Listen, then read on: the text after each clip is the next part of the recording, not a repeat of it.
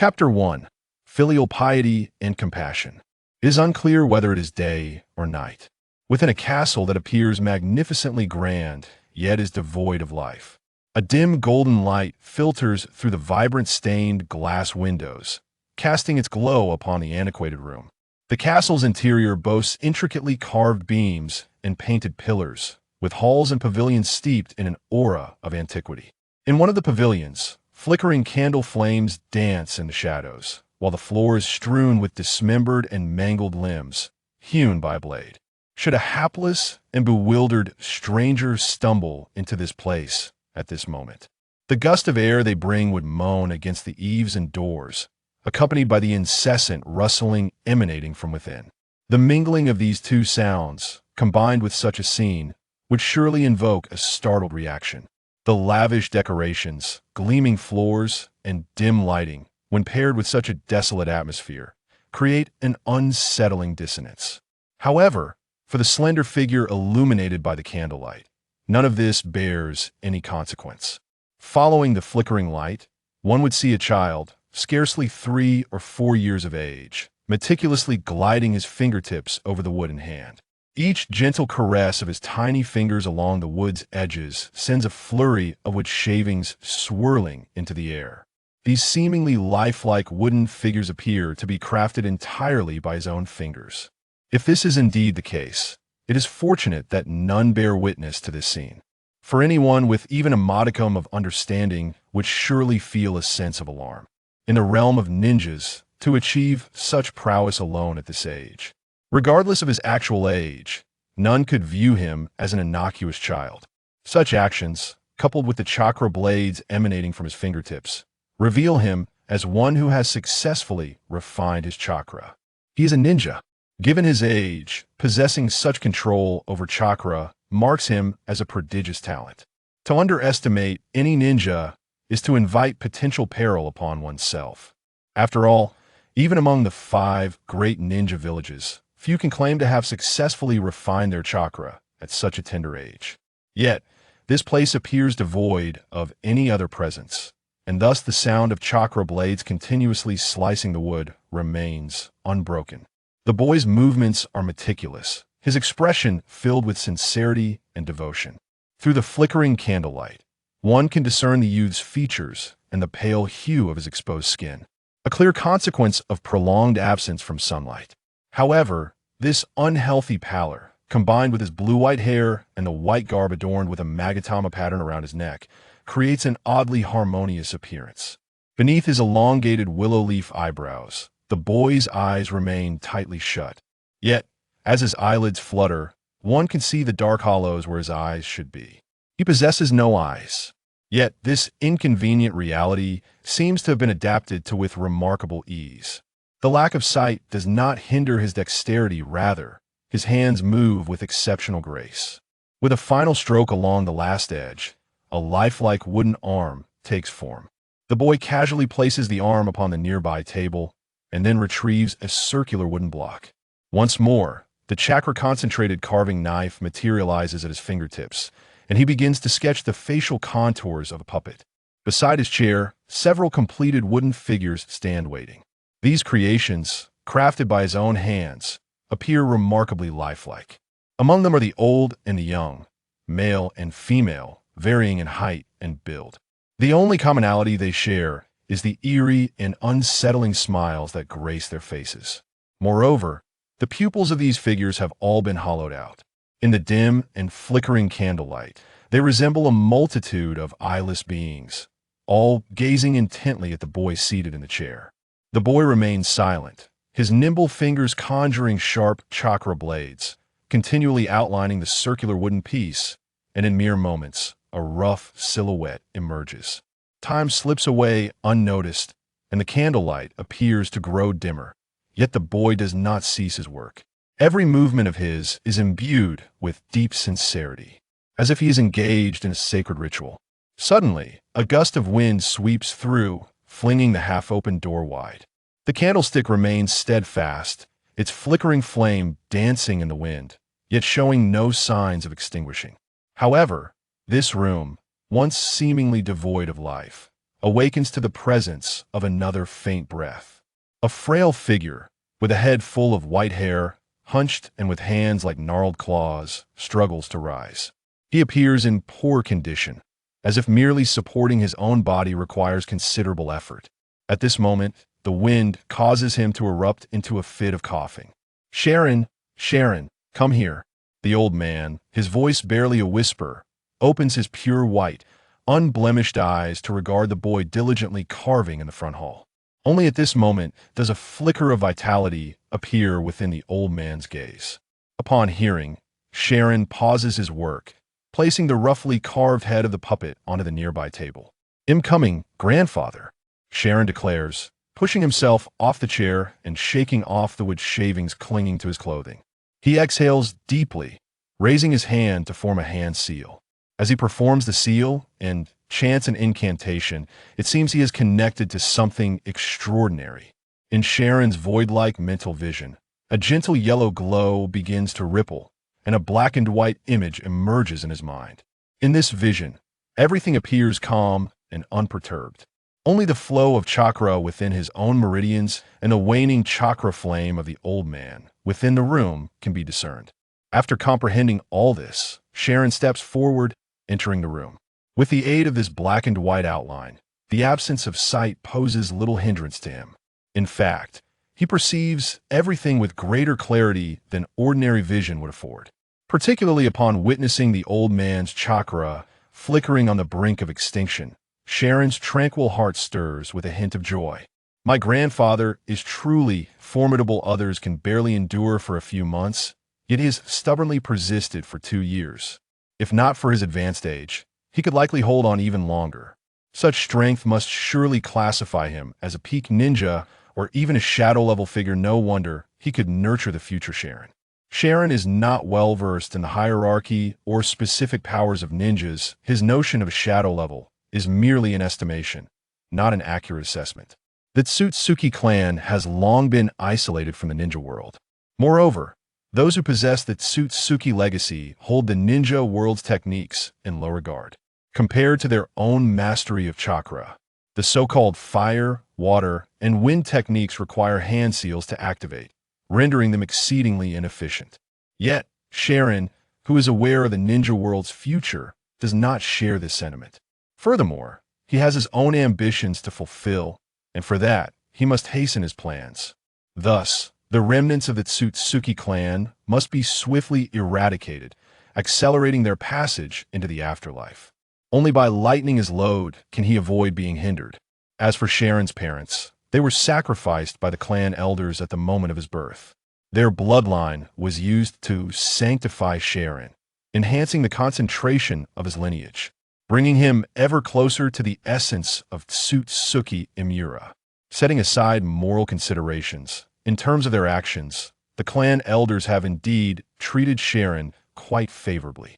Of course, this favor is merely in viewing him as a tool to realize the will of the ancestors. Were it not for their overwhelming desire for control, treating him solely as an instrument for training, Sharon might not have developed his compassion so early, seeking to liberate himself from their shackles through their passage into bliss. After all, the beginning of any tale often features an orphan he is merely embracing it all willingly.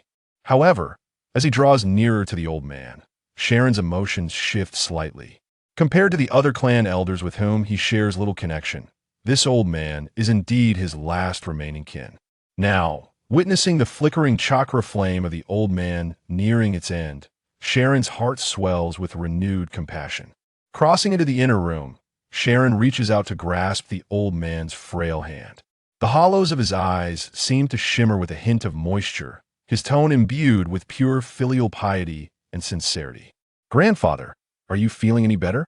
There is still so much I have yet to learn, and I am counting on you to recover swiftly so you can teach me." The emotions of the young man undeniably permeated the old man, stirring within him an endless affection akin to that of a parent for their offspring. Yet, the elder was acutely aware that his days were numbered.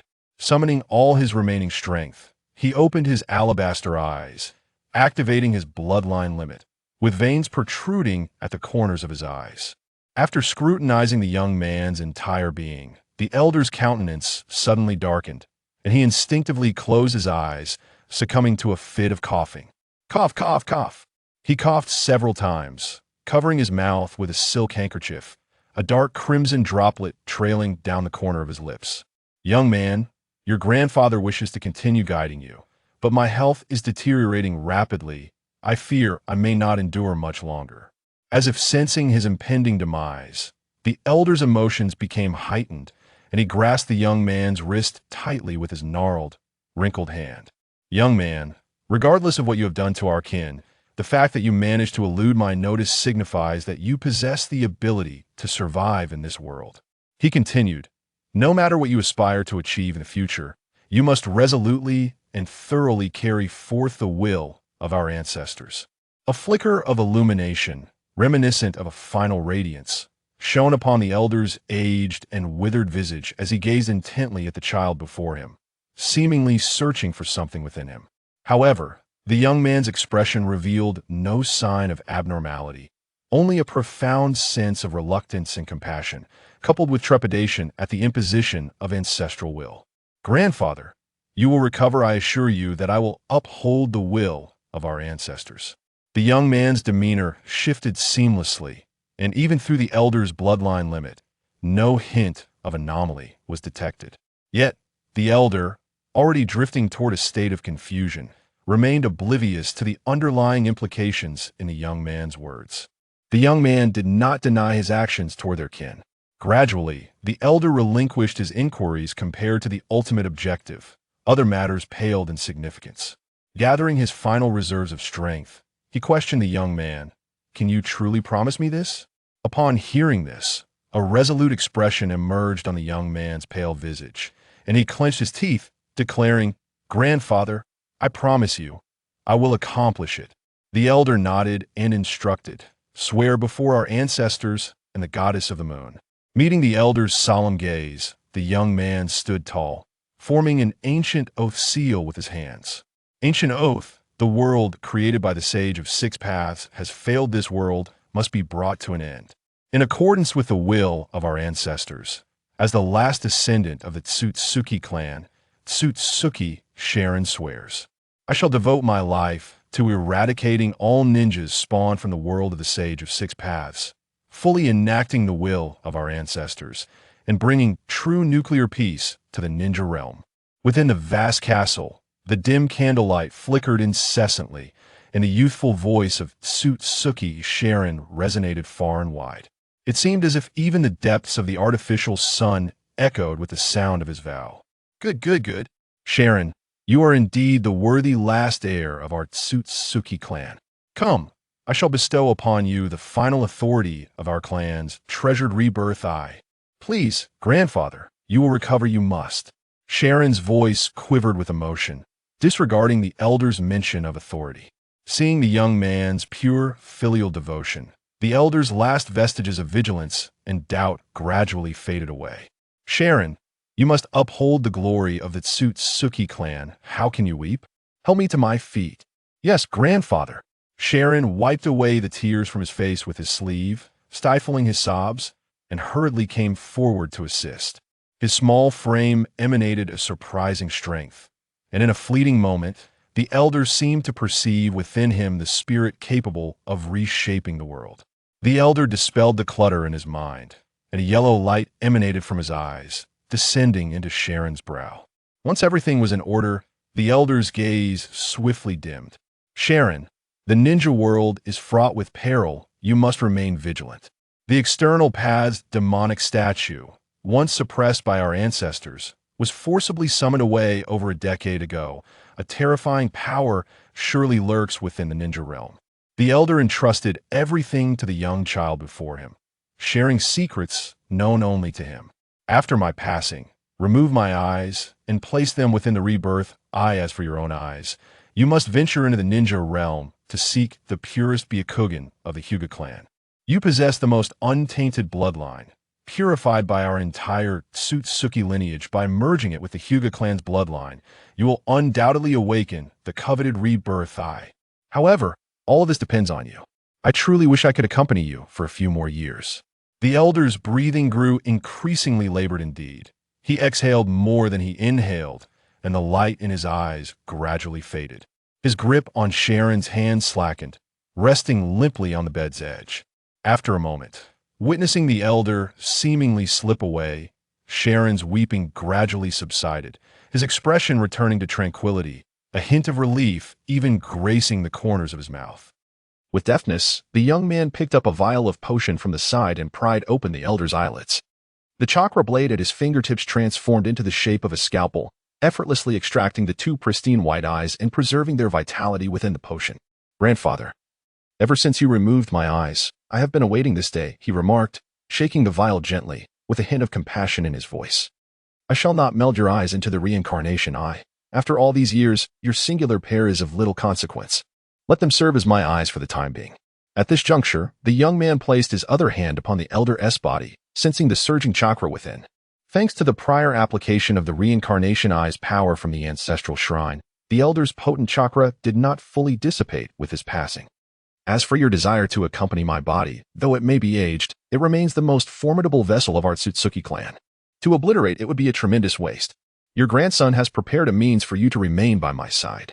As he spoke, the flickering candlelight in the room wavered, illuminating the puppets arranged in the foyer once more. Chapter 2. The oath to bring peace to the Shinobi world is not a falsehood. A luxurious flying vehicle emerged from the artificial sun above, soaring through the desolate, dilapidated town. Standing atop the vehicle, the young man gazed down in astonishment. He had not anticipated that the lunar base, once a site of relentless struggle in his past life, would manifest so directly in this world. Furthermore, this community constructed upon the moon possessed a town of such magnitude. His eyes sparkled with curiosity, for he had now donned his grandfather's white eyes, and after a fortnight of acclimatization, all signs of rejection had vanished. This marked the first occasion since his birth into the ninja realm that he beheld the world with his own eyes. One should not deem the notion of eye transplantation implausible. In this legendary realm of ocular prowess, the Byakugan, much like the Sharingan, possesses a remarkable adaptability akin to plug-and-play functionality. However, due to his tender age and the considerable duration since his eyes were extracted, Sharon required a minor surgical procedure and a period of acclimatization to the sensations of his new vision. Although his grandfather's Byakugan boasted a high purity and had been extensively developed, its compatibility with Sharon was not entirely flawless, owing to its prolonged usage. In light of this, Sharon harnessed the power of the Rinnegan to cleanse and enhance it. At this moment, he possessed the utmost authority of the Rinnegan and had garnered a profound understanding of its myriad capabilities. In his prior existence, he had acquired some knowledge of this world. Aware that the Tsutsuki clan resided upon the moon, and that this clan was quite substantial. However, in his former life, Sharon lacked vision and was confined to a limited sphere of movement. Thus, he had never witnessed these wonders with his own eyes. Now, standing amidst the remnants of the Tsutsuki clan's habitation, he felt an overwhelming sense of awe. Sharon was not the true Sharon, nor was this his first reincarnation. Rather, he had been elevated to this world as a premature infant by a system whose nature remained elusive to him. In his previous life, he had existed in a realm where superpowers were harnessed for tennis, and through relentless training, he ascended to become the champion of that world, at which point the system activated and transported him to the current Naruto universe. However, upon his arrival in this new world, the system selected an impeccable identity for him. Seemingly depleting its energy reserves, it reverted to a state of dormancy, unresponsive to Sharon's various inquiries, much like in the previous world. Nevertheless, compared to the last realm, this time the system did offer him some guidance. At the very least, it assigned him a primary quest before succumbing to silence, and he retained access to certain abilities. The main quest, to become the singular origin of chakra in the Naruto universe. Even having encountered this requirement numerous times within the realm of his mind, Sharon still found himself at a loss for words regarding the task at hand. This utterly absurd task is the objective that the system has designated for his struggle. However, despite its preposterous nature, this goal aligns remarkably well with his identity. After all, the current ambition of the Otsutsuki clan on the moon is to annihilate the ninja world established by the Sage of Six Paths. Hence, this is also the reason why, when the elder required him to swear an oath, he articulated it with such fluidity. The objectives of both are fundamentally consistent, and if executed adeptly, he could potentially fulfill his own aspirations while simultaneously honoring the so-called ancestral vow. In this manner, oaths and promises hold no binding power over him. Furthermore, compared to his mission of annihilating all ninjas in the ninja world to restore true peace, it seems almost trivial. Moreover, he can leverage external forces to accomplish such a task. Although the passage of time and the gap of 2 lifetimes have rendered his understanding of the ninja world's overall situation somewhat hazy, he still retains memories of several significant events. For instance, Senja Hashirama, Uchiha Madara, Uzumaki Naruto, the Fourth Great Ninja War, and the progenitor of his bloodline, Kaguya Otsutsuki.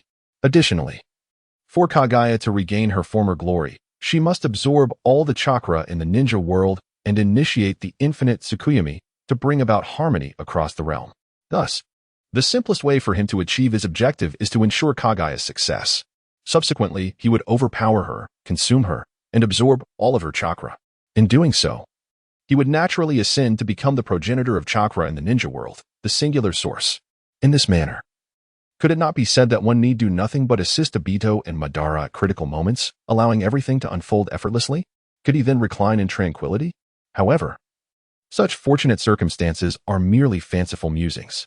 Given the formidable power of Uchiha Madara and the terrifying bloodline of Kaguya, Sharon ultimately regained his senses. The notion of reclining in ease is utterly unattainable for a lifetime.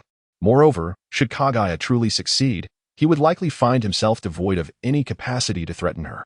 Surpassing the bloodline of the Sage of Six Paths, it seems he must rely on the protagonist group to incite conflict, thereby positioning himself as the opportunistic benefactor. Sharon leaped from the flying vehicle, meandering through the desolate town, his mind incessantly pondering strategies, ultimately arriving at a seemingly viable plan. Nevertheless, the paramount task at hand is to ascertain the current state of the ninja world. Has Naruto been born yet? Abruptly halting his steps, Sharon picked up a battered kunai from the ground. With a slight application of pressure from his fingertips, the severely corroded kunai shattered. Observing the iron sand cascading through his fingers, Sharon promptly recognized what needed to be done. It appears he must first activate the Rinnegan to utilize its power for monitoring the ninja world, though he remains uncertain of the extent of energy it would consume. Considering the might of the Rinnegan, Sharon has made his decision.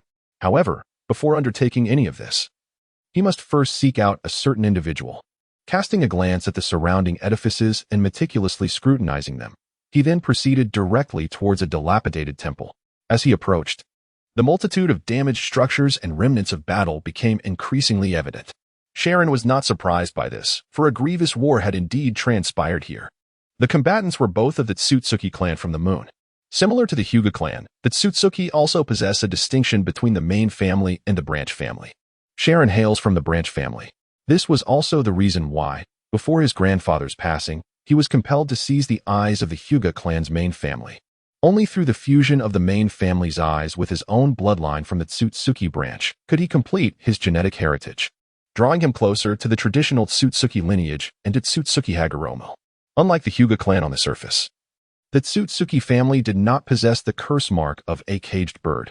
Consequently, the main family could not exert absolute control over the branch family, as the Hyuga clan could. Naturally, as the main family, the Tsutsuki held the vast majority of the true heritage of their clan, allowing them to maintain dominance over the branch family for a considerable period. Moreover, during that time, the divergences between the main and branch families were not so pronounced. It was only when the two factions developed entirely different interpretations of the stone tablet left behind by Tsutsuki Hagoromo that their discrepancies truly came to light. The main family observed the relentless turmoil on the earth and saw none of the ideals cherished by their ancestors. They believed that regarding the world left by the Sage of Six Paths, they should adopt a stance of complete indifference. In contrast, the branch family contended that the descendants of Tsutsuki Kaguya had utterly deviated from the will of their forebears and should be thoroughly eradicated. The stark divergence of these two viewpoints ignited a vehement clash, and as the power of the branch family expanded, they sought to seize absolute control over the discourse of the Tsutsuki clan. The discord between the factions accumulated over time, with their differences widening, ultimately culminating in the outbreak of war. However, the time of Sharon's birth was long past the onset of hostilities. Initially, the strength of the main family of the Tsutsuki clan surpassed that of the branch family, yet they had languished in peace for too long, indulging in their comfort. When they finally took action, they lacked the ruthlessness of the branch family. In their quest for victory in the civil strife, the branch family sacrificed a substantial number of their kin, harnessing the power of their clan members' Byakugan to forge a colossal Rinnegan.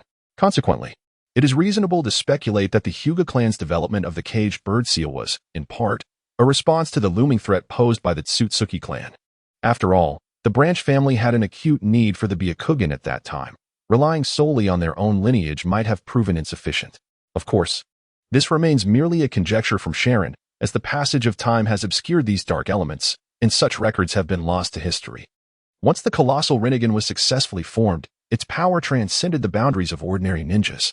The ancestors of the branch family wielded it to decimate the main family on the battlefield, annihilating them almost entirely. Simultaneously, they funneled all their Byakugan into the Rinnegan, augmenting its potency. Yet, Sharon understood better than others of the Tsutsuki clan that the infusion of an excessive number of Byakugan from the main family, combined with the sealing techniques applied, had significantly diminished the Rinnegan's efficacy against its Byakugan bearers. This is also why, in the original timeline, Hinata Hyuga's Byakugan ability could assist others in evading harm. This illustrates one of the drawbacks following the integration of the Otsutsuki clan's main family and the Byakugan. Hinata Hyuga is also a member of the main family. If the colossal Rinnegan is likened to a formidable nuclear weapon, then there exists a hierarchy of authority governing its activation. The foremost authority prior to Shuren undoubtedly belonged to his grandfather. Presently, this authority has transitioned into the hands of Otsutsuki Shuren. Below Shuren, the other members of the Otsutsuki clan have vanished, leaving the second authority to be held by the branch family of the Hyuga clan. Naturally, the ranking of their authority is contingent upon the purity of their bloodline, specifically the purity of the Byakugan. Thus, Shuren must learn from past experiences and refrain from exposing the colossal Rinnegan to the eyes of other members of the Hyuga clan. In Shuren's pure white eyes, a flicker of light glimmered as he quietly devised his plans. Before wielding the Rinnegan, it would be prudent to consult the esteemed ancestor, who has likely hidden away in this place for quite some time. One wonders if he would consider my relatively young age and wish to exert some influence over me. Step by step, a gentle smile graced Shuren's lips as he walked at a leisurely pace. Each step he took was measured and consistent, and in no time, he traversed the remnants of the dilapidated town before him. Before him stood a colossal tomb, inscribed solely with the emblem of the Tsutsuki clan, a sepulchre constructed entirely from a multitude of piled skulls. This was the grave of the Tsutsuki clan, serene and solemn. He paused for a moment to pay his respects with a sincere bow before stepping into the dilapidated stone temple that lay behind the grand tomb. Within the temple resided the ancestral spirit of Tsutsuki Yumura, his forebear. It had been many years since he had last offered his prayers. And with the branch family relocating the ancestral shrine to the artificial sun in the sky, this place had long been forsaken.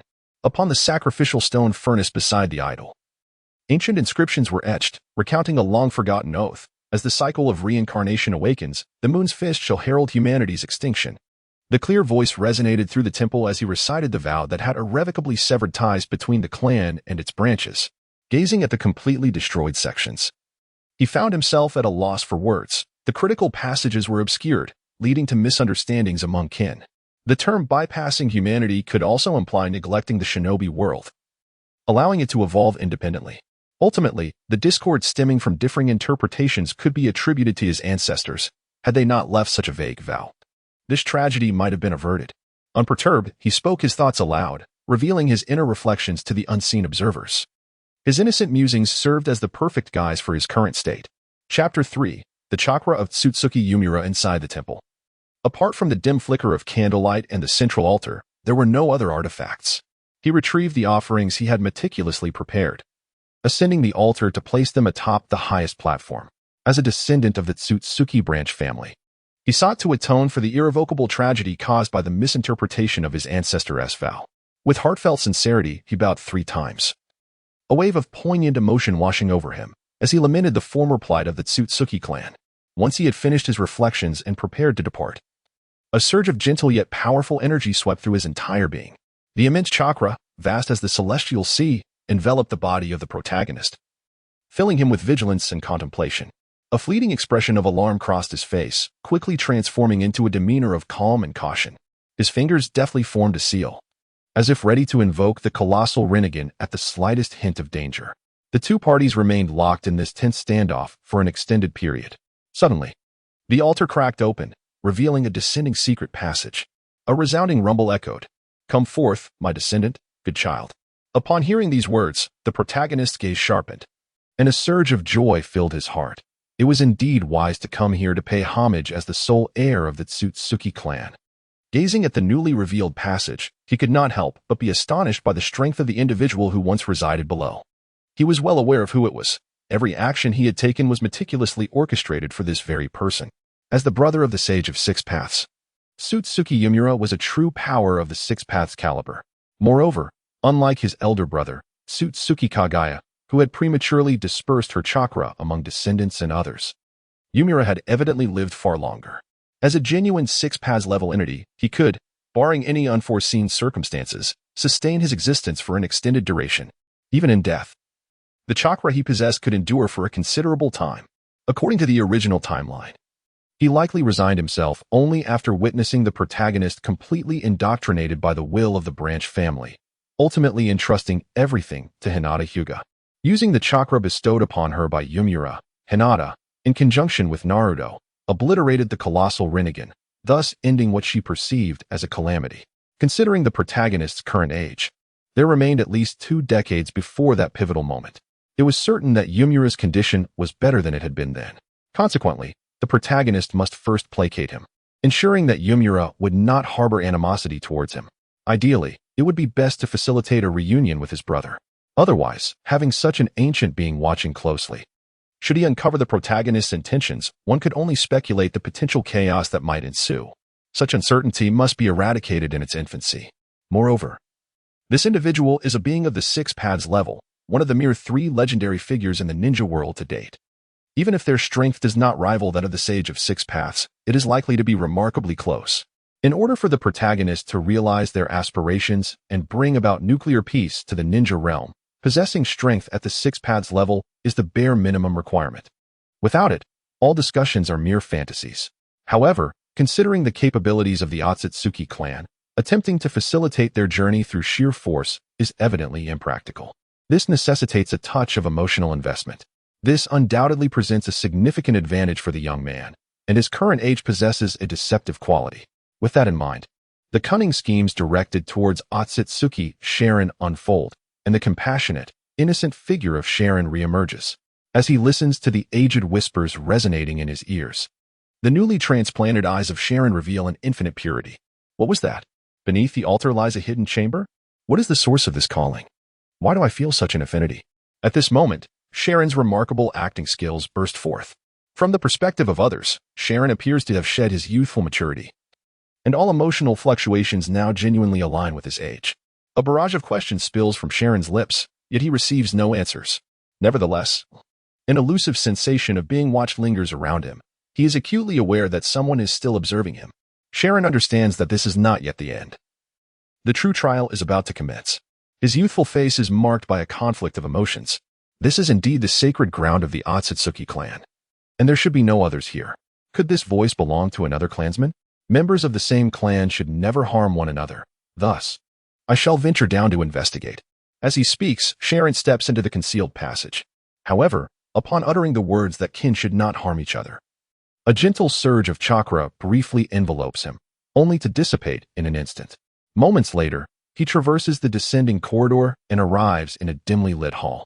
The faint light does not hinder the observation of the Byakugan bloodline, and with a mere glance, he discovers that this hidden hall beneath the altar is a necropolis, with tombs arranged in an orderly fashion.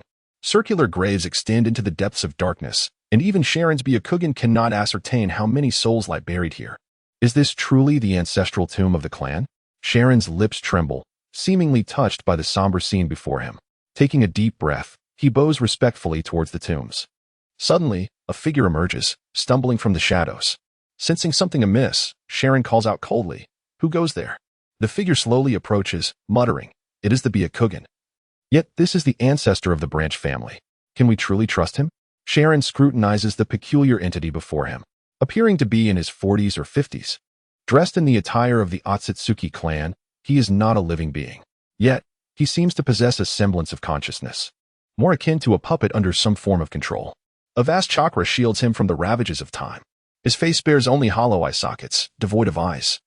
After what seems like an eternity of contemplation, the figure suddenly opens his mouth, releasing a sphere of light that floats in midair before exploding. Ah! The blinding light prompts Sharon to cry out, and in that instant, he appears transfixed. He witnesses the fierce battle between the main and branch families, or the giant renegade.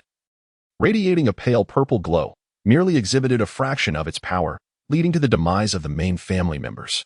Sharon's expression, which should convey understanding of the moment, instead reflects his inability to bear witness, prompting him to shout, "Stop. Please cease." Upon hearing Sharon's heartfelt plea, the figure collapses as if disintegrating, his body crumpling to the ground. Yet, at this moment, he bears little regret, rather. A look of relief crosses his face as he tilts his head and states, as a descendant of the branch family, to represent them in seeking atonement. We acknowledge the Otsutsuki clan's grievances, and they shall end with you. You must carry the legacy of the Otsutsuki with honor. Sharon hurries forward to examine the figure, standing in a daze. At that moment, an ancient figure emerged from the shadows, and with his arrival, the entire world seemed to transform into a kaleidoscope of colors. A realm constructed purely from spirit enveloped the individual known as Shirin. However, Shirin did not glance to the side. Instead, he once again performed the highest gesture of respect customary among the Otsutsuki clan before the corpse of the peculiar being. The elder beside him did not urge him on, but remained seated in serene meditation, his gaze upon Shirin growing increasingly gentle. After a brief interlude, as Shirin regained his composure, the elder addressed him, saying, "Shirin, do you recognize me?" The legacy of the Otsutsuki clan had not been severed, and thus Shirin was indeed well acquainted with the visage of Otsutsuki Waimura. Moreover, even if he were not, the two horns atop the elder's head and the Byakugan in his eyes made the identity apparent. Consequently, a look of sorrow and remorse graced Shirin's features as he cried out to the elder, "Ancestral spirit, was the scene within the light orb truly real?" Otsutsuki Waimura nodded solemnly before shaking his head, responding, "I am not the true Otsutsuki Waimura, but merely the chakra he left behind in this world. The genuine Otsutsuki Waimura perished hundreds of years ago. As for the images you witnessed, they are indeed authentic. I have safeguarded the Shinobi world created by my elder brother for millennia and accompanied our mother for countless years. Yet I never anticipated that my death would bring calamity to the Otsutsuki clan. Just as you mentioned, it was precisely because of the ambiguous oath I left behind that the discord between the branch families and the main family intensified. All of this responsibility lies with me." It seemed that Otsutsuki Waimura had not spoken for many years, and now, confronted with a descendant who could comprehend his plight, he poured forth his heart. Upon hearing such candid confessions, Shirin felt a slight sense of relief. He had accurately discerned that Waimura, having resided on the moon for an extended period, had only witnessed the internal strife of the Otsutsuki clan. In contrast to Waimura, who had been entrenched in the deceitful machinations of the Shinobi world, Shirin's approach was far more straightforward, allowing him to take the risk of probing forward. Now it appeared that Shirin's gamble had paid off. Wiping away the tears from the corners of his eyes, he stepped forward and grasped Waimura's sleeve, resembling a respectful descendant addressing an elder, his expression imbued with admiration. He softly reassured, "Ancestral spirit, there is no need for self-reproach. Everything will be well again." Seeing Shirin offer him comfort, Otsutsuki Waimura felt a warm surge within his heart. He nodded and said, "Indeed, I am fortunate to have you." Chapter 4. The Unveiling of Truth. The measure of chakra quantity, though Shirin's emotional intelligence may not have been particularly high, his experiences across 2 lifetimes allowed him to engage in conversation with anyone. Especially in the presence of such a solitary elder, his current age held a deceptive quality. Observing a descendant who understood him so well reignited Otsutsuki Waimura's desire to converse. Subsequently, he shared the tale of his collaboration with the Sage of 6 Paths to honor their mother, as well as the reasons that led him to the moon. The scene resembled the moment in the original narrative when the Sage of the 6 Paths entrusted everything to Naruto Uzumaki and Sasuke Uchiha. The expression on Sharon's face shifted in tandem with Otsutsuki Yumira's account, alternating between laughter, tension, and exhilaration. Upon absorbing all that Yumira had articulated, admiration and resolve overtook his features. He calmly inquired, "Ancestral sage, having imparted so much to me, what is it that you wish for Sharon to undertake?" Recognizing Sharon's astuteness, Otsutsuki Yumira felt an even greater sense of satisfaction. After a moment of contemplation, he replied, "The conflicts within the Shinobi world persist relentlessly. Currently, the reincarnation of Ashura's chakra has yet to manifest, while Indra's chakra appears to be suppressed, seemingly vanishing from the Shinobi realm, eluding my senses. However, someone has awakened eyes akin to my brother's, and has successfully summoned the Outer Path Golem. I can no longer foresee the future of the Shinobi world, nor do I know what actions the one who summoned the golem might take. Pausing briefly, Yumura continued, I believe that if the destined reincarnated individual fails to appear, you must assist the Shinobi world in quelling this catastrophe, restoring peace to the world that your brother created. At this juncture, Yumura's gaze lost its previous gentleness, transforming into one of stern resolve. He would not permit anyone to disrupt the world established by Otsutsuki Yui, his elder brother. His earlier decision to lead part of his clan here was meant as a safeguard for his brother. Although only one clansman remained now, such a resolution must be upheld. Gazing into Sharon's eyes, Otsutsuki Yumura asked, punctuating his words, Can you promise me this, Sharon?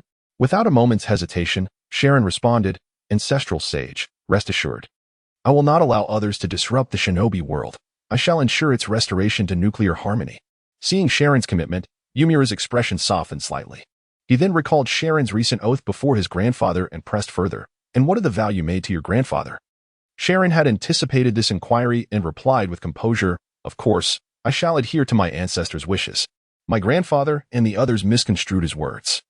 Let us begin to rectify that misunderstanding through me. Furthermore, I had pledged to my grandfather to bring nuclear harmony to the Shinobi world. And reaffirming this to my ancestor does not constitute a betrayal of my oath. With this promise from Sharon, a flicker of joy emerged amidst Yumura's stern demeanor. He had not anticipated such smooth progress, yet one lingering concern remained. Sharon, I have faith in your promise, but the Shinobi world can no longer endure further turmoil.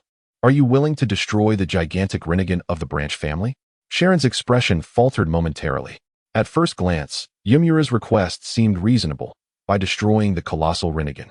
Even if his previous assurances were mere pretense, he would no longer possess the ability to obliterate the planet. This would mitigate potential dangers and eliminate a formidable weapon. Yet, upon deeper reflection, the request seemed oddly peculiar. The colossal Rinnegan is a manifestation of the collective Byakugan of the Otsutsuki clan residing on the moon, embodying their formidable power. Should it be destroyed, the vestiges of this branch of the Otsutsuki will vanish into oblivion. However, their bloodline remains unbroken, for the Hyuga clan still exists. This aged individual, though seemingly pleased with me, harbors reservations. He is reluctant to entrust the colossal Rinnegan to my care, preferring its destruction to eliminating a potential threat in the ninja world. Contemplating this, I surmised his intentions and promptly made a decision. The current Otsutsuki has yet to awaken the Rinnegan. Otsutsuki Yuki, unaware of this, could, according to the original storyline, transplant Hanabi's Byakugan to evolve into a Rinnegan. The assertions made by my grandfather and others are merely experimental conjectures. No one has truly succeeded in this endeavor. Moreover, Otsutsuki Yuki's reluctance to destroy the Rinnegan himself, instead compelling me to do so, clearly indicates his inability or unwillingness to approach it. The Rinnegan possesses a distinct counter against pure chakra, as long as the Byakugan is not obstructed. Even the most terrifying chakra can be swiftly extracted. Although Otsutsuki Yuki is powerful, he is, in essence, deceased, merely a conglomeration of chakra. Thus, he cannot approach the Rinnegan directly and must rely on others to act on his behalf. This is also the reason he will transfer a portion of his chakra to Hinata Hyuga in the future, enabling her to obliterate the Rinnegan. The contemplation within his mind swiftly reached its conclusion, and although a hint of reluctance flickered across his expression, he seemed entirely devoted to the ancestral decree, nodding in acquiescence. Ancestral spirit, since this is your wish, I shall undoubtedly destroy the Rinnegan. However, I am still too young, having just recently mastered the refinement of chakra. The task of destruction seems daunting. A look of concern crossed his face, and his words held merit, indeed. Upon hearing Sharon's agreement, Otsutsuki U Village finally smiled genuinely. He also expressed understanding regarding the difficulties mentioned by Sharon. Nevertheless, to swiftly eliminate the potential threat, Otsutsuki U Village resolved to act decisively. Fear not, Sharon.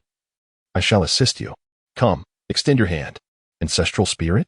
Sharon's expression reflected some confusion, yet he quickly extended his small hand. Suddenly, a powerful chakra erupted from Otsutsuki U Village, only to recede almost instantaneously. A surge of formidable chakra flowed into Sharon's body through his hand. With this chakra of mine, you can now destroy the Rinnegan. Furthermore, this chakra will provide you with the confidence to face any future dangers. As for how far you can grow, that depends solely on your own diligence. It appeared to be a considerable exertion, as Otsutsuki U village aged further after parting with a portion of his chakra. Meanwhile, Sharon, feeling the turbulent chakra within him, was overwhelmed with joy. The chakra emanating from him was remarkably gentle, its refinement surpassing his expectations. Especially, the approach of Otsutsuki Yuin was not a crude infusion. Rather, it allowed the chakra to flow through his entire body as meridians before settling down, as if nurturing his very being, which would undoubtedly benefit him in the future. Shirin understood that this could be considered a slight compensation from Otsutsuki Yuin. However, just as he was preparing to continue his performance, the previously dormant system suddenly stirred. It detected a primary source willingly sharing chakra with the host, and upon confirming the target's demise, it defaulted to the conclusion that the target had willingly offered their essence to the host. The absorption and storage capability was activated. The host was urged to collect this source promptly. This system could store a maximum of 30 units of chakra from the ninja world. The host was advised to utilize it judiciously and convert it swiftly. Shiren's eyes brightened. He had initially intended to engage in a superficial exchange with Otsutsuki Yuin, only to find an unexpected boon in receiving the chakra from the other party. Since the arrival of this system in this world, it had merely assigned him a task and facilitated the conversion of all that he had acquired in his previous life. It transformed the paths of light and darkness from his former existence into the purest forms of yin release, yang release, and a chakra source uniquely his own in the world of Naruto. The yin release and chakra integrated into Shiren's body the moment he was born. However, the yang release and another portion of chakra had yet to merge due to his current inadequacy in strength and intrinsic attribute differences. Moreover, abilities such as probing the strength of adversaries had not yet manifested. Consequently, Shiren did not place much emphasis on the system. Unexpectedly, the system prompted him to investigate the total chakra capacity of Otsutsuki Yuin. Shiren promptly decided to enact a change. While Otsutsuki Yuin had granted him a portion of chakra, he would likely not perish, yet succumbing to weakness was inevitable.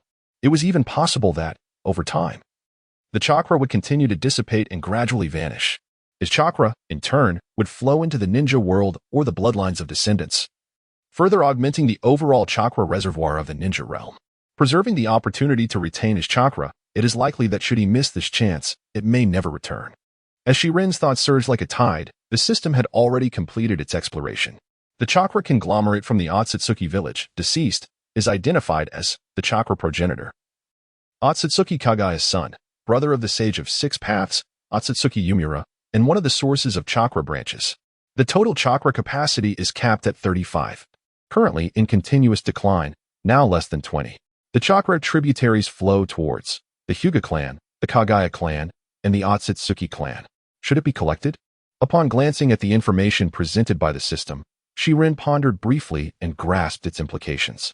Otsutsuki Yumura inherited the chakra branch from Kagaya at his peak. His total chakra capacity certainly reached 35%. Comparatively, the Sage of Six Paths must possess greater strength and, thus, a larger total chakra capacity. As for Otsutsuki Kagaya, who had yet to bear two sons, her total chakra must be 100%, even after a portion was inherited by her two sons. Her chakra total would undoubtedly surpass that of her brothers. The direction of the chakra tributaries indicates that the chakra from Otsutsuki Yumura flows through his bloodline. Subsequently, Shiren examined his own total chakra capacity. Otsutsuki Shiran, childhood phase, has a normal mature chakra capacity capped at 6, including Otsutsuki Yumura's 4, currently inactive, with growth and refinement limited. This indicates that even if I were to reach adulthood, my maximum chakra capacity would only be 6, with a mere 2 currently. My capacity is 6, which suggests that I occupy 4 layers of the depleted 15 of Otsutsuki village. Indeed, I am the last remaining member of the Otsutsuki clan. While the Kagaya clan is also sparse, it seems the Hyuga clan holds the majority. Yet, I wonder how my absorption of Yumura's chakra would compare to that of Senja Hashirama or Uzumaki Naruto. Of course, Shiren understood that Hashirama and Naruto cannot be judged by ordinary standards. He swiftly adjusted his mindset and raised his gaze towards the increasingly dim Otsutsuki village. A glimmer of compassion appeared in his eyes, a reward for his ability to activate the hidden capabilities of his system. Ancestral forebear, I am grateful for your bestowal. Rest assured, I shall strive to restore equilibrium to the ninja realm. With a benevolent expression and a smile, Shiren reiterated his promise. Upon hearing this, the last flicker of concern from Otsutsuki Yumura vanished entirely, bringing him great solace. However, Before he could utter further words, Shiren's voice turned cold. From here onward, the ninja realm shall be entrusted to my guardianship.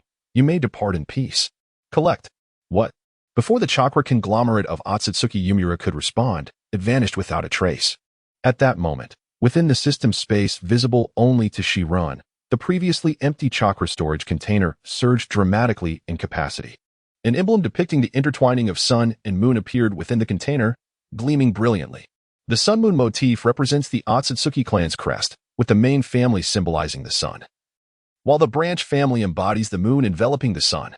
Chapter 5, The Giant Rinnegan, Konoha 50 years later after departing from the underground palace. Shiren exited the town and swiftly boarded a flying vehicle.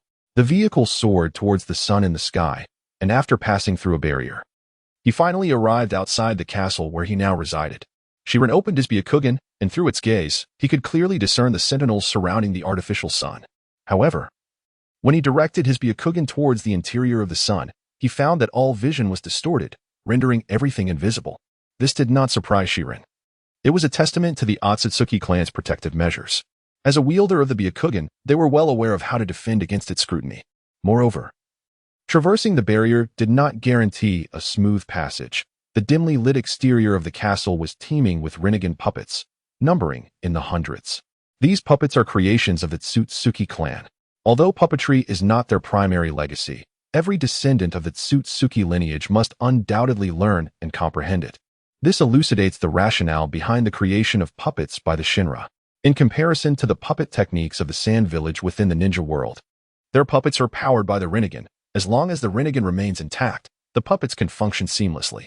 Furthermore, these puppets can be endowed with a modicum of autonomous consciousness, allowing the wielder of the Rinnegan to transfer their own awareness into the puppets. By infusing their consciousness, one can utilize the puppet as a secondary body with relative ease. Above the protective dome enveloping the castle, a multitude of dark specks can be discerned. These specks are all Rinnegan puppets, piloted by flying puppets, and their numbers are indeed substantial. The castle that Otsutsuki Shinra currently inhabits is undoubtedly secure, not only fortified by a colossal protective shield but also surrounded by an innumerable array of Rinnegan puppets. Such a formidable defense renders it impossible for anyone to infiltrate. Moreover, aside from the Hyuga clan and Kaguya, the rest of the ninja world remains oblivious to their existence.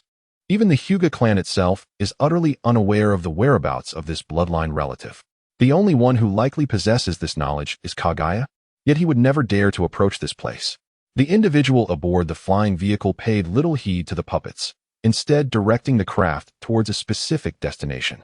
Once beyond the protective barrier, his field of vision expanded dramatically. Below lay the majestic castle that served as his residence, surrounded by colossal floating stone mountains. Each of these stone formations was adorned with various structures, some towering spires, others sacred temples. The floating stone mountains are interconnected by drifting fragments, creating a breathtaking and majestic spectacle. The aerial temple of Daitama Yutsuin only soars around the castle during the annual rituals, wandering aimlessly at other times. Thus, for the seeker to ascend, it is essential to utilize the Rinnegan to slow its velocity, while forcibly moving it closer is feasible. It is advisable to refrain from disrupting the natural trajectories unless absolutely necessary. As the seeker approaches, the surrounding floating debris begins to disperse, intertwining with a surge of chakra that gradually draws him nearer to the flying vehicle beneath his feet. With a decisive step, the seeker leaps onto the stone platform of the ancestral temple suspended in the air. After taking a moment to survey his surroundings, he composes his exhilarated spirit and proceeds slowly into the depths of the temple. Due to the presence of the colossal Rinnegan, his Byakugan-esque perceptive abilities are significantly hindered within the temple's confines. Not only is the observational capacity of the Byakugan diminished, but the range is also constrained to its utmost limits. Meanwhile, upon colossal beams, intricately crafted Rinnegan puppets stand guard. These puppets allowed the traveler to pass unhindered, leading him directly to the grand hall that housed the colossal Rinnegan. In stark contrast to the dim, sunken interior space, the hall was ablaze with a resplendent golden light. The oppressive gloom was dispelled by the magnificent Rinnegan suspended at the heart of the chamber. Unlike the pale lavender hue of the Rinnegan he had witnessed in the crypt, the colossal eye before him shone with a striking golden color. Its pupil bore intricate patterns resembling shurikens, while the once white scara glimmered with a pure, golden radiance. Majestic, sacred, and terrifying. This was the initial sensation bestowed upon the protagonist by the Rinnegan. After a few rises and falls, he leaped onto a colossal beam, closely observing the gigantic Rinnegan before him. It was even more terrifying than what I had glimpsed in the memories of the clan members. Feeling the overwhelming terror and power emanating from the Rinnegan, he pondered briefly and discerned the reason for the disparity. When he had defeated the clan, it was merely the initial manifestation of the colossal Rinnegan. Subsequently, he had gathered numerous Byakugan from the clan, which coalesced into this magnificent Rinnegan. Such power could arguably rival that of the true Sage of Six Paths and his own Rinnegan. The sheer strength of the Rinnegan posed a dilemma for him. How much chakra would be required to wield such a fearsome eye? However, he was not one to hesitate. After gazing at the radiant Rinnegan for a moment, chakra began to surge from his palm. Overthinking was futile. It was better to directly test this treasure of the Tsutsuki clan. As his chakra flowed into the Rinnegan, it became increasingly animated. Within the massive pupil, the Six Paths shuriken patterns began to glow and spin rapidly. Streams of light, reminiscent of stars, erupted forth, and the chakra within him surged forth like a raging river. Suddenly, alarm washed over him. Although he had anticipated this, the magnitude of the consumption still left him unsettled. Fortunately, he had prepared in advance. The few Tsutsuki elders he had stealthily eliminated had suffered from excessive chakra depletion. The chakra they had lost was now collected by him. Now was not the time to hold back. All of this gathered chakra surged into the Rinnegan. Moments later, the starry brilliance intensified, gradually enveloping him. At that moment, he felt as though he could perceive events occurring anywhere within the Shinobi world. As if to validate his thoughts, a lush, verdant forest appeared within his vision. Following the forest, he suddenly beheld a thriving, vast village. At the pinnacle of that village, 3 colossal faces were intricately carved into a massive stone. Here lies the Hidden Leaf Village, a realm steeped in history. It is the spring of the 50th year of Konoha, and 4 to 5 years have elapsed since the onset of the Third Great Ninja War. Despite the relentless assaults and fierce rivalries among the 5 great shinobi countries, the prolonged standoff and confrontations have wrought a profound weariness upon all. Both the feudal lords and the leaders of the ninja villages yearn for a respite to recuperate and gather strength. However, the situation has reached a critical juncture, and retreat is not a matter that can be easily entertained. As the intensity of the conflict escalates, this ninja war has grown increasingly brutal. Even the mightiest of villages, Konoha, finds itself haunted by the daily reports of ninja falling in battle. An atmosphere of tension and sorrow pervades the village, casting a pall over the once vibrant Hidden Leaf Ninja Academy, which now echoes with silence rather than laughter. The continuous loss of personnel at the front has compelled the third Hokage, Sarutobi Hiruzen, to amend the regulations established by his predecessors, allowing even the newly inducted children, who have merely mastered chakra refinement and the basic transformation technique, to step onto the battlefield. This group of children, most of whom are merely 4 or 5 years old, seems to have momentarily transported the older generation back to the Warring States period. 50 years have elapsed since the founding of the Hidden Villages, marking the end of the tumultuous era. Rarely in the past 5 decades have so many young ones ventured onto the battlefield en masse. In the very heart of the Hokage building, the third Hokage, Sarutobi Hiruzen, now aged and weary, reluctantly withdrew his gaze from the crystal ball that allowed him to observe the new generation of Konoha, once vibrant and lively, now shrouded in an atmosphere of grim determination. He turned his attention to the towering pile of documents before him and the several Umbu operatives standing silently by his side. At that moment, a gentle breeze swept through, and a golden-haired young man knelt before the third Hokage. Lord Third, this is the latest intelligence from the Land of Grass. Ah, it is you, Minato. Hand it over. The third Hokage lightly waved his hand, causing the image within the crystal ball to vanish, and then he took the scroll from Minato's grasp. As he unrolled it, the third's brow furrowed increasingly as he absorbed the information. To his astonishment, Iwagakure had abandoned its battle with Kumogakure and mobilized 1,000 ninjas towards the borders of the Land of Grass. What could they possibly intend to do? Sarutobi Hiruzen slammed his pipe onto the table in frustration. The third Hokage's fury caused those around him to bow their heads in silence. At that moment, a young man with a pineapple-shaped hairstyle approached Minato and took a glance at the intelligence in the third's hand. After a brief contemplation, he concluded, Lord Third, various signs indicate that the war is nearing its end. The 5 great villages can no longer withstand the toll of this prolonged conflict. However, before it concludes, we are likely to face a fierce counterattack. Unless we subdue them completely, they will not relent. Oh, Kakashi, please elaborate. Yes, Lord Third. Based on the intelligence from the HG region and the reports transmitted by Lord Minato, the Wagakure has disengaged from the battlefield with Kimogakure. Their next move is likely to be an assault on us. In that case, we must not allow them to enter the land of fire. We must intercept them in the land of grass. Sarutobi Hiruzen stood, scanning the map before him, and pointed to a location along the border between the land of grass and the land of Iwa. Minato. Led your Team 7 ahead to assist Orochimaru in repelling a Wagakure's offensive. Your primary objective is to lure the enemy and disrupt as many of their supply lines as possible. Mission rank S. Understood, Lord Third. Chapter 6. To the Ninja World, Frontlines of Battle. Little did they know, Naruto had yet to be born. And the conflict between a Wagakure and Konohagakure was far from over.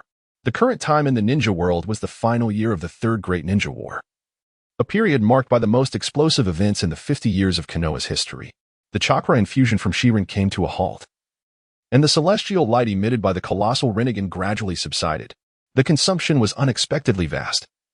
The chakra of the three clan elders could barely sustain the operation of the Rinnegan, indicating that it would be some time before they could utilize it again.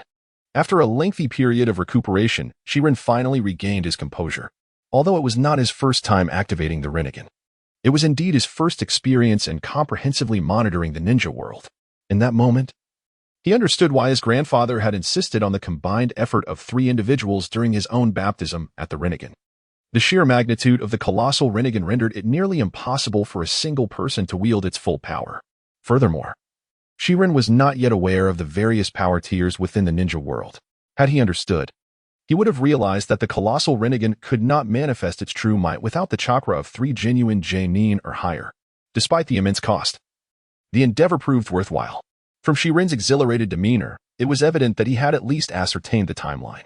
At this moment, there remained only a few battles before the conclusion of the Third Great Ninja War. The deaths of Minato Namikaze and Kushina Uzumaki were a year away, and Naruto's birth would follow shortly thereafter, with approximately 14 to 15 years remaining before the main storyline unfolded. This is a momentous piece of news for the young man, whose physical age is but 3 years. By the time the narrative commences, he will have reached adulthood, and his physical condition and strength should have matured to their peak. He is fully qualified and capable of participating in the significant events of the shinobi world that lie ahead. Contemplating this, myriad thoughts erupted in his mind. He cannot remain idle on the moon, waiting in vain. He must take action during the forthcoming years before the plot unfolds to enhance his chances of success. He is certain that his intentions do not revolve around saving Minato and Kushina. The Otsutsuki Sharon is not driven by a sense of altruism, and for his ultimate goal, the demise of the fourth Hokage is evidently more beneficial than detrimental. If possible, he even wishes to assist them on their journey, draining their chakra linked to the Nine Tails. The chakra of Minato Namikaze and the Uzumaki clan is indeed a valuable prize. Moreover, regarding the battle at the Canopy Bridge, Uchiha Obito and Uchiha Madara should be nearing his end by now. It seems necessary to ascertain the location of his underground lair. Presently, Sharon harbors no particular thoughts about this harbinger of chaos in the shinobi realm, the Uchiha King, although he could potentially siphon Madara's chakra when he is unsuspecting. It is far more likely that such an action would provoke the attention of Kage as well. He is still too young, and his development is not yet complete. Thus he cannot afford to rush. Time is on his side, and he understands that allowing events to unfold naturally is in his best interest. By minimizing interference with the plot's progression, he can secure greater foresight and maneuverability, thereby accruing more benefits for himself. Moreover, seizing Madara's chakra would be most advantageous when he appears in his full glory. However, the white Zetsu with the Uzumaki visage must yield some of his cells. The white Zetsu of the Uzumaki face differs fundamentally from the others. The so-called army of 100,000 white Zetsu was merely a creation of Kagaya through humanity long ago. In contrast, the white Zetsu known as Obito was birthed from Madara's manipulation of Hashirama's cells, possessing an abundance of them, which he has utilized flawlessly. To attain the level of the Sage of Six Paths, or even reach Kagaya's bloodline limit, merely transplanting the Rinnegan is insufficient.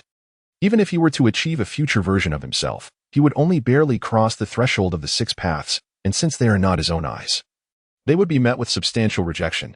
Thus, from the outset, Sharon never intended to follow his grandfather's blueprint entirely. Transplanting the Byakugan of the Hyuga clan is a shortcut. Although it can awaken the Rinnegan, it remains the most rudimentary form. At best, it is comparable to the incomplete Tin-Tail's Jinchuriki Obito, falling significantly short of Uzumaki Naruto and Uchiha Sasuke's Rinnegan with the 6 Tomo. Comparatively, it pales against Kagaya's 9 Tomo Rinnegan. Furthermore, they are the Tin-Tail's Jinchuriki, endowed with unimaginable chakra and yin-yang release. While Hashirama's cells may not necessarily be effective for him, they are a versatile tool in the shinobi world, worthy of study. Moreover, Sharon has already pinpointed his targets for delving into advanced ancestral cell research. Clearly, the descendants of Otsutsuki Yui are more suited to him than those of Otsutsuki Kagaya. Apart from the similarly sourced Hyuga, only the Kagaya clan remains. Of course, such ancestral research cannot be undertaken alone, although Sharon possesses some knowledge of future events. He lacks technological expertise, and research is not his forte. To ascertain the location of Uchiha Madara's lair and find a way to infiltrate Konoha, he still needs to make a trip to the Hidden Mist. After completing his meditative exercises, Sharon stood and made his way towards the temple's exit. A journey to the shinobi world is imperative. He had not anticipated that the promise made to his grandfather would materialize so swiftly.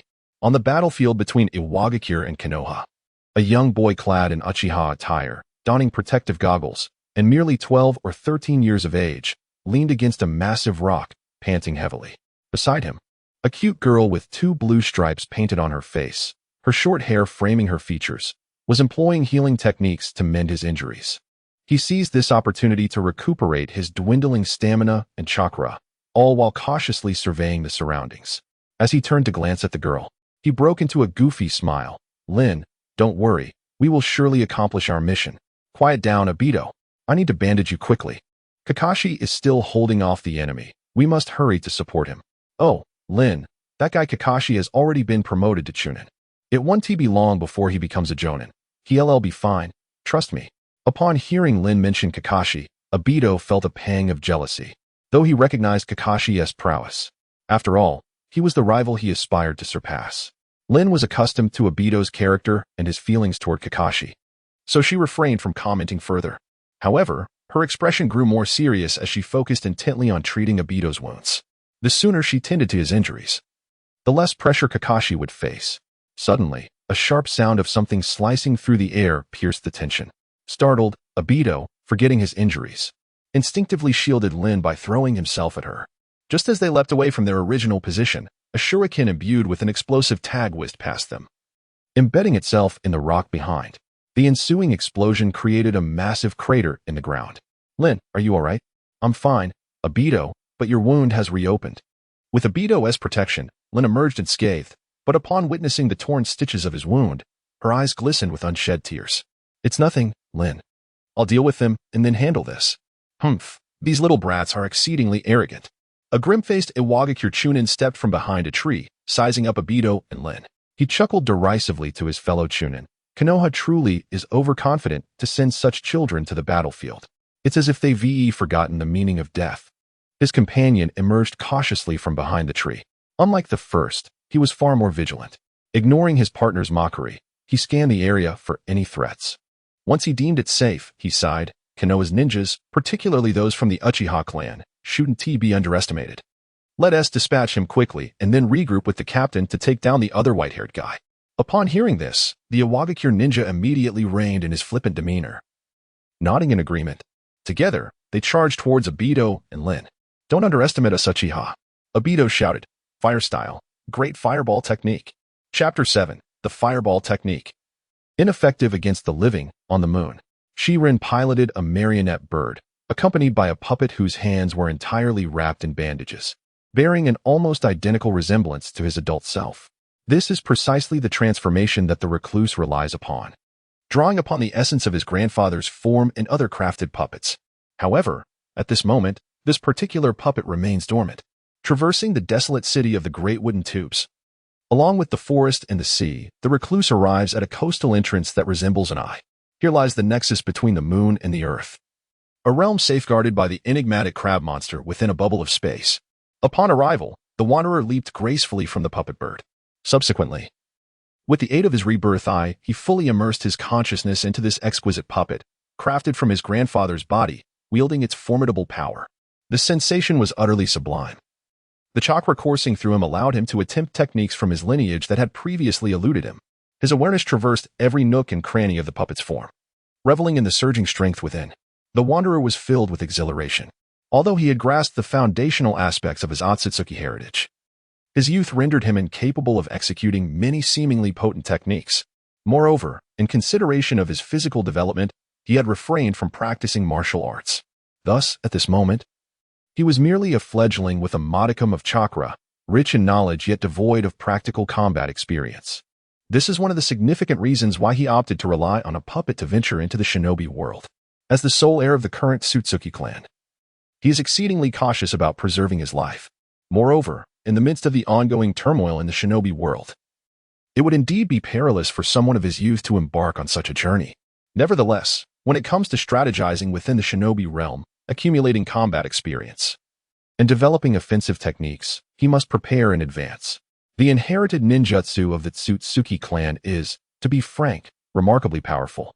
However, the number of techniques that can be learned and mastered by ordinary individuals is exceedingly scarce. Not to mention, the ultimate techniques such as the heavenly hand of Kagaya Tsutsuki, Yomi's highway, and the killing of the ashen bones are simply beyond the reach of mere mortals. These techniques represent the pinnacle of the powerful bloodline limit known as the Hyuga clan's unique abilities. Even those of lesser strength cannot master the esteemed 80 Gods Airstrike, a primary inheritance of both the Hyuga and Otsutsuki clans. The Hyuga clan has managed to distill this technique to its essence, resulting in the formidable Gentle Fist.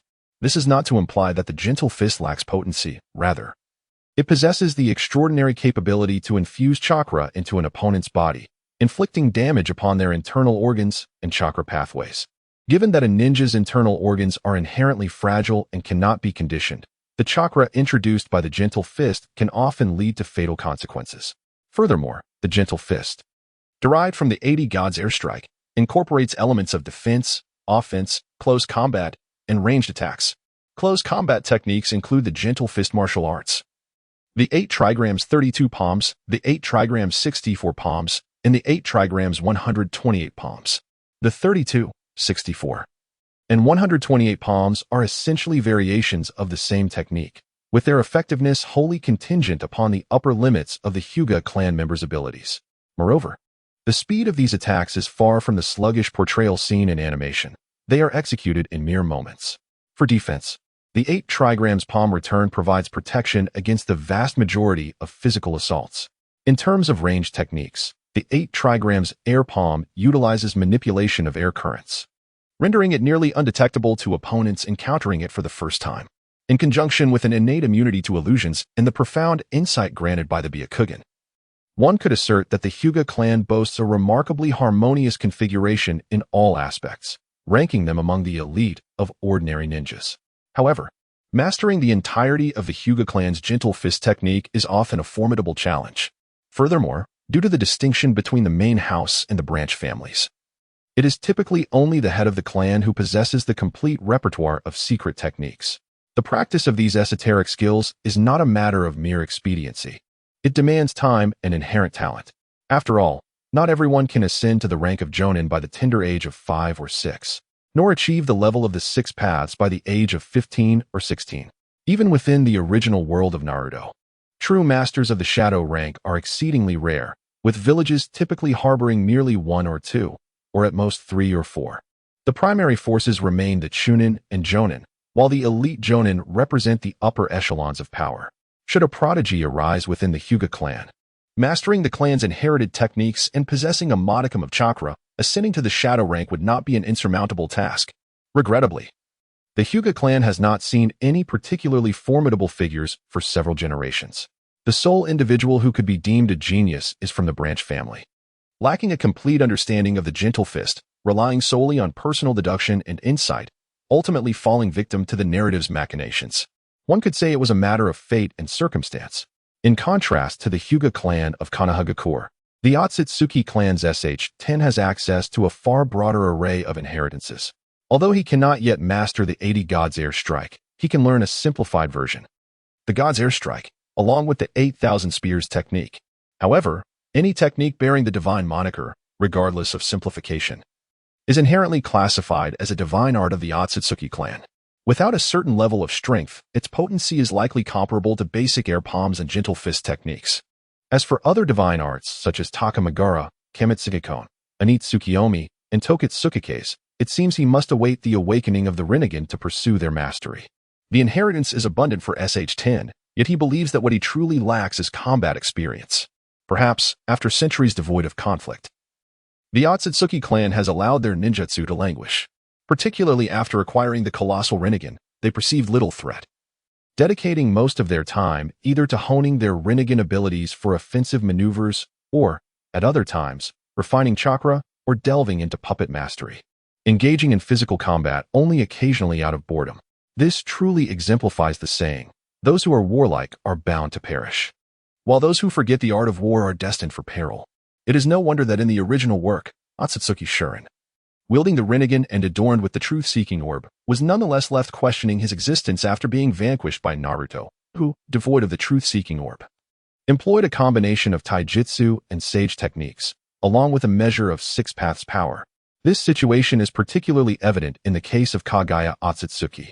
Although she possesses far greater strength than Madara Uchiha, if the roles were reversed, Madara, endowed with Kaguya's abilities and power, might still hesitate to accept the system's challenges.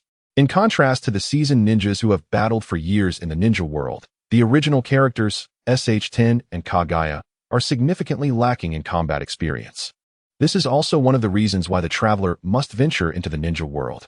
The third great ninja war is nearing its conclusion. Is there a more opportune moment to accumulate combat experience? With his objective firmly set in his mind, the traveler deftly maneuvered his puppets and soared into the cavern alongside a bird. Meanwhile, his true self continued to refine chakra, practicing the inherited divine techniques and delving into ninjutsu on the moon, such as the formless, attribute-less technique known as the Rasengan. Within the cavern, illuminated by a bluish haze, lay a mysterious lake whose waters defied the laws of physics, remaining dry to the touch. There was a crab-like creature, and the lake was filled with countless yellow orbs, formed from the bubbles expelled by the crab monster. The traveler observed this spectacle with curiosity. It bore no effect on him as he leapt forward, bounding over the circular stone spheres, soon emerging from the mouth of the cave. Outside, a vast lake sprawled before him, encircled by dense forests. Here lies Crescent Island, within the domain of the Moon Country. At present, the Moon Hidden Village is non-existent. It was only after the conclusion of the Third Shinobi World War that several elite ninjas, weary of the ceaseless violence, sought refuge here to establish the Moon Hidden Village.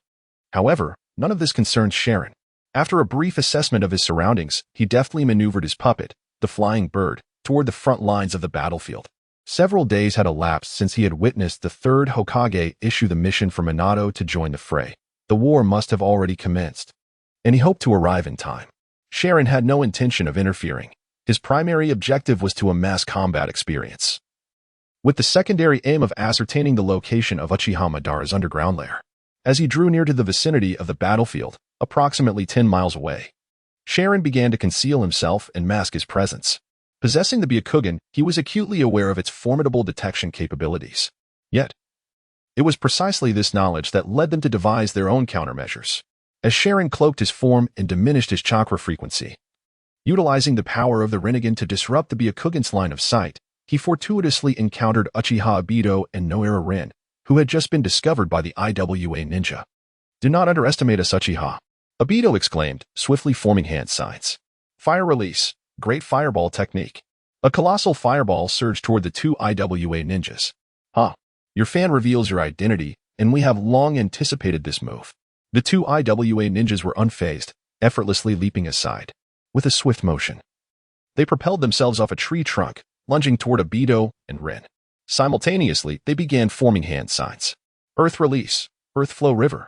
Earth release, earthstone pillar.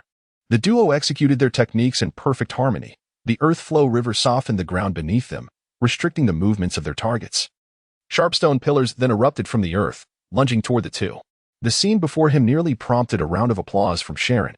Although he had been in the ninja world for 3 years, this was the first occasion he had witnessed the diverse applications of ninjutsu.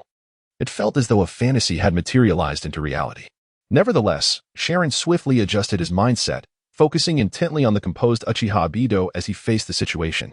While he was familiar with Obito's combat style and initial ninjutsu, he couldn't help but chuckle, remarking, "Obito, are you not aware that the great fireball technique is the most merciful of jutsu?" It is even more compassionate than I am. It neither kills nor hits anyone. Chapter 8. Exposure. Sharon concealed himself 2 kilometers away from the skirmish between the few combatants. The distance was inconsequential to the one who had activated the Byakugan. Every movement, every expression, and even the flow of chakra within them was laid bare. With the Byakugan awakened, their field of vision expanded dramatically, rendering everything within a 2-kilometer radius crystal clear, encompassing a full 360 degrees without blind spots. Under the scrutiny of the Byakugan, the distant battle appeared as if it were unfolding right before his eyes. Though Uchiha Obito's injuries had yet to heal and his bandaging was far from complete, he still managed to barely fend off the attacks of the 2 Awagakure shinobi alongside Noara Rin, thanks to his Sharingan. However, given that they were ambushed and Obito was injured, Rin's strength, while not insignificant, hovered around the peak of a Genin, barely qualifying as a Chunin. The bulk of the defensive efforts fell upon Obito, whose condition rapidly deteriorated, with previously treated wounds reopening just as he and Rin were on the brink of collapse. Suddenly, a dazzling bolt of lightning surged towards their battlefield from a distance. In an instant, a silver-haired youth, clad in a black mask and a tight black combat suit adorned with green Chunin armor and marked with the red insignia of Konoha's Umbu on his shoulders and back, stood before them. The youth exuded a chilling and formidable aura. After casting a glance at the 2 behind him and confirming their safety, he coldly brandished his weapon and charged at the Awagakure duo, silent throughout the entire ordeal. Yet, upon seeing the newcomer, Obito and Rin breathed a sigh of relief. Rin hastily assisted Obito in sitting down and resumed tending to his wounds, as she focused on healing him while keeping an eye on the battle. A flicker of jealousy crossed Obito's gaze. Observing his teammate firmly suppressing the Awagakure shinobi, he could not help but exclaim, "Kakashi, you arrived too late. I was on the verge of finishing them off." "Obito, be quiet and don't distract Kakashi," Rin reprimanded, her irritation evident. Realizing her displeasure, Obito reluctantly fell silent. Was it true that Kakashi had already amassed such formidable chakra and prowess? In the distance, as Kakashi supported Obito and Rin in their retreat, the observer finally averted his gaze. Having never truly encountered Kakashi, the observer had assumed that the playful banter surrounding him reduced him to a mere unit of chakra measurement. Even if he were strong, his chakra could not be substantial. However, upon reflection, he now recognized his error. Through the lens of the Byakugan, it was evident that Kakashi's chakra far surpassed that of the others present, and it was clear that he had not yet reached his peak. As he continued to grow, his chakra would undoubtedly amplify further. Such a formidable amount of chakra has ultimately been reduced to a mere unit of measurement for chakra. Does this imply that ordinary individuals possess an insufficient amount of chakra? Or is it that the ocular prowess of the Sharingan demands an excessive expenditure of energy from those lacking Uchiha lineage? Perhaps I ought to acquire a pair of Sharingan to experiment for myself. A singular pair of eyes proves rather inconvenient. As I dispelled the hidden guise, I summoned distant puppet birds, preparing to pursue Kakashi and his team. Yet, I ponder whether my release chakra can sustain the daily consumption of the Sharingan. At this moment, I have gained insight into Kakashi's strength. By evaluating his performance, I have formed a rough estimation of the power residing within my grandfather's body.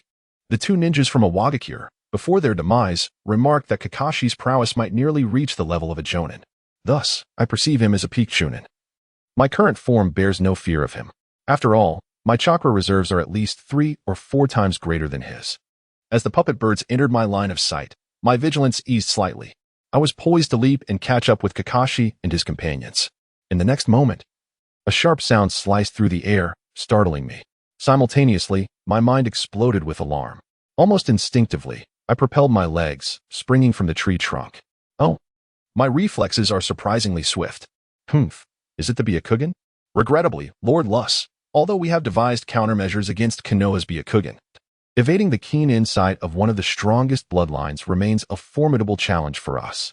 5 ninjas suddenly emerged from the earth, encircling my escape route. While the ninja who had previously attacked me obliterated my original position, I glanced up at the imposing figure confronting me. Goodness, he stood approximately 17 meters tall, with arms, legs, and torso reminiscent of a giant. Dressed in earthy red attire, adorned with the stone forehead protectors of Awagakure, I quickly deduced his identity. He is the son of the 3rd Tsuchikage, Inoki, and the father of the 4th Tsuchikage, Karatsuchi, in the 4th Great Ninja War.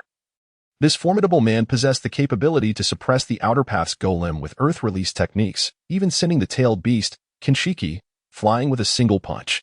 While both the official records and Iwagakure's proclamations refer to him as an elite jonin, his raw strength during the Fourth War undoubtedly placed him at the pinnacle of jonin, verging on the level of a Kage. Though we are only in the Third War, his strength undoubtedly aligns with that of an elite jonin. I had not anticipated that my quest for combat experience would lead me to confront such a powerhouse first. Upon confirming my opponent, I felt a strong urge to retreat. I truly lacked the confidence to defeat such a formidable adversary. While others faced mere minions to gain experience, why was I confronted directly by an elite boss? Despite my knowledge of much regarding Lus, I had kept my own information hidden. Moreover, my Byakugan would likely lead Iwagakure's Shinobi to misclassify me as a member of the Hyuga clan, misleading them. Yet, when it comes to confronting Lus, even my knowledge of his capabilities does not provide me with a means to counter him. In contrast, although Lus specializes in earth release, he is well-rounded in his abilities.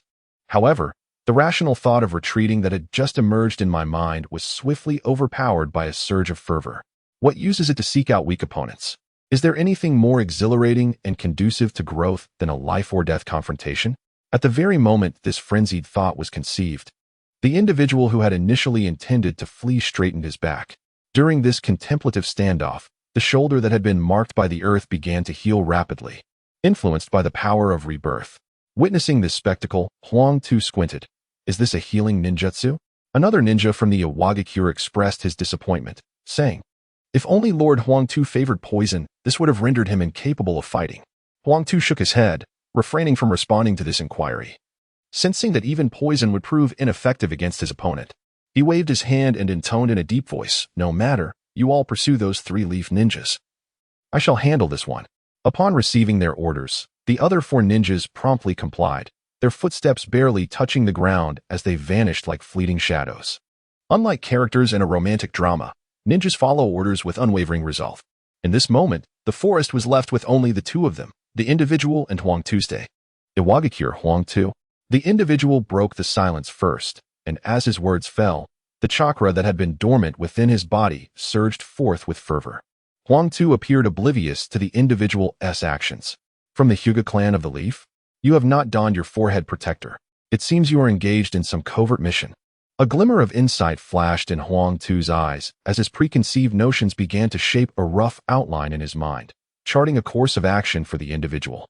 It is not entirely his fault. The reputation of the Byakugan and its bloodline limit is exceedingly renowned, and the other four great ninja villages have sought to obtain it.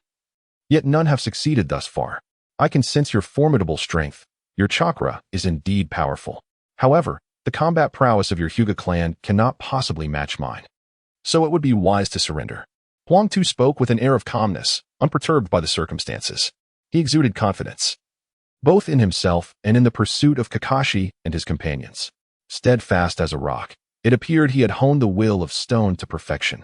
As Huang Tu's imposing presence solidified, Shiren felt a sudden inadequacy in his own aura and promptly stepped forward.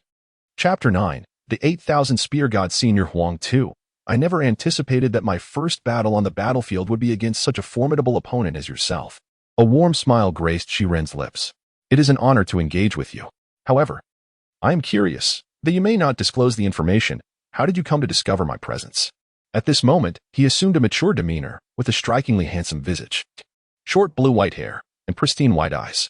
Each of his movements was marked by grace and courtesy, unmistakably indicative of someone hailing from a prestigious family. His demeanor was not that of a warrior prepared for slaughter, but rather that of a gentleman enjoying a leisurely outing, exuding an air of cultured elegance that even Huang Tu could not help but notice, feeling the warmth of the sun in his presence. Huang Tu observed him for a moment, his eyes filled with confusion and inquiry. It seems you are unaware that the hidden stone and the hidden leaf are currently embroiled in conflict. Moreover, I have not encountered you on the battlefield before. You must belong to the esteemed Hyuga clan, correct? The stoic Huang Tu nodded silently, his perception of Shiren's character deepening. Furthermore, you exude no aura of malice. It appears you have yet to take a life. It is quite astonishing that the hidden leaf would dispatch someone like you to the front lines. It seems they are truly out of options. In light of this, accompany me to the Hidden Stone Village. For we are in need of a bearer of the Byakugan lineage. As for how I discovered you, do not assume that the Byakugan is infallible. After all, we have clashed on multiple occasions. It is quite unusual for the typically taciturn Huangtu to engage in such extensive dialogue with one who is ostensibly marked for death or capture. If others from the rock-hidden village were to witness this, it would surely be an eye-opener. However, the demeanor of the hermit is remarkably pure, akin to that of an untainted child. The ninja, who has never taken a life, poses no threat in the eyes of Huangtu, regardless of their formidable strength. Upon hearing this, Shirin nodded in understanding. His smile grew even more radiant as he activated his Byakugan and gestured invitingly. In the blink of an eye, the two vanished. The air momentarily stilled. Suddenly, Shirin's gaze sharpened, and through the lens of his Byakugan, he perceived every detail of Huangtu's day. At that moment, a fierce light seemed to burst forth from his eyes as chakra surged within him. His feet transitioned from stillness to motion, akin to a galloping steed, stirring up a tempestuous wind. The swirling chakra generated an intense gust, allowing him to traverse 10 meters in an instant. Huangtu's pupils constricted sharply. He recognized that Shirin's innate prowess was considerable, for otherwise, he would not have chosen to remain personally engaged. However, he had not anticipated that Shirin, who appeared devoid of any combat experience, would unleash such astonishing speed and formidable presence at this moment. Huangtu was acutely aware of the Hyuga clan's characteristics, predominantly focused on close combat. With remarkable reflexes, Huangtu raised his hands, gathering earth-style chakra that enveloped them in a thick layer of rock in the blink of an eye. As Shirin launched a sudden assault, Huangtu did not flinch or evade. Instead, he preemptively struck, aiming a punch directly at Shirin's temple. His intention was to incapacitate Shirin with a single blow and take him back. Yet, Shirin's punch was equally swift, producing a sonic boom. However, the ensuing collision between the two revealed a stark contrast in their respective experiences. Huangtu's physical prowess was formidable, and in an instant, he seized the initiative from Shirin. With his hands encased in rock, he executed a long-range strike, unleashing a powerful force that clearly aimed to keep Shirin at bay, preventing him from executing his gentle fist technique. Allowing the Hyuga clan to close the distance would indeed spell danger. This is a lesson learned through countless ninjas who have faced death. Shirin transformed his fist into a palm, blocking outward as the swirling chakra manifested as white flames enveloping his hand. Then, pivoting on his joints, Shirin swiftly rotated his arm, the chakra at his fingertips glowing faintly as his palm morphed into a claw, striking with lightning speed to seize the forearm of the earth beneath him. He targeted a specific chakra pathway. Although the Otsutsuki clan's heritage differed significantly from that of the Hyuga clan, their commonalities were strikingly similar. In the realm of ninjutsu, pure physical techniques can be distilled into the steel fist style and the gentle fist style. Unlike the gentle fist, which is characterized by its subtlety, the steel fist is direct and relies purely on physical prowess. The Hyuga's gentle fist technique involves channeling their chakra into their opponents, thereby damaging the internal chakra pathways and organs. They also look down upon those who practice the steel fist. The Otsutsuki clan, however, is free from such rigid traditions and possesses a broader legacy. They understand that, at its core, both the steel fist and gentle fist are merely simplified forms of the 80 God Air Strike. Thus, Shirin's initial steel fist attack surprised the earth beneath him. However, upon witnessing Shirin's assault on his chakra pathways, he revealed an expression of realization. The area covered by rocks on his body began to expand. After all, in the heat of battle, every ounce of chakra is precious, and if he could subdue Shirin using physical techniques, he would gladly do so. Hence, he refrained from using his signature earth release technique and instead relied solely on his physical combat skills. Boom. Thud. If your physical techniques are so lacking, and you cannot even master your Bagua palm, then perhaps you should follow me. After exchanging a few blows, the earth beneath him recognized the difference between himself and other Hyuga practitioners, leading him to voice his disdain. Humph. When did you believe the Hyuga clan's techniques were limited to the gentle fist and Bagua palm? 8,000 spears. Shirin's Byakugan fixated on the earth beneath him, and in the next moment, chakra surged from his joints. Instantly, it transformed into a multitude of menacing chakra spikes, piercing through the rocky defenses that enveloped the earth beneath him. His expression shifted as he quickly retreated, twisting his arms in an effort to escape. Yet, Shirin was relentless, gripping the earth's wrist with unwavering strength. His feet moved swiftly, keeping pace with the earth's movements. Their gazes locked, and the earth felt a shiver run down his spine as he beheld the ferocity in Shirin's eyes. Gone was the gentle demeanor. A cold and frenzied spirit now defined him. 80,000 spear god. With a surge of power, Shirin tightened his grip on the earth's wrist, pulling him closer. and unleashed a barrage of chakra spikes that tore through the earth's garments, leaving him bloodied. However, as this was Sharon's first time manipulating chakra in such a manner, he lacked complete mastery over his body. Uncertain of how to optimally harness the chakra, he felt it rapidly depleting. The chakra spears around him multiplied, compressing into sharper points, causing one side of the earth's body to become a gruesome sight. Earth release, hardening technique. The earth, gritting his teeth against the pain, managed to form the necessary seals, and his body began to harden. However, as soon as the hardened skin emerged, Sharon's hand descended toward the earth's head. The destructive power of the 8,000 spears was formidable, with unparalleled chakra slicing capability. Earth release, earth substitution. Boom. In an instant, Sharon shattered the earth's mud substitute, releasing his grip on the wrist. The substitute rock that fell to the ground bore no signs of the previous spiderweb-like cracks and instead featured a smooth, gaping hole at its center, as if it had been completely severed and evaporated. Chapter 10. A clash with the earth. The earth did not even glance at the remnants, his expression unchanged, calmness being his most essential trait. Yet the flickering light in his pupils revealed that he was not as composed as he appeared.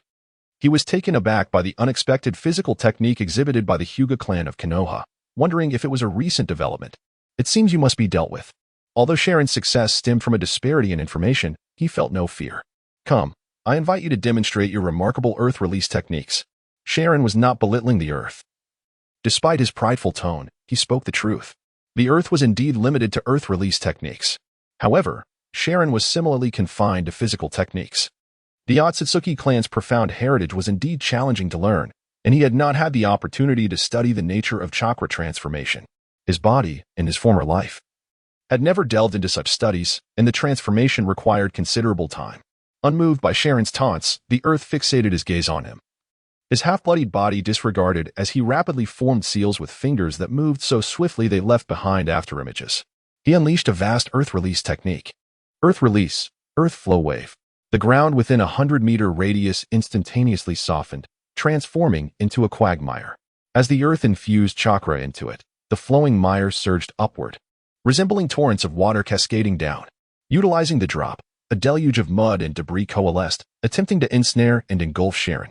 Although this was his first encounter with such ninjutsu, Sharon's battle instincts were not lacking. He understood that remaining stationary would mean certain death. Only by closing the distance to the earth could he find a chance of victory. Thus, Sharon did not linger but leaped, using sturdy objects and trees to advance toward the earth.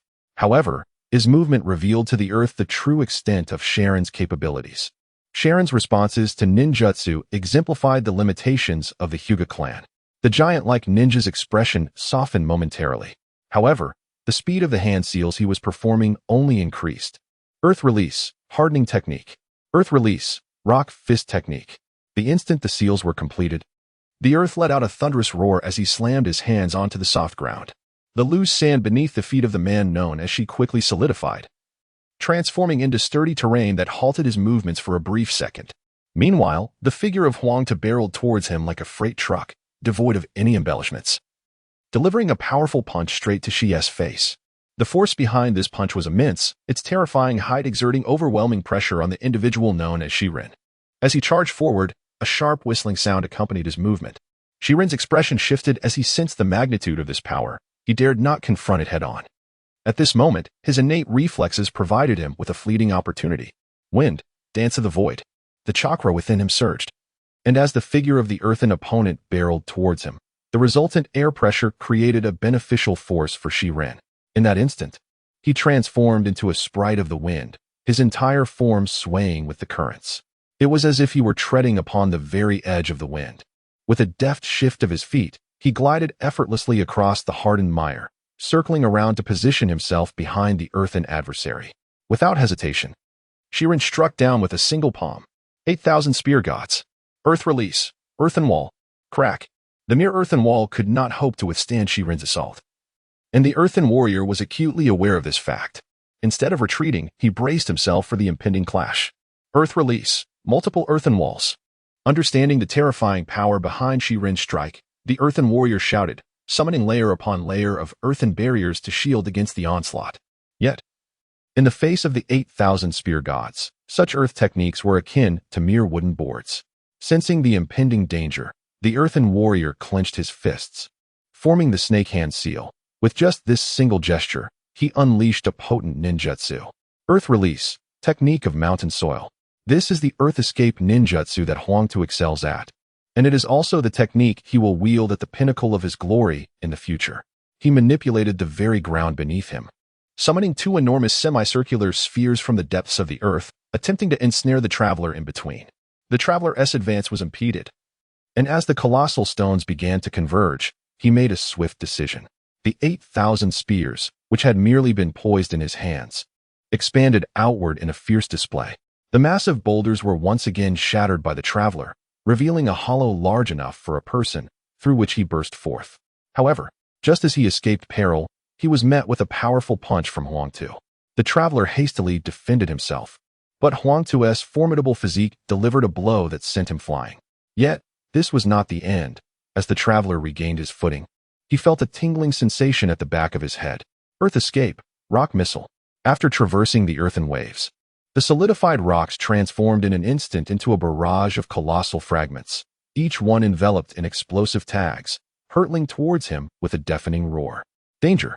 The boulders, accompanied by the explosive tags, multiplied under Huangtu's command. 2 became 4, 4 became 16, expanding into a vast array in the blink of an eye. From the traveler's perspective, a sea of dark shadows engulfed his entire 360-degree field of vision. Huangtu truly lived up to his reputation as one of the mightiest under the great Yamanaka of Iwagakure.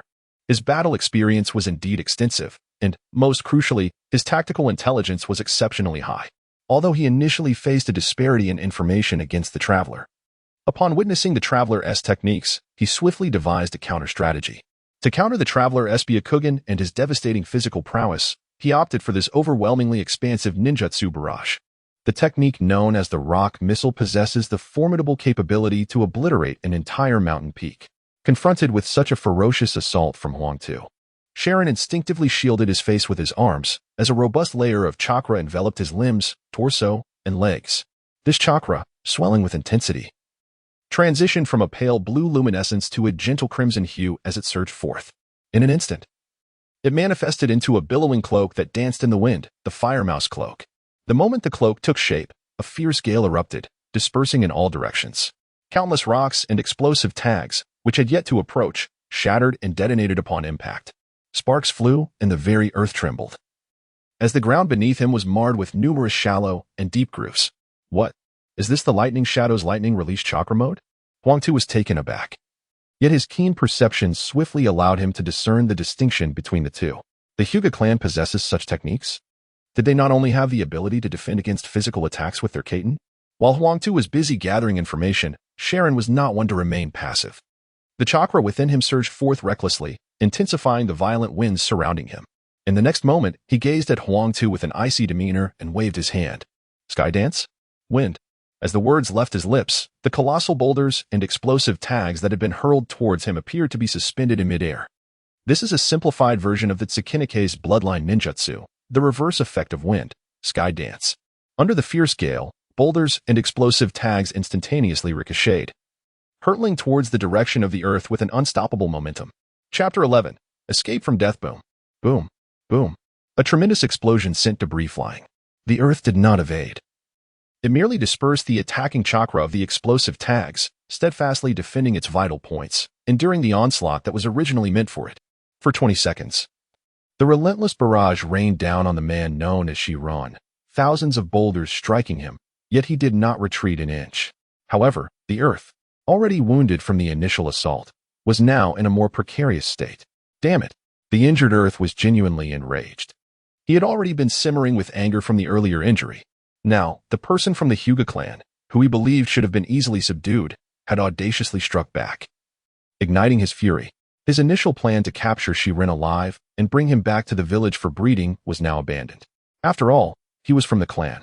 Even if he perished, the Byakugan would not vanish. But then, an unforeseen event left him feeling utterly exasperated.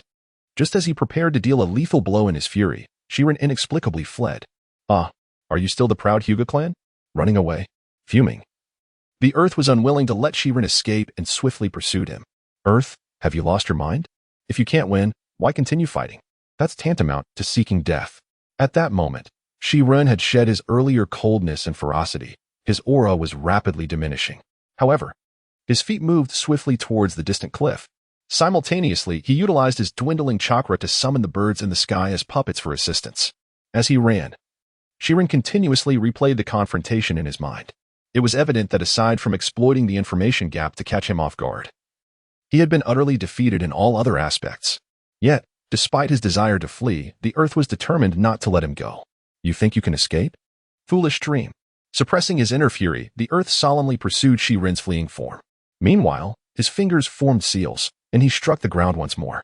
Doton, earthquake core. Doton, cracking earth palm. He unleashed 2 successive earth-style jutsu, showcasing the formidable prowess of an elite jonin. The ground trembled, and fissures erupted, transforming into palm imprints that advanced towards Shiren. Sensing the imminent danger behind him, Shiren recognized that if struck, capture would be inevitable. Although merely a puppet, the Byakugan within the puppet could not afford to be damaged or lost. Reluctantly, he turned to channel his remaining chakra to unleash a palm imprint. Shin Kukujii. Bang. An invisible wave of energy manifested into a palm, surging towards the earth and obliterating the rock imprints in its path. Familiar with the techniques of the Hyuga clan, the earth immediately grasped the situation. Bagua Sky Palm. Having experienced 2 fierce battles, his combat experience was indeed extensive, particularly having faced the Hyuga clan on the battlefield, where he had witnessed both the 8 trigrams palm and the sky palm. Yet, his instinctive danger sense alerted him to the peril he faced. The Hyuga clan appears to wield an extraordinary power with this technique. Huangtu decisively shields his face with his arms once more.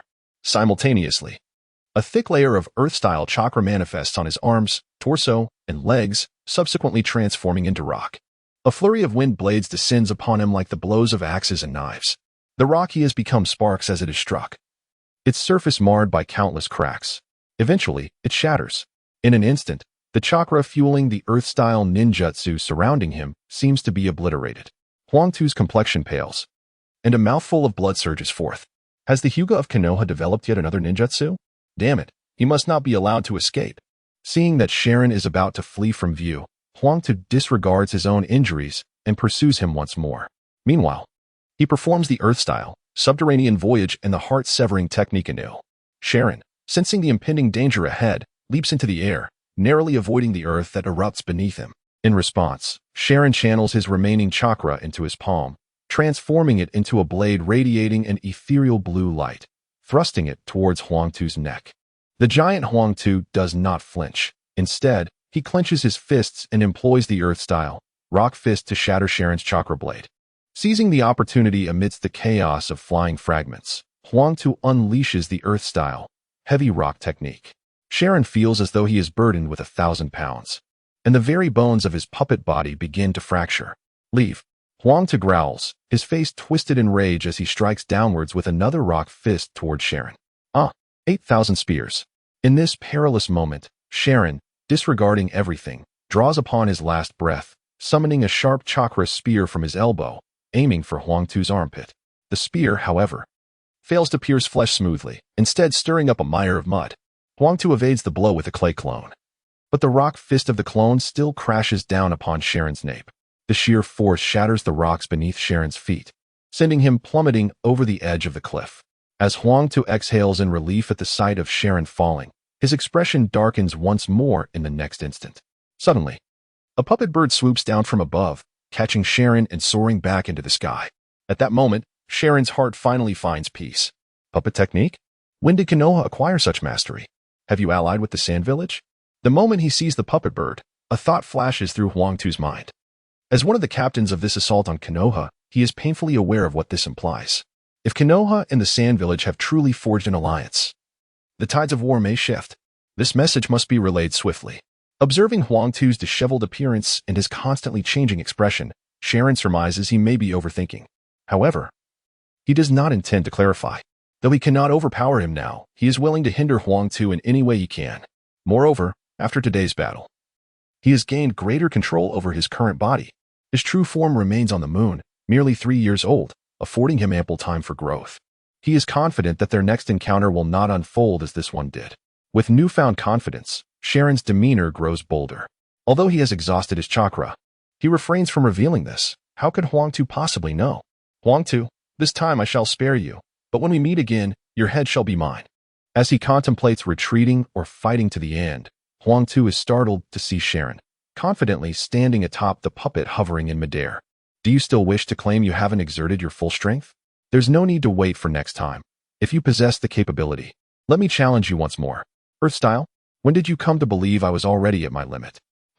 Standing upon the puppet bird, Sharon activates his Byakugan, coalescing a pale yellow sphere of light in his hand.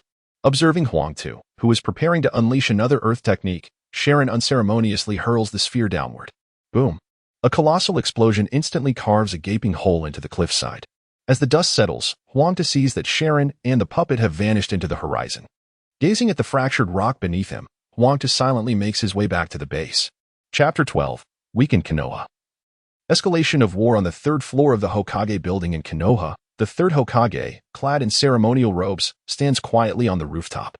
Amidst the tense atmosphere, a dark-clad Umbu ninja wearing an animal mask suddenly appears, kneeling behind him. Lord Third, urgent news from the front lines, the Umbu ninja states, urgency lacing his voice. Upon hearing this, Sarutobi Hiruzen feels a wave of unease wash over him. Speak.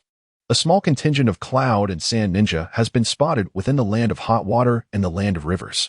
The rock ninja from the land of grass is currently being held at bay by Lord Minato and Lord Orochimaru, but they are reinforcing their numbers. The words send a chill through Hiruzen. Anoki, are the Raikage and Kazekage attempting to take advantage of the chaos? Or do they merely wish to observe the conflict unfold? Even Sarutobi, who has weathered multiple shinobi world wars, feels a sense of dread. Konoha today pales in comparison to its strength during the Second Shinobi World War. The events of 5 years ago, Uchiha Shirsue's suicide, Tsunade, and Jiraiya's departure have significantly weakened Konoha. Furthermore, the Third Shinobi World War has persisted for nearly 5 years, with Konoha now facing threats from the 4 great ninja villages, its living forces nearly depleted. Otherwise, he would not have allowed the students of the Ninja Academy to graduate so prematurely. Does he not realize that children barely 5 or 6 years old stand little chance on the battlefield? The current state of Konoha is dire. The elder generation is nearly extinct, and the new generation consists only of Orochimaru, Namikaze Minato, and perhaps Uchiha Fugaku? Contemplating the Uchiha clan, Sarutobi's expression darkens. Though an esteemed clan of Konoha, they do not inspire complete trust. He has received intel from Danzo indicating that the Uchiha clan harbors significant dissent towards the village. Furthermore, placing them on the front lines at the mist is clearly intended to wear down their fighting strength. Unexpectedly, a prodigy has emerged from the Uchiha clan, earning the moniker Shirsue of the body flicker on the front lines. However, the intel from the Umbu suggests that this Uchiha Shirsue is still a potential ally. With this thought, the third Hokage's heart is slightly eased. Nevertheless, it is too late to recall the Uchiha clan, and he is uncertain if their withdrawal would provoke the mist to launch an all-out assault. If the mist enters the fray, Konoha will find itself surrounded on all sides. Yet, the current strength of Konoha cannot sustain simultaneous operations on multiple fronts.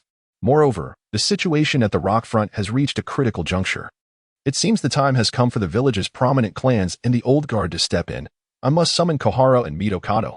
Sarutobi Hiruzen, having concluded his contemplation, turned to the Umbu beside him and issued his orders. Regardless of the situation with the currently inactive Kirigakure, the movements in the other locations required immediate attention. Soon, Tsurugi Koharu and Mido Kazamaru arrived at the Hokage's office. Hiruzen, the village's available funds have dwindled to 600 million ryo. Koharu, as the financial advisor of Konohagakure, was acutely aware of the purpose behind her summons. Allocate 100 million for reserves and deploy the remainder immediately. Half should be sent to the front lines by tomorrow, and the medical corps must be mobilized as well. Upon hearing this, Sarutobi Hiruzen felt a pang of headache but quickly regained his composure. He instructed the Chunin awaiting outside. After conveying his orders, he turned to Koharu and said, "This is a critical moment. You must visit the daimyo and secure additional funding. Otherwise, our defense will be severely compromised." Koharu nodded, understanding that overseeing Konoha's finances was her paramount responsibility during wartime. The daily expenses of the shinobi were substantial, encompassing not just ninja tools but also explosive tags and soldier pills, all of which necessitated a considerable amount of funds.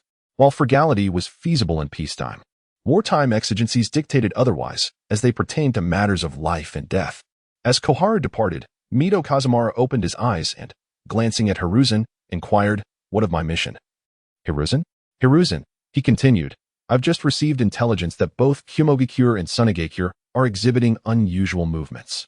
I need you to assist Orochimaru and Minato at the front lines and, if necessary, to replace Minato as a precaution.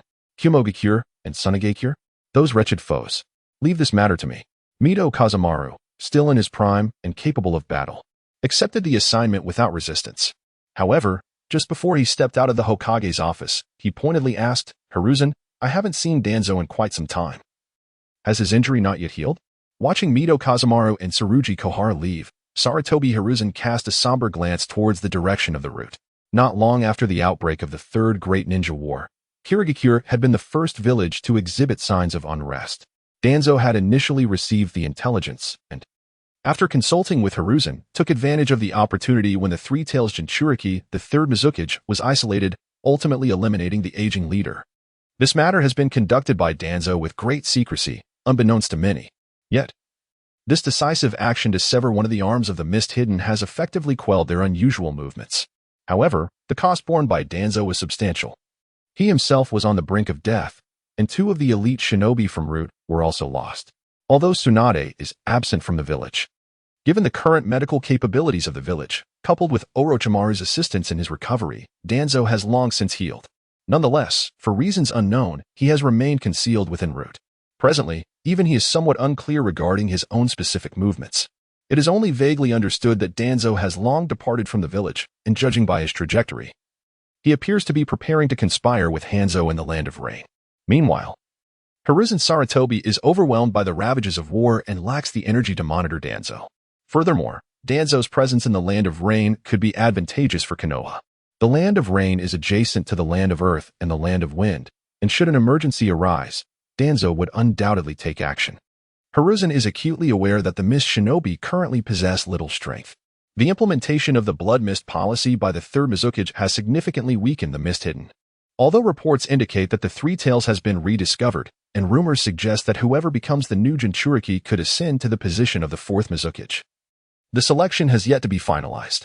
Without a Jinchuriki, the tailed beast cannot exert its formidable power. Yet it remains uncertain whether they will partake in this impending ninja world war. Hiruzen is wary of making any hasty decisions. As the Hokage of Konoha, his foremost duty is to safeguard the village. As long as he remains within Konoha, he can simultaneously deter the other 4 Kage. However, once he steps onto the battlefield, that deterrence will dissipate. This is also the reason he remains immobile.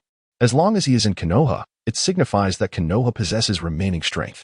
Sensing urgency, Sarutobi Hiruzen left the Hokage building with a pipe in his mouth, heading towards the residence of the major clans within the village. His first stop was the Hyuga clan. At the front lines of the battlefield between Iwagakure and Konoha, Minato Namikaze, AJ Nin, received a new assignment shortly after repelling a wave of Iwagakure's assault. Upon returning to the camp, he was informed that a shipment of supplies would arrive the following afternoon, accompanied by 5 elite shinobi. Upon hearing this, Minato's eyes lit up. He had nearly ascended to the core decision-making echelon of Konoha. Thus he was acutely aware that those who could openly support the front lines at this juncture were certainly not the Root or Umbu under Danzo and the Hokage. But could it be Kushina? Minato suddenly thought of his wife, but quickly shook his head. It was certain that she would not be sent to the battlefield until the time was truly right. However, when he glimpsed the mission scroll, his expression shifted. Was the Land of Wind and the Land of Lightning also preparing to join this war? Realizing this, Minato hurried to Orochimaru's tent. After a brief wait, a raspy voice emanated from behind him. "Ah, Minato-kun, you have arrived just in time. Orochimaru-sama, I have received a new mission to engage in a decisive battle with Iwagakure as soon as possible, and subsequently return to guard against the Land of Wind and the Land of Lightning," Minato hurriedly explained. "Oh, understood. The old man has already informed me." A glint of intrigue flashed in Orochimaru's gaze, followed by a sinister smile. "If we wish for a swift confrontation with Iwagakure, then there is another task that requires your attention. Please, go on, Orochimaru-sama." "Minato-kun, Iwagakure has begun large-scale mobilization. They too must be eager to reinforce their ranks." Orochimaru led Minato to a map, pointing to a specific location. To maintain the smoothness of their supply routes and expedite their resupply, Iwagakure will surely march the shortest distance. The Kamizakuri Bridge is their most crucial route. Currently, My personnel are tied up guarding against a Wagakure and cannot be moved. The old man's support will take time. We must rely on you. Your mission is to lure the enemy and disrupt their reinforcements, while Team 7's task is to destroy the bridge to sever their supply lines. Once we destroy the Kamizakuri Bridge, a Wagakure will no longer be able to prolong the conflict. This mission is classified as S-rank. Understood. Team 7 accepts the mission. Yes. Go forth, but exercise caution. During the final confrontation, we will still need you to lead the assault team. Orochimaru was acutely aware that Minato's recent assassinations had already inflicted considerable pain upon a Wagakure. Their large-scale mobilization was likely a prelude to the final battle. Severing the Kamizakuri Bridge would mark the commencement of that ultimate confrontation. However, after Minato departed, Orochimaru's gaze turned cold once more. It appears, dear teacher, that you have fully resolved to have Minato succeed your position. I, the commander on the front lines, received the news simultaneously with him. Do you truly hold such confidence in him? Yet, Orochimaru felt little sorrow, for he had discovered something far more intoxicating than the title of Hokage. Chapter 13. The original Akatsuki organization and the journey to Kamizakuri Bridge. On the other side of the battlefield, Sharon dispatched another solitary Wagakure Chunin. As he read through the man's memories, he meticulously recalled the details of the recent battle. It had been over 10 days since his confrontation with the Wagakure Shinobi, Tsuchi. Due to being a puppet, Sharon bore no physical injuries aside from mental fatigue. In truth, had it not been for his desire to refine his combat techniques, accumulate shinobi experience, and discreetly conceal his true capabilities, he could have communicated with his Rinnegan to restore this puppet body at any time. The battle with Tsuchi had greatly benefited Sharon. Such moments of life and death were not easily encountered, despite controlling a puppet. The original strength of this vessel was hardly that of a true master. Following the clash with Tsuchi, Sharon's understanding of chakra utilization during combat, as well as the seamless connection between techniques, had significantly improved. Moreover, he adeptly grasped the allocation of chakra for each jutsu. Now, his chakra distribution had become more judicious. Once he evaded Tsuchi's pursuit, Sharon utilized his Byakugan to seek out his next target. In a mere span of days, he had eliminated over a dozen foes, the majority being genin, followed by chunin. His encounters included both the Wagakure and Konoha shinobi, exemplifying a sense of equality among all. However, he had yet to encounter any genin, let alone special genin. These individuals on the battlefield are either captains or squad leaders, their numbers rather limited. However, at this moment, as they nonchalantly tally their spoils of war, they are, in fact, scrutinizing the memories of their adversaries. Suddenly, one of them becomes alert. His keen senses have already been heightened, and he clearly perceives two figures approaching from a distance. The others seem to be aware that they have been noticed. Exchanging a glance, they step forward without hesitation. Observing the two who are gradually advancing, a look of surprise crosses the face of the onlooker. The two individuals bore unremarkable features, typical of the masses, yet their forehead protectors and attire were distinctly unusual. Adorned with 4 vertical stripes resembling raindrops, their protectors were atypical. Not those of the 5 great ninja villages, but rather those of the Rain Village. Their garments were even more noteworthy, cloaked in dark robes embellished with crimson clouds. Were it not for their unique insignia, even denizens of the 5 great ninja villages would struggle to discern their identities. However, someone well-versed in the original narrative, like Sharon, could readily grasp their significance. They represented the Rain Village and the Akatsuki organization. Furthermore, it appeared that at this moment, Yahiko was still at the helm of the Akatsuki, as evidenced by the absence of the rebel ninja's distinctive mark upon their foreheads. Additionally, these were not the familiar members of the Akatsuki that Sharon recognized. It seemed these were the original members of the Akatsuki, suggesting that Yahiko had yet to meet his demise. Indeed, given that Obito was on the verge of encountering Madara, who was still alive, it was likely that Nagato had not yet summoned the outer path Esgeto-Mazo. Unbeknownst to the 2 Akatsuki members, the instant they revealed themselves, Sharon had already discerned their true nature. The Rain Village, unlike the ninja villages of the 5 great nations, harbored ambitions of becoming a formidable power. They not only aspired to this, but had also made attempts in that direction. During the Second Shinobi World War, Hanzo boldly declared war against the 5 great ninja villages. Known as the demigod, Hanzo sought to single-handedly challenge the entire shinobi world, aspiring to replicate the legendary feats of Hashirama Senju and ascend to the status of a true god of ninjas. The outcome, however, was predictable.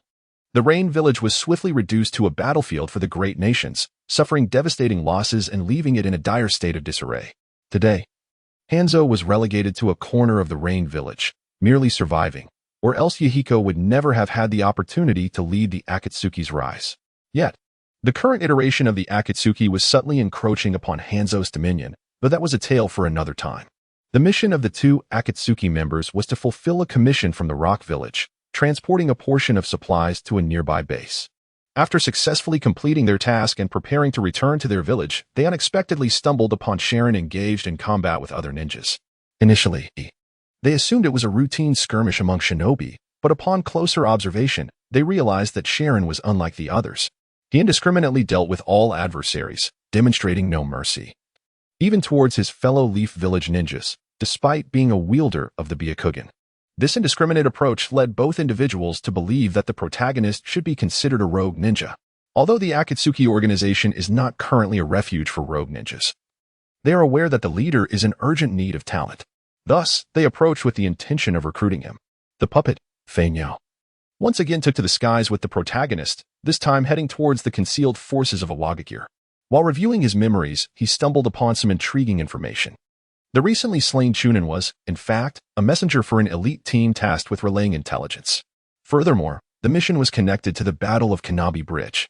The protagonist realized that the death of Obito would soon be set in motion. After a brief contemplation, he resolved to disguise himself and proceed to the assembly point of the elite team in Awagakure, intending to partake in this mission. After all, investigating the lair of Uchiha Madara was one of his primary objectives upon entering the ninja world. Over the course of several days of hunting, the protagonist had amassed a significant amount of earth-release chakra and memories of earth-release techniques. Although his own chakra nature had not changed, he could still utilize the collected chakra to perform jutsu. The reason for the incomplete transformation was entirely due to the inherent chakra nature of the Otsutsuki clan. In truth, whether it be the Otsutsuki clan, the Hyuga clan, or the Kagaya clan, their techniques are primarily rooted in their familial ninjutsu. It is not that they are incapable of transformation, but rather that the effort is oftentimes disproportionate to the results. Even with the protagonist's dedicated efforts over the course of several days, success eluded him. However, as he consumed more chakra, he discovered an alternative use for the chakra storage system within his mental realm. Instead of transforming and absorbing this chakra, he could utilize it directly. Although this chakra would dissipate entirely after use, rendering it one time only, he found that by enveloping the chakra of Awagakure's ninja, he could operate without the need to mimic their chakra fluctuations. This is of immense assistance to him as he seeks to infiltrate the village. He has donned the attire of the recently slain rock-hidden ninja, transforming his appearance to match that of his counterpart. As for the two members of the Akatsuki organization who had come to recruit him, they have been dealt with. He must remain undiscovered for as long as possible. Each moment of concealment enhances his safety. Moreover, the Akatsuki holds no allure for him at present. Rather than their overtures, he finds himself more intrigued by memories of them. Perched upon his perch, he delves into the memories of the two, merging them with the knowledge he possesses, and a vague feeling stirs within him. It seems that Yahiko may not have much time left. With their burgeoning power, Hanzo may find it increasingly intolerable. He chuckled nonchalantly, contemplating. But what does it matter to me? This ninja world thrives amidst chaos. A bit of disorder adds to the excitement.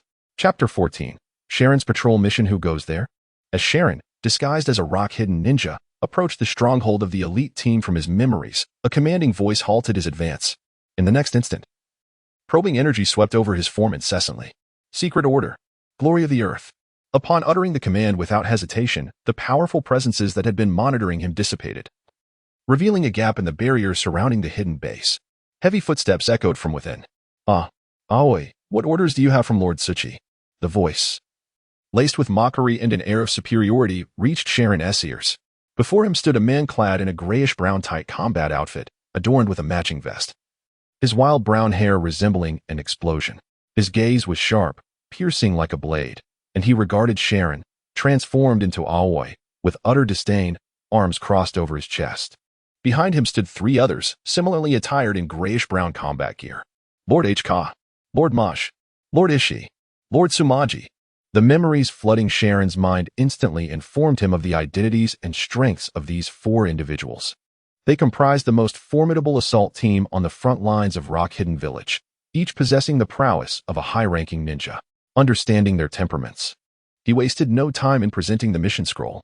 Lord Tsuchi has a task for us. Hokage, serving as the captain, reached out to accept the scroll from Sharon and opened it before the others. Heh. After being held back for so long, Lord Tsuchi finally allows us to act. This time, we can truly enjoy ourselves in battle. Those Leaf Village brats have been rather bold lately, especially that one called the Yellow Flash. I've longed for a chance to confront him. Indeed, what of this so-called fastest ninja in the world? He has yet to encounter us. Humph. Then what are we waiting for? Let us depart. After pausing momentarily, HK surveyed the group from a position of superiority, then coldly turned to Sharon, stating, "Alway, Wanya entrusted me with your care. Come, we shall escort you to earn some merit." What? Sharon had been contemplating how to keep pace with them, but to his surprise, HK, the one called HK, was taking the initiative to lead him. However, observing the unmistakable malice in the man's grin, Sharon understood that the so-called care was likely not as benevolent as it seemed. Noticing Sharon's hesitation to comply immediately, HK's expression darkened. Do you dare to disobey? I wouldn't. Then follow closely. Within the forest, Sharon exerted effort to match the speed of the four. The abundant timber resources of the land of grass rendered the depths of the forest so dense that even in summer, sunlight was a rare sight. Such circumstances are highly conducive to concealment, which is precisely the reason why Huguang has chosen this path. After traversing for a while, the four of them suddenly came to a halt, and moments later, Sharon arrived, panting heavily. "Master Huguang, have we reached our destination?" Sharon asked in a daze, glancing around. The others paid no heed to his inquiry. Huguang exchanged a knowing glance with his companions, their long-standing camaraderie enabling them to swiftly formulate their battle plan. "Qingjie," Huguang addressed him. "Are you about to assign me a task?" Sharon inquired, slightly taken aback. "Indeed, your assignment is a patrol duty," he responded. "Patrol? To guard against the Konoha ninja?" Sharon continued, perplexed. Huguang smiled faintly, then affectionately pulled him closer, pointing into the distance. "Do you see that bridge far away? That is our objective, the Kaminobai Bridge, which serves as the most crucial node in our supply line during this war. Lord Huangtu has dispatched us here to ensure the protection of the Kaminobai Bridge before the village's reinforcements arrive. Your task is to ascend the bridge to patrol and remain vigilant. You will be in the open while we operate from the shadows. Furthermore, you need not worry about your safety. I will have Majie covertly safeguard you." Upon concluding his words, Huguang patted Sharon on the shoulder and added, "This mission is an S-rank assignment. By bringing you along, you will earn an S-rank record upon completion." Observing Huguang's seemingly well-meaning demeanor, Sharon struggled to suppress his urge to scoff. Others may be unaware of the challenges posed by the Kaminobai Bridge, but he was not oblivious. The notion of covert protection was utterly absurd. Sharon glanced at the four Awagakure Jonin beside him, whether it was the stony figure of Dashishi or the cross-eyed Majie, who wielded a long sword. Even Huguang, their captain, despite having claimed numerous lives of Konoha ninjas, did not instill confidence. Although these notable elite ninjas were renowned, each one of them met their demise in the battle at the Kamizukabashi Bridge. Their severed heads became mere stepping stones for the illustrious achievements of their disciples. Conversely, the Leaf Village suffered minimal casualties, save for one unfortunate soul. However, the protagonist exhibited no fear. In fact, he felt a tinge of exhilaration. His initial intention was merely to partake in this mission, but if the opportunity arose, he yearned to engage in combat with the illustrious Minato Namikaze. Moments to personally experience the prowess of the Yellow Flash were exceedingly rare. Simultaneously, he sought to find a chance to discreetly investigate the lair of Uchiha Bito. Given the elusive nature of Kagaya's manifestations, he feared that a distance too great might hinder his pursuit. Now that he had joined the Kamizukabashi death squad, he was not merely close, he could confront them face to face. Moreover, he truly had the prospect of directly facing the terror of the Yellow Flash. During this period, as he engaged in hunting, the legendary reputation of the Yellow Flash, Minato Namikaze, resonated profoundly, coupled with the knowledge he possessed. The prowess of Minato loomed even larger in his mind than in the perceptions of others. He had long harbored a desire to personally experience this formidable skill. However, the techniques of the Yellow Flash were akin to a fatal first encounter for a ninja. Were the true body of the person known as Shinrin to arrive at this moment, he would undoubtedly depart without a second thought, even at the cost of revealing himself. Nevertheless, Lord Huguang, I accept the mission. Upon witnessing Shinrin take on the task, Huguang and his companions exchanged knowing grins. In truth, they were aware that the information they possessed was not exhaustive from the intelligence relayed by the Leaf Village headquarters. They had learned the identity of those sent to sabotage the bridge. Minato Namikaze's ruthless slaughter of rock ninjas on the battlefield had instilled a profound fear in many. There were even rumors suggesting that the village's higher-ups, pressured by significant personnel losses, were preparing to issue special directives for encounters with the Yellow Flash. The whispers of this directive have reached the ears of the elite shinobi at the front lines. What nonsense it is to abandon a mission at the mere sight of Konoha's Yellow Flash and flee without fear of retribution. The group, known as the Firelight, scoffed at such cowardice. Their pride led them to perceive the elevation of Minato Namikaze, the fourth Hokage, as an affront to their own honor. Consequently, upon receiving news of this mission, the minds of Firelight's members became animated with intrigue. This time, they are not only tasked with completing their mission but also with seizing the golden, gleaming head. Naturally, they understand that the individual capable of issuing such commands to the village must possess considerable strength. This is also the reason why the flames bring the bait here. Ultimately, he is merely a decoy. Once the fourth Hokage reveals himself, they will swarm in unison.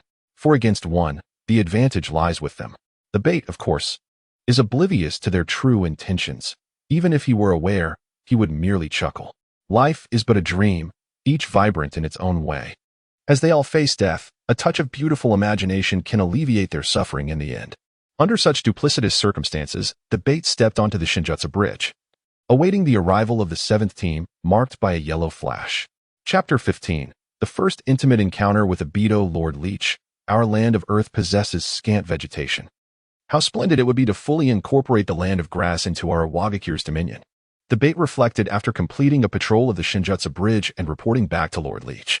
Upon hearing the bait's sentiments, Lord Leech seemed to reminisce about the environment of a Wagakure. The land of grass is indeed a fine piece of territory, occupied by a group of inept individuals. Had it not been for Konoha, they would have long since seized it. Remembering past battles, Lord Leech expressed dissatisfaction at the mention of Konoha. Konoha, how I wish to strike at their doorstep. The bait mused. If we succeed in this war, we shall have our chance.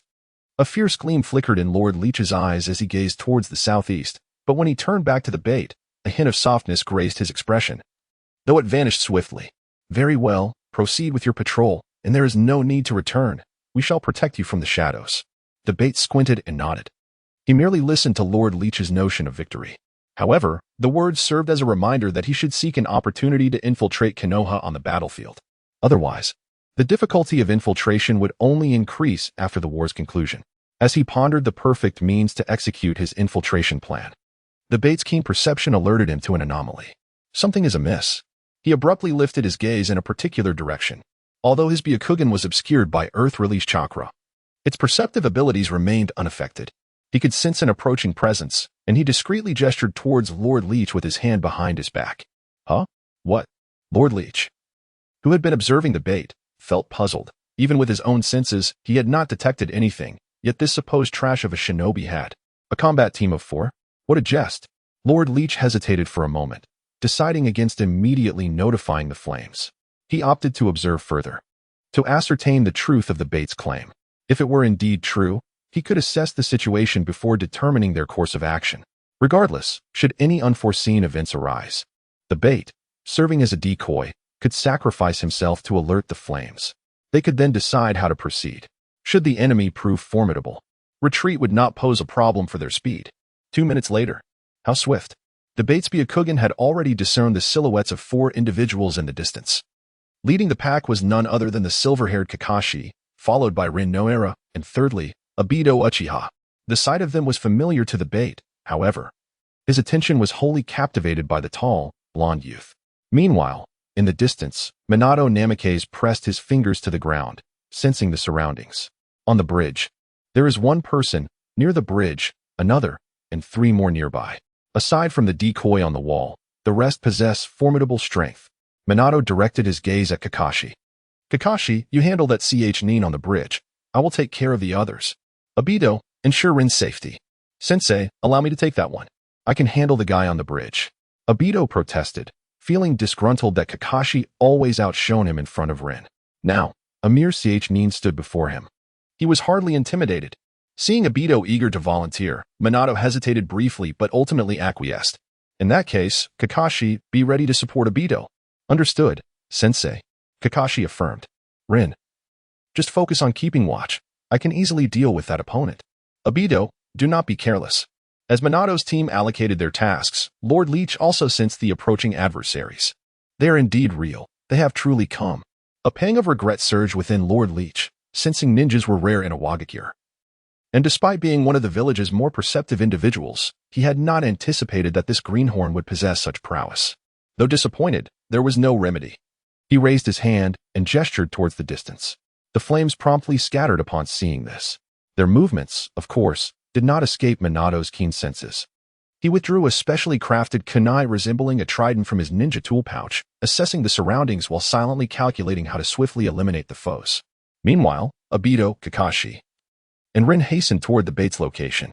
Kakashi's face was obscured by a black mask, rendering his expressions unreadable. Yet, the cold indifference in his eyes suggested an unwavering resolve. Obito, donning goggles, was filled with excitement, his gaze toward the bait brimming with combat fervor. As the medical ninja of the team, Rin maintained a steadfast demeanor. Though slightly pressured, her expression was calmer than Obito's.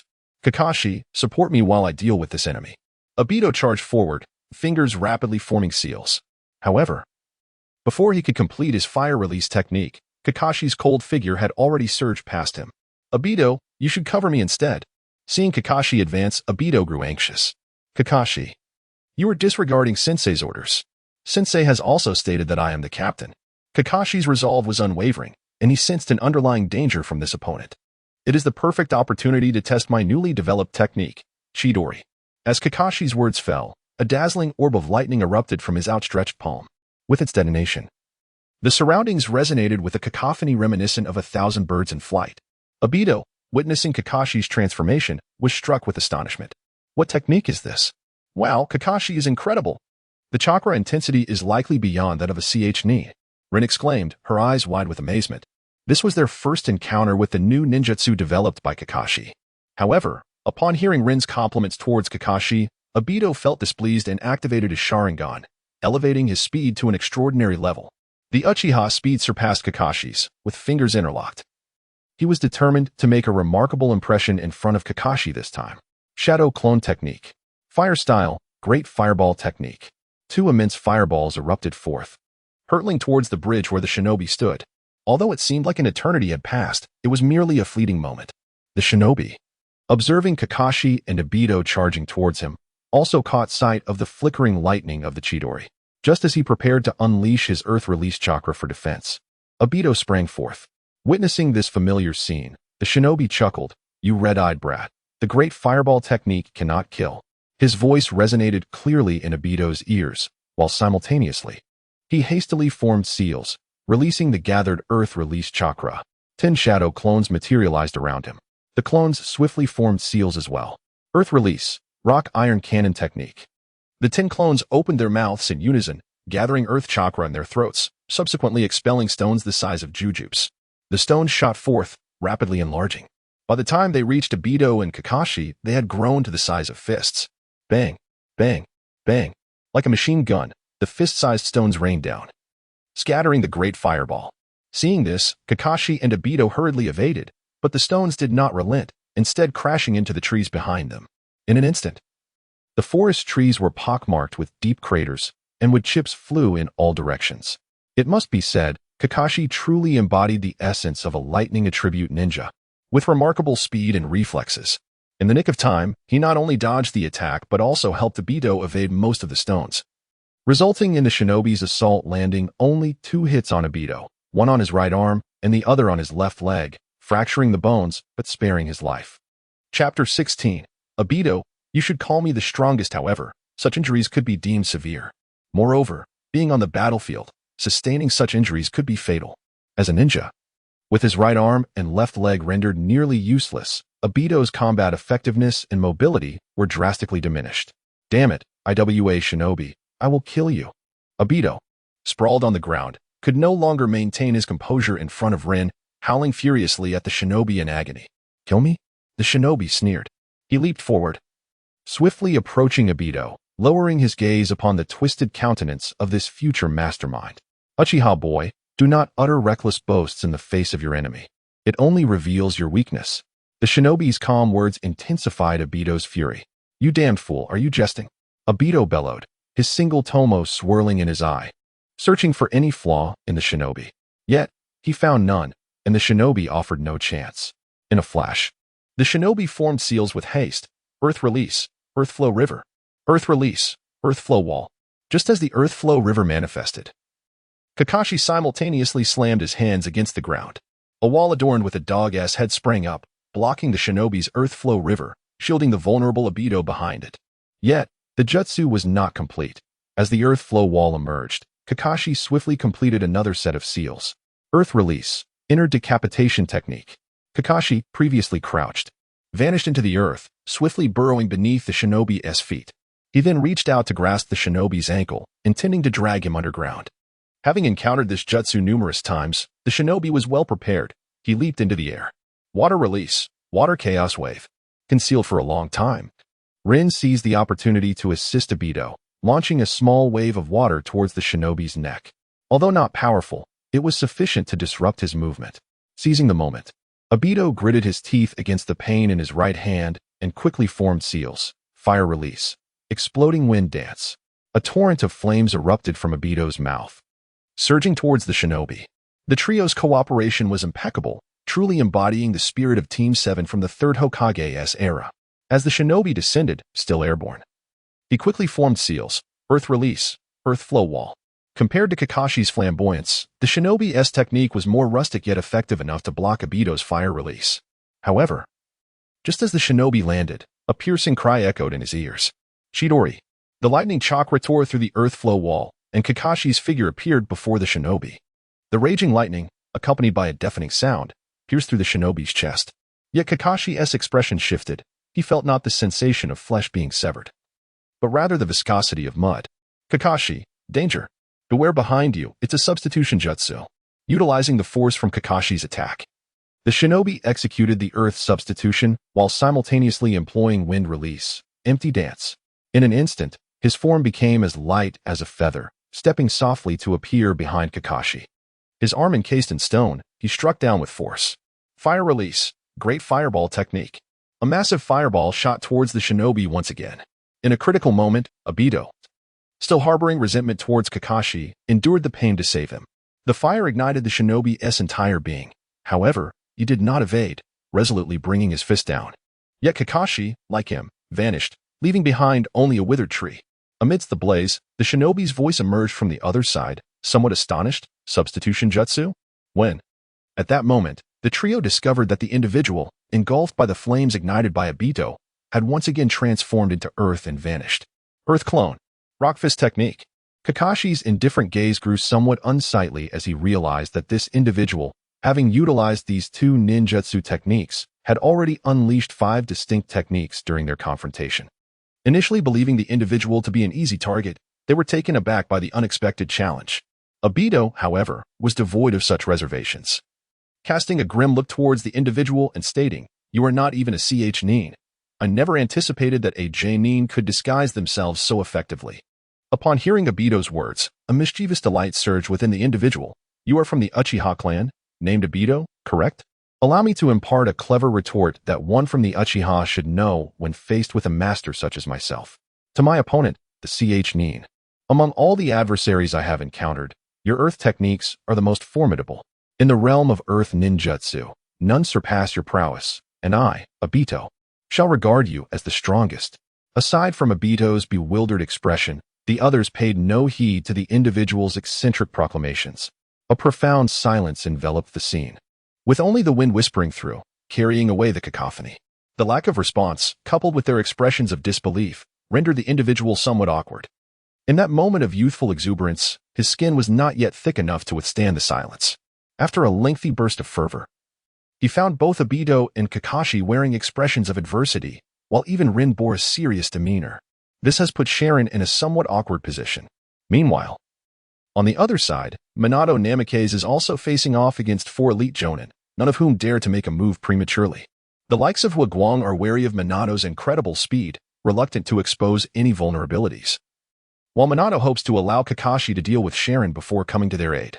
In truth, Sharon's skirmish with Kakashi and Obito was brief, lasting only a short while. Yet, this fleeting engagement caused a shift in Minato's expression. He felt a throbbing headache. He had not anticipated that his sensory abilities would misjudge Sharon's strength. As a result, Kakashi and Obito could not subdue Sharon quickly, and Obito had sustained serious injuries. A swift resolution is imperative, otherwise Kakashi and the others would be in peril. Although Minato harbored such thoughts, he furrowed his brow in light of the four Jonin's united vigilance. His advantage lay in dismantling the enemy's formation and swiftly taking them down one by one, having assassinated numerous Iwagakure ninjas on the battlefield. His own intelligence had largely been revealed. If Wagwang and his companions remained united, a direct assault would indeed be perilous. Despite his formidable offensive power and arguably unparalleled speed within the ninja world, his capacity to withstand damage from opponents was not guaranteed. The quartet has formed a combined assault formation, and for the time being, there appears to be no effective strategy. It seems that the breakthrough point lies with this individual. Minato's exceptional combat intellect allowed him to rapidly assess the current situation, and his peripheral gaze flickered towards Sharon, who was engaged with Kakashi. If he could eliminate Sharon, Kakashi would be liberated. With the advantage of lightning release over earth release, he could easily disrupt Wagwang's team as combined formation. Chapter 17. Yellow Flash. What Minato could conceive, Wagwang and his companions, albeit a tad slower in reaction, also began to realize. Daisher and Suma murmured softly, "I never expected Shinji to be this powerful. He is entirely qualified to become an official member of our assault team. Or even the demolition squad. They had been careless when you had asked them to look after him, and they had thought it was merely casual talk." Wagwang now felt a twinge of regret. Had they known Sharon's capabilities sooner, their plans would have unfolded far more seamlessly. "We must rescue Shinji. He is an exceptionally rare sensory-type ninja in our village. A genius with such potential is the future of our village." At this moment, Emoji also revealed a piece of crucial information. As the words left his mouth, Daisher and Sumatsu fell into a heavy silence, witnessing the trio's demeanor. Wagwang's eyes flashed with a hint of ferocity as he declared, "There is no other way now. To complete our mission and rescue Shinji will only enhance our strength. Captain, tell us what to do." The speed of Bufing Shuemin was astonishing. "We must strike together to avoid any slip-ups." The Uchiha brought over their poses little threat now. "The breakthrough point is that white-haired boy. Him. Magic Leech, it's up to you. We will provide cover." "All right."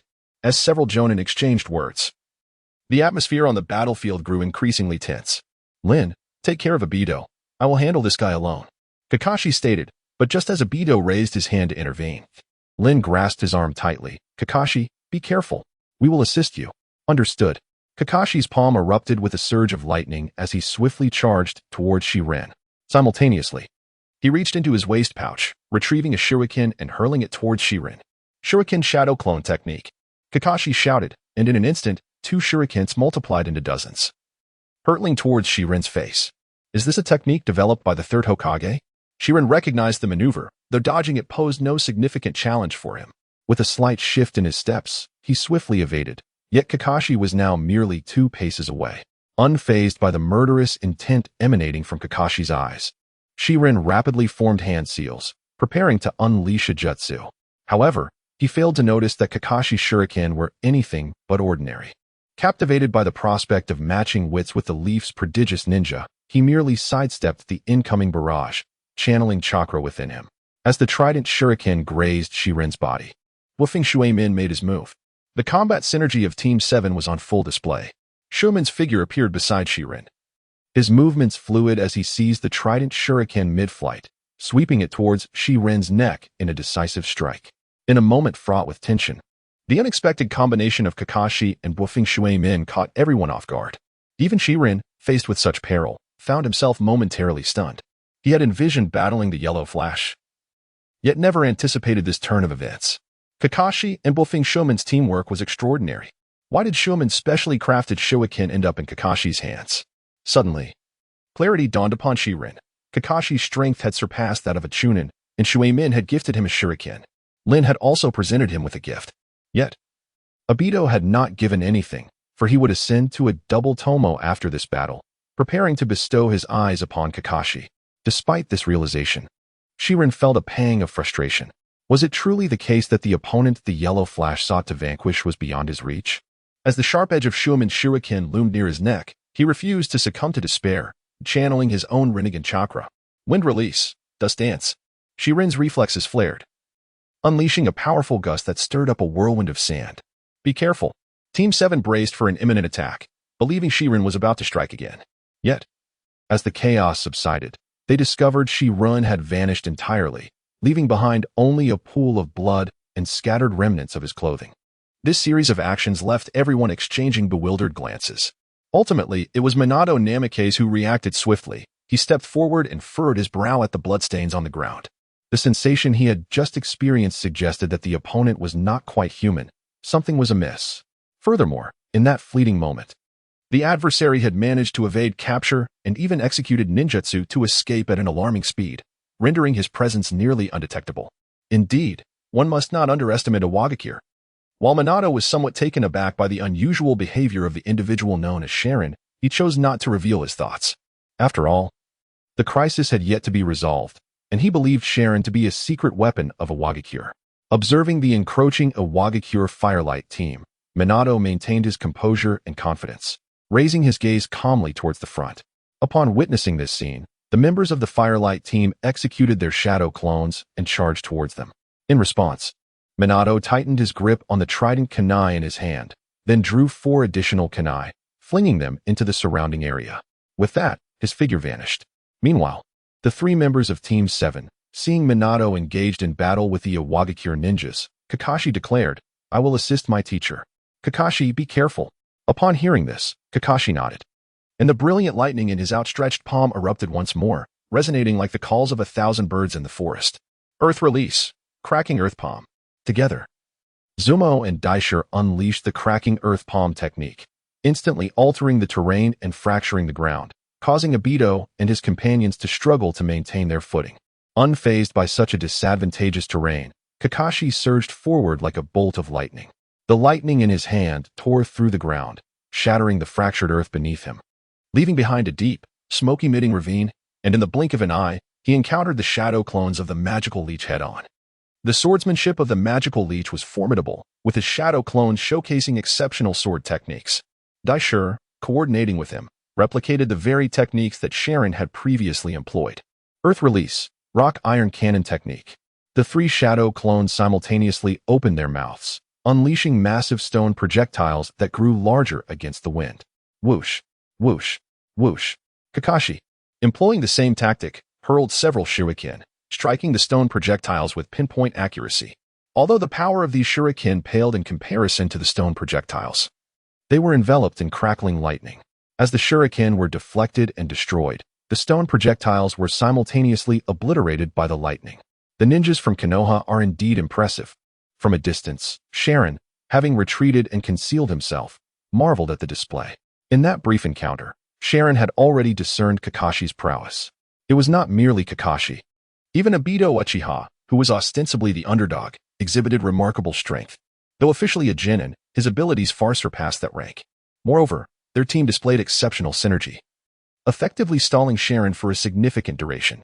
It is worth noting that during that time, Sharon had refrained from employing his Otsutsuki divine techniques, unleashing his ninjutsu without restraint.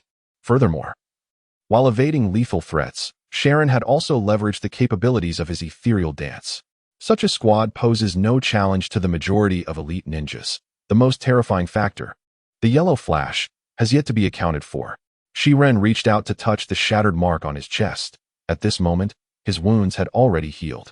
However, the sensation of impending death is one he fears will linger in his memory for a considerable time.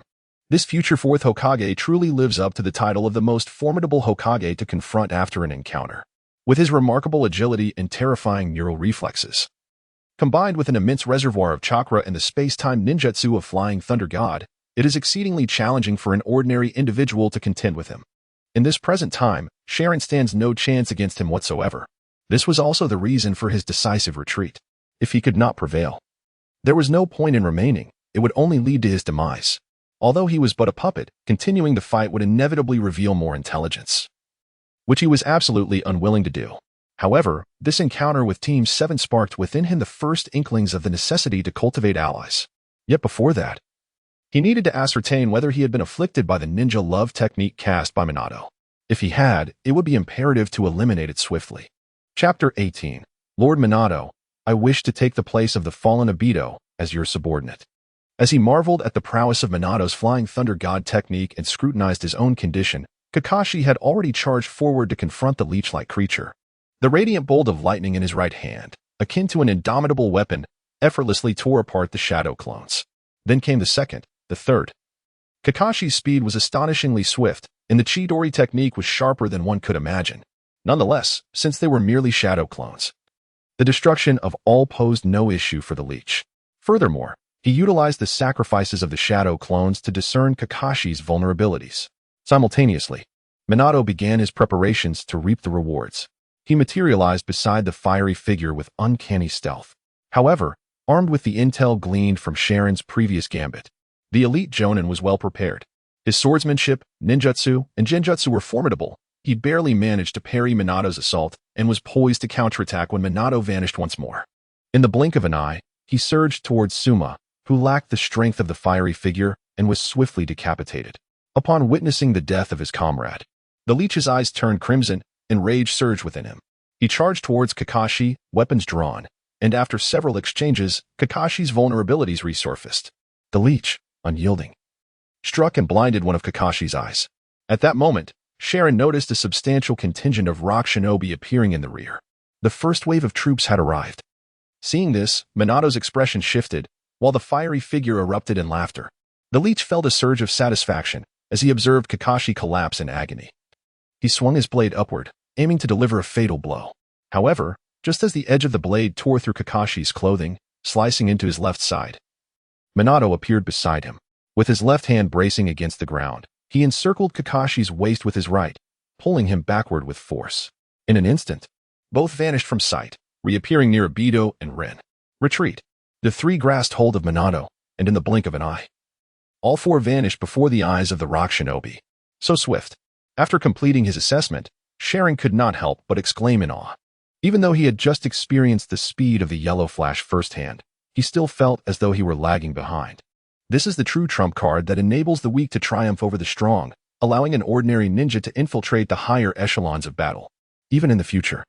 When stepping into the realm of the six paths, both the second Hokage and Minato can shine brilliantly. Frankly, I yearn to master this technique. If I were to stumble upon a forbidden scroll in Konoha, I would undoubtedly seize the opportunity. Regardless of my aptitude for space-time techniques, it is imperative to attempt it. At this moment, on the Kamikaze Bridge, as reinforcements from a Wagakure arrive, they commence a large-scale hunt for the four from Konoha. Simultaneously, Hikari dispatches a team to search for my whereabouts. In Hikari's view, the severity of my previous injuries was alarming. Yet the fact that I managed to escape implies that I may still be alive. Nonetheless, my objectives have largely been achieved. I have no intention of heading to the land of Earth.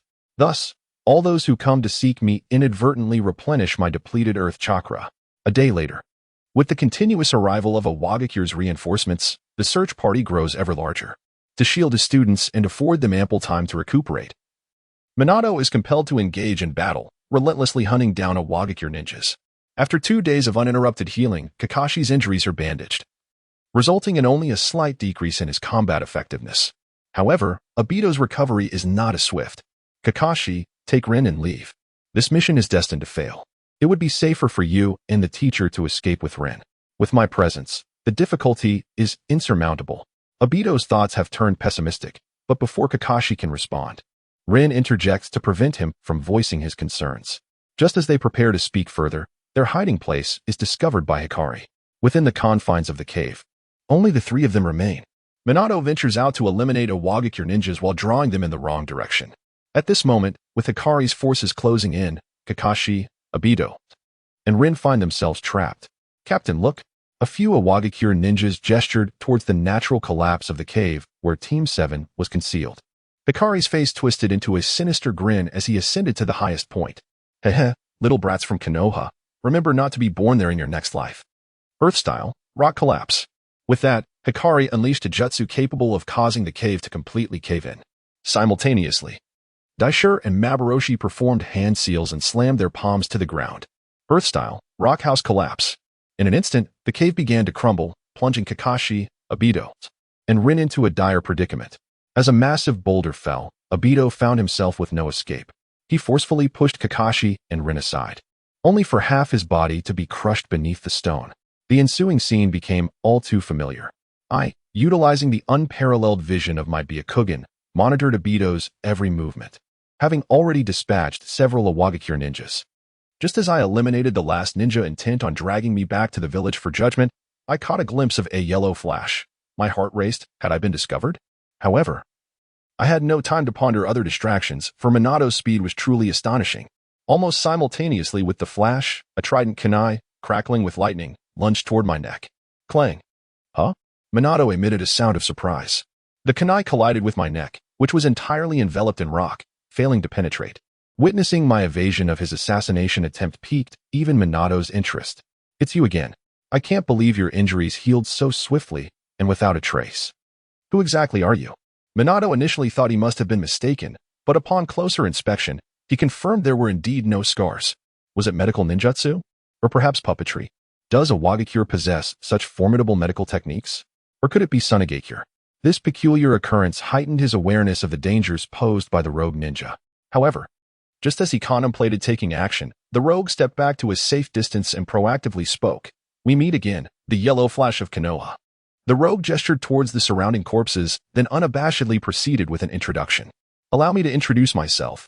My name is Aoki, I am 15 years old, unmarried, and a ninja from Awagakure. I reside on the outskirts of the village and have a fondness for the second daughter of the Han family.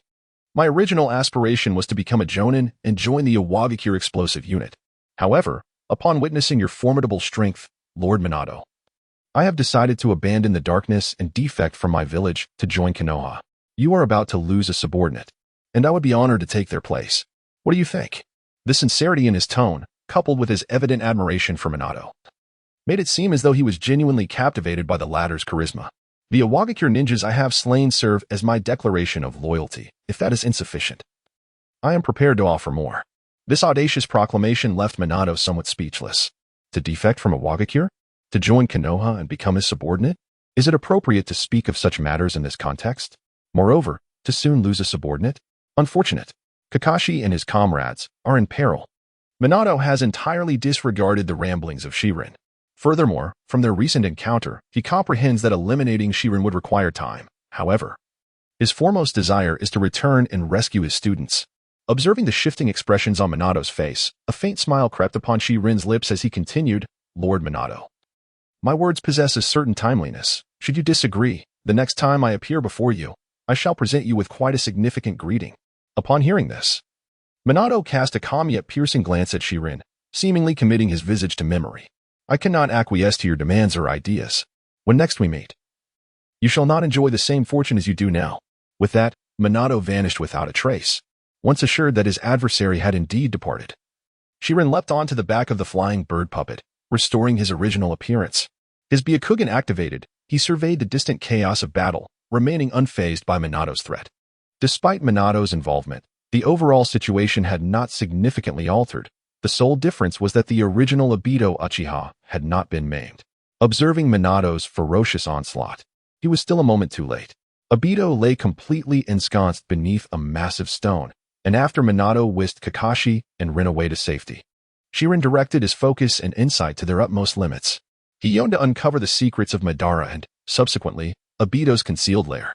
Only in this moment of calculated tranquility could he seize a fleeting chance for insight. Chapter 19. The Mountain Graveyard, Hyuga Branch Family. Without hesitation, Shirin activated his Rinnegan. The chakra from the Rinnegan enveloped him, concealing his presence entirely while distorting the perception of those around him. In the face of Madara and Black Zetsu, he wished to avoid premature exposure that might attract their attention. Shirin's greatest assurance stemmed from his familiarity with the narrative. Should his presence instigate a significant deviation in the storyline, it would be all too easy for him to escape his control. After all, Shirin's current prowess had not yet reached the level where he could disregard all variables. Thus, survival was paramount. Amidst his thoughts, he heightened the potency of his Byakugan to its zenith. Suspended in midair, he fixated intently on Obito, who was being crushed beneath the boulder. As time elapsed, Obito's life force waned. Shirin remained patient. Even if Madara sensed something amiss and abandoned Obito, acquiring his Sharingan would not be in vain. However, given Madara's prolonged interest in Obito, he would not relinquish him so easily, especially at this critical juncture. Within the vision of his Byakugan, Obito's flickering life force dimmed perilously close to extinguishment. Suddenly, the earth beneath him began to soften, and an extraordinary, ethereal chakra entered Shiren's perception. Were it not for his heightened focus, he might have overlooked this anomaly. White substances seeped from the ground, cocooning Obito like a chrysalis. To Shiren's astonishment, the nearly extinguished flame of chakra within Obito surged once more. He scrutinized the fluctuations of this substance, recognizing it as the chakra of the Vortex clan's White Zetsu. Just as White Zetsu enveloped Obito completely, another mass of black slime oozed from the surface. It emitted no aura or flowing chakra within the confines of his Byakugan. It appeared merely as an unknown, lifeless entity. Black Zetsu. To his surprise, it had also arrived. Is this the individual that Madara has so highly regarded? Madara has been eagerly awaiting him. We must depart swiftly. Indeed, it was crucial to leave immediately, for reasons unknown, upon my recent arrival. I felt a vague sensation of being observed. Ah, how could that be? Your detection abilities surpass even those of the Hyuga clan's Byakugan.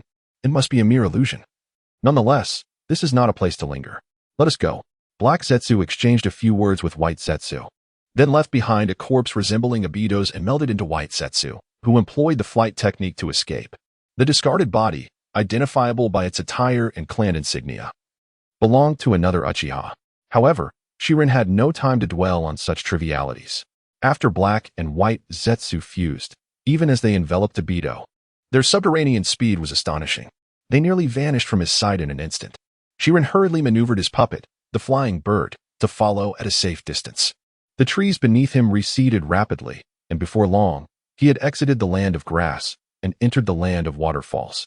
The abundant water and cascading rivers of the land of waterfalls provided optimal conditions for the concealment of Black Zetsu and White Zetsu. Such geographical conditions have imposed immense pressure on the pursuers of the fugitive. Simultaneously, they have driven the fugitive to express fervent complaints. In the original text, it was stated that the Black Absolute had nearly excavated a network of tunnels beneath all nations. What initially appeared to be mere jest has, unexpectedly, proven to be true. This also served as a wake-up call for the scholar, reminding him that if he were to confront the elusive figure of Black Absolute in the future, he must strike with precision. Otherwise, allowing him to escape would render any subsequent attempts to capture him exceedingly arduous.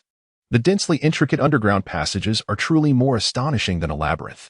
Fortunately, they were eager to meet with Ban and did not meander through the land of waterfall multiple times. After merely traversing the subterranean routes of the land of waterfall twice, they plunged headlong into the land of iron. The land of iron is one of the few truly neutral nations in the shinobi world, predominantly ruled by samurai. There are no ninjas here, and it is plausible that Madara has chosen this place as his lair. Upon entering the land of iron, their path became straightforward, leading them northward.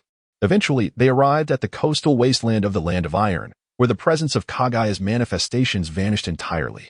Shiren circled high above, observing the structures below that resembled kiln-like formations, with numerous small doors scattered across the walls, making it nearly impossible to discern the true entrance. However, as Shiren continued his exploration, he spotted a large skeleton at the side of one of the largest exits. Is this a mountain graveyard? Upon seeing the multitude of colossal animal bones, Shiren suddenly connected the dots. It seemed that in the future, after Obito had exchanged eyes with Madara, Sasuke would emerge from this cave. To his astonishment, this place turned out to be Madara Uchiha's current hideout. Shiren was momentarily misled by erroneous information, as he vaguely recalled from the original narrative that Madara had mentioned after reviving Obito that he had fallen at the entrance of his cave, and out of kinship with the Uchiha clan, he saved him.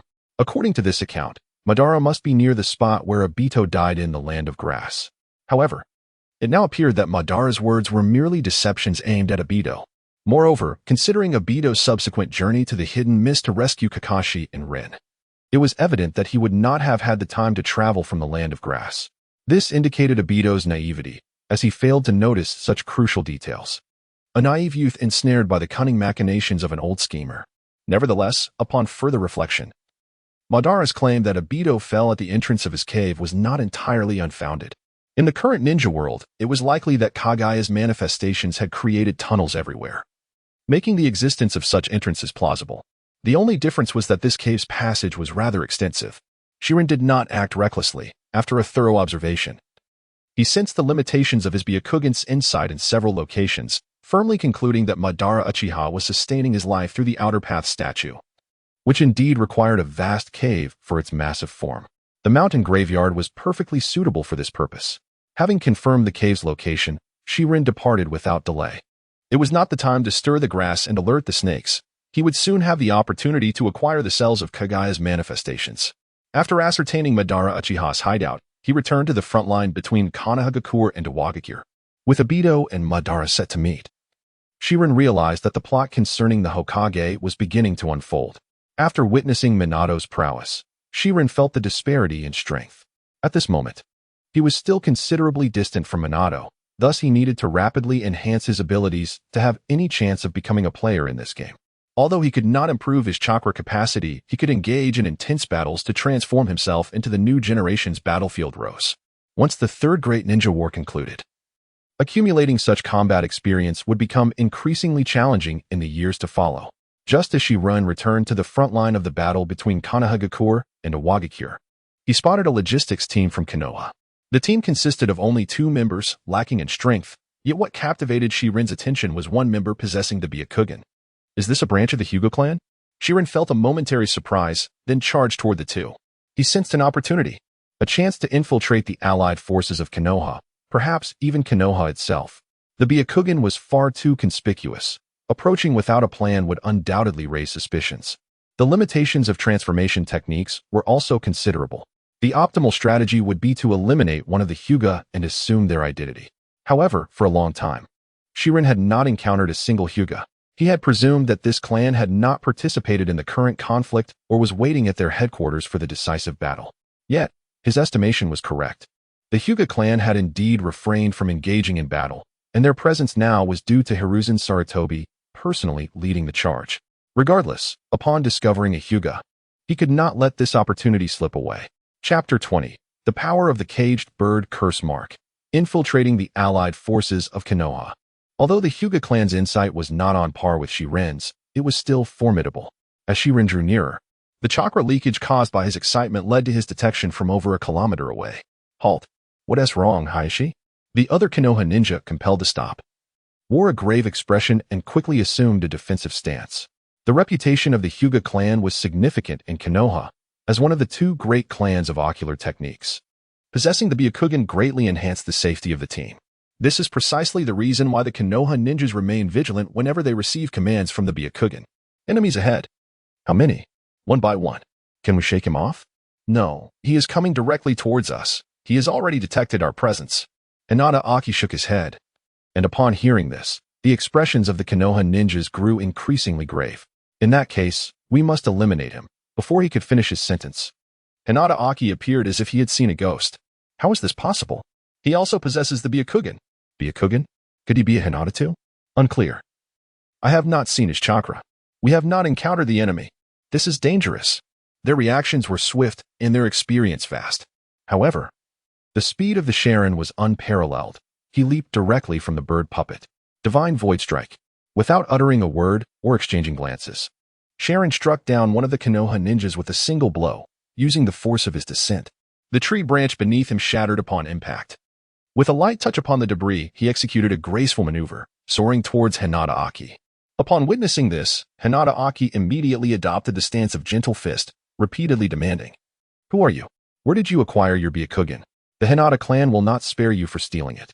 Yet Sharon remained silent, closing in on him in an instant. Hinata Aki unleashed his chakra, shouting, "Gentle fist, 8 trigrams, 64 palms. 2 palms for palms, 8 palms, 16 palms, 32, before he could complete the 32 palms. A piercing scream escaped his lips. As his cries abruptly ceased, he found himself ensnared by Sharon, who had seized him by the neck. "Is this your gentle fist?" "It is utterly feeble." After confirming the demise of the other, Sharon finally spoke, having subdued Hinata entirely. Well aware of the reasons behind a villain's downfall, he saw no merit in engaging in pre-fight banter. Clearly, the only opponents deserving of his patience were lifeless bodies or those devoid of the will to resist. Hinata Aki, completely at Sharon's mercy, could utter no words, only issuing faint whimpers. Sharon had no intention of encouraging a response. He gradually tightened his grip, reddening Hinata's face as if he were about to extract his Byakugan. "Silence now. Allow me to delve into your memories and understand your chakra fluctuations. This is the last value of your existence." Sharon hoisted Hinata Aki, while his left hand emanated a yellow, ethereal light. As the luminescence penetrated Hinata's mind, A myriad of images unfolded in Sharon's consciousness, every detail of his life over the past decade illuminated before him. This also encompassed his memories of training in gentle fist techniques. With the heritage of the Otsutsuki clan, Sharon swiftly grasped the application of gentle fist. Subsequently, he transformed his palm into a claw, probing into Hinata Aki's abdomen, extracting the chakra that belonged to him. The complete loss of chakra led to a rapid decline in Hinata Aki's vitality. At that moment, a mysterious curse mark on Hinata's forehead seemed to sense the waning of his life force. The seal activated, radiating a dark green light that swiftly enveloped his Byakugan's entire field of vision. Oh, is this the Hinata clan's caged bird seal? It appears you are not without merit. At least this seal holds more value than you do.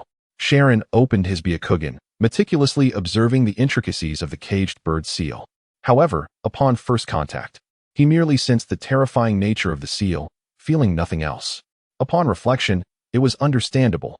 In the original narrative, the caged bird was regarded as the most potent seal, one from which death could not liberate.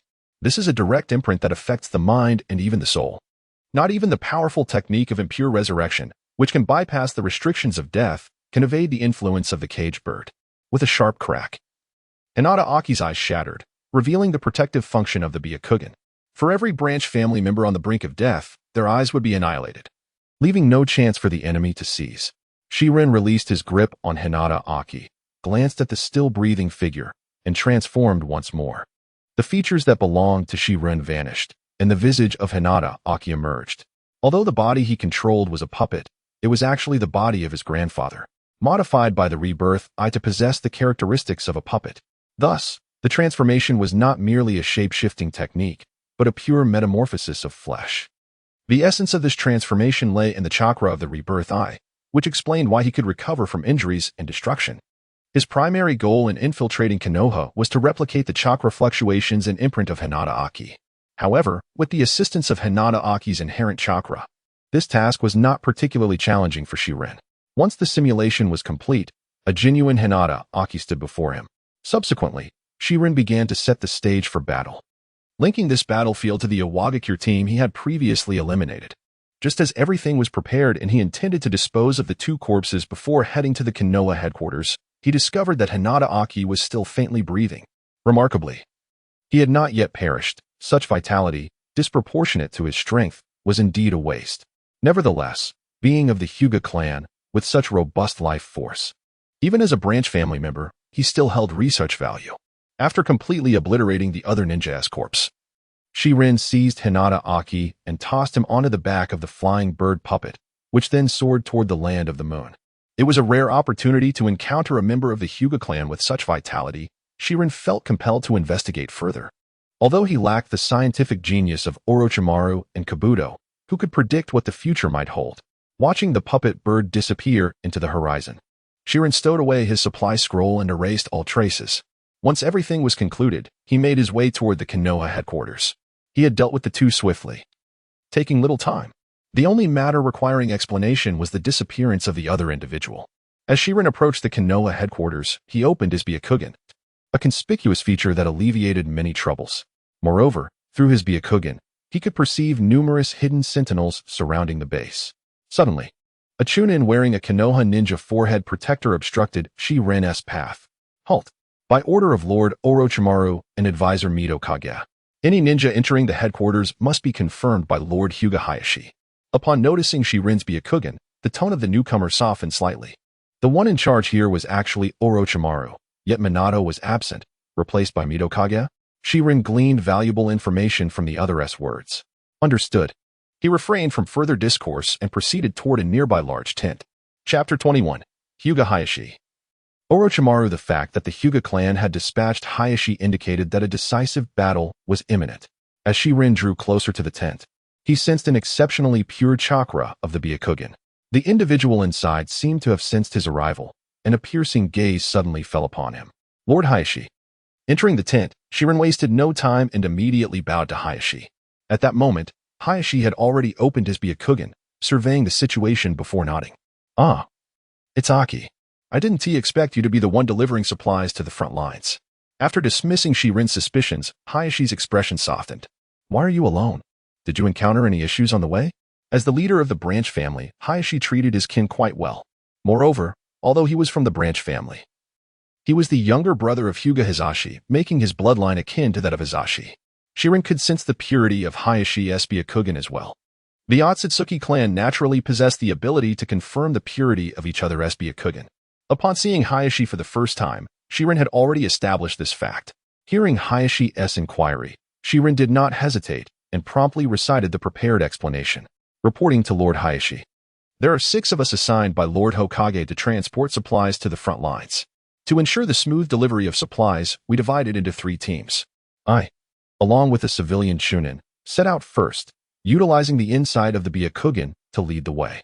Throughout our journey, we encountered no enemy presence. However, 40 miles from the headquarters, we came across 2 patrol teams from Iwagakure.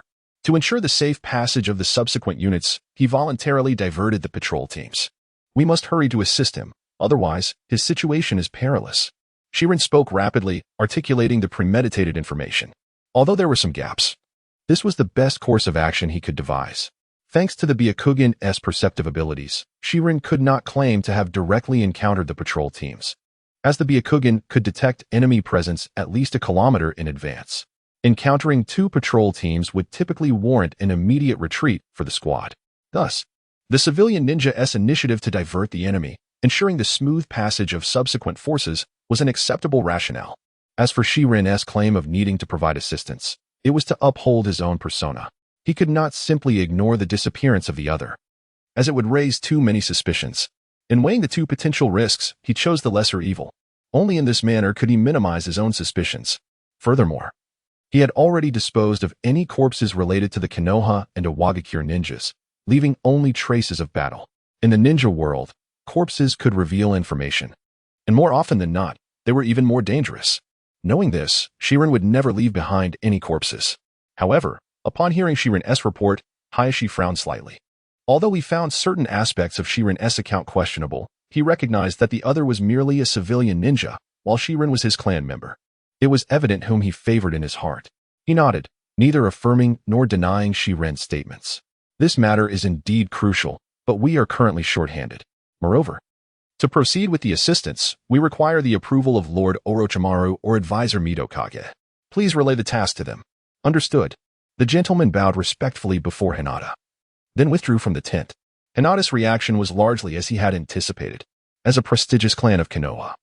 While the Hyuga family did not exhibit the overt arrogance characteristic of the Uchiha, they were not far removed from it. In truth, it was not solely the Hyuga. The prominent clans of Konoha generally held a disdainful view of the common ninja. However, the 3rd Hokage had diligently worked over the years to integrate the lower echelons and some of the middle ranks with commoners, resulting in a significant representation of civilian ninjas among the Genin and Chunin. This effort had indeed borne fruit, as the civilian ninjas, serving as the main force, unleashed remarkable power during the war. Today, figures such as Orochimaru and Minato Namikaze stand as representatives of the commoners. With these thoughts in mind, the gentleman turned and made his way toward the central tent. As he approached the heart of the encampment, a cold, dark chakra began to swirl ominously around him. The chilling aura of chakra enveloped the individual, inducing an unsettling sensation, even a hint of coldness. Approaching the tent, he was not greeted by the familiar sight of a wartime encampment, but rather a modest laboratory. Truly, Orochimaru remained devoted to his research even in these times. Peering within with his Byakugan, he discerned a solitary figure, but beyond that, nothing else was visible. Evidently, Orochimaru had conducted studies on the Byakugan, employing seals to thwart any probing into his work. The arrival of this individual did not escape Orochimaru's notice. He turned his body, his golden slit pupils fixating upon him. Orochimaru's gaze was sharp as a blade, scrutinizing him from head to toe. A member of the Hyuga branch, what brings you here? The raspy tone intensified the oppressive atmosphere. Bowing his head, he responded, Lord Orochimaru, I have just come from Lord Hayashi with critical intelligence to report. Orochimaru regarded the shifting demeanor of the Hyuga, his gaze growing increasingly peculiar, before finally rasping, proceed. Under the weight of Orochimaru's inquisitive stare, the individual dared not entertain errant thoughts. Hastily reiterating the information relayed to him by Hayashi, Orochimaru remained silent, seemingly indifferent to the notion of rescue proposed by the individual. His unwavering gaze lingered on the Hyuga's form until, after what felt like an eternity, He averted his eyes, a strange expression fading from his countenance. Since they are your comrades, you shall lead the way to their assistance. Yes. With Orochimaru's consent, the individual departed the disquieting space without hesitation. As he observed the individual's exit, Orochimaru extended his elongated tongue, savoring the air as if gleaning its essence. Peculiar, so very peculiar. The body bore the scent of death. Yet the soul remained vibrant, life and death coexisting within a single vessel. Orochimaru, who had clandestinely conducted dissections and numerous human experiments, was all too familiar with the aura of mortality. Furthermore, as he delved into the secrets of immortality, his understanding of the interplay between spirit and flesh stood among the foremost in the ninja world. The individual's ruse could deceive others, even simulating chakra fluctuations to mislead Byakugan scrutiny. Yet, a body devoid of life could never fool one so well acquainted with the deceased as Orochimaru. Is this a puppet? From Sunagakure? Fascinating, utterly fascinating. But to choose a Hyuga, are you coveting the Byakugan? Orochimaru regarded this as an intriguing plaything, yet his interest was fleeting. More than his curiosity towards the individual, he yearned for the swift results of his experiments. Ah, but what concern is it of mine? This war nears its conclusion, and I too must depart. This decaying village offers no refuge for me. Orochimaru's gaze turned frigid once more, for having grown up under the tutelage of Sarutobi Hiruzen, he was acutely aware of his mentor's capabilities. This series of propaganda regarding the achievements and image of Minato Namikaze serves a purpose, yet he himself has been deliberately downplayed. The elder, in his relentless efforts to pave the way for Minato's ascendancy to Hokage, has left no stone unturned. Having engaged with Danzo for an extended period and gleaning countless dark secrets from Orochimaru, he is acutely aware of the underlying dynamics. Although he is also a hero of the village and a prominent candidate for the fourth Hokage, the elder's true intention for succession lies with Minato. Moreover, he has other aspirations beyond the role of Hokage. Chapter 22. The Schemes of the Four Great Shinobi Villages Land of Earth. Here lies the latest intelligence. Please analyze it thoroughly.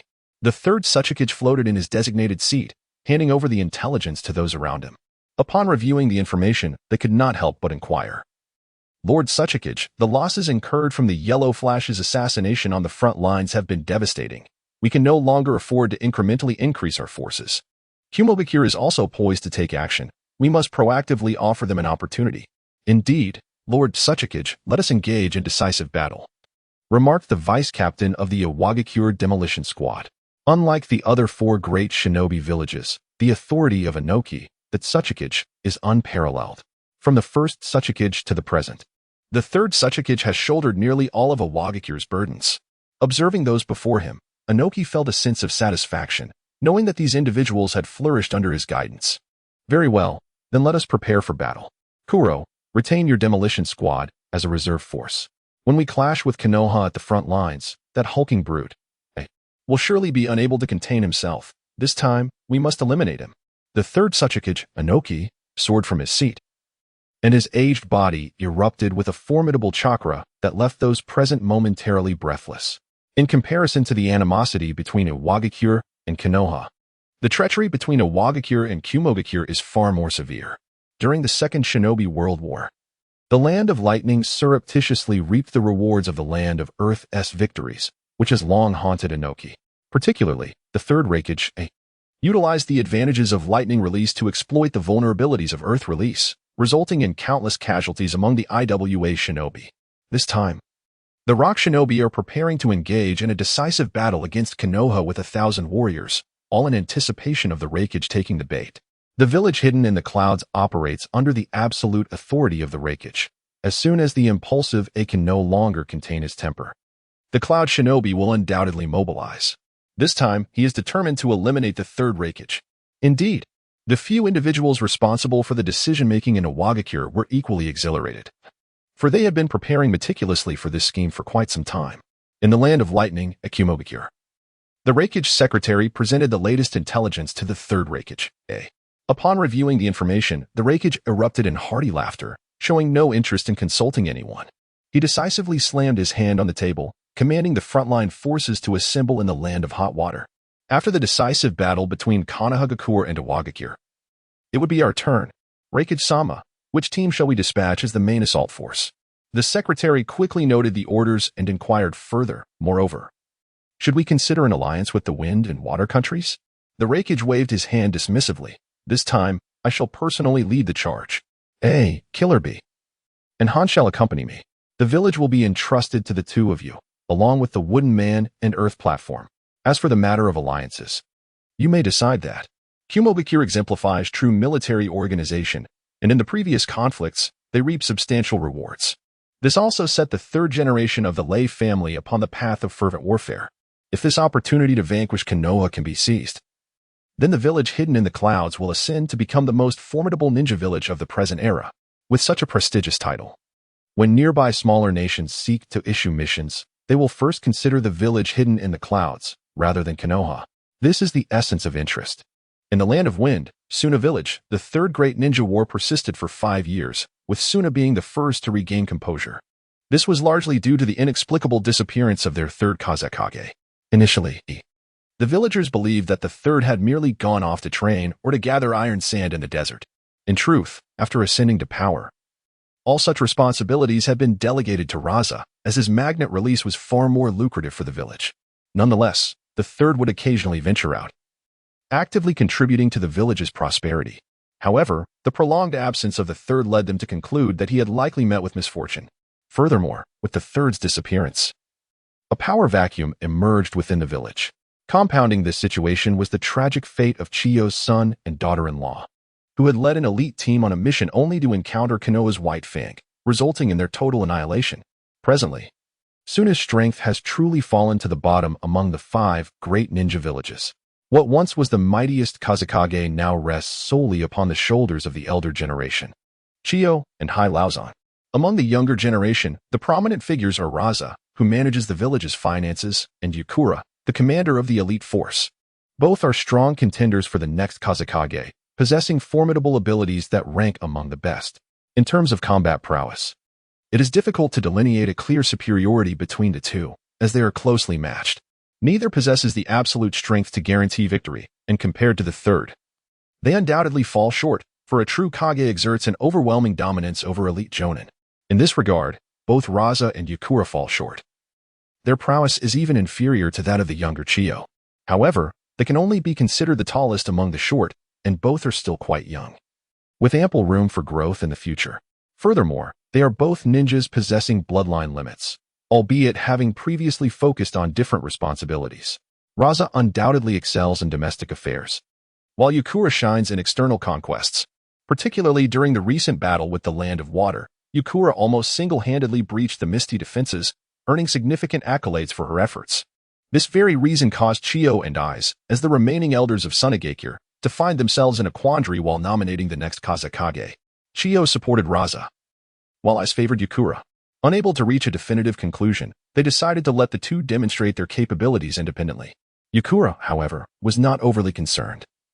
Her political acuity was lacking, and her situation remained unchanged. This led to a gradual decline in her support among the village's prominent clans compared to Raza, an outcome she did not mind, especially since she had taken on an apprentice. Yet, this opposing dynamic fueled Raza's growing discontent towards her. At this moment, the 4 of them sat together deliberating their future strategies. They had received news of a coalition from the Land of Lightning, as well as updates regarding the decisive battle between Iwagakure and Konoha. Their primary consideration now is whether to participate. After much discussion, they reached no final decision. Ultimately, it was Chiyo and Aiz who resolved to treat this military engagement as the ultimate evaluation for the Kazekage position. In the Land of Water, at Kirigakure, an elite jonin from the Zuki clan inquired, "Lord Wine-shi, do you believe we can partake in this affair? Even if it were indeed an opportunity. We currently lack the capacity to mobilize the full strength of the village, especially with the Uchiha from Konoha watching us closely at the borders." Wine-shi shook his head, his tone somber. "The Uchiha have recently slain many of our ninjas.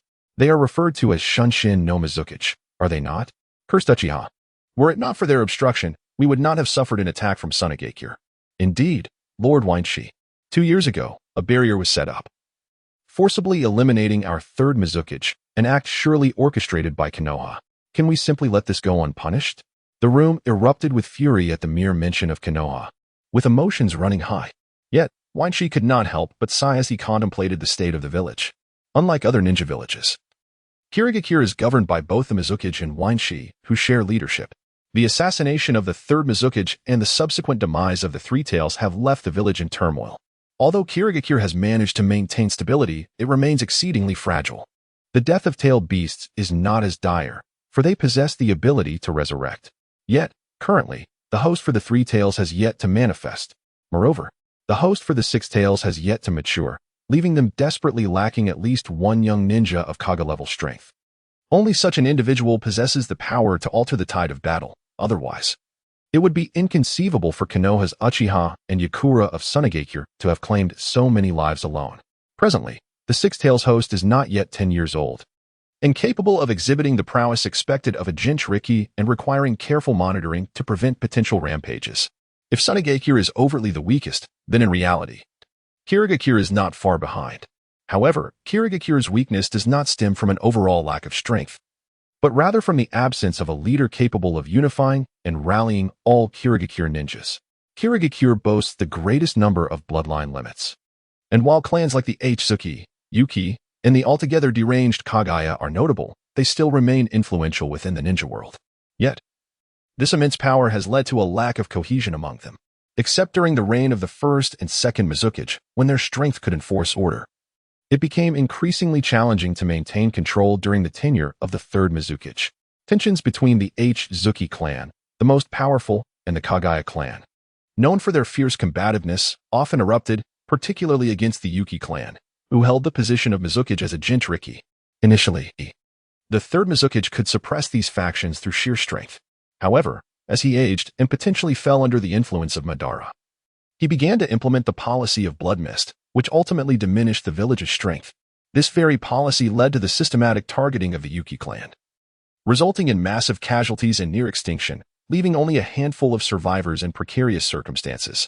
Despite such attrition, the foundational strength of Kirigakure's ninjas remains formidable.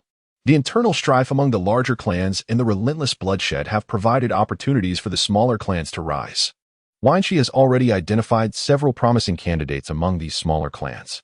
However, elevating them will require some strategy. Looking at the members of the H-Zuki clan and the Kagaya clan's elite jonin, Wanshi decisively declared, though we cannot launch a full-scale offensive at present, we cannot allow the grievances against Konoha to go unaddressed. Let the 7 ninja swordsmen be dispatched. Understood. At this moment, a senior shinobi from the Kagaya clan stood up. His words tinged with a hint of madness. What is the 7 ninja swordsmen of the mist? I suggest we capture the Leaf Village's shinobi and force the recently acquired Three Tails into their bodies, unleashing chaos upon Konoha. Ah, what a splendid idea. Indeed. Even if the tailed beasts are slain, they will eventually be reborn, and we can capture them again. Thus, we shall divide our forces. It is settled then. We must seize a piece of Konoha for ourselves. Chapter 23. The Battle of Konoha and Iwagakure commences. As for the allied forces from the Land of Lightning, we shall disregard their demands for joint action. Those lacking the strength to consume will inevitably regurgitate. In the eyes of the village leader, although Konoha may not be as powerful as it once was, Sarutobi Hiruzen is not to be underestimated. At this juncture, Kirigakure requires a smooth transition, and the leader, being advanced in years, has numerous concerns to ponder. The Jinchuriki of the Six Tails is still a child and cannot provide adequate combat strength. The Three Tails has only just been reclaimed, and the Jinchuriki has yet to be confirmed. To abstain from combat entirely would expose Kirigakure's vulnerabilities before the other villages. The leader wishes to avoid entanglements this time, so it is decided, you may make the arrangements. After the others departed, the leader reclined in his seat, contemplating who should succeed the fourth Mizukage. His age has begun to weigh heavily upon him. Initially, both he and the third Mizukage had high hopes for the head of the 7 ninja swordsmen, Kisame Hoshigaki. However, in recent years, Kisame's performance as the head of the intelligence division has been abysmal. He established a rule allowing his subordinates to eliminate all teammates to safeguard intelligence. Yet he himself betrayed the village's secrets to neighboring countries. Upon reassuming control of the village, the leader promptly abandoned any hope for him. The only reason he has yet to take action against Kisame is to reserve his head for the fourth ascension to power. The intricate scheming and sordid dealings among the 4 great shinobi villages are still beyond the ken of the current shinobi. Orochimaru agreed to lead a team for reinforcements, and neither Mitarashi Anko nor Hyuga Hayashi objected. At this moment, they had no time to concern themselves with the fate of an ordinary civilian shinobi. Minato Namikaze has withdrawn from the Kemizumi Bridge, bringing with him less than favorable news. Currently, Konoha is mobilizing its entire force, leaving scarce resources to allocate to the reinforcements. After exchanging greetings with Hyuga Hayashi, the shinobi made his way to the assembly point, easily distinguishing the leader of the group. The shinobi approached the middle-aged ninja and scrutinized his companions. Including himself, there were a total of 8 ninjas, divided into 2 small teams. Aside from the shinobi and the other captain, the remaining members were all genin, notably youthful. It appeared they had recently graduated from the academy. In fact, the shinobi was correct. These individuals were indeed students from the ninja academy, some having graduated normally, while others had graduated early. They were all contemporaries of Kakashi and Uchiha Obito, even classmates of Uchiha Shisui. After exchanging a few words with another genin from the Yamanaka clan leading the other team, the group organized themselves accordingly. As the initiator of this reinforcement mission, the shinobi, being a genin, naturally took on the role of leader for one of the small teams. Once the teammates were confirmed, without further delay, the shinobi set off with his team. Upon exiting the main camp, the shinobi activated his Byakugan, prompting the others in the team to adopt a vigilant stance.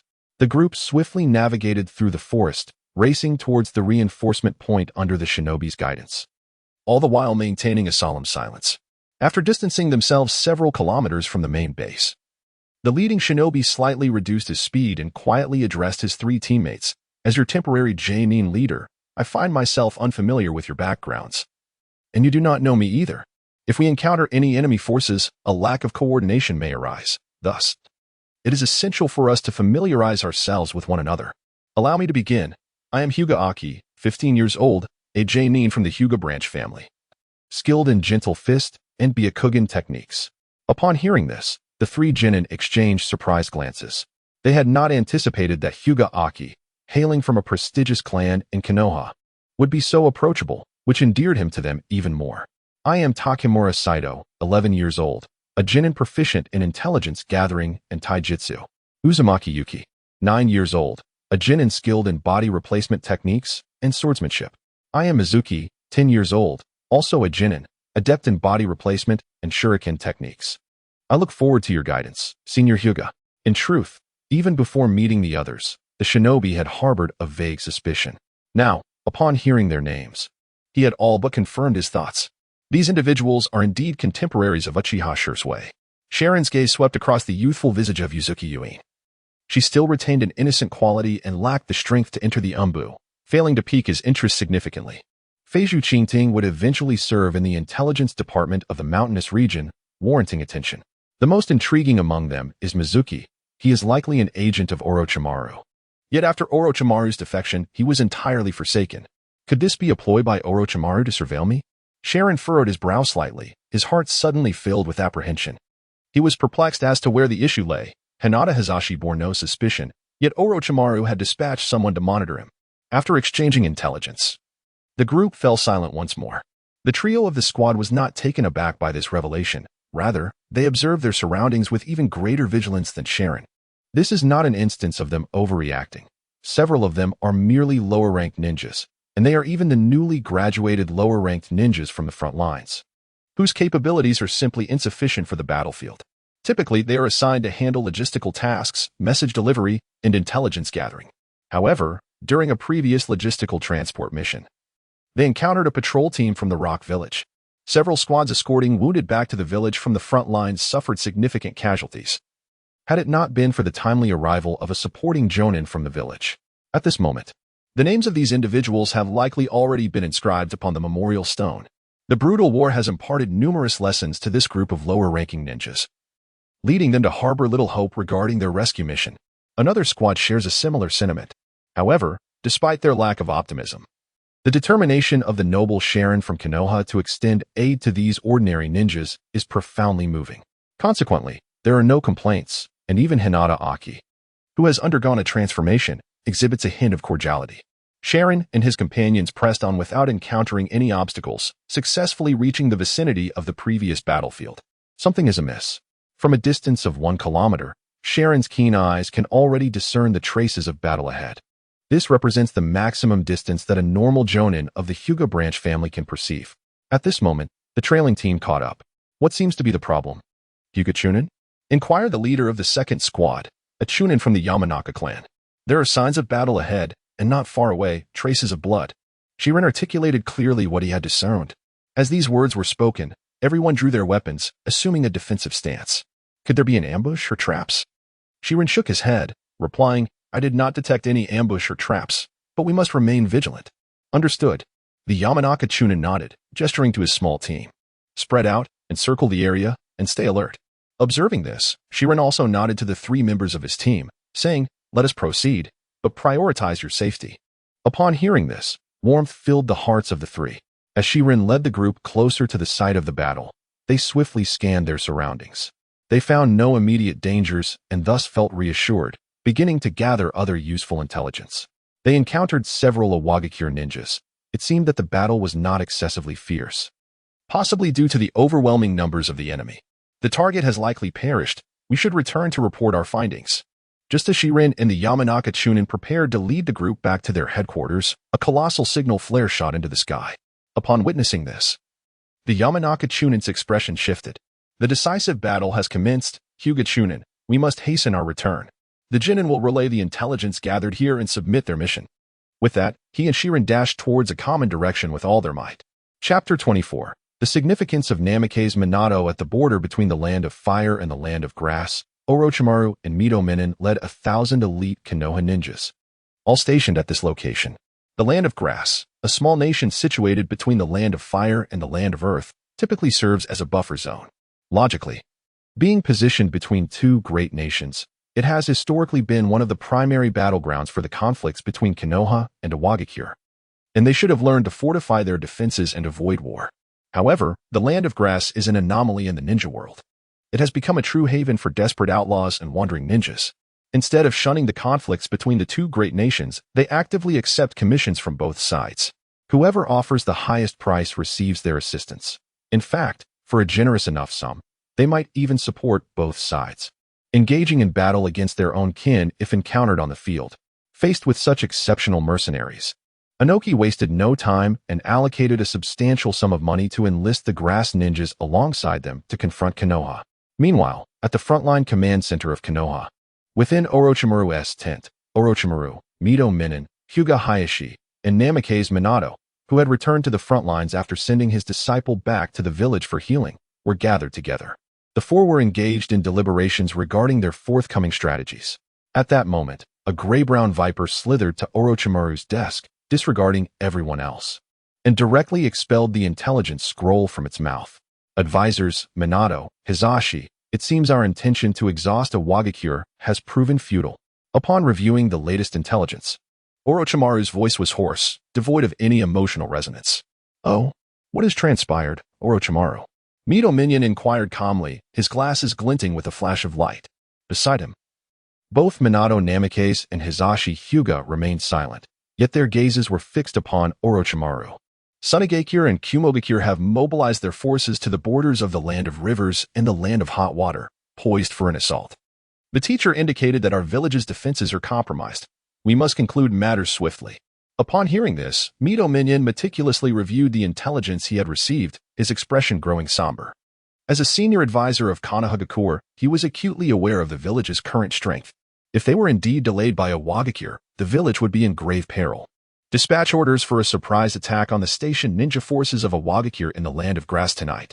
As the frontline commander, Orochimaru understood the critical importance of speed in warfare and did not confer with Mito Minin, issuing the command outright. However, recognizing the urgency of the situation, Mito Minion refrained from further objections. At this moment, Orochimaru turned his gaze towards Minato Namikaze and Hizashi Hyuga, proclaiming, Minato, Hizashi, you shall lead this assault team.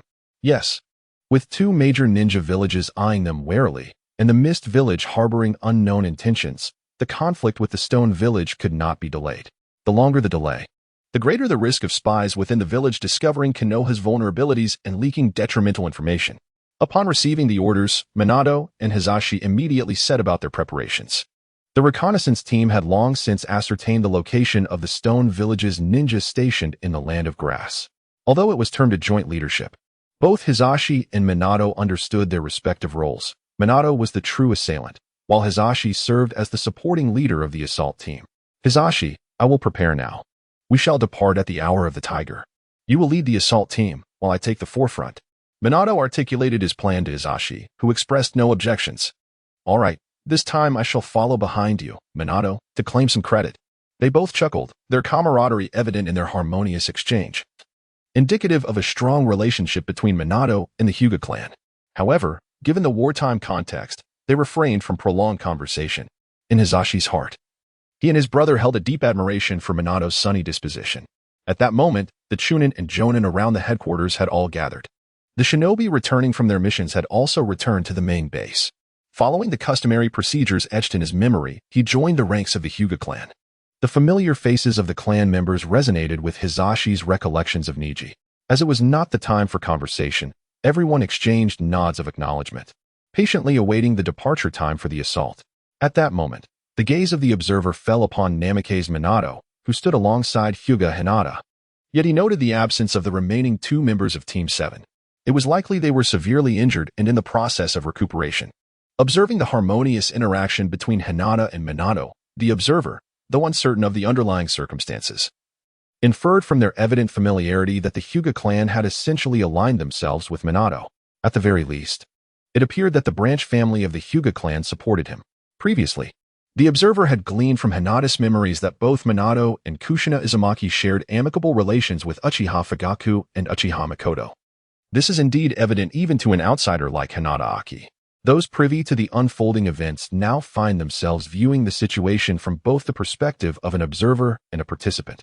The election for the position of Hokage following the Great War was not merely a whimsical selection by Konoha. Minato Namake's ascension to the role of the fourth Hokage was preordained. In fact, it seems that Hiruzen Sarutobi began laying the groundwork and making selections early on, particularly after realizing that Jiraiya and Tsunade had no desire to assume the mantle of Hokage. Minato, as a genuine heir to the Hokage lineage, was a disciple of Jiraiya and had connections to the ANBU, the Hokage's direct covert operations unit. Furthermore, his marriage to Kushina Uzumaki, a strategic asset for Konoha, and his mastery of the second Hokage's Flying Thunder God technique endowed him with significant strategic stature and political leverage. Moreover, his enduring amicable relations with the Uchiha clan, coupled with the third Hokage and Konoha's leadership permitting him to take on an Uchiha disciple, firmly established his implicit nomination for the position of fourth Hokage. During this conflict in the ninja world, his continuous outstanding performances were merely a means for the third Hokage to garner greater prestige and support for his favorite successor. It is likely that Jiraiya was already aware of this. Although Tsunade had departed, she too must have been informed. Even if Orochimaru remained oblivious or indifferent, he probably discerned the underlying dynamics long ago.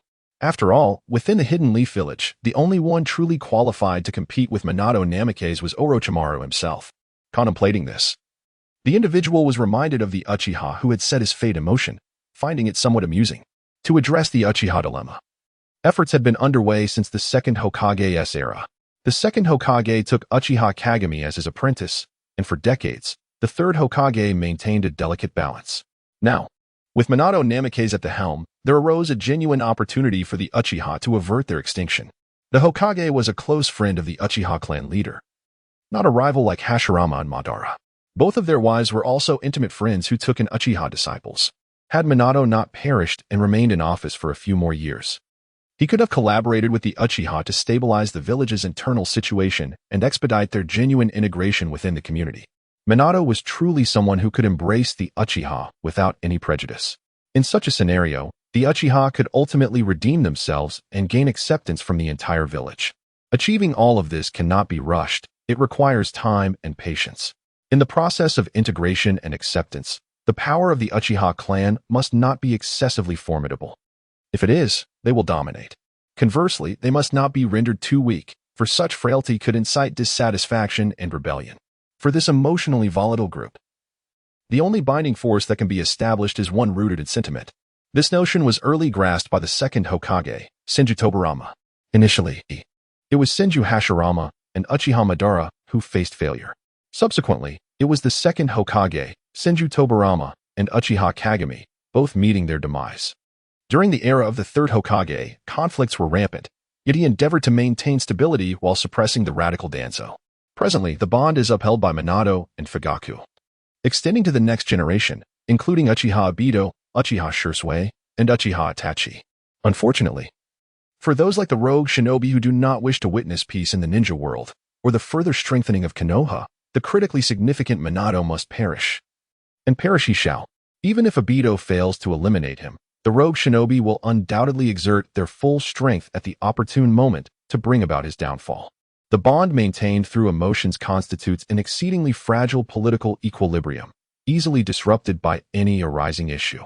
Should the demise of Minato Namikaze occur, and during the turmoil caused by the Ninetales, the villagers would witness the Sharingan's control over the beast. Consequently, the Uchiha clan would inevitably become a target that must be addressed, with the third Hokage aging and lacking the time to cultivate another like Minato. Contemplation of these matters occupied the mind of the shinobi.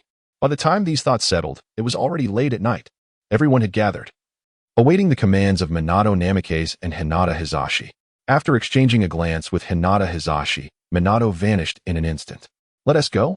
were the concise words of Hizashi as he followed in Minato's footsteps, stealthily advancing towards the hidden village of Awagakure in the Land of Grass. Chapter 25. Ambush and Final Battle. The journey was shrouded in silence. Hinata Hizashi and Minato Namikaze led a contingent of nearly 1,000 individuals, stealthily nearing the main forces of Awagakure within the Land of Grass. The ambush team comprised reconnaissance ninjas from the Hyuga clan, Inazuka clan, and the Yamanaka clan. All traps along their path had been meticulously cleared in advance. At this juncture, when one's spirit is most fatigued, I, alongside the members of the Hinata clan, effortlessly subdued the sentinels along the path, eliminating them without a trace of sound. Among these individuals, there were not only rock ninjas but also grass ninjas. Yet they remained oblivious to the events that transpired until their demise. However, as the infiltration progressed deeper, the number of sentinels increased significantly, particularly upon reaching an open expanse. 2 watchtowers loomed majestically. The 2 watchtowers stood as vigilant sentinels, each capable of alerting the other should one encounter peril. Wave Wind Watergate gestured towards Hinata, signifying an alternating approach. Hinata responded with an understanding nod. The duo discreetly detached from the main force, advancing until they reached the utmost safe distance from the watchtowers. In unison, they executed their instantaneous technique. Wave Wind Watergate moved with extraordinary swiftness, appearing behind one of the sentinels atop a watchtower. With a specially crafted kunai in hand, he swiftly slashed at the sentinel's throat before the latter could comprehend the threat. Blood spattered as the IW and ninja's eyes remained wide open, yet he was rendered silent forever. At that very moment, as another sentinel on a different tower began to sound the alarm, Hinata had already materialized behind him. With a deft motion, he drew the ninja towards him, and with a precise strike infused with the essence of gentle fist, severed the nerves and meridians at the base of his neck. A sickening snap echoed, marking the end of the foe's existence. Once assured that no other eyes had witnessed their actions, Hinata signaled the hidden assault team to commence their offensive. The sound of swift movements filled the air as Ren and his comrades launched a merciless slaughter against the unsuspecting IWA and Kusa ninjas. Upon infiltrating the IWA encampment, Ren led the charge, his movements remarkably swift. With each subtle slash or targeted strike on the slumbering ninjas' vital points, he liberated them from their anguished existence. As the assault brigade unleashed their large-scale offensive, it was not long before a fortunate IWA ninja was the first to react. With a piercing cry of alarm, the remaining conscious IWA ninjas awoke, scrambling to confront the sudden appearance of their adversaries. However, by this time, half of their ranks had succumbed to eternal sleep. The carnage persisted unabated. Even in the face of resistance, the resolve of these elite Konoha ninjas remained unyielding. Particularly, Wave Wind Watergate, the Yellow Flash, danced across the battlefield like a specter, rendering all who faced him powerless. Not even the elite J-Nin could withstand the lethal kunai of the Yellow Flash. Cursed be you, despicable Konoha ninjas. Lord Tsuchikage shall not let this transgression go unpunished. Before the Rock Village's elite ninja could finish his words, he was swiftly dispatched by the Flying Thunder God technique of Minato Namikaze. For a master of rapid close-quarters combat like Minato, single-handedly obstructing an entire platoon was a remarkably simple feat once someone was within his reach. Few could emerge unscathed. However, despite Minato's formidable prowess, he was still limited by his own capacity, primarily focusing on neutralizing the opponent's high-ranking combatants. The other Nin, Jinin, and even Tokubetsu J-Nin were left to the care of Konoha's other assault ninjas. Too, mingled within the ranks, aligning himself with the Hyuga clan. Having resolved to infiltrate Konoha under the guise of a member of the Hyuga family, he began to hone his gentle fist technique, practicing alongside the rock and grass ninjas. Possessing the legacy of the Otsutsuki, Sho found himself effortlessly grasping the intricacies of the Hyuga's gentle fist. As the violence escalated, he began deconstructing the technique further. Unlike others, Sho did not rigidly adhere to the conventional application of gentle fist, opting instead to adapt and innovate with each encounter. This is also the most notable characteristic of the Hyuga clan. They hold the inherited ninjutsu, the gentle fist, in the highest regard. And the rigidly established family dares not question the sweat and efforts of their ancestors. From the moment they begin their training, they adhere strictly to every form and technique without deviation. This is also the reason why several generations have failed to produce exceptional talents. While strictly adhering to the wisdom of their predecessors may elevate Hinata's baseline, it simultaneously stifles the potential for creative excellence. For the protagonist, this posed no challenge. As he surged into the ranks of the rock-hidden village, his approach diverged from the traditional gentle fist style. His hands, enveloped in a soft azure chakra, emanated a sharp energy akin to glistening blades. He swiftly closed the distance to a rock-hidden chunin, his pristine Byakugan effortlessly discerning the flow of the opponent's chakra. The fingertips, honed for gentle fist acupuncture, easily pierced the adversary's chest, severing their vital arteries. Subsequently, leveraging the body of the fallen chunin, he evaded an incoming attack from another grass ninja, the slicing energy grazing the latter's neck. Each movement he executed was a lethal strike. Moreover, he entirely abandoned the Hyuga clan's prerequisite of building up power through successive rotations of the 8 trigrams, for his innate chakra was already immensely formidable. Additionally, his chakra possessed a sharpness that set him apart from other ninjas of the Hyuga clan. This marks a profound transformation brought about by his mastery of the 8,000 Spear God. Naturally, such a change in Shirin has garnered the attention of several members of the Hyuga clan. However, these individuals are predominantly chunin and are unable to discern the underlying nuances. Perhaps only Hinata Hayashi has recognized the depths to which Namikaze Minato has plunged. Consequently, Shirin has become increasingly adept in his techniques. Surrounding him, numerous ninjas from Iwagakure and the Land of Grass have fallen to his onslaught, creating a substantial void. Others from Konoha have also achieved considerable success, leveraging the chaos of the ambush to collectively target IWA and Kusa ninjas. Earth Style, Multiple Earth Wall. As Namikaze Minato and Hinata Hayashi penetrated deep into the heart of Iwagakure, the frontline commander, Tsuchi, rallied his elite team. Together, they executed a formidable earth jutsu, finally stalling Konoha's advance. Retreat immediately. All Jounin, stay back with me. The rest fall back to the land of earth. Tsuchi's voice resonated, issuing a direct command.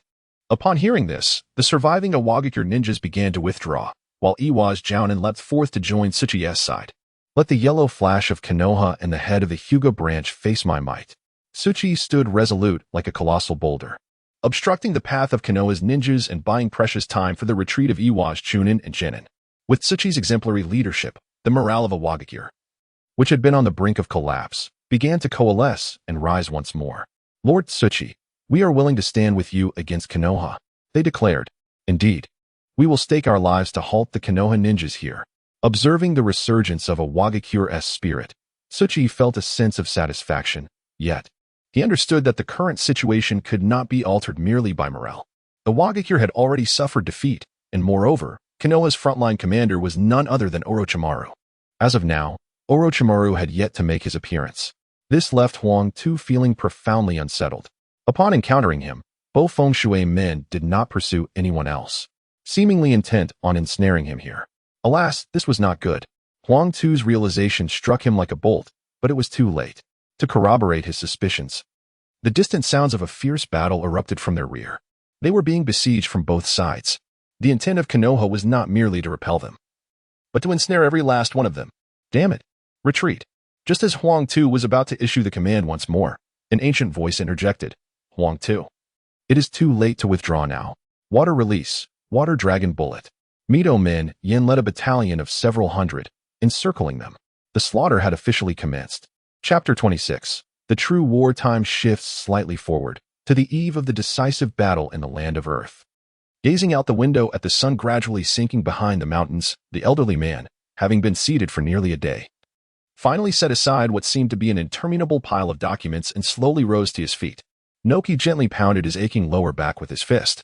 Time is relentless. His body truly deteriorated year by year. With his hair now white and his form slightly stooped, the old man Noki sighed with a sense of melancholy. However, as he beheld the village lights gradually illuminating the dusk, his expression of sorrow swiftly transformed into a smile.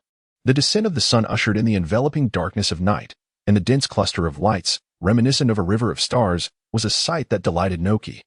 It reminded him of the purpose behind his toil and labor. Only in these moments did he feel he had not betrayed the expectations of his grandfather, the first Hokage, nor wasted the teachings of the second Hokage, his master. Just as Noki reveled in this tranquil scene, a sudden, vigorous knocking resounded at the door. Accompanied by a loud call, "Lord Hokage, urgent news from the front." "Come in," he replied, his thoughts interrupted, brow furrowed. A middle-aged IWA ninja, adorned with a forehead protector bearing the mark of rock and clad in a red combat uniform and brown vest, hurriedly entered.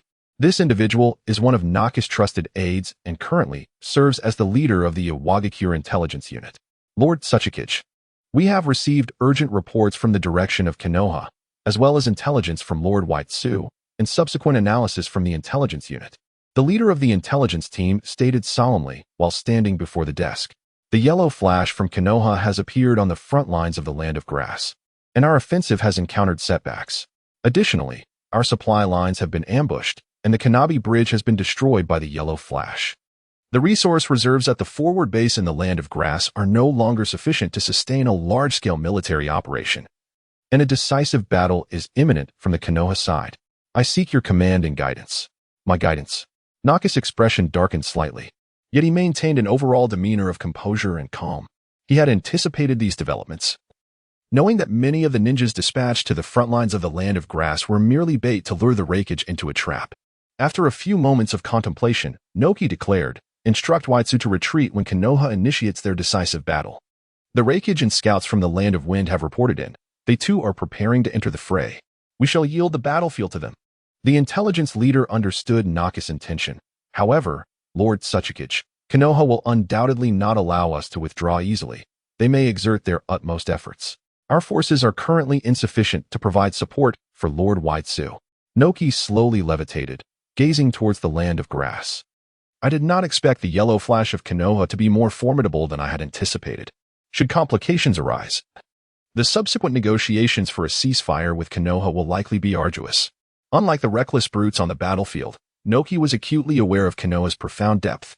Thus, he understood that continuous attrition was necessary to genuinely weaken them. Nevertheless, as Hokage, he was reluctant to expend his own forces as the primary means of depleting Konoha. "Send word to Waitsu. Inform him that I will personally provide support." As the Iwagakure forces retreated, it appeared that Minato and his team were performing admirably. On a colossal mushroom, Orochimaru observed the panicked retreat of the ninja army heading towards their direction and could not suppress a flicker of excitement. "Lord Orochimaru, how shall we proceed?" "I will summon venomous snakes using summoning techniques to assist us. Then, all ninjas proficient in earth techniques will utilize their skills to obstruct their retreat. After which we will infiltrate and eliminate a faction. Others will take elevated positions to launch a full-scale attack." Orochimaru succinctly outlined the operational plan. Truly, he was a master strategist, and such praise from one of his subordinate jonin was readily dismissed by him. Orochimaru positioned himself directly in front of the fleeing ninjas and employed the summoning technique to conjure forth several lethal Dokahibi snakes. With a hiss, the snakes slithered towards the ninja army. "Attack!" Orochimaru licked the kunai in his hand with his long tongue, his serpentine eyes glinting with cold resolve. In an instant, earth, water, fire, and wind techniques surged forth towards the Iwagakure forces, accompanied by the nearly invisible insects of the Aburame clan. The Iwagakure army suffered devastating casualties, while countless mercenary ninjas from the Land of Grass perished. Blood and severed limbs were strewn across the battlefield, while the torrents of water from the water techniques washed the remnants away. The searing flames further incinerated the chaos, filling the air with the acrid scent of charred flesh and smoke. This is the true mountain of corpses and sea of blood. This is the genuine battlefield. At this moment, even the most composed individuals are struck with awe. After all, having lived 2 lifetimes, he has never witnessed such a ghastly scene. Yet, he has no time to dwell on these thoughts, as the slaughter continues unabated. Madness fills the eyes of all, and fear is absent from their hearts. The IWA Shinobi, having tasted defeat in war, are now fighting for survival. Meanwhile, the Konoha Shinobi, sensing that victory is within their grasp, strive to eliminate more foes and achieve greater triumphs. All are risking their lives in this fray, and even he is swept up in this fervent atmosphere. What the Tsutsuki clan lacks most is this very spirit. The carnage and iron will invigorate him further. Wind release, great breakthrough. A horde of IWA Shinobi surrounds the Konoha forces as they initiate their attack with wind release. A fierce wind howls, sending sand and debris flying, stinging their faces and obscuring their vision. Following this, fire release ninjas unleash their techniques. Although the great fireball technique may not claim many lives on its own, when augmented by the wind, the rampant flames engulf the battlefield. The situation on the field shifts rapidly, and he perceives everything with clarity. Suddenly, he notices that the retreating IWA formation has become utterly disordered, showing signs of collapse. A large group of Konoha Shinobi rushes in from the flank, with the sounds of earth and lightning release clashing thunderously. The earthen defenses, manned by the likes of Tatsu, are on the verge of crumbling.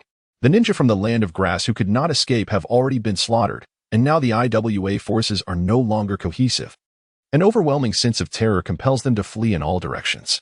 As for the scattered lower-ranking shinobi, the Konoha forces do not seek to encircle them completely. Their primary objective is the group of upper-tier shinobi surrounding Tatsu. Namikaze Minato, Hyuga Hayashi, Mito Kamen, and Orochimaru all understand that eliminating these foes is key to inflicting true pain upon IWA. However, Tatsu is no easy adversary, though his strength may not match Orochimaru's. The number of Konoha ninjas capable of wreaking havoc is limited. Moreover, the IWA shinobi rally together, urging, "Stay strong, Lord Tsuchikage will surely come to our aid." Earth Release, Mountain Earth Technique. Tatsu unleashes his signature Earth Release, creating a thunderous roar as the ground trembles. Massive stones converge, crushing numerous Konoha ninjas beneath them, scattering those who sought to press the attack. Many are left utterly daunted. However, Tatsu's actions incite the wrath of Namikaze Minato and Mito Kamen, who rush towards him with determination. They know that vanquishing Tatsu is the crux of resolving their troubles. Yet, Orochimaru, at the pinnacle of power, remains still, sensing an immense danger. His slit-like pupils dart towards a particular direction, contracting violently. A blinding beam of translucent white light suddenly illuminates the battlefield's dark expanse. Dust Release, Original World Separation Technique. Chapter 27, Dust Release, Noki. Mito Kamen realizes the peril. Not only Orochimaru senses the danger, almost simultaneously. Namikaze Minato and Hyuga Hayashi also perceive the impending crisis. Minato ceases his engagement with Tatsu, swiftly appearing beside Mito Kamen, pulling him to safety. Orochimaru employs the serpent technique. The devastating translucent radiance descends, obliterating the earthen barricades erected by the Konoha ninjas to impede IWA's retreat. Those behind the wall are caught within its destructive radius. Anyone unable to evade is reduced to mere molecular fragments, vanishing into oblivion. Even the earth bears a colossal scar from the onslaught. As he pursues the IWA shinobi, his heart races wildly. A flash of white light blinds him, and an overwhelming chakra radiates, obscuring his vision entirely. Suddenly, a warmth spreads across his left cheek. Turning his head, he sees a Konoha ninja beside him with his head entirely obliterated. Blood, evaporated in an instant, only resumes its flow 2 seconds later, the heart pumping forth a torrent that arcs like an arrow from the neck, splattering him with remnants of flesh. Stunned, he stands there, the metallic scent assaulting his senses, causing even his puppet body to involuntarily convulse. Yet, there is more to come. Glancing upward, his scalp prickles with dread. Earth Release, Sticky Earthfall. As Noki completes his hand seals, a massive mass of hail composed of sticky clay materializes in the air. In an instant, it transforms into sharp stones and blades, plunging towards all Konoha ninjas. Chaos ensues as comrades fall around him. The Konoha forces, previously relentless in their pursuit of IWA, now crumble in disarray. The earlier blinding light has decimated their ranks, leaving them in utter turmoil. "Damn it! Is this the might of Hokage?" he exclaims, unable to contain his astonishment. This was the first time Sharon witnessed the explosive might of a shadow-level power. The chasm that lay between them was akin to an insurmountable divide, rendering any possibility of victory utterly elusive, even to him. It was no surprise that such a formidable force could alter the course of an entire war. Regardless of the number of ordinary J-nin and Ch-nin, they were rendered insignificant in the presence of a shadow-level warrior, facing an absolute disparity. At that moment, Sharon also recognized the elderly figure emerging in the distant sky, capable of flight and wielding dust release. There was no one else in the ninja world who could match such prowess, none other than the third Hokage, Inoki. At the forefront of the Konoha assault team, Minato Namikaze, Hayashi Hyuga, and Kurenai Yuhi all wore grave expressions. They were taken aback that Inoki, the leader of a village, had chosen to intervene personally. This was entirely unforeseen by them. At this moment, the Iwagakure ninja witnessed their third Hokage, Inoki, reversing the tide of battle, dispelling the earlier chaos and rallying the morale to charge once more towards Konoha. Kill. Annihilate Konoha. The relentless shouts of the Iwagakure ninja surged like a tsunami, as countless earth-based techniques broke through the smoke and surged forth. The Konoha assault team ahead fell into disarray amidst this onslaught. However, Orochimaru, the commander-in-chief of Konoha, did not rush to intervene. His gaze was entirely focused on Inoki. Simultaneously, Inoki's eyes were fixed upon Orochimaru. It was a clash of warriors, generals against generals. It appeared that only Orochimaru could stand against Inoki. Has Sarutobi Hiruzen yet to make an appearance? Inoki's hands drew closer together, a transparent radiance forming between his palms. If he does not intend to show up, then you, esteemed Sannin, shall remain here. Inoki's audacity was indeed remarkable. His dust release was formidable. Yet he seemed eager to test his mettle. A flicker of intrigue flashed in Orochimaru's eyes, and in the next instant, he and Minato Namikaze simultaneously shouted, "Summoning technique! Summoning, Great Serpent technique!" With a resounding boom, a massive cloud of smoke enveloped the battlefield, and the potent venom of the Great Serpent began to spread ominously. Concurrently, a shadow descended from the heavens, and Inoki deftly evaded as a colossal toad materialized on the battlefield. Orochimaru and Minato stood atop the heads of the Great Serpent and the toad. Wanta.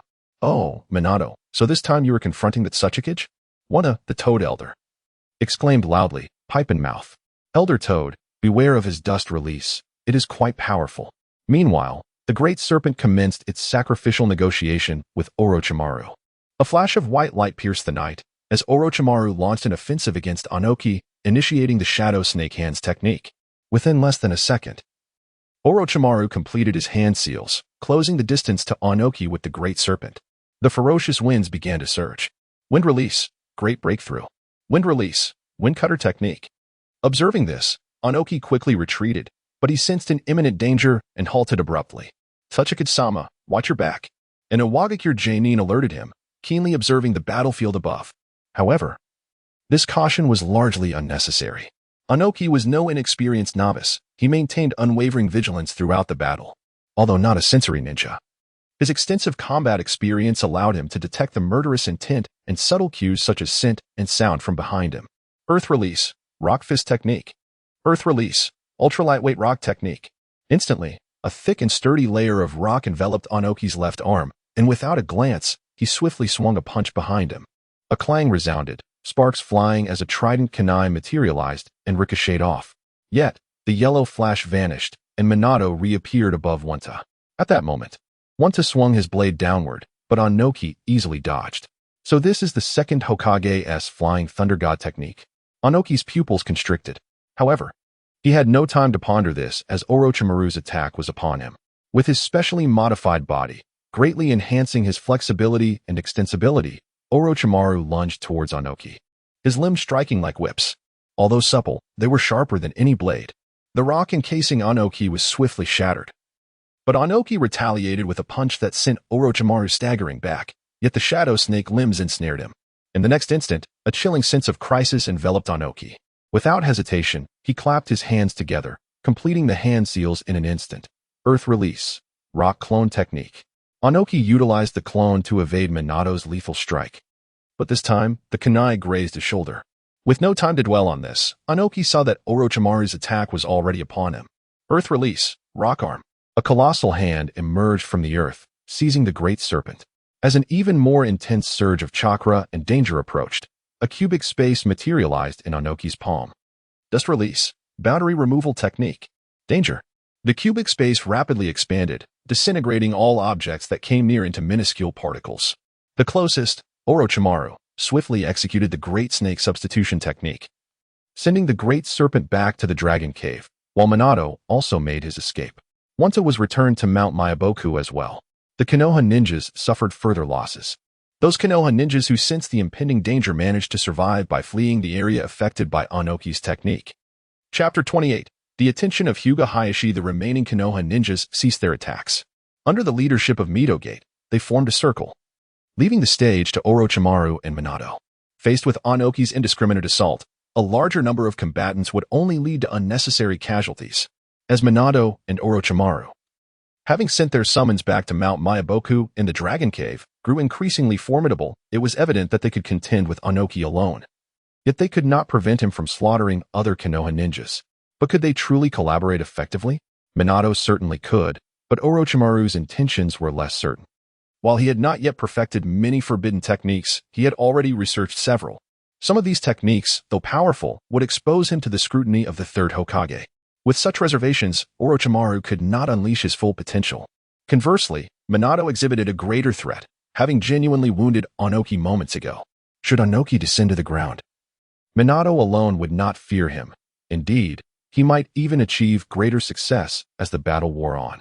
However, fully aware of the flying thunder god technique's might, Onoki would not grant his opponent the opportunity to land. This consequently diminished the threat posed by Namake's Minato to a lesser degree. Previously, with Gamabunta, his colossal form allowed Minato to approach the vast expanse of the great forest of death. However, confronted with the terrifying might of dust release, such a large stature only increased the likelihood of being struck. This reflects the mutual restraint among ninjas. Under this atmosphere of cautious regard, an unexpected standoff has arisen between the two parties. Noki gazes down at the two formidable figures of Konoha, particularly focusing on Minato Namake's, and feels a surge of envy and jealousy. His envy does not stem from Minato's youthful charm or prodigious talent. Rather, it is rooted in the plethora of exceptional individuals emerging from Konoha. The elite of Konoha seemed to sprout like chives, one after another. Initially, it was believed that the demise of White Fang and the departure of two of the legendary three would severely weaken Konoha. Yet, here emerges another yellow flash. In contrast, while a Wagakure does not suffer from a complete depletion of talent, finding a successor as remarkable as one of the legendary three or the yellow flash is akin to climbing a mountain. Every time Noki contemplates the future legacy of a Wagakure, a pang of sorrow grips his heart. Not to mention a successor, there isn't even anyone who can inherit the bloodline purge, dust release that he learned from his teacher, the second Tsuchikage. Truly, Konoha is a sight to behold. Hovering in the air, Noki slowly speaks, his tone laced with an indescribable melancholy. However, as the leader of a village, he must indeed bring this war to a close. He then turns to Orochimaru and Minato, declaring, even if we lose this time, I shall send a peace treaty to Hiruzen Sarutobi in the name of the land of earth. Upon hearing this, Minato's expression softens, and a sunlight-like smile reappears on his face. The others also feel the tension in the air finally begin to dissipate. As for the Wagakure ninjas, Orochimaru chuckles sinisterly. Lord Tsuchikage, as long as they agree to surrender, we will not harm the lives of IWA ninjas. However, returning them home will be contingent on the considerable toll this war has taken on Konoha. Orochimaru's words cause a shift in the expressions of those around him. Even Minato appears somewhat perplexed. The Tsuchikage has already consented to peace, and solidifying these matters is now of utmost importance. Nevertheless, Orochimaru, as the commander-in-chief, seeks to leverage this moment for gain, and although Minato wishes to counter his remarks, he refrains from voicing his objections.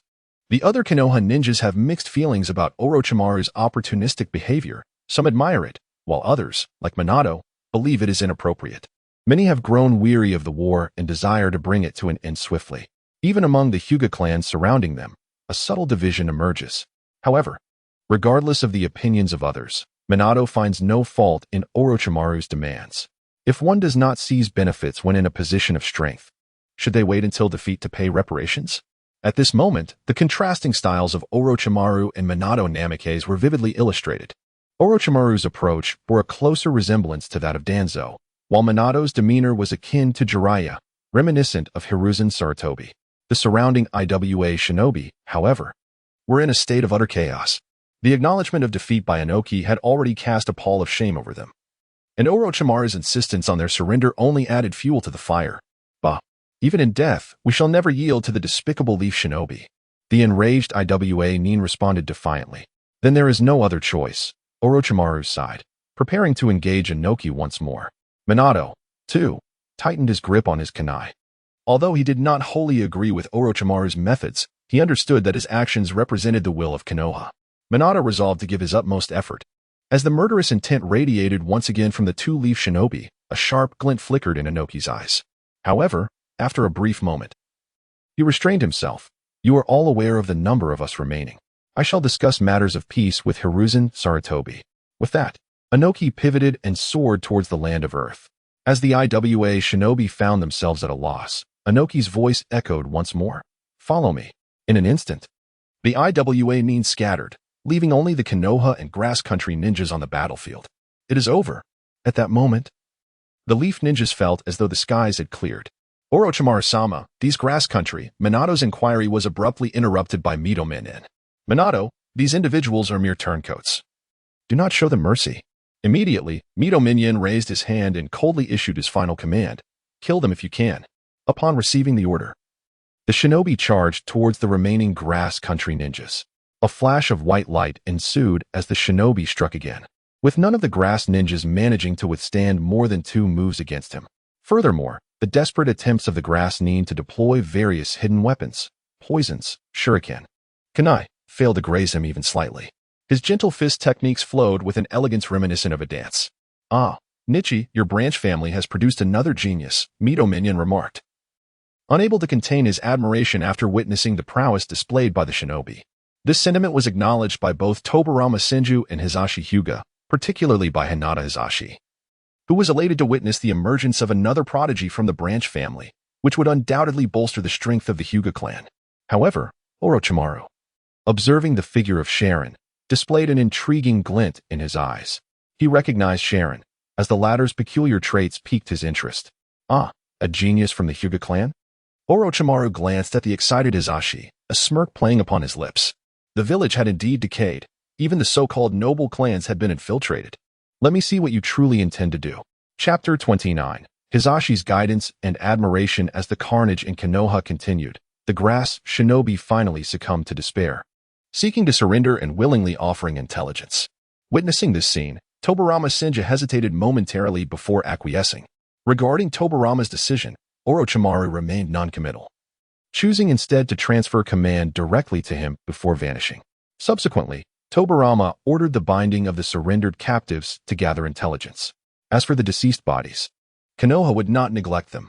With the presence of the Yamanaka clan and the interrogation unit, extracting information and techniques from the minds of the deceased would prove manageable.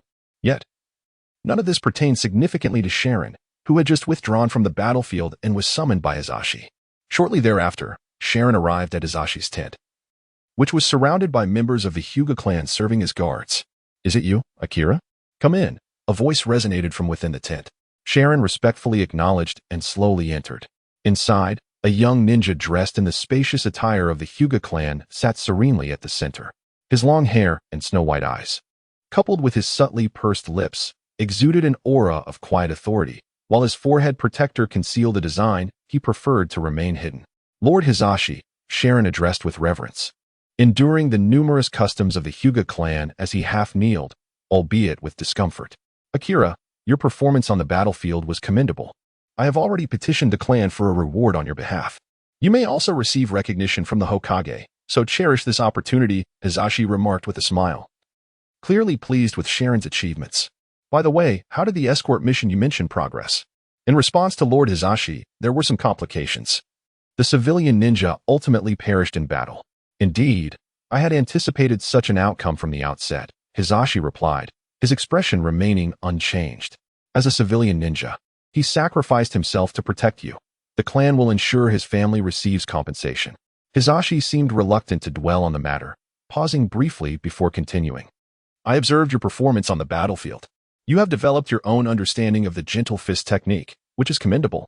However, while this is acceptable in battle, it is advisable to refrain from such displays in front of the main family upon returning to the village. Sharon was taken aback, not expecting Hisashi to impart such advice. Noticing Sharon's surprised expression, a flicker of dimness crossed Hisashi's eyes. The main family disdained any challenges to their traditions, especially regarding the alteration of ancestral legacies. Hisashi's tone grew somewhat bitter as he withheld his true sentiments about the main family's rigidity. After a moment of silence, Hisashi suppressed his emotions and again donned a smile. Your execution of the gentle fist was impressive, and your control over the chakra pathways and nerves was exemplary. At your age, you stand as the foremost among the younger generation. Your current prowess and accomplishments qualify you to apply for the rank of Special Jonin. All credit goes to the teachings of the clan, Sharon replied, maintaining an impenetrable facade. Hisashi pondered briefly before speaking. With your contributions, the clan and the Hokage will be fair in their rewards. Have you considered what you desire? All in accordance with Lord Hisashi's arrangements, Sharon replied. You see, Hisashi shook his head. Even I cannot alter the village's or the clan's resolutions. Do you understand? Understood, Lord Hisashi. Hisashi waved his hand dismissively. The village's rewards will likely consist of a position reassignment. The clan will probably assign you as a close attendant to a young member of the main family who has recently undergone the ceremony. At this point, Hisashi's expression stiffened slightly, but he continued, to the main family, this would be considered an honor.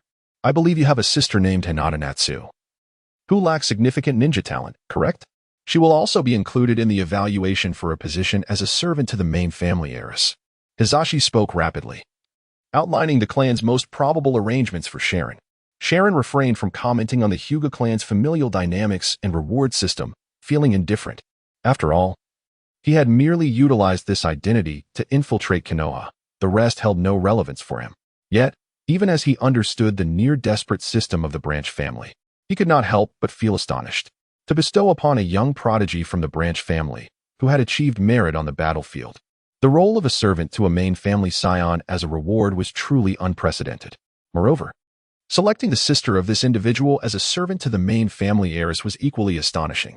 This has certainly broadened the horizons of the scholar. Such an eccentric system nearly robbed the young man of his ability to maintain a composed demeanor, almost causing him to burst into laughter. Ultimately, he managed to press his tongue against his lower jaw, preserving his expression. However, the mention of Hinata Natsu by Nakaira seemed to resonate with him. It appeared that she had been chosen by Nichizuki to serve as a maid to Hinata and Hanabi. Upon realizing how clearly Nakaira articulated the rewards, he expressed gratitude in accordance with the memories of Hyuga Aki's family blessings. As for his innermost thoughts, he merely wished to integrate himself into Konoha and advance his future plans. Becoming a mere slave was out of the question. Just as he was preparing to exit the main tent, Nakaira regarded the young man's retreating figure with a hint of conflict. He held a deep admiration for Hyuga Aki, for in him he saw a reflection of his own youthful self. He was also acutely aware that treating such a prodigy in this manner would undoubtedly lead to complications. Alas, it seemed that this shared identity instilled in Nakaira a sense of value for talent. As Sharon was on the verge of departing, Nakaira called out, Aki, wait. Upon hearing this, Sharon halted, casting a questioning glance at Nakaira. The rewards just mentioned will not yield immediate enhancement to your strength. The war in the ninja world is far from over, and you may find yourself on the battlefield again. I will take it upon myself to impart the 8 trigrams empty palm technique to you. With that, the two departed from the main tent and made their way to a nearby open area within the camp. Aki, pay close attention. I will only teach you this once. How much you learn depends on your own ability.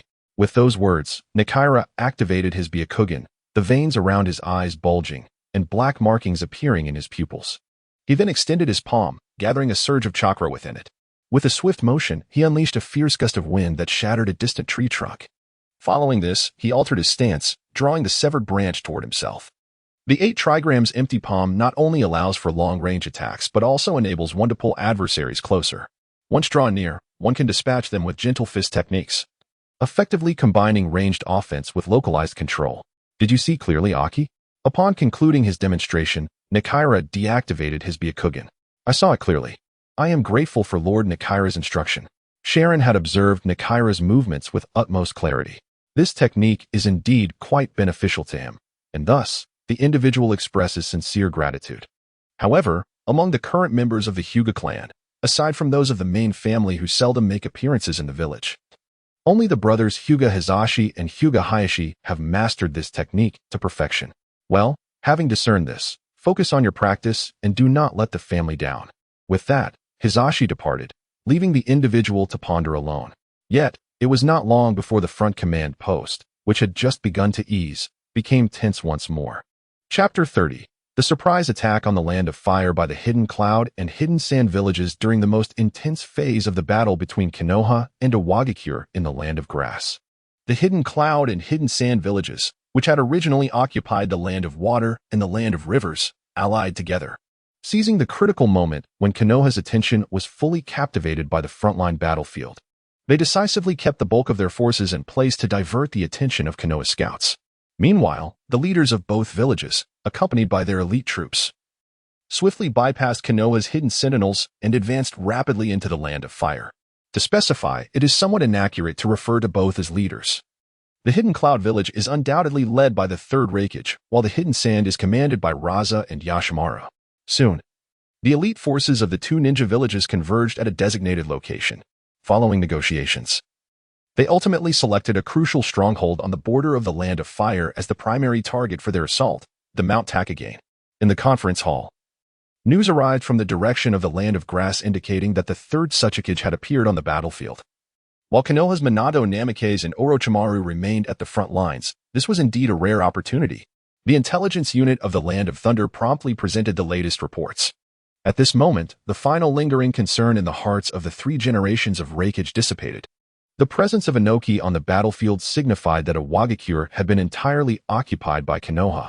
Otherwise, given his disposition, he would never have made an appearance. Indeed, it had been years since Inoki had actively engaged at the front lines. Could this be a false report? Unthinkable, for among the ninja world, only the third Tsuchikage, Inoki, possesses the ability to utilize dust release. Such a feat cannot be impersonated.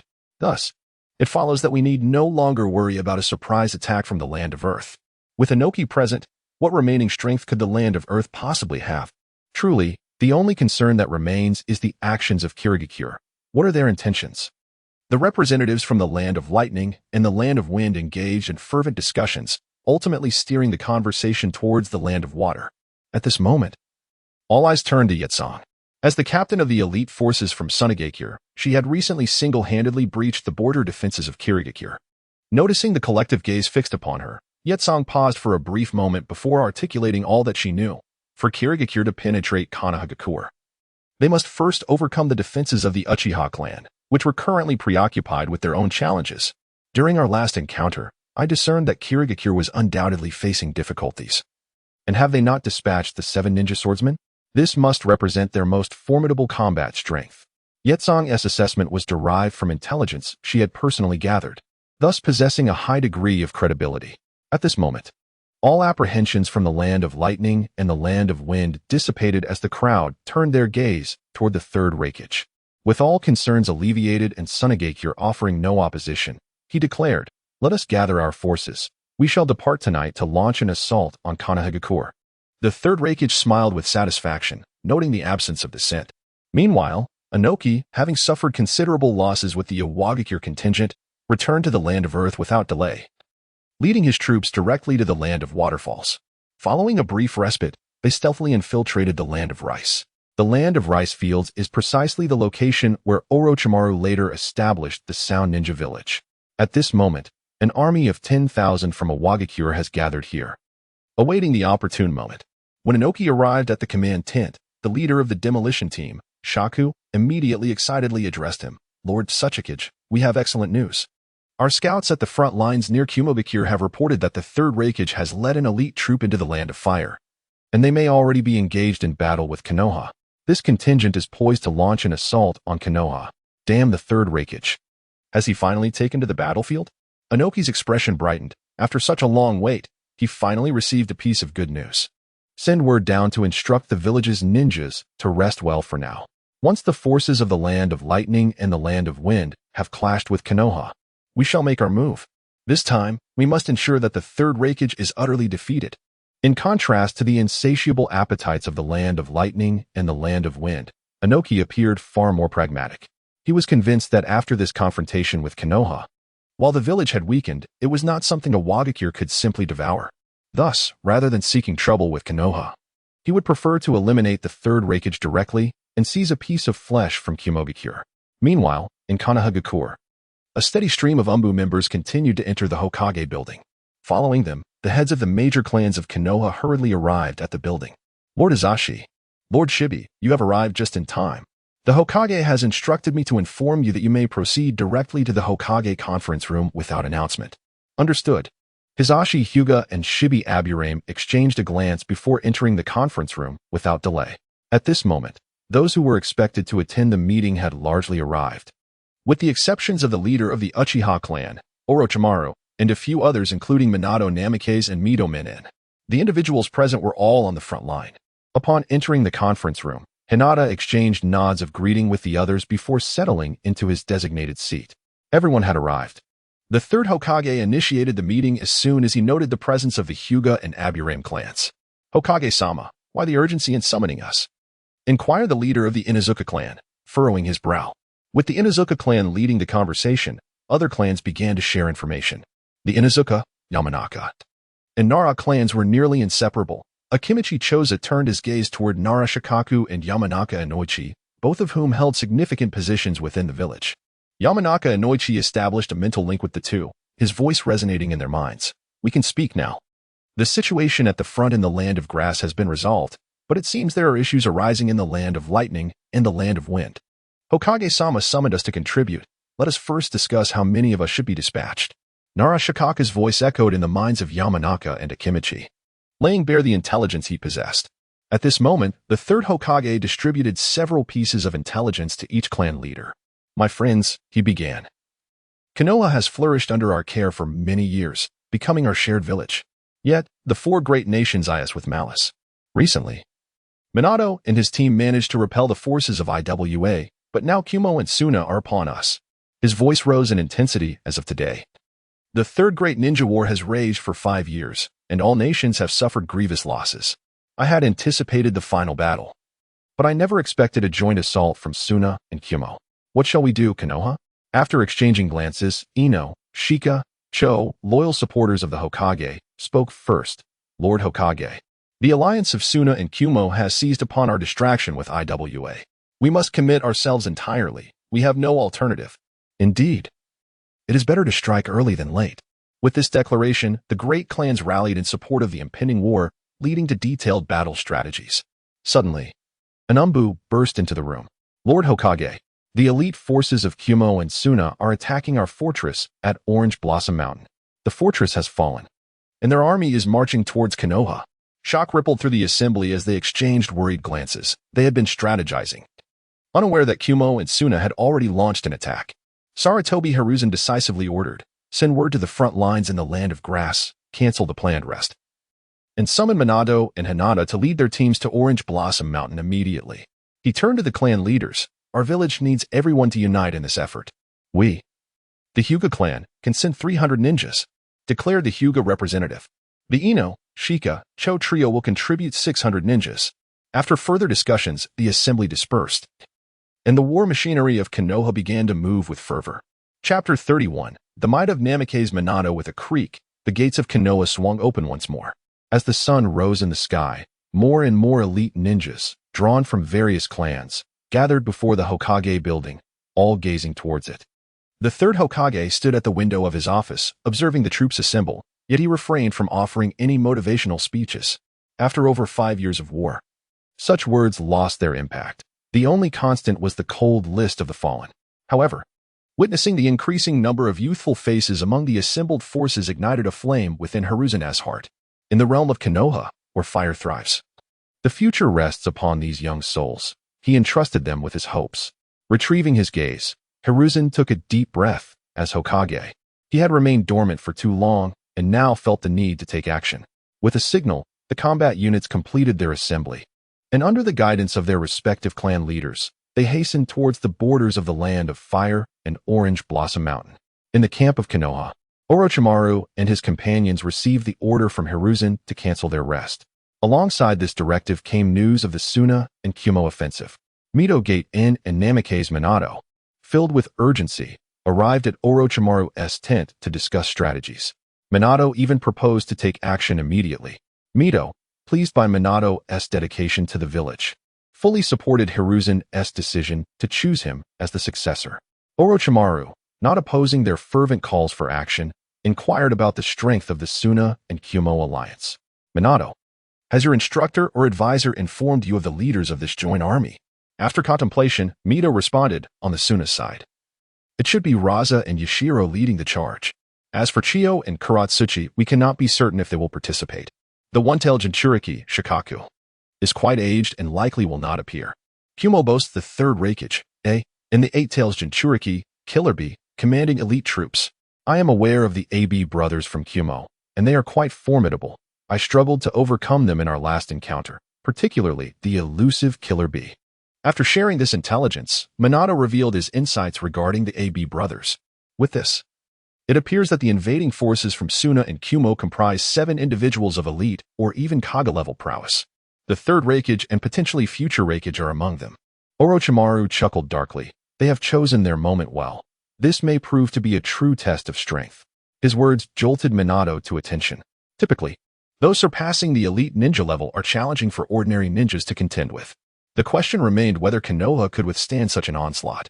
Minato's expression grew solemn. With only 3 known Kaga-level fighters in Konoha, was it necessary to include Kushina? Perceiving Minato's concerns, Mito reassured him. Minato, while the invading alliance is powerful, our village is not to be underestimated. Though their elite numbers seem many, only the third Raikage truly poses a significant threat. Lord Hiruzen will likely engage him personally.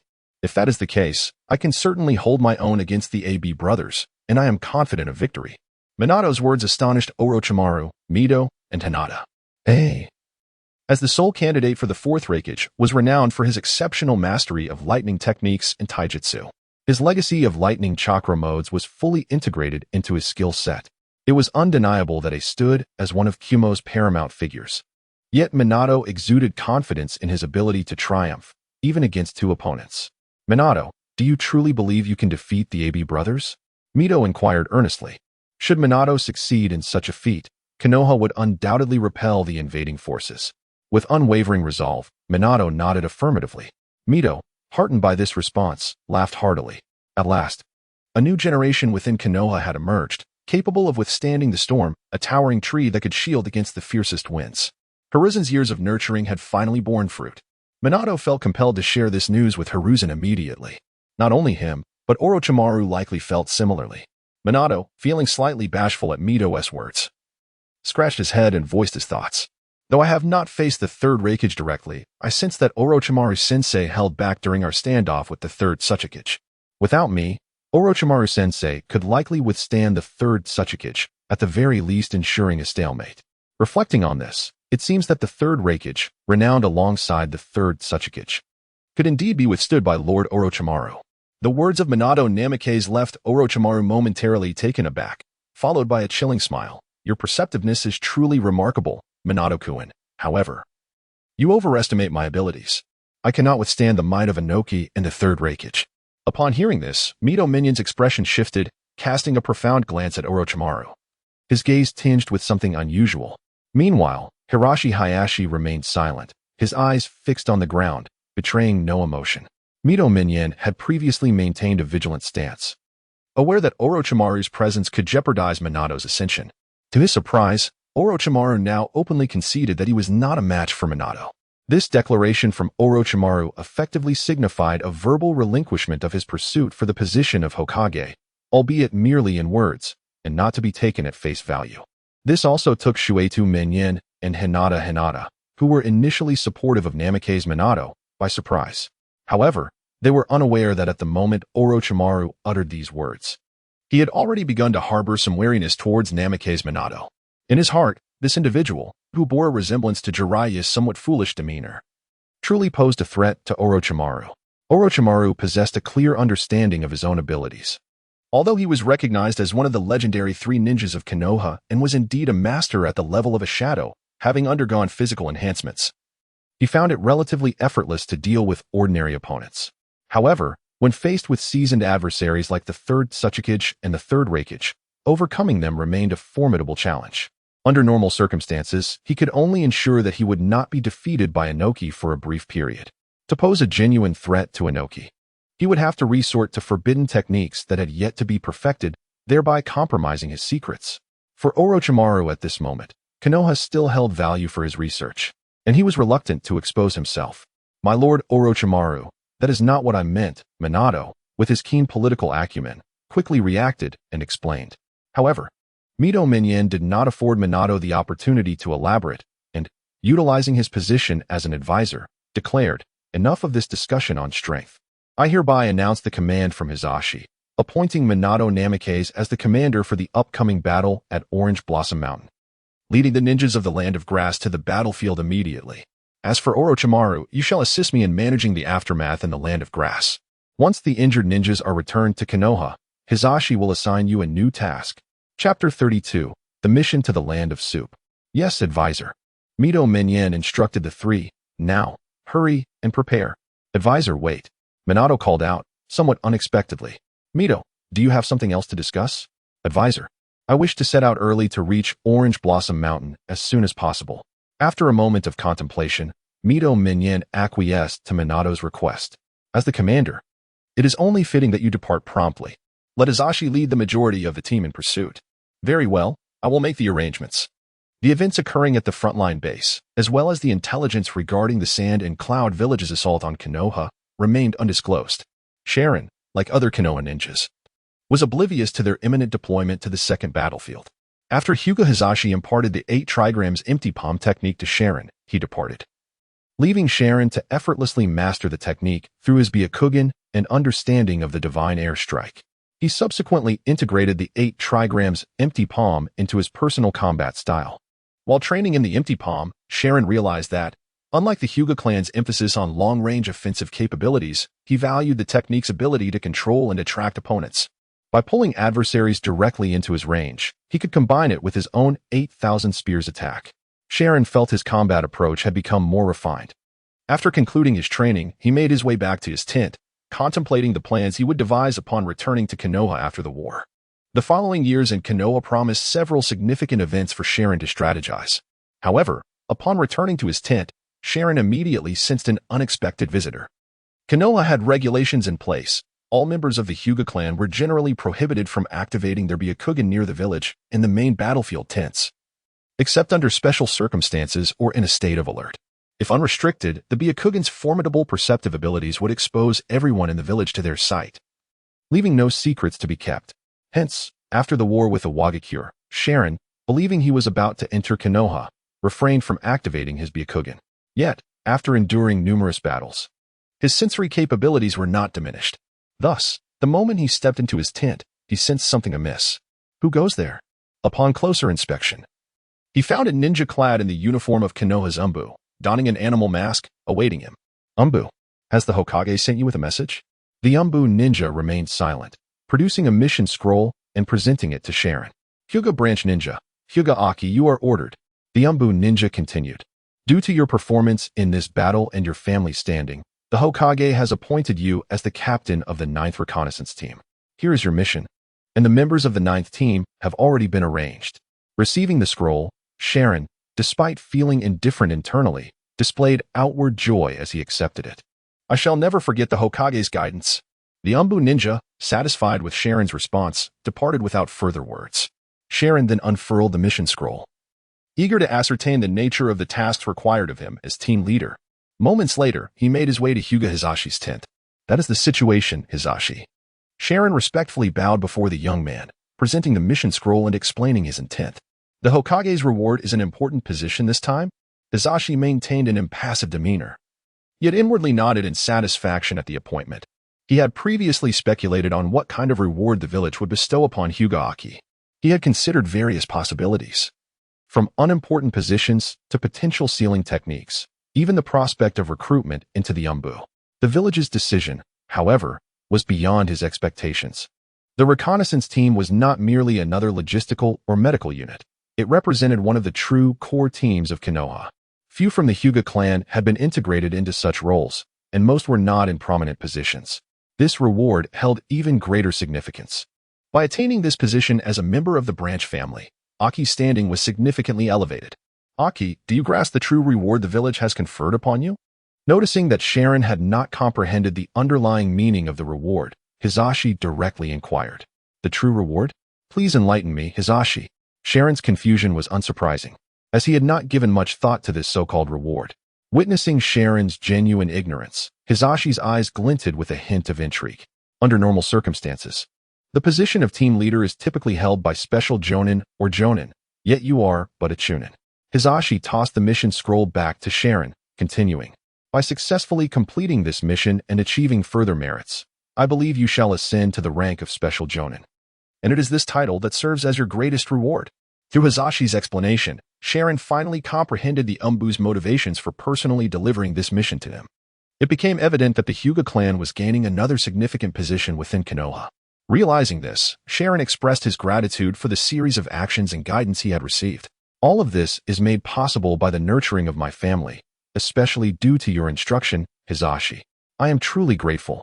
Observing this exchange, Hizashi crossed his arms and a faint smile appeared on his lips. Now go, Aki. I must lead the troops to Orange Blossom Mountain shortly, so I shall not accompany you. When you complete your mission, you two will head to Orange Blossom Mountain to report, and we shall meet again. In these times of war, Yunin has declared hostilities against us, with Tangziguo serving as the assembly point for Yunin's formidable forces. You are to lead your squad to Tangziguo, and it is imperative that you remain vigilant for your safety. The attendant paused momentarily, lifting his gaze slightly, his eyes betraying a flicker of emotion. Thank you, Lord Nakaira. Upon the attendant's preparation, he arrived at the assembly point where two individuals awaited him. Lord Hinata Aki, I am Iwa Sure, a member of your task force. Aki-sama, I am Yuzuki Uyuki. The two individuals were indeed the members of the mission to the Land of Soup that Sharon was undertaking. Among them, Yuzuki Yami was someone he had encountered before, while Oishi was a newcomer to him, though Sharon was aware of his future as the protector of the fourth Hokage. Minato Namikaze, together with Nara Shikaku, that could execute the Flying Thunder God technique. Both were considered marginal figures in Konoha's future core team. Yuzuki Yami's primary limitation stemmed from her commoner background, lacking both strength and heritage, whereas Oishi's exclusion was likely influenced by political factors. Ordinarily, had the fourth Hokage firmly established his position, their status as his guards would have undoubtedly risen. However, with the fourth's demise and the third Hokage's return to leadership, they were relegated to obscurity. Sharon glanced at the sky and surveyed the bustling ninjas around them, then spoke with a calm demeanor. Now that everyone is present, we shall commence the mission. Upon reaching our designated location, I will unfold the mission scroll and provide further instructions, along with task assignments. That is all. Let us depart. With that, Sharon took the lead, waving to Oishi and Yuzuki Yami beside him, and set off towards the Land of Soup. Observing their captain's departure, both Oishi and Yami quickly followed suit. Although Sharon could have executed the mission independently, he felt a sense of frustration. His initial plan was merely to blend into the larger forces, assuming a more advantageous identity to enter Konoha.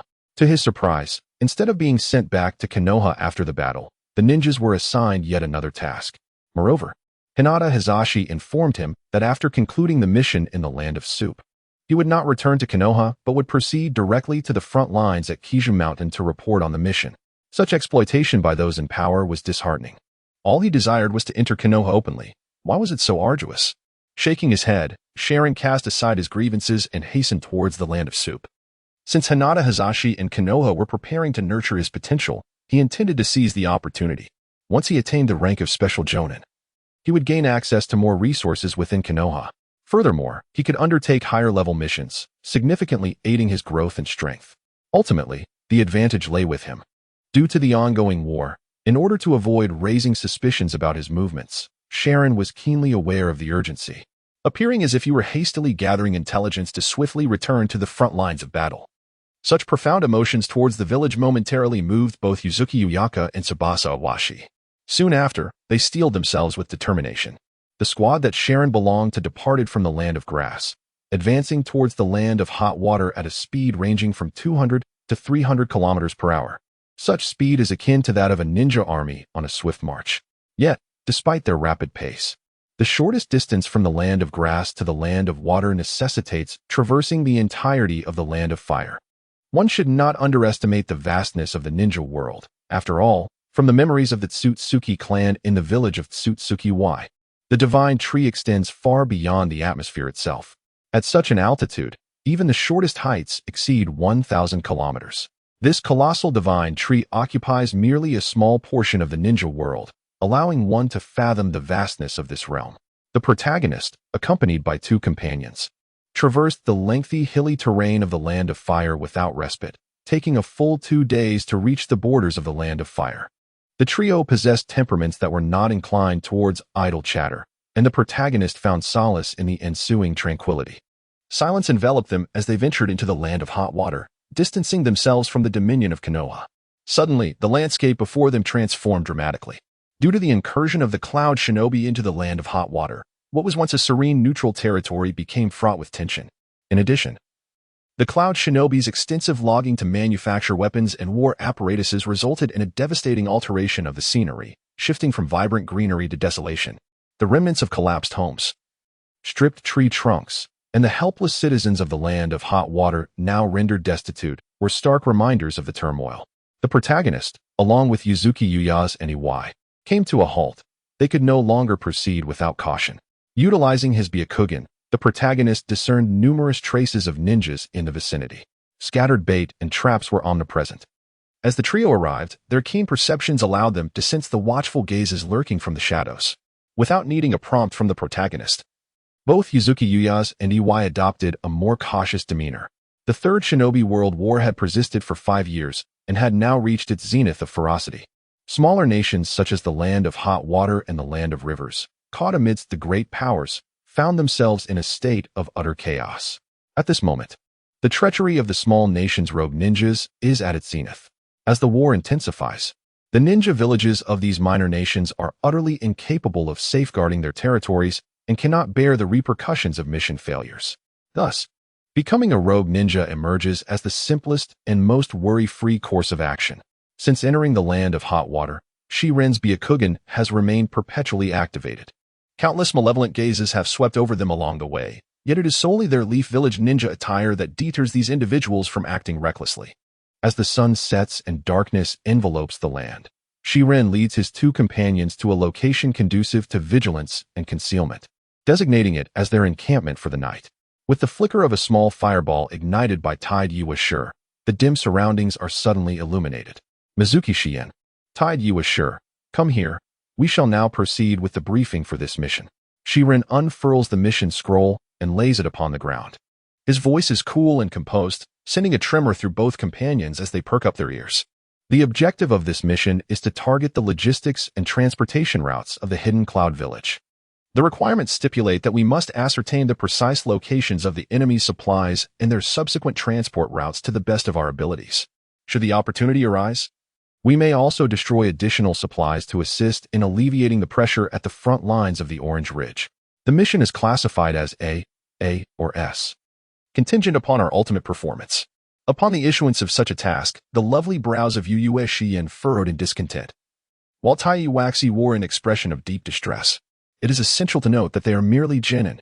Were it not for the ongoing war, they would likely still be attending school. Even after graduation, their initial assignments would consist of trivial tasks such as capturing cats or locating lost dogs.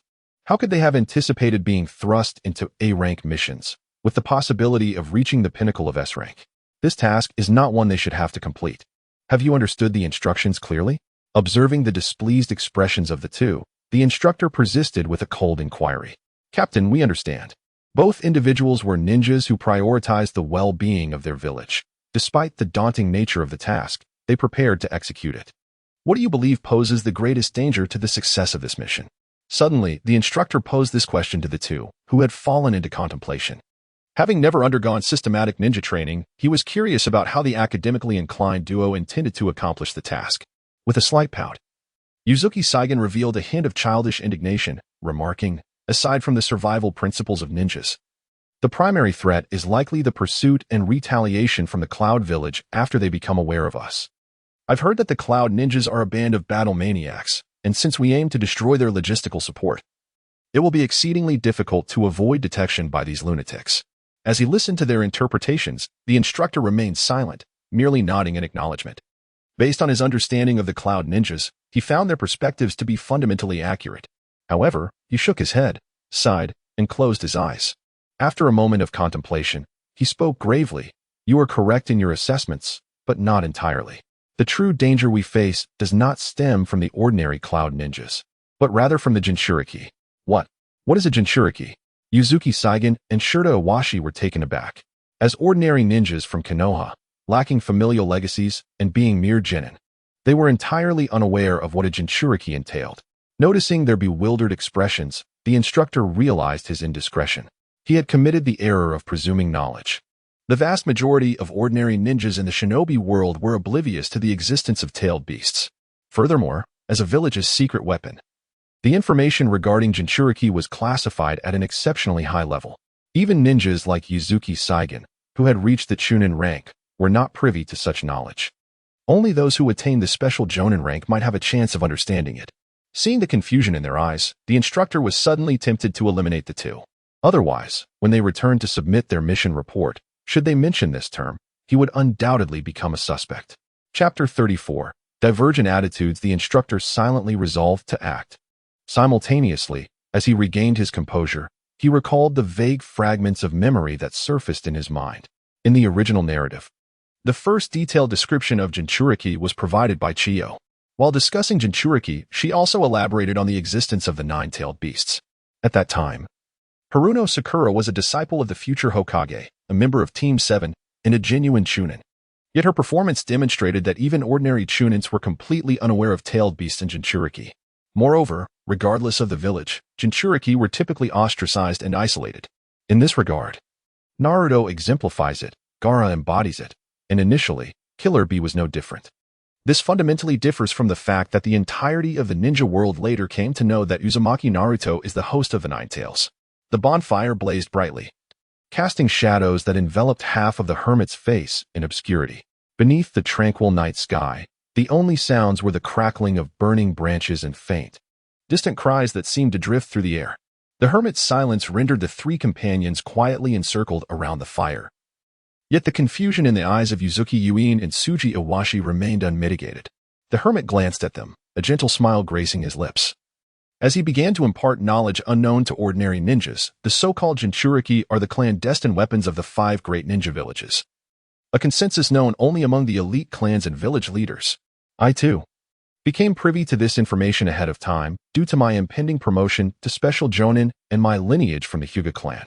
For instance, on the battlefield of Konoha's Tanigakure, there exists a Jinchuriki among the Cloud Ninja, renowned as one of the illustrious AB brothers.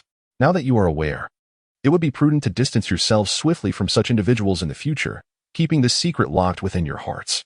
Each Jinchuriki is a formidable powerhouse, akin to a shadow-level warrior. The two listened intently to the hermit's narrative, transitioning from initial bewilderment upon hearing this secret to a sense of relief, and finally to tension when the hermit uttered the name Karabi. Karabi has now gained widespread recognition. Even ordinary genin from Konoha are familiar with the legendary AB Brothers of the Cloud. These are individuals whom the ninjas must avoid as part of their survival principles. Little did they anticipate that one of them would be a Jinchuriki, as Sharon revealed that the Jinchuriki was indeed a powerhouse on par with the Kage. The palpable fear etched on the faces of Uzuki Yuin and Tsuji Iwashi became unmistakable. Ultimately, it was Uzuki Yuin who, with a hint of bitterness, inquired, "Captain, does this mean our mission is entangled with?" "Indeed." Sharon nodded, his Byakugan activated as he gazed in a specific direction. "The true peril of this mission stems from the concealed Jinchuriki on the side of the Cloud Village. I only recently perceived their chakra, which shone like a sun in the midst of darkness." Upon hearing this, Tsuji Iwashi clenched his fists tightly, questioning, "But if it involves a Kage-level threat, how can the mission's rank possibly start at A?" Casting a sidelong glance at Tsuji Iwashi, Sharon shook his head, his tone grave. "It must be a miscalculation. Once the mission concludes, I will clarify this upon submission. We need to approach this mission as if it were an S-rank task. The danger level is exceedingly high. Uzuki Yuin, Tsuji Iwashi, you two will primarily be responsible for gathering intelligence on the Cloud's resource transport units. Detailed information is paramount. As for the other tasks, I shall undertake them." "Understood." Tsuji Iwashi responded promptly, relieved that his role was solely to collect intelligence.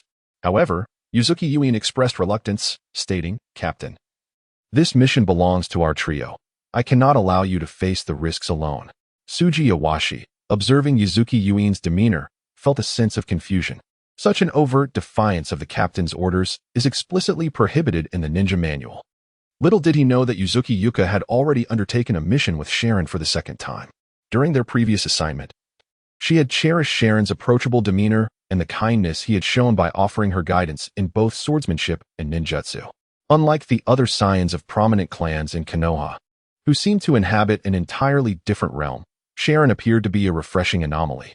She held a deep admiration for this Hyuga captain, who, despite his noble lineage, displayed neither the arrogance nor the conceit typically associated with such status. Only after she spoke did she realize how reckless her words had been. Such a provocation against the captain's authority is a grave taboo during missions. However, the individual known as Shiran, unacquainted with the teachings and baptism of the will of fire from the Konoha system, remains oblivious to this fact. Instead, he finds himself somewhat moved by the attitude of Uzuki Yuka. Since his arrival in this world, he has not experienced such genuine kindness devoid of ulterior motives. Shiran subtly shakes his head, quickly suppressing these emotions. He refrains from admonishing Uzuki Yuka and does not elaborate further. Instead, he calmly states, "I am the captain, and you shall execute the mission according to my directives." Our primary objective was to locate the logistical supply depot of the Hidden Cloud. But with the enemy's deployment of a Jinchuriki, their position now serves as an accurate reference point for me. You simply need to avoid this location and gather intelligence from the surrounding area. This time, the two had no objections and readily agreed. Now, let's rest and adjust. Shien, you and Daiawashi will take turns guarding the first half of the night, while I will set up the surrounding traps. That is all. Now go and execute the plan. The Shrin waved his hand dismissively, addressing Mizuki Shien and Daiawashi. Indeed, the night bore little effect on Shrin, whose body was not susceptible to fatigue. However, the exhaustion of the mind was palpable. Moreover, not traveling under the cover of night was a principle inscribed in the ninja code authored by the second Hokage, Senju Tobarama. The first rule dictated that ninjas should endeavor to avoid marching at night to evade ambushes. Whenever Shrin recalled this tenet, he could not help but wonder if Senju Tobarama had developed PTSD due to the Uchiha clan. After all, before their collaboration, the Senju and Uchiha were arch-rivals. And as a practitioner of ocular techniques, the Uchiha excelled in striking under the veil of night. Nevertheless, while he could jest, Shrin understood the importance of maintaining vigilance. He leaned quietly against the tree trunk, activating his Byakugan once more. After surveying his surroundings, he concentrated all his ocular power. Instantly, Shrin's Byakugan transcended the 2-kilometer limit, allowing him to gaze further afield. There, he detected a terrifying mass of chakra that pierced through the dense trees and rugged mountains, akin to a sun in the night. As Shrin focused, that ominous chakra gradually morphed into the shape of blue flames, revealing a fearsome feline enveloped in blue chakra flames. It was scorching and ferocious, as if it could incinerate everything in its path, yet it exuded an underlying warmth. Is this the chakra of a tailed beast? Is it the Two Tails Jinchuriki? A flicker of realization crossed Shrin's eyes, and he promptly deactivated his Byakugan, feeling a slight discomfort from the strain. So, it is the Two Tails Jinchuriki. Close to a perfect vessel? Shrin felt a measure of relief.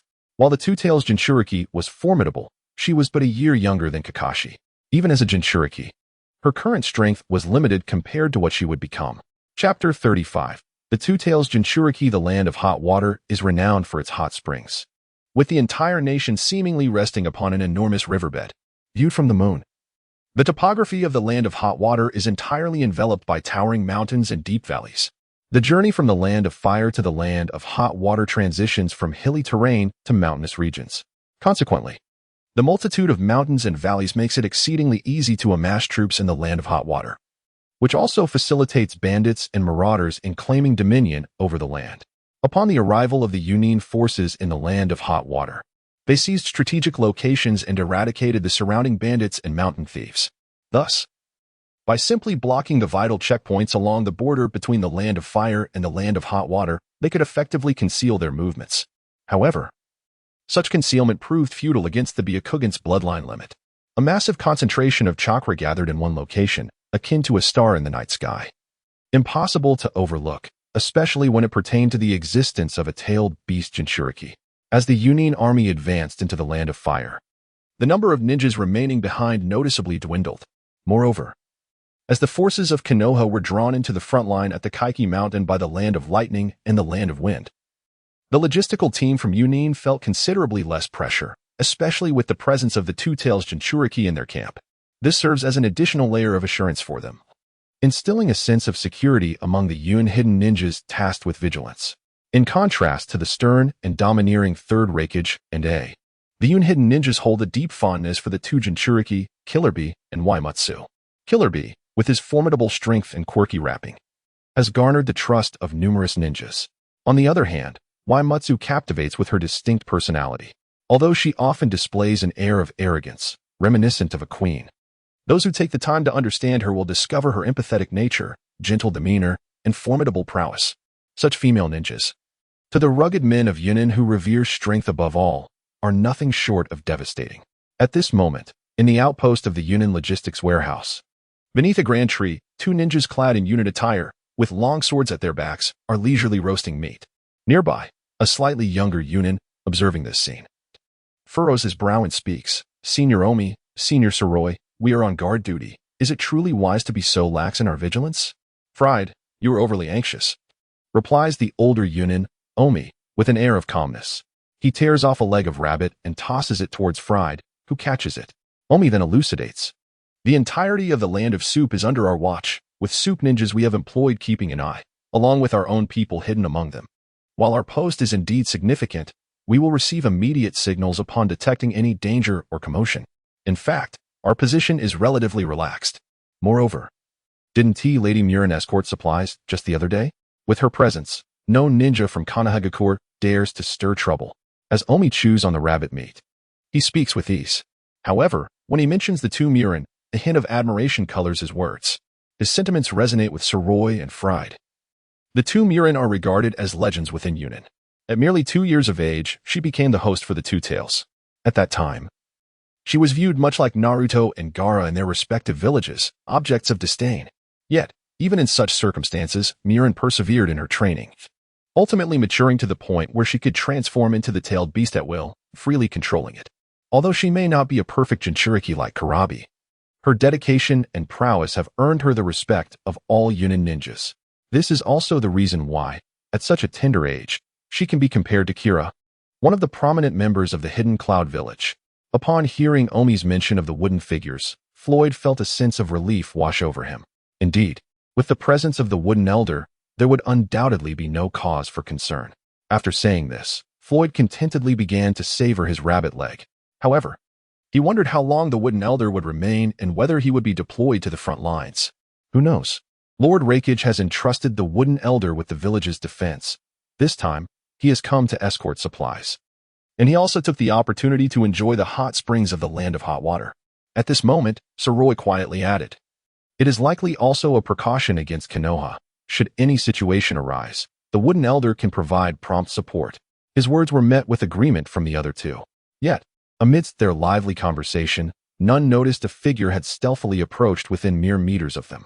After completing his tasks the previous night, Sharon had set out early in the morning, separating from Yuzuki Yukino. He had indeed arrived at this logistics base of the Hidden Cloud. Utilizing the insight provided by his Byakugan, Sharon effortlessly evaded all traps along the way, as well as the vigilance of the hot water ninjas, and reached this location. This body he inhabits is essentially a puppet. Apart from being under his conscious control, suppressing his chakra fluctuations renders him indistinguishable from a lifeless entity. Thus, typical methods of detection based on temperature, pulse, or breathing would be utterly ineffective against him. Sharon had been concealed here for quite some time, and their discussions had reached his ears with perfect clarity, granting him substantial intelligence that he had previously lacked. However, acquiring further information from their dialogue proved challenging, as they were merely ordinary ninjas tasked with gatekeeping. Subsequently, Sharon began to survey the terrain. The geography of the Land of Hot Water was evident. With the narrow entrance of the canyon fully exposed to view, infiltrating it without addressing them was utterly impossible. With this in mind, Sharon's gaze shifted coldly toward the trio responsible for the guard duty. The three ninjas from the Hidden Cloud suddenly felt a chilling breeze pass through them, and the recently consumed rabbit meat left them with a sense of foreboding. The young Floyd was particularly sensitive to this change and suddenly inquired, "Do you seniors feel that something is amiss?" In response, Soroi focused his senses and shook his head, stating it was merely a gust of wind. All the sounds of insects and birds have ceased. What other commotion could there possibly be? Alarmingly, the seasoned and experienced Omi immediately grasped the situation. The disappearance of all sound indicated that someone was approaching. However, before he could articulate his thoughts, Sharon suddenly sprang in front of the three, blue-white chakra swirling from his fingertips. The three hidden cloud ninjas, unable to mount any defense, collapsed at Sharon's hand, their bodies devoid of any wounds, appearing as if they had merely fallen into a peaceful slumber. "Who are you?" Omi's eyes fixed intently on Sharon's figure, yet received no response. Sharon extended his hand, the chakra of the renegade surging within him, as the memories of the hidden cloud ninjas unfolded clearly before him. This included their chakra and ninjutsu memories, all fully absorbed by Sharon. As he sensed his own vitality waning, Omi ultimately ceased to breathe, his face etched with unwillingness. Throughout this ordeal, Sharon remained silent. And after confirming that there was nothing further of worth to extract, he rose to his feet and cast his gaze deeper into the canyon. The entire path within the canyon was littered with various sealing techniques and explosive tags, indicating a rigorous defense. Not only that, but Sharon also discerned that at least 50 troops were concealed within. Chapter 36. Infiltration and Intense Battle. The challenge of infiltration was quite significant. Sharon employed his Byakugan to scrutinize the defenses of the canyon, and with each meticulous observation, his brow furrowed deeper. As a logistics base for the hidden cloud, they had established formidable defenses around this canyon, almost akin to sentries every 10 steps and watchmen every 5. Additionally, they had placed numerous explosive tags and traps in areas less likely to attract the attention of ninjas. Such stringent security was unprecedented for Sharon. It was clear that a direct assault was unfeasible, and he would need to employ some tactics. Sharon withdrew his gaze and turned to the three hidden cloud ninjas' lifeless bodies at his feet. Only 1 hour remained until the shift change. After an hour, the three ninjas from the hidden cloud would proceed unimpeded to a small encampment within the canyon. "Omi, you've completed today's watch duty." A familiar golden-haired cloud ninja greeted Omi. Omi managed a faint smile in response, saying, "Ruby, it's your turn now.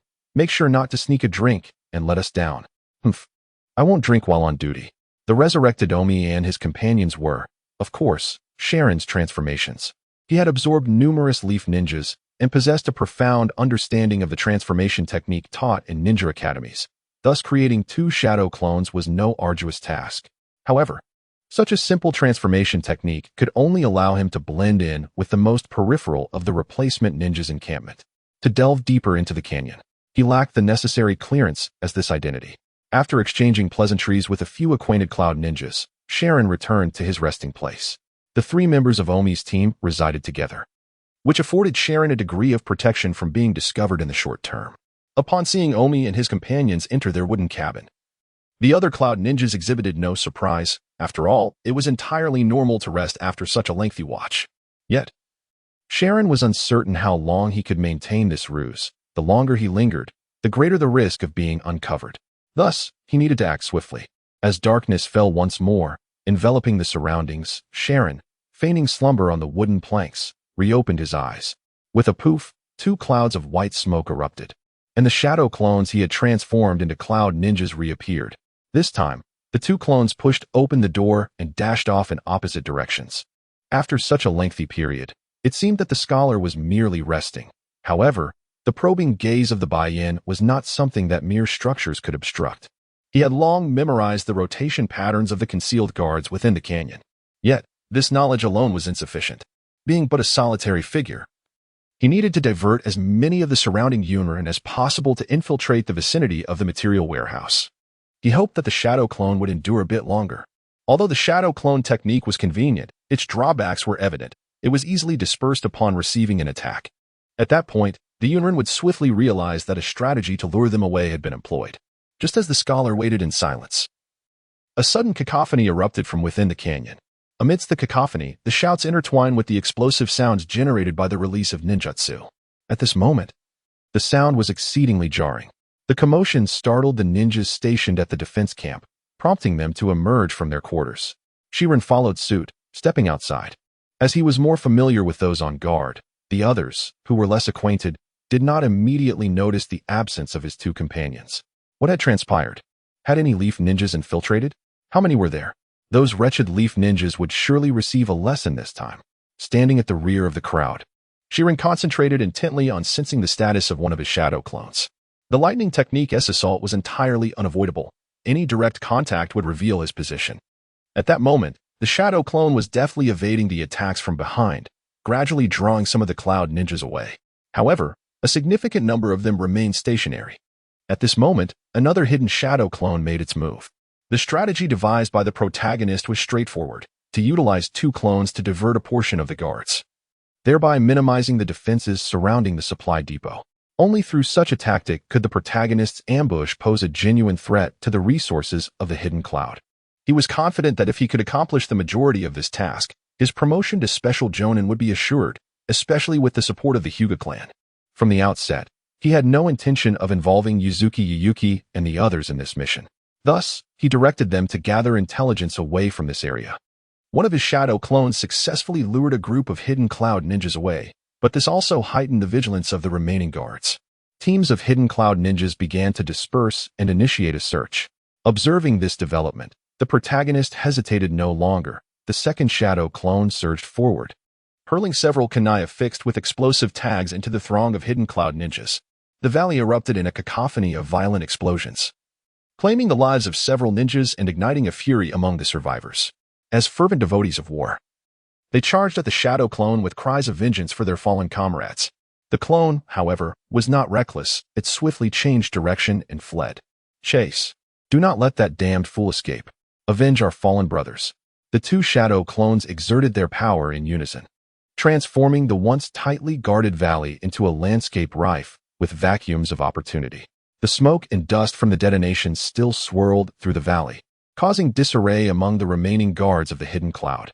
Seizing this opportunity, the protagonist immediately dashed into the valley like a bolt of lightning. With his Byakugan activated, he discerned the positions of every individual with clarity. Spotting a location with minimal defenses, he descended upon the vigilant hidden cloud ninjas like a phantom. Who is it? There is someone. Enemy attack, enemy attack. Signal. With blue and white chakra bone spikes extending from him, the protagonist, shrouded in the cover of night and smoke, pounced upon his unsuspecting prey. Each of his movements effortlessly claimed the life of a hidden cloud ninja. In the blink of an eye, the four-man team stationed at that location was obliterated. Given the nature of his stealthy infiltration, he was unable to absorb the chakra from the first few ninjas, only managing to collect it from the last one. Without pausing, the protagonist swiftly continued his charge towards his objective. At that moment, a hidden jonin stepped forward, proclaiming, "Those skilled in wind release, disperse the smoke and dust. No one is to move.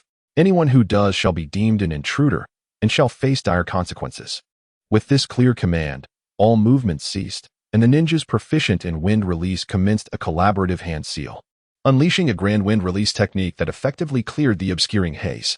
At that moment, the swiftly moving shinobi stood out conspicuously, directly exposed before the cloud ninja.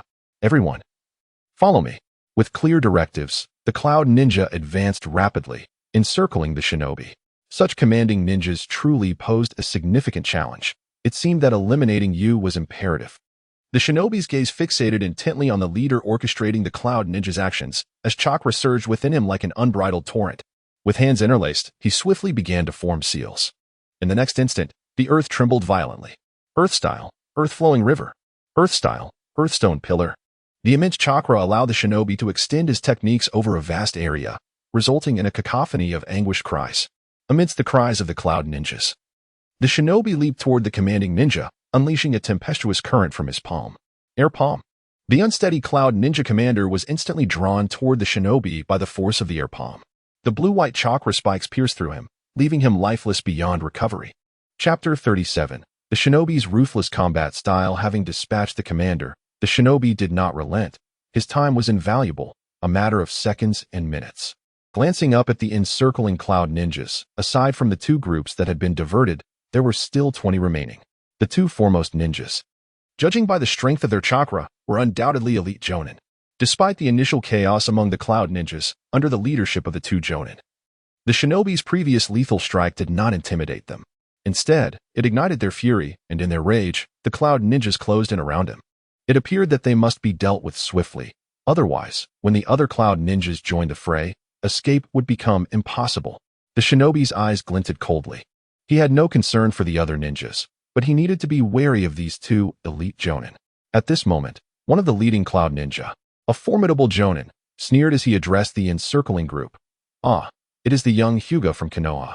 Your audacity is quite remarkable, daring to infiltrate our territory. Since you are here, there is no escape for you.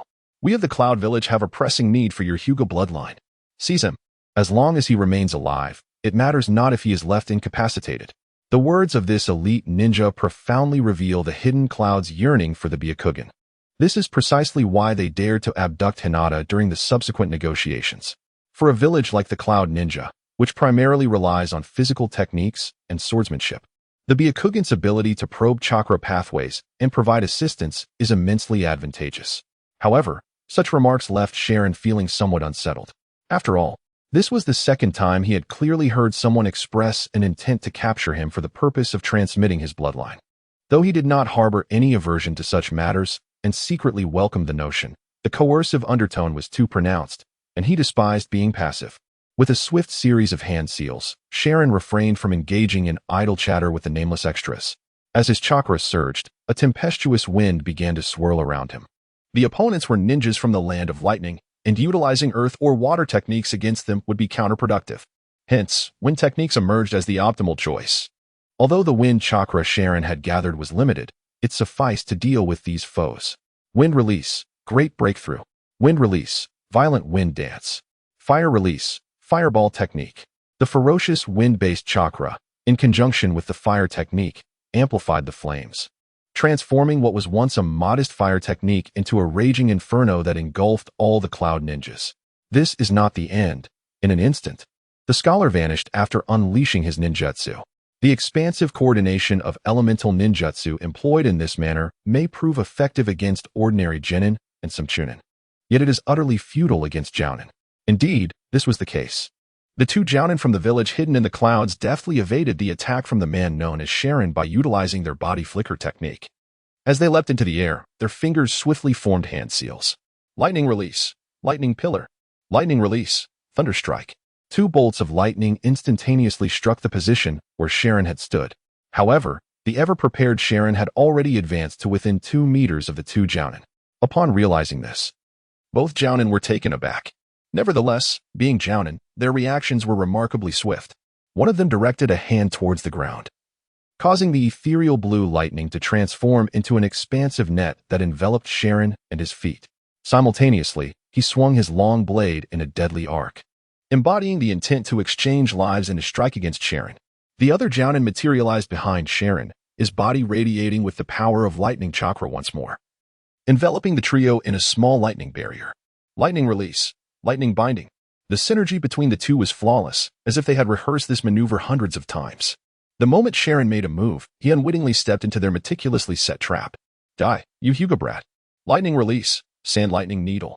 Witnessing this scene, a sinister smile crept upon the lips of the two jounin. Their coordination was impeccable, no matter how Sharon attempted to evade. One of them would always be in position to strike. Once hit, injury was inevitable. At that moment, this audacious Hyuga, who dared to intrude upon their secret canyon, would be at their mercy. However, in the next heartbeat, a flicker of astonishment marred their malevolent grins. Having been entrenched in the ninja world for so long, Sharon had shed the naivety of his early encounters with the likes of the Yellow Earth. In a remarkably brief span, he discarded the competitive spirit reminiscent of the Ninja Academy battles from his memories. Those so-called sparring sessions were mere childish play during peacetime, not the brutal clash of life and death. True battlefield skirmishes yield swift resolutions, with victory or defeat determined in an instant.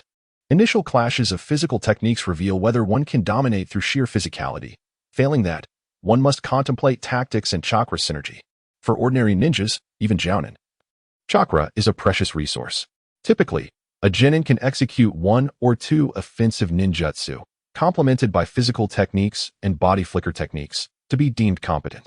Although chunin possess greater strength, their chakra reserves only suffice for 3 to 5 offensive ninjutsu before depletion.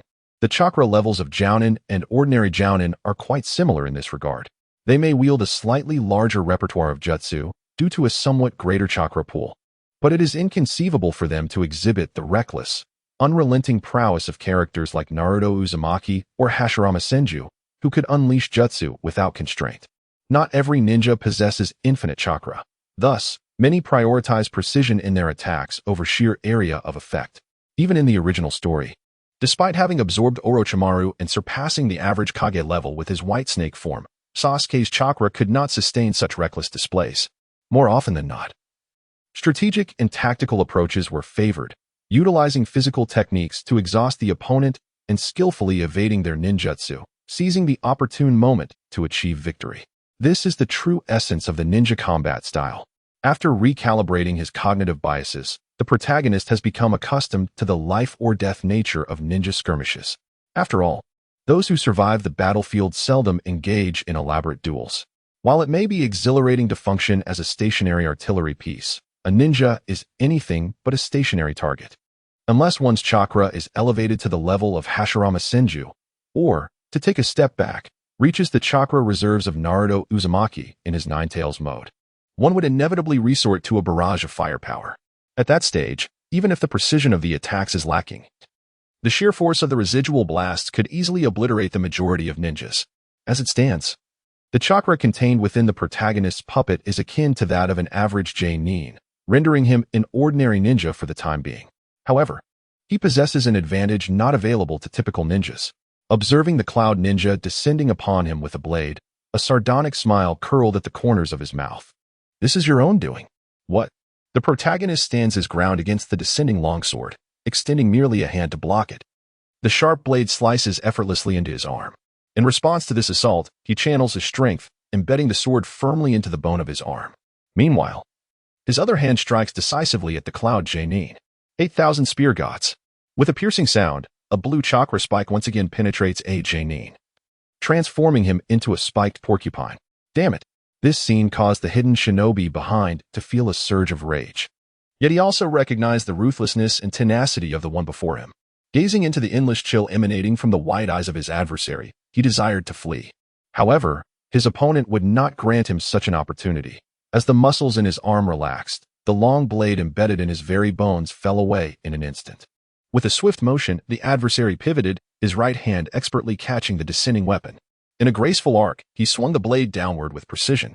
As the cold light of the sword flickered ominously, the brilliance in the eyes of the second hidden shinobi dimmed. Cursed be that brat from the Hyuga clan. The esteemed lord of the wooden man shall not let you escape unscathed. The esteemed Jonin was cleaved open from the forehead to the chest by the merciless Sharon, blood and various organs gushing forth in a gruesome display.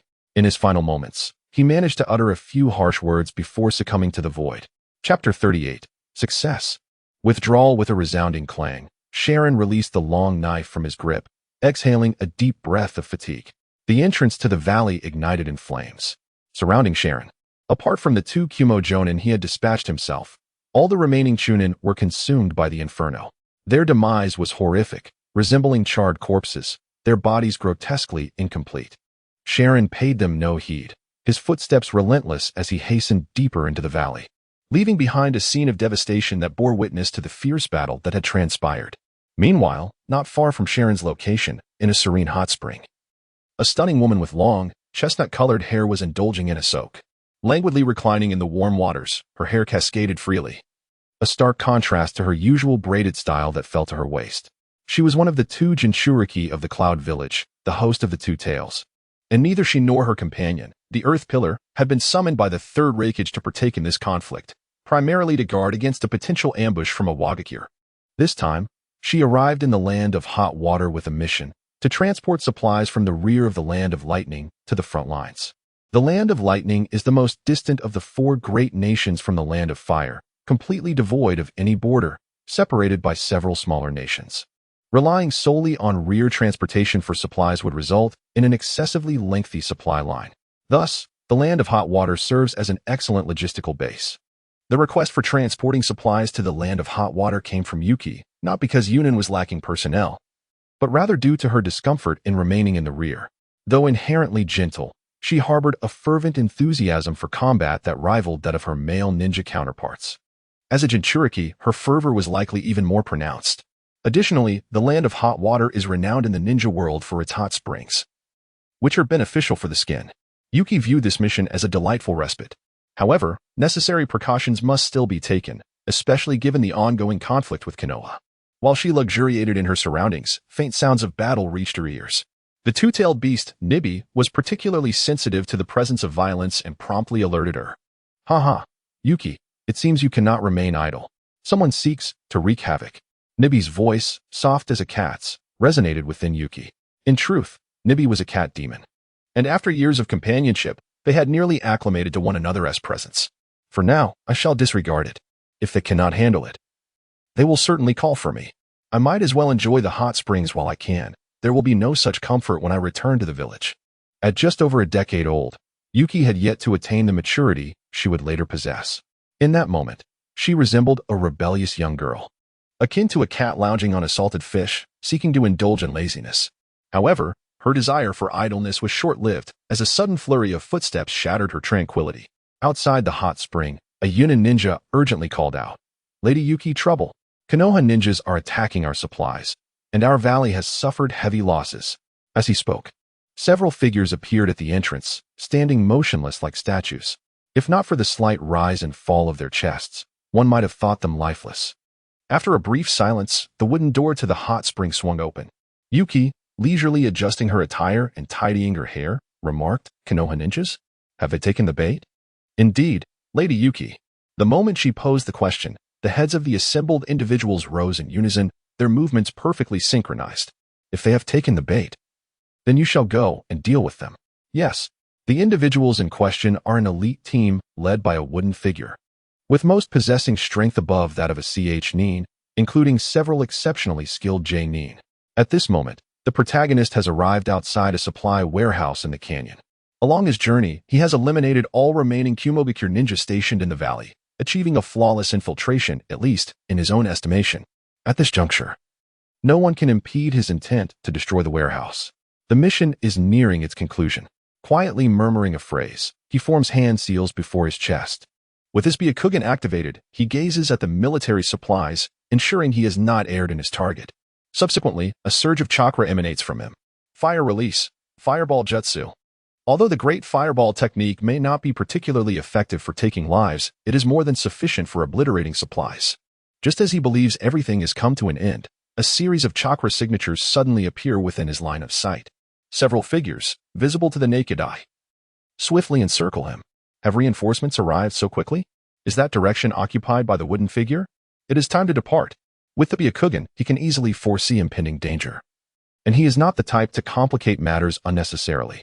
Thus, upon sensing the threat, he resolutely decides to retreat. However, despite his commendable intentions, the execution proves less than seamless. As he hastens toward the canyon's entrance, the Kumogakure ninja, initially drawn away by his shadow clones, have already returned and now block his escape route. While he did not expect the shadow clones to last long, even the most foolish would certainly rush back upon witnessing flames engulfing the valley. Under normal circumstances, he might have relished toying with them, but now, urgency prevails. He darts toward the entrance, swiftly retrieving a kunai from the pouch at his waist. This is what he learned when he observed Kakashi using kunai to obstruct ninjutsu. Although the time was brief and his aim with the kunai was not particularly strong, especially when compared to the prowess of the Uchiha in wielding kunai with finesse, he could still contend with ordinary ninjas, particularly when the kunai were laced with explosive tags. By utilizing the area of effect from the explosions, he could incite a certain level of chaos. As he hurled the kunai, the sound of slicing air shattered the silence at the entrance of the valley, simultaneously drawing the attention of numerous cloud ninjas. Block him. Be wary of the kunai. There are explosive tags behind them. The combat proficiency of ordinary cloud ninjas was indeed superior to that of ninjas from other villages. Upon witnessing the kunai attack from Sharon, they swiftly devised a countermeasure, with those capable of performing earth release rushing forward. Earth release, earth flow wall. The towering earthen wall not only obstructed the kunai but also indirectly sealed off Sharon's escape route. Unfazed by the situation, Sharon unleashed blue-white flames once more.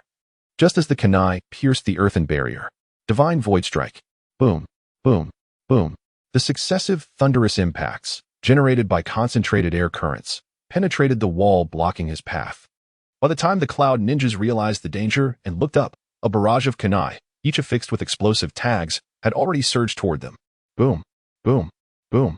The explosions unleashed by the tags sent shockwaves that uprooted the grass in the vicinity, causing significant collateral damage to the nearby Cloud Ninjas. Witnessing such a spectacle, Sharon felt no discomfort. His pace remained unbroken. In an instant, he dashed past the valley's entrance, poised to enter the open terrain. At that moment, the remaining Cloud Ninjas regrouped to encircle him once again. As they aimed to confine his escape, Sharon swiftly retrieved several kunai entwined with explosive tags, employing the same tactic once more. However, at that moment, a new sound of slicing air emerged as several shuriken rapidly approached from a distance. The incoming shuriken collided with the kunai Sharon had thrown. In a twist of fate, the trajectory of his kunai was abruptly altered, causing both the shuriken and the kunai to veer back toward him. This display showcased an extraordinary level of shuriken proficiency. Yet, Sharon had no time to marvel at this. He halted abruptly, unleashing a torrent of blue-white chakra. Divine technique, wind, sky dance was once again invoked. A violent gust of air enveloped him, dissipating the kinetic energy of the shuriken and kunai before they could reach him. However, the explosions from the tags were beyond his control. Boom, boom, boom. This series of assaults finally disrupted the rhythm of the scholar's escape. As the dust settled, four figures abruptly emerged from the distance, encircling the scholar from all directions. At that moment, Shirin discerned that the one who had just hurled the shurikens was a middle-aged man of diminutive stature with dusky skin. The leader of the Cloud-Hidden Ninjas, witnessing Shirin being obstructed, turned to the short man and offered him a word of commendation. However, the smile on his face quickly dissipated as he turned to Shirin, his expression transforming into one of menace. Konoha, Hyuga? I never anticipated that this time it would be a Hyuga who arrived. What fortuitous timing. The third Hokage has long desired to capture a live Hyuga. And here one presents himself at our doorstep. They had destroyed the supply depot at the front, yet still harbored the audacity to attempt an escape? The quartet of Cloud Ninjas exchanged banter, seemingly dismissive of Shirin, until the leader finally issued the command. Let us converge and seize him. Understood, Captain, came the reply. And in an instant, the four surged toward Shirin with remarkable speed. Their roles were distinctly defined. The foremost ninja rapidly formed hand seals and, successfully ahead of his companions, unleashed his jutsu.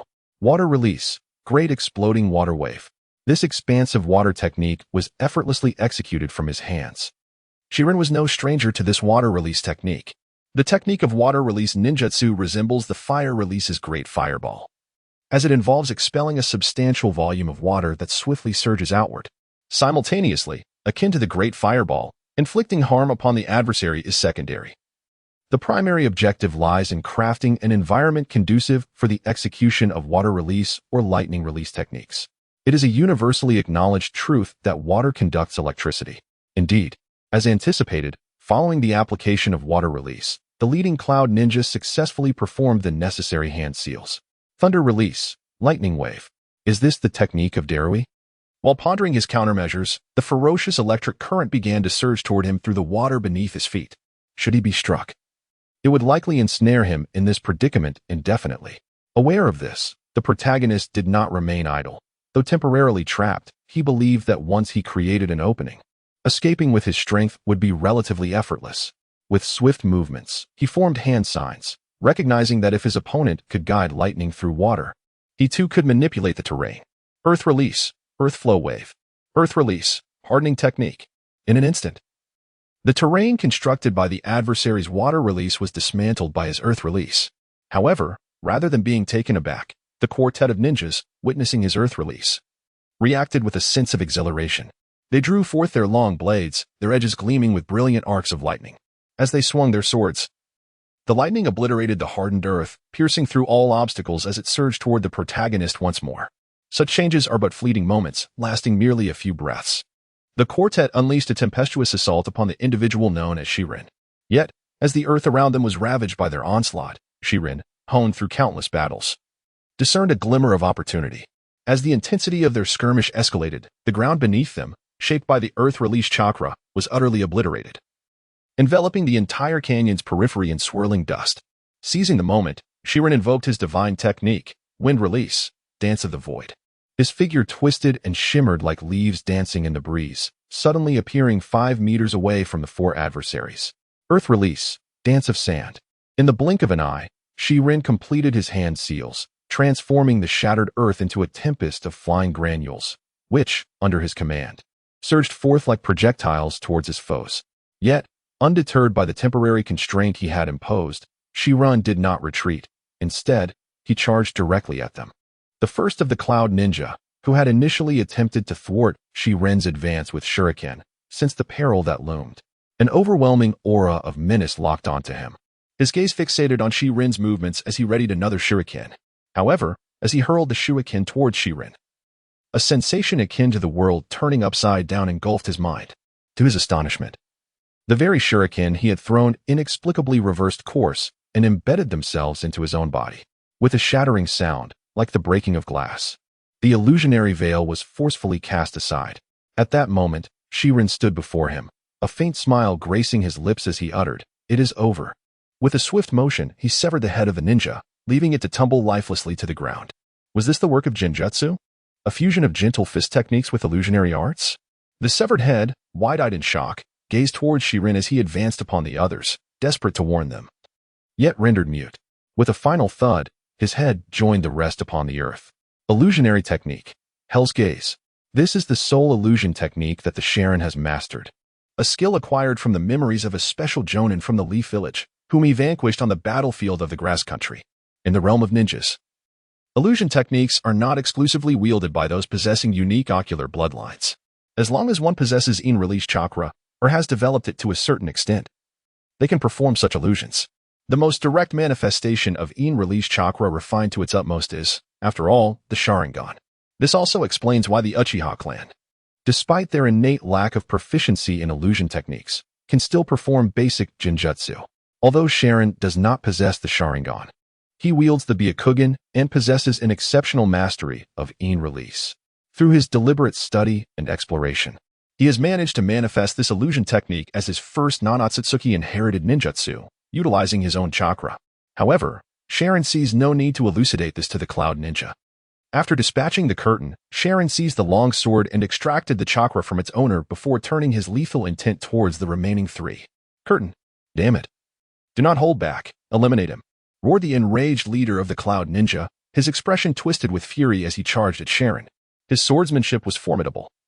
And although Sharin's own skills in this art were not particularly strong, he managed to engage in a fierce exchange, trading blows in a rapid succession of over a dozen strikes. At that moment, another Cloud Ninja seized the opportunity, suddenly infiltrating the battlefield from behind the unsuspecting Sharin. Wielding a long blade infused with lightning chakra, striking fiercely towards the blind spot of Sharin's Byakugan. This is the greatest weakness of the Hyuga branch family. Those who bear the curse mark of the caged bird do not possess a vision range that is entirely devoid of blind spots. The Cloud Ninjas were indeed aware of the situation. However, the individual known as Shiran was no ordinary fighter. He paid no heed to the approaching Cloud Ninjas, seemingly oblivious to their presence. It was only when the blade was perilously close to his neck that he deftly planted one foot on the ground and spun his body with agility. Not only did he evade the strike of one assailant, but simultaneously, a brilliant flash of steel appeared behind the Cloud Ninja who had targeted his blind spot. As the blade sliced through the adversary's form, Shiran gracefully landed. And in that fleeting moment, crimson blood erupted from the fallen ninja, who then collapsed to the ground, lifeless. The formidable Cloud Ninjas, who were not to be underestimated, swiftly lost two of their ranks before the full force assault of the Sharin. The recent strike was nothing short of breathtaking. It seems the Cloud Ninjas are not so impressive after all.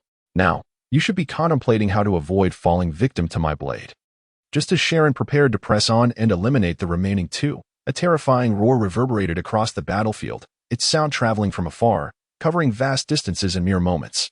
An overwhelming sense of dread enveloped Sharin entirely. At that moment, a searing chakra, blazing like the sun, obscured Sharin's entire field of vision. The two figures of the Jinchuriki had arrived. Chapter 40. The first encounter with the Jinchuriki. The Hyuga clan of Konoha. How dare you come to destroy the supplies escorted by my Jinchuriki? It appears you hold me in utter contempt. Accompanied by a resounding beastly roar, the two Jinchuriki conveyed their presence to Sharin without a trace of intimidation. At this moment, Sharin no longer needed to activate his Byakugan to perceive the rapid advance of a young girl, around 12 or 13, her body adorned with intricate runes. In the next instant, her chakra, resembling those very runes, enveloped her entirely. Sharin recognized this as the external manifestation of the Two Tails chakra. However, before Sharin could respond, the Jinchuriki, exuding an air of regal arrogance, launched an assault against him. The rune-like chakra surged forth, unleashing a menacing aura that engulfed the entire gorge. Deep blue flames spiraled around the Jinchuriki before rushing towards Sharon. It resembled a celestial fire meteor descending from the heavens, its flames rapidly spreading. Everything in its path ignited, as if even the moisture in the air was being evaporated by the heat. This is bad. Sharon's expression shifted, losing the previous nonchalance as he swiftly retreated. Just as he vacated his original position, a fireball enveloped in blue flames crashed to the ground, producing a thunderous roar that echoed through the surroundings. The eerie blue flames shot skyward, and the catastrophic explosion transformed the vicinity into a desolate wasteland. Thick clouds of smoke filled the air, and the ferocious flames raged on, evaporating every trace of moisture in an instant. Truly deserving of the title of the most terrifying weapon, the Two-Tails Jinchuriki is indeed formidable. Sharon straightened his posture, gently brushing off the dust that clung to him. He activated his Byakugan, intensely scrutinizing the seemingly harmless girl before him. His tone remained calm, yet his expression was grave. The Jinchuriki, still quite youthful at 12 or 13, lacked the regal demeanor she would possess in the future. Nevertheless, her strength was formidable, even without entering tailbeast mode. She was akin to a seasoned jonin. After all, she was a prodigy from the hidden cloud, comparable to the likes of Kakashi and Uchiha Shursui in the entire shinobi world. Though young, her combat experience was extensive. Furthermore, she had mastered the ability to wield the two tails through sheer will, making her an almost perfect Jinchuriki. In terms of ninjutsu, chakra, offense, or survival, she exhibited virtually no weaknesses. Aside from Minato and the Yellow Earth, she could be regarded as the strongest adversary I have encountered. I truly have no confidence whatsoever. Sharon did not overestimate his capabilities simply because he was aware of the situation. The Two-Tails Jinchuriki could contend with the immortal duo for an entire day, undoubtedly possessing immense strength. While she may not rival her future self as a weapon of war for the hidden cloud, her reckless unleashing of power would easily reach the level of a tailed beast transformation. Having grasped this reality, Sharon found his composure restored. He straightened his attire and took a step forward. So it was that the terrifying chakra I sensed earlier belonged to the esteemed Two-Tails Jinchuriki of the hidden cloud. It is a pleasure to meet you, Hinata Aki of Konoha. Sharon returned to his inherent nature, displaying a courteous demeanor that conveyed the grace of an esteemed family. Such a transformation caught the attention of the Yuki, who was momentarily taken aback. Do all the Leaf villagers possess such a fearless disposition? The voice of the Yuki carried a hint of youthful innocence, as she was barely 12 or 13 years old, attempting to mimic the speech of adults. Yet it came across somewhat awkwardly. However, the Sharon did not mock her for this. Instead, he redirected the conversation to respond to the Yuki's remarks. Fear of death is inherent to all. After all, life is but a singular journey. Who among us is truly unafraid? Nevertheless, I wish to seek your guidance, as it would undoubtedly benefit my growth and strength. Upon hearing Sharon's somewhat flattering words, the Yuki appeared noticeably more pleased, resembling a proud feline in demeanor. The ethereal blue chakra surrounding her settled, akin to a cat shedding its defenses upon sensing safety. You speak in an intriguing manner. I enjoy listening to you. Alas, you are a Leaf ninja, and I cannot let you go unchallenged. There was a tinge of regret in her words, yet she remained largely unaffected by such sentiments. Very well, if you can withstand 3 of my attacks and remain unscathed, I shall allow you to accompany me back to the land of lightning. Upon hearing this, Sharon smiled, though inwardly he harbored a sense of irony. Why did everyone he encountered desire to take him back? Ridiculous. For those who coveted his being, Sharon was always prepared to strike first. In that case, I implore you, esteemed Yuki, to show mercy. As soon as the words left his lips, Sharon swiftly formed hand seals, palms together, as water chakra began to surge around him. He unleashed a water technique upon the land previously ravaged by the Two-Tails. The prior battle had nearly depleted his collection of earth, fire, and wind chakra, particularly the earth chakra, which was nearly exhausted. Now, apart from the chakra of this puppet, only water and lightning remained at his disposal. The reason for withholding the water technique until now is due to previous encounters with cloud ninjas. Lightning possesses a restraining effect on water techniques. Casting water jutsu in the presence of lightning users often amplifies their power. Hence, Sharon had kept it in reserve. Now, facing the Yuki, the moment was ripe. The Two-Tails, after all, was of the fire element. Moreover, apart from Sharon, all others present were foes. Thus he had no reservations about employing ninjutsu. He initiated with the formidable water style, Water Surge. A massive torrent of water materialized, twisting into a vortex under Sharon's command, surging fiercely towards the Yuki. The Yuki, taken aback by this unexpected display, had arrived too late to witness the earlier skirmish. However, the striking appearance of Sharon, a member of the Hyuga clan, was undeniably conspicuous. According to her intel, the Hyuga were only adept in gentle fist techniques and taijutsu. How could he wield water techniques? Yet, despite her confusion, the Yuki's battle instincts remained sharp. She did not even consider evading Sharon's onslaught. Her chakra enveloped her form. Fire mouse ball. The Yuki expelled a fiery projectile resembling a mouse from her mouth, which emitted a hissing sound upon contact with the water. The intense flames completely vaporized the water, transforming it into steam that enveloped the battlefield in a thick mist. In theory, water should extinguish fire. However, that held true only under normal circumstances. The fire mouse ball unleashed by the Yuki easily overpowered ordinary water techniques. The violent heat swiftly evaporated the water. Yet the encroaching chill in the atmosphere caused the rising vapor to precipitate into rain. Meanwhile, the fire mouse ball remained unaffected, cutting through the water veil and dispersing into a myriad of blue flames that relentlessly pursued Sharon. Chapter 41. The Cat-like Woman. With a mere flick, the Yuki demonstrated the prowess of a Jinchuriki capable of commanding tailed beasts. As Sharon marveled inwardly, his hands remained deftly in motion. The searing flames ignited everything around. Yet Sharon's expression grew increasingly composed. Water style, water barrier. Water style, water surge. The collected water chakra surged forth like a raging river, forming an impenetrable defense around him. Then, Sharon opened his mouth, unleashing a tsunami-like wave towards the incoming fireball. However, the ideal scenario clashed harshly with reality. The quality of the water chakra he had gathered was insufficient to withstand the fire techniques derived from the tailed beast chakra. Witnessing the fire mouse ball's potency remain largely intact, Sharon's expression shifted. He recognized that, despite his heightened regard for tailed beasts, he had still underestimated them. In his established beliefs, only the 8 tails and 9 tails were truly formidable among the tailed beasts. The others collectively paled in comparison. Yet here, the Yuki had merely tapped into a fraction of the tailed beast chakra, displaying a capability that completely overpowered conventional ninja techniques. Truly, the 9 ultimate weapons of the ninja world were not to be trifled with, and even the 2 tails was beyond the reach of ordinary ninjas. Realizing that relying solely on ninjutsu would not pose any threat to the Yuki, Sharon resorted to his divine technique, Fire Mouse Cloak. His own chakra coursed through him, and as he compressed the blue-white chakra, its hue deepened, ultimately transforming into a pale red chakra cloak that maximized his defenses. With a roar, Sharon unleashed the divine sky strike towards the approaching fire mouse. His Byakugan vision rendered the enveloping mist inconsequential. Had there been no obscuring water vapor, the Yuki would have discerned that Sharon now bore a striking resemblance to a Jinchuriki cloaked in tailed beast chakra.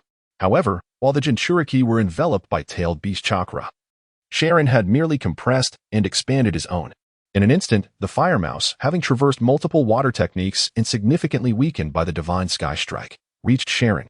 The final blow collided with the fire mouse ball, resulting in a resounding explosion. The mass of tailed beast chakra erupted violently, engulfing the surrounding greenery and stones. Positioned at the heart of the explosion, Sharon was propelled like a cannonball. Yet the fire mouse cloak absorbed the brunt of the cataclysmic force, albeit at the cost of a steep depletion of Sharon's chakra in that fleeting moment. Although the divine technique held firm, the ferocious energy still overwhelmed him, burying him beneath the rubble. Meanwhile, the Yuki, exuding vitality and sharp focus, stood in astonishment. Did this leaf ninja truly not comprehend that ordinary water techniques were ineffective against the fire mouse ball? He dared to confront it directly? No, he should have perished. Yet, he not only survived, but became increasingly menacing. Yuki, be wary, for I sense great danger from him. The voice of the 2 tails echoed within her consciousness. However, before the Yuki could respond, a thunderous voice rang out. Lightning style? Charge wave. Amidst the swirling mist of water, the protagonist leaped from a pile of rubble, unleashing a furious roar as his entire being radiated a sharp, thunderous light, imbued with a penetrating essence, aimed directly at the advancing figure of the wooden warrior. First, there was a burst of water, followed by a surge of lightning. Indeed, you possess a most peculiar power, Hinata. The lightning flickered brilliantly, and thanks to the prior warning from the 2-tailed beast, the wooden warrior remained vigilant. However, such strength posed no threat to me. I shall put your martial prowess to the test. In an instant, The wooden warrior's aura condensed to its utmost intensity, transforming her into a blade drawn from its sheath. Then, with her right hand splayed open, her fingers elongated, resembling 5 razor-sharp short swords, significantly enhancing the danger she presented. With a light step, she flicked her braided hair, and her form surged forward like a bolt of lightning, closing the distance to the protagonist in the blink of an eye. Her arm descending like a deadly blade aimed directly at his chest. So swift. The protagonist Byakugan remained keenly attuned to the movements of the wooden warrior. Yet her speed was still alarmingly rapid.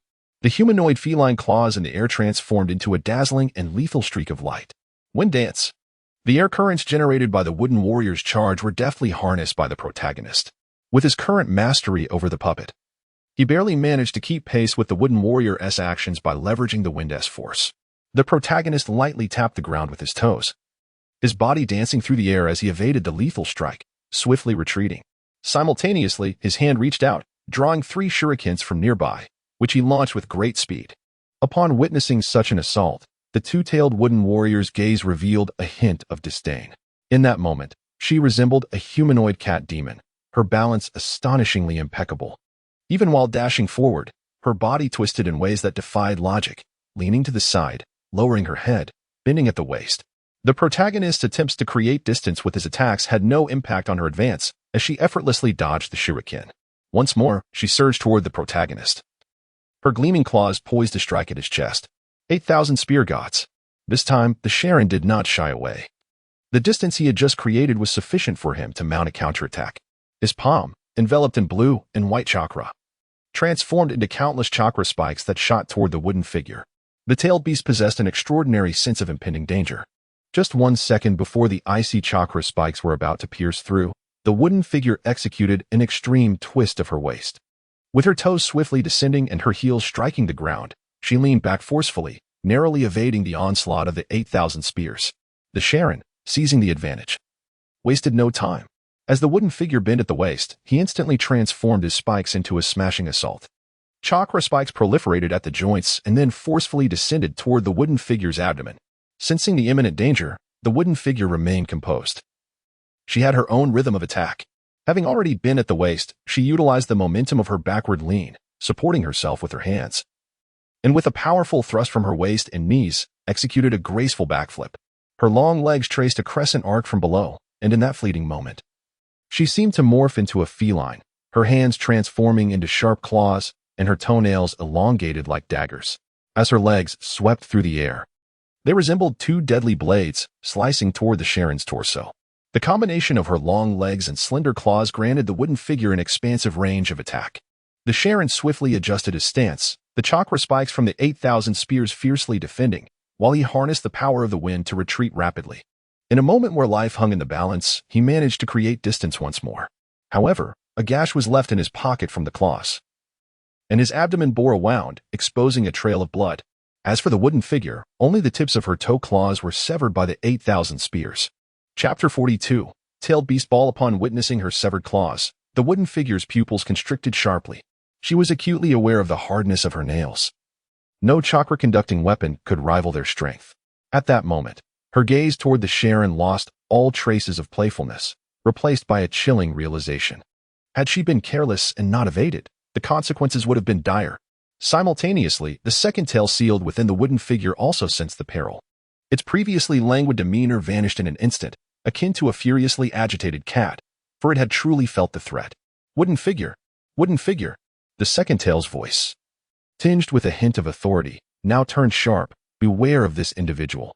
He likely wields more than mere ninjutsu. I know without you telling me, the wooden figure retorted, her tone reflecting both familiarity and concern. You have no idea. What's wrong? The wooden figure, having shared a symbiotic relationship with the second tail for over a decade, was well acquainted with its personality. Seeing it anxious piqued her curiosity. Just be cautious. We can no longer afford to play around. I understand. The wooden figure regained her focus, dismissing the second tail's worries. Within the confines of their shared space, the second tail shook its head, feeling a strange familiarity with the Sharon's technique. Yet each time it attempted to recall specifics, the memories remained elusive. After several futile attempts, it became frustrated and muttered, "Damn it, the Sage of Six Paths favored the Nine Tails too much. Otherwise, I would surely recognize it." The exchange between human and beast transpired entirely within their internal space, taking less than a second, thus the Sharon remained oblivious to the second tail's suspicions. Nevertheless, he understood that he could no longer afford to expose himself. Presently, he bore the visage of the Hyuga clan. If word of this reached their ears, it would undoubtedly sow doubt about his identity and perhaps even lead to further complications. This is what the individual does not desire. Since the task has been completed, it is time to depart. A sense of retreat has already begun to form within him. However, before he withdraws, there remains a necessity. The focus of his gaze shifted from the wooden figures to the remaining Cloud Ninja adversaries. Although he is currently incapable of vanquishing the two wooden warriors, he must eliminate these Cloud Ninja who pose a risk of exposing his intelligence. Thus, even if his own information is revealed, it would be known only to the upper echelon of the Cloud Village, or perhaps just a select few. Having contemplated this, he swiftly darted towards the surrounding Cloud Ninja. With a resounding thud, one enemy was struck down by a shuriken he had thrown, piercing through their neck. Without pausing, he swiftly approached another ninja from behind, delivering a decisive blow. Another foe fell. Meanwhile, the wooden warrior, upon witnessing his actions, mistakenly believed he was targeting her and hastily prepared to defend herself. Once she comprehended that he was slaying the other Cloud Ninja, her fury ignited. She relinquished her restraint, allowing the tailed beast chakra to surge forth, forcefully undergoing a partial transformation. Leaping forward, she charged at him, intent on halting his massacre. However, in this interplay of intention and surprise, how could her speed possibly match his? As he decimated the remaining Cloud Ninja, leaving only one survivor, the wooden warrior finally intercepted him. The last remaining Cloud Ninja, witnessing this development, hastily unleashed a defensive jutsu and turned to flee. Hyuga, how dare you? Water release, great water bullet. Yet, he paid her no mind. With deft movements, he formed hand seals, summoning a colossal water sphere that shattered the Cloud Ninja's defenses and collided forcefully with her. As the jutsu struck home, the last Cloud Ninja's entire skeletal structure crumbled. After collapsing to the ground, they twitched a couple of times before lying still. At this moment, the individual known as Sharon ceased his actions. A smile gracing his face as he observed the blue cat demon patterns of chakra manifesting on the surface of the being before him. The half-tailed beast transformation of the wooden figure, whose braids had completely unraveled and curled upward. What do you say, wood man? Sharon inquired. Yet the wooden figure had never felt such rage before as she gazed at Sharon's smiling visage. At that instant, she yearned to rend his face to shreds. Her formerly white eyes now suffused with blood red. She threw her head back in a furious roar, emitting a piercing scream, her chakra instantly turning a dark crimson. You shall pay dearly. The next moment, the wooden figure traversed the spatial distance, and they clashed once more. Enveloped in blood-red chakra, the wooden figure transformed entirely into a weapon. Claw strikes, kicks, and aerial spinning kicks, movements unattainable by the average person, now attacked Sharon from astonishing angles. Her speed of assault was remarkable, and her cutting power was equally formidable, the seamless connection of her skills giving Sharon the sensation of grappling with a wild beast. After enduring 2 claw strikes from either side, Sharon once again withdrew to create distance. With each block, it felt as though he were being relentlessly battered by a colossal boulder. Were it not for his puppet body, continuously mended by the chakra of the Rinnegan, he would likely have suffered severe fractures by now. Yet, the wooden figure appeared tireless, launching another feline claw dash toward Sharon. He was compelled to leap to evade. But this only fell into the rhythm of her attacks. Her body was incredibly agile, her hands and feet now adorned with sharp claws, executing spins and claw strikes against Sharon midair. Sensing the imminent danger, Sharon had no choice but to once again harness the power of the Rinnegan chakra, witnessing a faint, pale green light emanating from his palm. In an instant, this light swiftly enveloped the tip of the 8,000 spears. As Sharon unleashed the 8,000 spears, colliding with the wooden figure's claws, the Rinnegan's ability to siphon enemy chakra began to manifest. The surging chakra of the tailed beast was drawn toward Sharon, initially feeble. It grew stronger as he intensified his effort, prompting the wooden figure and the two tails within her to sense an anomaly. In contrast to the wooden figure's astonishment, the two tails, Waikai, was filled with fury. It will shatter the wooden figure's control in an instant. You dare to siphon tailed beast chakra. The violent impact caused the wooden figure's resolve to waver, allowing Waikai to surge forth. The theft of one's chakra was an unforgivable act to any tailed beast. Seizing the initiative, Waikai dominated the wooden figure's body, fully transforming into a tailed beast. A terrifying and colossal blue cat demon materialized in the gorge. Unfettered by thoughts of escape, the two tails glared menacingly at Sharon. With a crash akin to that of a building, a massive foot descended towards him, prompting Sharon to evade quickly as the colossal hand struck the ground with a resounding boom. The two tails howled in rage, "Damn humans, you shall not be forgiven." As Waikai opened its maw, a dense, dark blue sphere of concentrated chakra coalesced at the edge of its mouth. In the blink of an eye, it unleashed the enormous tailed beast ball, hurtling directly towards Sharon. Chapter 43. In comparison to Obito, I shall not lose face faced with such an overwhelmingly terrifying creature. Sharon's expression was one of grave seriousness. This was his first encounter with a Jinchuriki and also his inaugural confrontation with a tailed beast. Moreover, during the previous skirmish, in his haste to swiftly eliminate the hidden cloud ninja, he had already expended a considerable amount of the chakra he had gathered. Coupled with the extensive chakra depletion incurred while battling the two wooden beings, the chakra remaining within his puppet form now amounted to less than 10%. Although he had recently collected a portion of the two tails chakra, the ferocious nature of the tailed beast chakra was entirely distinct from that refined by ninjas. As a result, he found himself utterly incapable of harnessing it in the same manner as he would with ninjutsu. This was the first time that the individual encountered such a situation. In contrast to the chakra refined by ninjas, the chakra of tailed beasts is imbued with the fierce and malevolent will of the beasts themselves. Without completely annihilating or suppressing it, no one can harness the chakra of the tailed beasts. However, if the tailed beast chakra were indeed so easily subdued, the major ninja villages would not need to continually select suitable individuals to contain the beasts, while remaining vigilant against their potential rampages. The individual's mind was actively contemplating strategies to cope with this challenge. Tailed beasts harbor a profound fear towards those capable of extracting their chakra, as it evokes unsettling thoughts within them. The fundamental reason for the temperamental outburst of the two tails, despite being one of the more mild-mannered tailed beasts, lies herein. In terms of combating tailed beasts, the techniques available in the Shinobi world include would release, the formidable physique of the third Raikage, and the ocular jutsu of the Sharingan. As Shiren's mind raced, he once again felt the impotence of the Byakugan, unable to evolve, in the face of these colossal tailed beasts. The power of the Sharingan's ocular techniques is, without a doubt, the nemesis of the tailed beasts. Even the three-tomo Sharingan can ensnare a tailed beast in genjutsu, a feat unattainable by any other ocular techniques in the Shinobi world. However, although I do not possess the Sharingan, I can harness the power of the gigantic Rinnegan. Taking a deep breath, Shiren's expression darkened. Reluctantly acknowledging the truth, he understood that with the body he currently controlled, defeating a tailed beast would be exceedingly difficult. Meanwhile, at the Otsutsuki Castle on the moon, Shiren's true self concluded the training of chakra refinement. While most of his energy was devoted to manipulating the body in the Shinobi world, he had never neglected the training necessary for his true self. Prior to venturing into the Shinobi world, he had declared that he would refrain from employing the gigantic Rinnegan unless absolutely necessary. He had not anticipated such a swift contradiction. If it were any other ordinary puppet, he could easily abandon it. However, the identity of Hyuga Aki is immensely beneficial for his infiltration of Konoha, as well as for future concealment. Moreover, the pristine Byakugan within his eyes cannot be discarded lightly. Given that his opponent this time is a tailed beast, it is only prudent to take it seriously. Shiren formed a series of hand seals, and in an instant, the gigantic Rinnegan within the ancestral temple emitted an overwhelming amount of chakra, enveloping him. He was then instantaneously transported before the Rinnegan. The fully activated gigantic Rinnegan took over Shiren's line of sight, as he infused his own chakra into it. The 6 paths of shuriken within the Rinnegan's pupil began to spin once more. At that moment, a thought emerged in Shiren's mind. It seemed that as long as he wished, he could extract the chakra from any opponent. This thought traversed the vast expanse between the earth and the moon, manifesting directly within the consciousness of the sage in the canyon.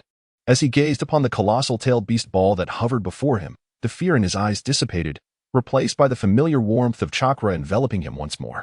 Even across such a great distance, the chakra of the Rinnegan was astonishingly within my grasp. This power, transcending the very essence of a ninja, was utterly intoxicating. While lost in contemplation, the sage extended his right hand towards the tailed beast ball. In an instant, a soft green luminescence enveloped his palm, and a tremendous gust of energy surged before him.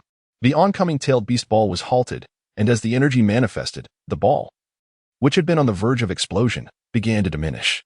In less than a moment, the immense tailed beast ball was entirely absorbed. What? The azure-hued two tails emitted a sound of bewilderment, swiftly followed by trepidation, for it sensed an extraordinarily pure chakra emanating from the sage. Such an echelon of chakra has only manifested in its exceedingly ancient memories. Impossible. Absolutely impossible. You are certainly not from the Hyuga clan. Who on earth are you? The Two Tails grew increasingly agitated, its once gentle voice now piercingly harsh. Two Tails, you shall be the first tailed beast I eradicate in the ninja world. Roar. Regardless of your identity, should you wish to take my life, you shall perish. The threatening words of Shirin instantly stripped Ryo of its last vestiges of reason, and with a mighty leap, its enormous feline paw descended upon Shirin. In a swift maneuver, Shirin evaded the claw's assault, yet Ryo opened its maw once more. This time, it was not the tailed beast ball, but rather an immense fireball. At the moment of its emergence, it seemed as though the very air around began to ignite, with a terrifying heat that could be felt even from a considerable distance. However, before such a tailed beast chakra attack could fully approach the user, it was entirely absorbed. Yet, after absorbing 2 successive torrents of violent chakra, the users sensed a further depletion of their Rinnegan's power. It was imperative to conclude the battle swiftly. In response to the onslaught, the user decided to return the favor, unleashing an attack of their own chakra. Swiftly, the user charged towards the Two Tails, releasing the previously absorbed tailed beast balls and chakra in an instant. Roar. Sensing the impending danger, the Two Tails had no time for further contemplation and simultaneously launched a tailed beast ball of its own. The catastrophic force erupted upon collision, leveling a significant portion of the canyon in an instant. The terrifying shockwave surged several kilometers away, alerting the arriving Cloud Village reinforcements. It is Lord Mu. Such power from Lord Mu poses a grave threat. Hurry, hurry. At this moment, the individual known as Shirin became aware of the approaching Yunin forces. Feeling the weight of his Rinnegan intensifying, he swiftly charged towards the Two Tails. Upon reaching the head of the beast, he unleashed the last remnants of his chakra. 8,000 spears of God. With a piercing sound, accompanied by the agonizing wail of the Two Tails, chakra-infused bone spikes penetrated through its very being. Human, you cannot kill me. The Two Tails glared fiercely at Shirin.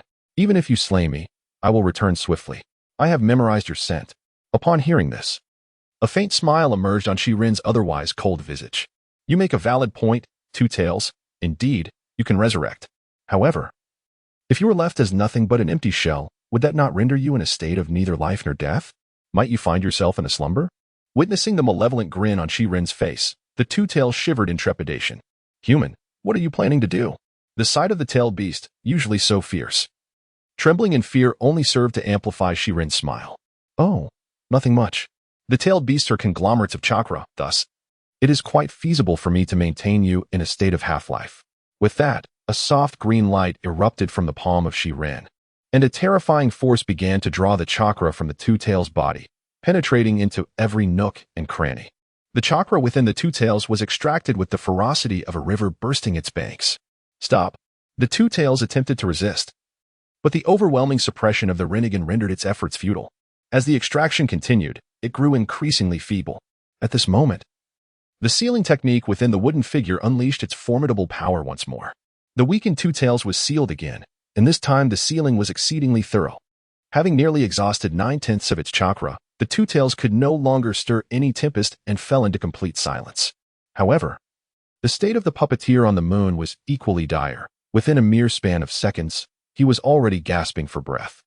His forehead was slick with beads of sweat, as controlling the reincarnation eye with a mere 3-year-old body proved to be an arduous task. To wield it effectively, he would need to mature for several more years. Simultaneously, the puppeteer's form in the ninja world staggered, clearly showing signs of significant exhaustion from the relentless battles. Though activating the reincarnation eye at the last moment allowed him to exert pressure over the tailed beasts, it almost completely depleted his chakra reserves. After all, he could not afford to drain his still-developing original body. He could only extract from this puppet form. Observing the Two Tails revert to her wooden visage, he realized that to slay her would inevitably result in the demise of the tailed beast as well. Conversely, allowing her to live would likely mean she would remain in a perpetual slumber. Contemplating this, the puppeteer suppressed the urge to eliminate the wooden figure, but was not inclined to let her off so easily. Thus, a pale green sphere of mental energy materialized in his palm. Without a moment's hesitation, he pressed the mental sphere into the body of the Two Tails. This is precisely the method employed by the character Shirin to manipulate Hinata Hyuga in the original work. Without the assistance of Naruto Uzumaki's 6 paths level abilities, Shirin harbored doubts that anyone could extricate her from this mental control. Subsequently, Shuren commenced a sweeping alteration of the memories of the two wooden figures. After accomplishing this, Shuren finally ceased the operation of the Rinnegan. He then cast a glance at the vanishing canyon around him and the approaching Cloud Shinobi, swiftly making his exit. The secret weapon of the Cloud Village would henceforth become his most crucial trump card. This is far more beneficial than simply eliminating her. Obito is capable of controlling the fourth Mizukage and the three-tails Jinchuriki, while he himself can manage the two-tails Jinchuriki, which also maintains his dignity. Furthermore, due to the complete marking of the two tails by the Rinnegan, as long as its chakra is restored to a certain level, the Jinchuriki can automatically absorb it. Chapter 44. Convergence and resolving hidden dangers not enough. My power is still insufficient. Stumbling out of the Union-sealed valley of the land of hot water, the Jinchuriki had no intention of halting. Although he had encountered the tailed beast this time without significant peril and ultimately reaped considerable rewards, he still felt dissatisfied with his own strength. Not only did he experience the pinnacle of this puppet's capabilities in battle against the tailed beast, but he also accumulated valuable experience in combating them. Nonetheless, he recognized that his age and physical form were the primary constraints on his explosive growth and power. Chakra, in essence, is a blend of mental and physical energy. The Jinchuriki's mental energy requires no refinement, but his physical energy must await the natural maturation of his body. Presently, by utilizing this puppet, he has managed to exhibit strength comparable to that of an elite Genin, which is sufficient for self-preservation. Consequently, he could only suppress the impatience brewing within him. Once again, he activated his Byakugan and glanced back at the distant valley, which he had flattened during the confrontation with the tailed beast using his Rinnegan. Within his Byakugan's vision, an increasing number of chakra signatures began to converge towards the valley. However, inside the valley, only two wooden figures, each emanating a sphere of chakra, were swaying gently. This indicates that the methods employed by the scholar were indeed quite thorough. Aside from the two wooden figures, there were no surviving remnants of Yunin in the valley. Thus, the tension within the heart of the protagonist began to ease. It was not due to his excessive caution. Should there be other members of the hidden Cloud Village lurking in the shadows, any secrets divulged would undoubtedly reach their ears. Consequently, he would be subjected to an unending series of tests and trials from the Cloud Ninjas. After all, the moral compass of the Cloud Ninjas was rather low, and the protagonist was acutely aware of their willingness to resort to any means necessary. In the past, they had kidnapped Kushina Uzumaki, and it would not be long before they set their sights on Hinata Hyuga. These are the deeds wrought by the Cloud Shinobi. Presently, the strength of the protagonist has yet to reach a level capable of forcibly subduing the shinobi world. Thus, it is prudent to develop gradually. As for the duration of this charade, one should prolong it for as long as possible. He employs wooden figures, controlled by his mental sphere, to provide him with cover. If Konoha has gleaned information from other sources regarding the participation of the two-tails Jinchuriki, casting doubts upon his prowess, it is preferable to conceal the truth than to expose their intelligence. Moreover, he possesses means to ensure the silence of the other two members of his team. Having pondered this, the protagonist, after a brief period of recuperation, restored a portion of his chakra and proceeded toward the rendezvous point agreed upon with Yuzuki Yugao. They must have sensed or witnessed the battle occurring in the valley. As he approached the meeting place, he reopened his Byakugan and detected Yuzuki Yugao's chakra from 2 kilometers away. Was it truly only Yuzuki Yugao present? Had they convened early, perceived the conflict, and then set out to investigate? Or had Taka Awashi uncovered something and not yet returned? Suddenly, the protagonist halted upon a tree. If Taka Awashi had indeed discovered something and had yet to regroup, then, contemplating this, he decided against immediately joining Yuzuki Yugao and instead stood still, meticulously using his Byakugan to sense his surroundings. Before long, Taka Awashi's chakra emerged from another route leading to the valley. Observing this, a smile crept upon the protagonist's lips. However, his gaze remained icy and resolute. Ah, it seems you have indeed stumbled upon something significant. Since his arrival in this world, he has never underestimated any shinobi, particularly those who may gain renown in the future. Although Taka Awashi may face neglect upon the third Hokage's return to power, his selection as a member of Minato Namikaze's guard undoubtedly reveals his unique qualities. As for the nature of these qualities, the protagonist has no desire to delve deeper. He is uninterested in what Taka Awashi has discovered. Rather than engaging in such inefficient inquiries, he possesses superior alternatives. Whoosh! In an instant, the protagonist's figure vanished and swiftly darted toward Taka Awashi's direction. Meanwhile, Taka Awashi, en route to the meeting point, found himself in a state of uncertainty. After parting ways with the protagonist, he began to investigate the advance and retreat routes of the Cloud Shinobi alongside Yuzuki Yugao. Such tasks, concealed behind the current veil of clouds, undoubtedly carry little peril. Consequently, he began to observe the movements of Hinata Aki. Although Hinata Aki, as their captain, treated them with kindness and cared for him, Iwashi held a profound trust in him. Nonetheless, a subtle unease lingered within his heart. He sensed that Hinata Aki was not entirely human. Moreover, on the night of task allocation, he perceived a faint aura of malevolence emanating from Hinata Aki. This sensation is exceedingly subtle, yet it is an innate ability he possesses. Apart from the renowned Minato Namikaze, who once visited the Ninja Academy with the intention of taking on disciples, no one is aware that he is, in fact, a foresight-enabled ninja. Moreover, he is among the rare few endowed with the ability to foresee death. It was during that encounter with Minato that he unveiled this extraordinary capability, thus capturing the attention of the esteemed ninja. However, due to the stringent criteria governing Minato's selection of disciples, he missed the opportunity to become his apprentice. Yet he was nonetheless acknowledged by Minato. Before the commencement of this task, he discreetly employed his ability on several members of the team. However, all he perceived was a vast expanse of whiteness, revealing no discernible anomalies. Such an outcome brought a sense of relief to Diawaxi, as it indicated that this mission was indeed safe. Until last night, he had harbored a premonition of his own demise. Although it was but a fleeting image, it was enough to heighten his vigilance. Subsequently, he paid a considerable price to once again wield his abilities. This time, he perceived the shadow of Shi-Rin in the moments leading to both his and Mitsuki Yuin's deaths. However, when he turned his gaze upon Shi-Rin, he found nothing but emptiness. Moreover, he witnessed from afar the terrifying scene of Shi-Rin battling the tailed beasts. Such prowess is certainly beyond that of a mere squad captain. Hinata Aki, who exactly are you? As they approached the rendezvous point, Shiawashi came to a halt.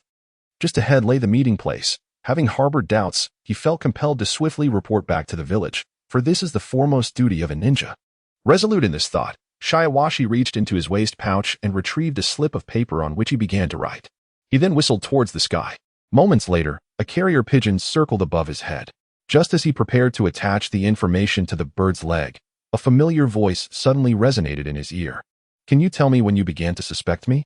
The unexpected voice sent a chill down Shiawashi's spine, and the shadow of death loomed ominously in his heart once more. However, before he could utter a word, a frigid hand seized his neck. Shi-Rin gripped Shiawashi tightly, while crushing the carrier pigeon into a pulp, then delicately extracted the message from his grasp and read aloud.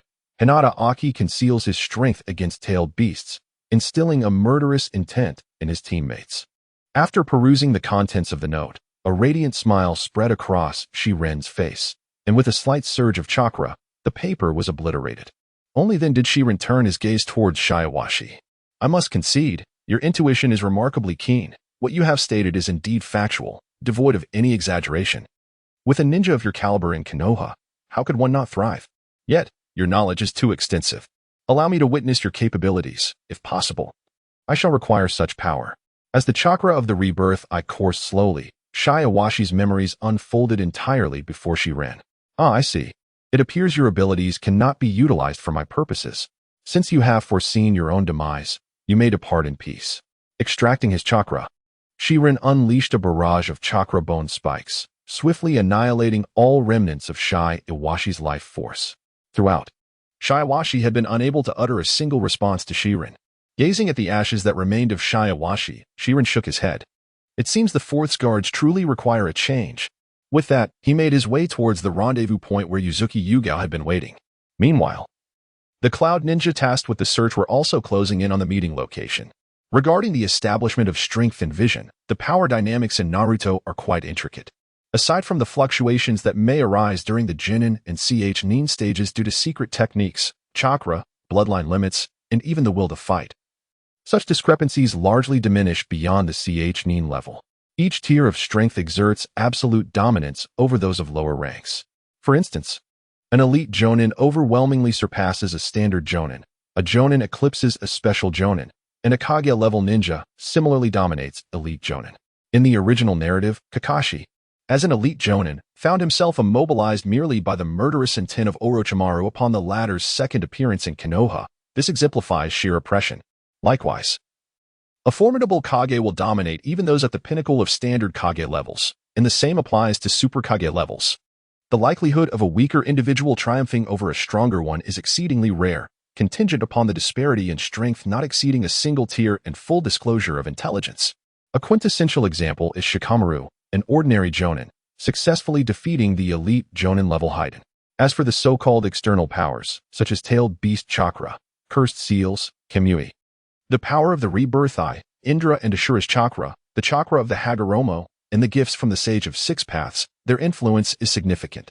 To maintain coherence and avoid contradictions in the narrative, CFA has been particularly stringent in establishing power levels, ensuring that the protagonist's strength is not unduly suppressed. Currently, with the protagonist's actual age being merely 3 years, even whilst manipulating puppets, without the aid of the Rebirth Eye and external power, and the system's chakra reserves, his capabilities remain exceedingly limited and incapable of growth. This point is unequivocally established. CFA's capabilities are limited to that of a Jonin, or possibly even less than that of an elite Jonin. CFA harbors a disdain for the trope of a child being invincible in the ninja world. Even as a reader, I find such portrayals to be quite jarring. A ninja's first peak of strength should ideally be reached around the age of 12 or 13, while the second peak ought to occur by the age of 15. At this moment, the fusion of physical and spiritual energy culminates in the production of chakra, which is on the verge of reaching its inherent limits. Ultimately, the principle that CFA has consistently upheld is that failure to achieve something equates to an inability to do so. For instance, while some readers may extol the prowess of Otsutsuki SH10, claiming him to be virtually invincible, it is noteworthy that, in the original narrative, he was single-handedly bested by Naruto even while utilizing the Rinnegan. Although there are elements of plot-driven necessity, CFA disregards this aspect.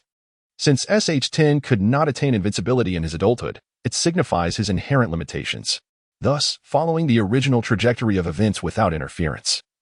Even with the awakening of the Rinnegan, he merely reaches the threshold of the Six Paths and remains the weakest among them. Furthermore, in the original work, SH10 merely chose to awaken the Rinnegan through Hanabi's eyes, reaffirming the principle that failure to accomplish something denotes an inability to do so. Hence, it is concluded that, aside from Hanabi and Hinata, none of the other Hyuga clan members would enable SH10 to awaken the Rinnegan, even if their eyes were extracted. Naturally, their eyes retain their utility, but I shall refrain from divulging further details on this matter. In the end, CFA established early in the narrative a classification of the Rinnegan, corresponding to the Rinnegan, the 6-Tomo Rinnegan, and the 9-Tomo Rinnegan, into 3 tiers: pale blue, pale purple, and golden yellow. SH10's attempt to extract Hanabi's eyes to awaken the lowest tier of the Rinnegan ended in failure and regression, indicating that this tier is unstable, thus suggesting the potential for evolution, a realm that CFA seeks to pioneer. In Chapter 45, SH10 promptly detects the pursuing Cloud Shinobi. In the Shinobi world, unless one is airborne, evasion and concealment invariably leave traces. These traces may manifest as footprints, fluctuations in airflow, or variations in scent, as well as the undulations of chakra.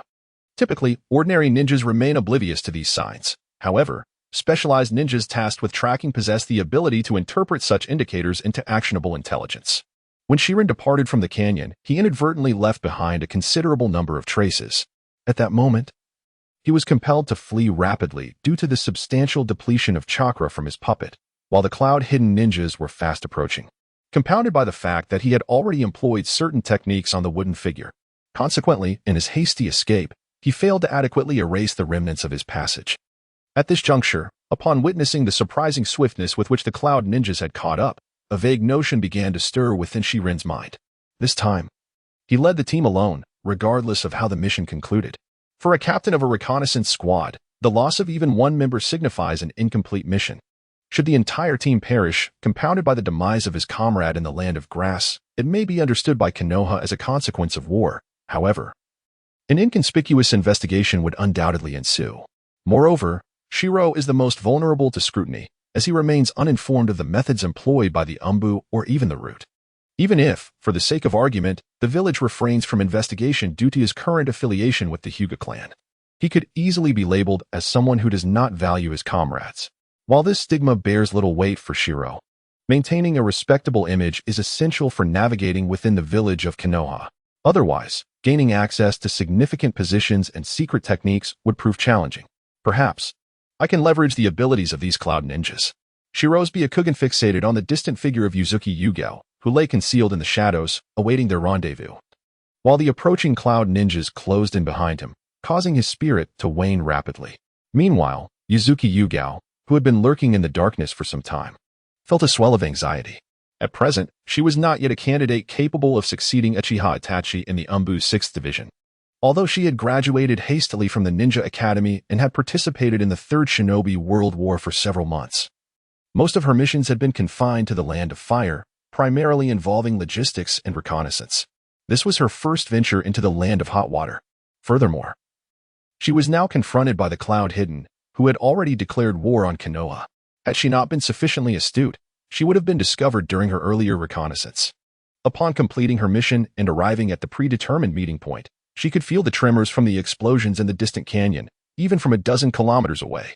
She recognized that it was Shiro's objective. Although she yearned to rush to his aid, she recalled the orders he had issued prior to the mission. Adhering to the survival principles of a ninja, Yuzuki Yugao restrained herself. However, despite the terrifying sounds having subsided for some time, her 2 remaining comrades had yet to arrive at the rendezvous. This only intensified the unease within Yuzuki heart. At this moment, she silently calculated the time.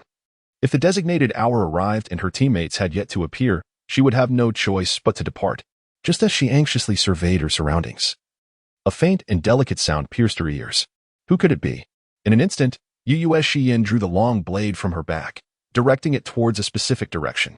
At that moment, the expression on the face of the squad leader was grim, his forehead drenched in sweat, and his breath was uneven, indicating a state of distress. "I am Yujetsu." The squad leader managed to utter a labored sentence before collapsing to the ground. Upon seeing him, Yujetsu initially felt a surge of joy. But her expression rapidly shifted as she realized the squad leader's critical condition, prompting her to rush forward. "Captain, can you hold on?" Yujetsu quickly supported him. And as she touched his body, she discovered that his clothes were slashed by sharp blades, revealing horrifying gashes of blood. Furthermore, the fluctuations of his chakra were alarmingly weak. Although she was aware of the challenges posed by their mission, the severity of the squad leader's injuries still left her astounded. "Captain! Captain!" Hearing Yujetsu's frantic calls, the squad leader struggled to open his eyes, seemingly summoning his last ounce of strength to utter his final words before losing consciousness. "Yujetsu, this is not the time for conversation. The Cloud Ninja are upon us. We must flee." Upon witnessing the squad leader fall into a complete stupor, Yujetsu had no time to ponder further. She trusted her Byakugan's reconnaissance ability implicitly. Since the squad leader warned of the approaching enemies, it was undoubtedly true. With the absence of the reinforcements and the enemies closing in, the situation appeared dire. With a firm resolve, Yujetsu decided to lift the squad leader and, using her slender frame, carried him swiftly into the depths of the forest. As a ninja, she found his weight manageable. Mere minutes after her departure, a group of cloud ninjas arrived at the scene. "There are traces here. It seems the Konoha scouts were here. They haven't escaped far. Pursue them." After marking the area, the leading cloud ninja hurriedly led his team in the direction Yujetsu had fled. When the squad leader awoke once more, it was well into the afternoon. His so-called unconsciousness was merely a withdrawal of most of his consciousness from the puppet, maintaining only the faintest semblance of life. During this time, he diligently practiced the skills he had acquired from the recent battles within the Otsutsuki Castle. After all, his true form was still quite young. In many aspects differed significantly from that of the puppet.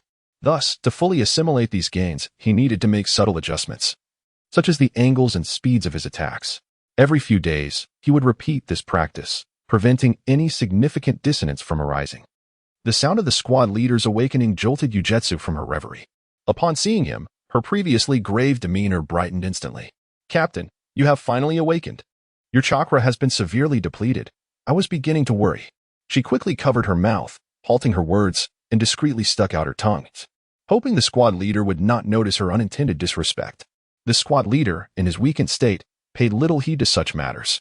He opened his mouth, producing a somewhat hoarse voice. "Where is this?" Hearing the inquiry, Yujetsu hurriedly moved closer, supporting him as she replied, "Captain, we are at the border of the Fire Country, 40 kilometers from the Land of Hot Springs. You were correct. The Cloud Ninja have indeed caught up with us. I did not dare to return directly, fearing an ambush. So I brought you here." Yujetsu disclosed everything that transpired during his unconsciousness without reservation. "What about Tsubasa?" the squad leader inquired, puzzled by the absence of their other comrade. Hearing this, Yujetsu's expression dimmed as she shook her head. She had already lost hope for Tsubasa's return. The squad leader fell silent for a moment, refraining from pressing further. Just as he contemplated how to continue guiding Yujetsu, her expression suddenly shifted. "Captain, the traps I said have been triggered. The Cloud Ninja are closing in. We need to leave immediately." Before the squad leader could respond, a deep voice echoed in their ears. "Leave? Where do you two little Konoha brats think you can escape to?" Chapter 46. Will you pledge your eternal loyalty to me and become my subordinate? Earth release. Ground spike. As the voice sounded, the ground beneath the squad leader trembled, and earth chakra began to erupt violently. At that moment, he was gravely injured and utterly weakened, unable to evade the impending danger. Without a moment's hesitation, Yujetsu hoisted the squad leader and swiftly evaded the attack. In that moment, Yuzuki Yukino no longer resembled a mere girl. She appeared as a remarkably dependable ally, a true ninja. However, the individual leaning against her, Sharon, sensed her gravity and tension through her trembling body and taut muscles. Simultaneously, as she gazed at the approaching figures of the hidden Cloud Ninjas, her expression shifted from one of solemnity to fear and despair. Following her gaze, Sharon observed that the pursuing group of Cloud Ninjas consisted of 2 small squads, totaling 8 members. Typically, such pursuit teams are led by a nin. Yet, whether it was the destruction of the canyon warehouse that incited the Cloud's wrath or other reasons, the squad encircling them was led by a nin. "You were the ones who obliterated our logistical support." The leading Cloud nin scrutinized Sharon and Yuzuki Yukino, ultimately fixing his gaze upon Sharon. His words imbued with profound sentiment. "Konoha is indeed fortunate, having always been blessed with a cadre of exceptional juniors. Alas, it seems you shall not have the opportunity to grow." Before his words could settle, an overwhelming aura of murderous intent filled the air. "Those heroes of theirs. We are their foes. Blame yourselves for being from Konoha. Attack. Slay them." With his command given, the surrounding Cloud Ninjas surged forward, eager to engage the two.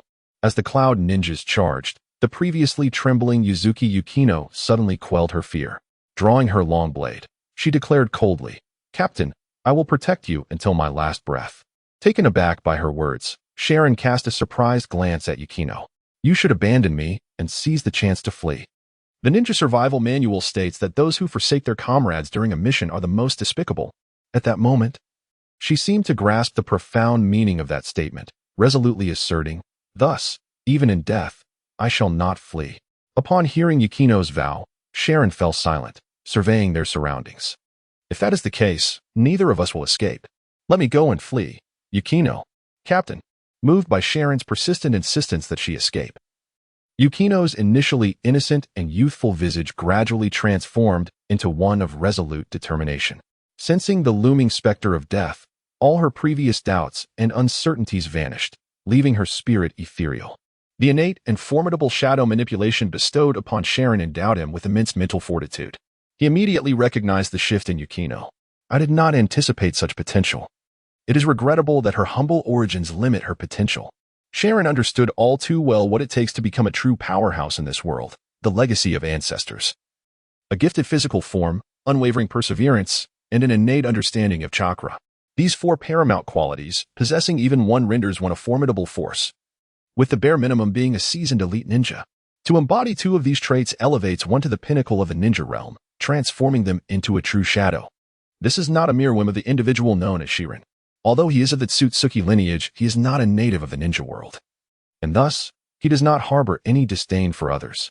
Aside from the ancestral legacy, which is the sole pathway to the highest realms, among the other 3 qualities, the pinnacle of physical prowess, unbound by bloodline, is epitomized by the 3rd Reikage, recognized as the mightiest of all Reikage. When it comes to the most profound understanding of chakra, one might consider Minato Namikaze as a contender. As for unwavering perseverance, no one has truly achieved it to the fullest extent. Might Guy could be regarded as a half-achiever in this regard. Of course, these individuals are undoubtedly endowed with more than one talent, yet it is this particular quality that stands out most prominently. To become a ninja, one must simultaneously refine multiple attributes. At present, Shirin perceives a vibrant and spirited fluctuation of chakra emanating from Yuzuki Yugugo. This is something she had never possessed before. With this quality, as long as she applies herself diligently, it should be sufficient for her to become a true jonin in the future. Contemplating this, the attendant gazed at her calloused grip on the long blade, which was already covered in thickened skin. As a commoner from Konoha, Yu undoubtedly lacks any familial legacy. The only skill she has honed is the Konoha-style swordsmanship, established by the second Hokage, which she has practiced since childhood. The art of swordsmanship is widely disseminated, practiced by nearly all commoners and ninjas alike. It serves as the primary combat method for these ordinary ninjas. During a moment when the thoughts of the protagonist, Sharon, were in turmoil, Yuzuki Yukino found herself engaged in a fierce battle against the cloud-hidden ninjas, her back pressed against a rocky wall. Although her ethereal state had bestowed upon her a remarkable quality ripe for development, this quality did not instantly augment her combat prowess. Rather, it transformed into latent potential. In the face of the current crisis, this potential proved of little assistance, and after only a few exchanges, Yuzuki Yukino was soon relegated to a position of arduous defense. Nevertheless, she remained resolute in her determination to protect Sharon, having steeled herself for the possibility of death. Observing this scene, Sharon leaned closer to her ear and whispered, "Yukino, do you regret it?" "Captain, I have no regrets," she replied with unwavering conviction. "Rest assured, as long as I live, they cannot harm you." Her words were imbued with a fierce determination. "Are you willing to remain eternally loyal to me, to serve as my subordinate?" Upon hearing Sharon's question, facing the specter of death, Yukino felt a newfound lightness in her spirit. "I would, but alas, there may be no opportunity left." Sharon nodded, a smile returning to his face. "There will be opportunities. Since you have chosen to be my eternal subordinate, I shall not conceal anything from you. Allow me to reveal my trump card." As Sharon's tone softened, the chakra of his rebirth eye began to emanate, and Yukino could clearly perceive the flow of her own chakra and meridians. Simultaneously, a mental sphere formed from the chakra of the rebirth eye, seamlessly integrated back into Yuzuki Yukino's body, unbeknownst to her. This time, the scholar did not recklessly manipulate the situation. Rather, he delicately fine-tuned Shiyin's mental recollections with utmost precision. The complexity of this task far exceeds that of direct manipulation. However, compared to outright control, such meticulous operations can profoundly alter an individual's will through subtle influences. By that time, whether or not the counterpart possesses a spiritual orb becomes inconsequential. The ultimate outcome resembles that of the celestial deity. Yet it necessitates a considerable expenditure of time, alongside the complete defenselessness of the affected individual, allowing for passive acceptance. When juxtaposed with the celestial deity's unyielding dominance that disregards all, the effectiveness may appear slightly inferior. Nevertheless, one must consider the protracted cool-down period following a single use of the celestial deity's power, while the subject faces no such limitations, provided he does not feel fatigued. He can continuously seek suitable individuals to cultivate his own cadre. In this light, it can be said that each approach possesses its own merits and drawbacks. As the subject harnessed the chakra of the reincarnation eye to meticulously refine the meridians surrounding Yuzuki Yuyuki, her inherently modest foundation was further solidified.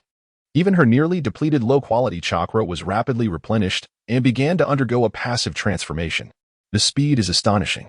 However, at this moment, Yuzuki Yuka remained oblivious to this fact. With a hint of confusion, she inquired, "A trump card?" "Indeed, Yuka. This marks the first occasion I unveil this hidden ace before others. You must not disclose it to anyone." The voice of Sharon became increasingly ethereal. "Allow me to impart to you the essence of true swordsmanship. Remember, do not resist." In a moment of daze, Yuzuki Yuka felt an instinctive urge to reveal her innermost thoughts to Sharon, and without hesitation, she relinquished her mental defenses. In an instant, a formidable presence invaded her mind, seizing control of her body.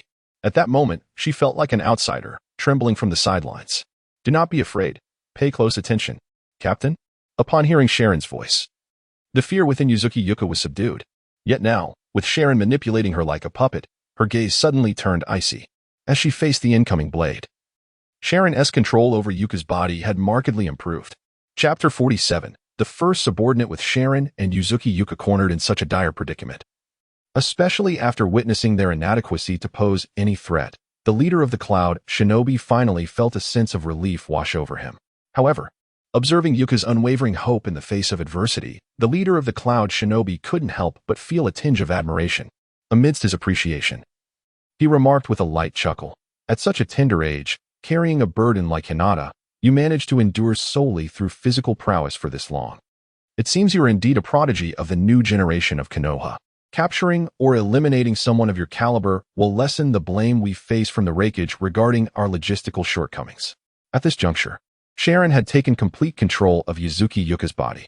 However, given the differences in gender, Yuka's physical capabilities, both in terms of chakra quantity and strength, were inherently inferior to that of the puppet. Additionally, as this was a living body, rather than a mere puppet, the conversion and utilization of the Rinnegan chakra was not as swift as that of a specially crafted puppet. Thus, Sharon needed to bide time and accumulate more Rinnegan chakra. Wielding the long blade, Sharon continuously gathered chakra within, while also keeping a vigilant eye on all the surrounding shinobi, particularly the leader of the Cloud Shinobi. As he maneuvered Yuka's body, he began to enhance the stored chakra, fully adapting to the muscle strength of the body. Even when faced with multiple attackers from the Cloud Shinobi, Sharon found the task progressively less arduous than it had been for Yuka herself. This transformation did not go unnoticed by the leader of the Cloud Shinobi. Has there been a breakthrough? Or has some secret technique been unleashed? As these thoughts swirled in his mind, Sharon began to expand beyond the confines of a limited defensive stance. The Cloud Shinobi encircling them found that the seemingly easy target. This little girl had abruptly abandoned her previously straightforward Konoha-style swordsmanship. Her techniques shifted to become erratic and fierce, imbued with a newfound malice. This unexpected change in tactics left the Cloud Shinobi somewhat disoriented, and Sharon seized the opportunity to launch a counterattack. In the current Shinobi world, the existence of Uchiha Madara, who clung to life, has prevented the reincarnation of Indra and Ashura as chakra. Without the constraints of these two titanic legacies in conflict, the Shinobi world returned to its normal state of petty squabbles. While it may seem ungracious to liken it to mere squabbling, the absence of the paramount Otsutsuki bloodline has indeed limited the potential of ninjas.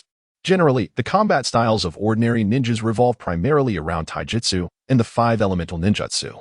Those of slightly better lineage may possess family secret techniques, or perhaps sealing techniques and genjutsu.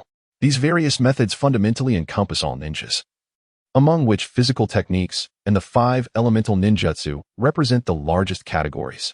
Physical techniques are collectively referred to as the 3 schools of steel fist, gentle fist, and swordsmanship. Yuzuki Yugao possesses a refined chakra attribute. She is not entirely incapable of performing ninjutsu like Rock Lee. Nor does she share the disdain for ninjutsu and jinjutsu exhibited by Might Guy and Might Dewey, who solely focus on physical techniques. The root cause lies in her humble origins, lacking the opportunity for inheritance and training. This is the norm for the vast majority of ordinary civilian ninjas.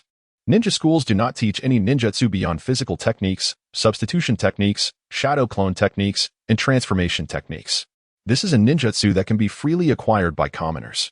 However, if they aspire to learn other elemental ninjutsu, such as fire, earth, water, wind, and lightning, or even sealing techniques and secret arts, they must continually engage in missions or achieve merit on the battlefield.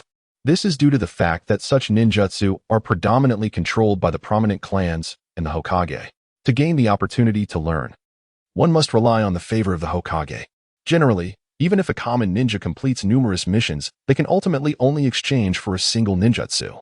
This is indeed the true manner in which the village governs its ninjas. Naturally, these conclusions were drawn by the observer, Sharon, through the contemplation of the memories of Konoha and Iwagakure ninjas, coupled with his own perspective as a bystander. Moreover, during the process of viewing these memories, Sharon came to realize that he had long been misled. He had assumed that each level of the ninja class comprised only a handful of individuals. However, upon reflection, such a notion seems implausible. The classes where the protagonist and the prominent clans convene are, in fact, the true elite classes of each grade, effectively severing their ties with the commoner ninjas. As for those commoners who manage to enter the elite classes, they undoubtedly possess exceptional qualities. Take Yuzuki Yugao, for instance. She was nearly in the same cohort as Uchiha Shursui, albeit not in the same class, and there was no intersection within the Ninja Academy. In such circumstances, commoner ninjas must exert significantly more effort than their peers, along with a measure of innate talent, to achieve success. Yuzuki Yugao, who emerged from the ranks of commoner ninjas to become a renowned member of the Umbu, indeed showcases considerable aptitude. However, her talent was insufficient to bridge the crucial initial golden period with the ninjas from prominent clans. The potential achievements of a ninja are predominantly determined during the formative years of 6 to 12. This is also the reason why, apart from a few exceptional cases, the common ninjas generally lack sufficient potential. Even Sakura Haruno, the sole ordinary member of the future main protagonist group, known as the 12, first received training from Kakashi during this pivotal period, and subsequently became a disciple of Tsunade. This truly represents a remarkable transformation of fate. As for Shaoli, being a year his senior, he has consistently received direct guidance from Might Guy. As one of the legendary Sannin of Konoha, Tsunade, the most formidable female ninja in the shinobi world, second only to Kaguya Otsutsuki, undoubtedly possesses the qualifications to elevate ordinary ninjas. To elaborate, Tsunade's strength surpasses that of the fifth Hokage, Meitorumi, by at least several tiers. At this moment, fully in control of Yuzuki Yugao's destiny. His profound sentiments arise from the impending counteroffensive, as the 8 or 9-year-old Yuzuki Yugao has encountered someone capable of altering her fate dramatically. This individual is none other than him, Tsutsuki Sh Nin. When it comes to the fundamental techniques of assassination practiced by ninjas, Sh Nin certainly possesses extensive knowledge.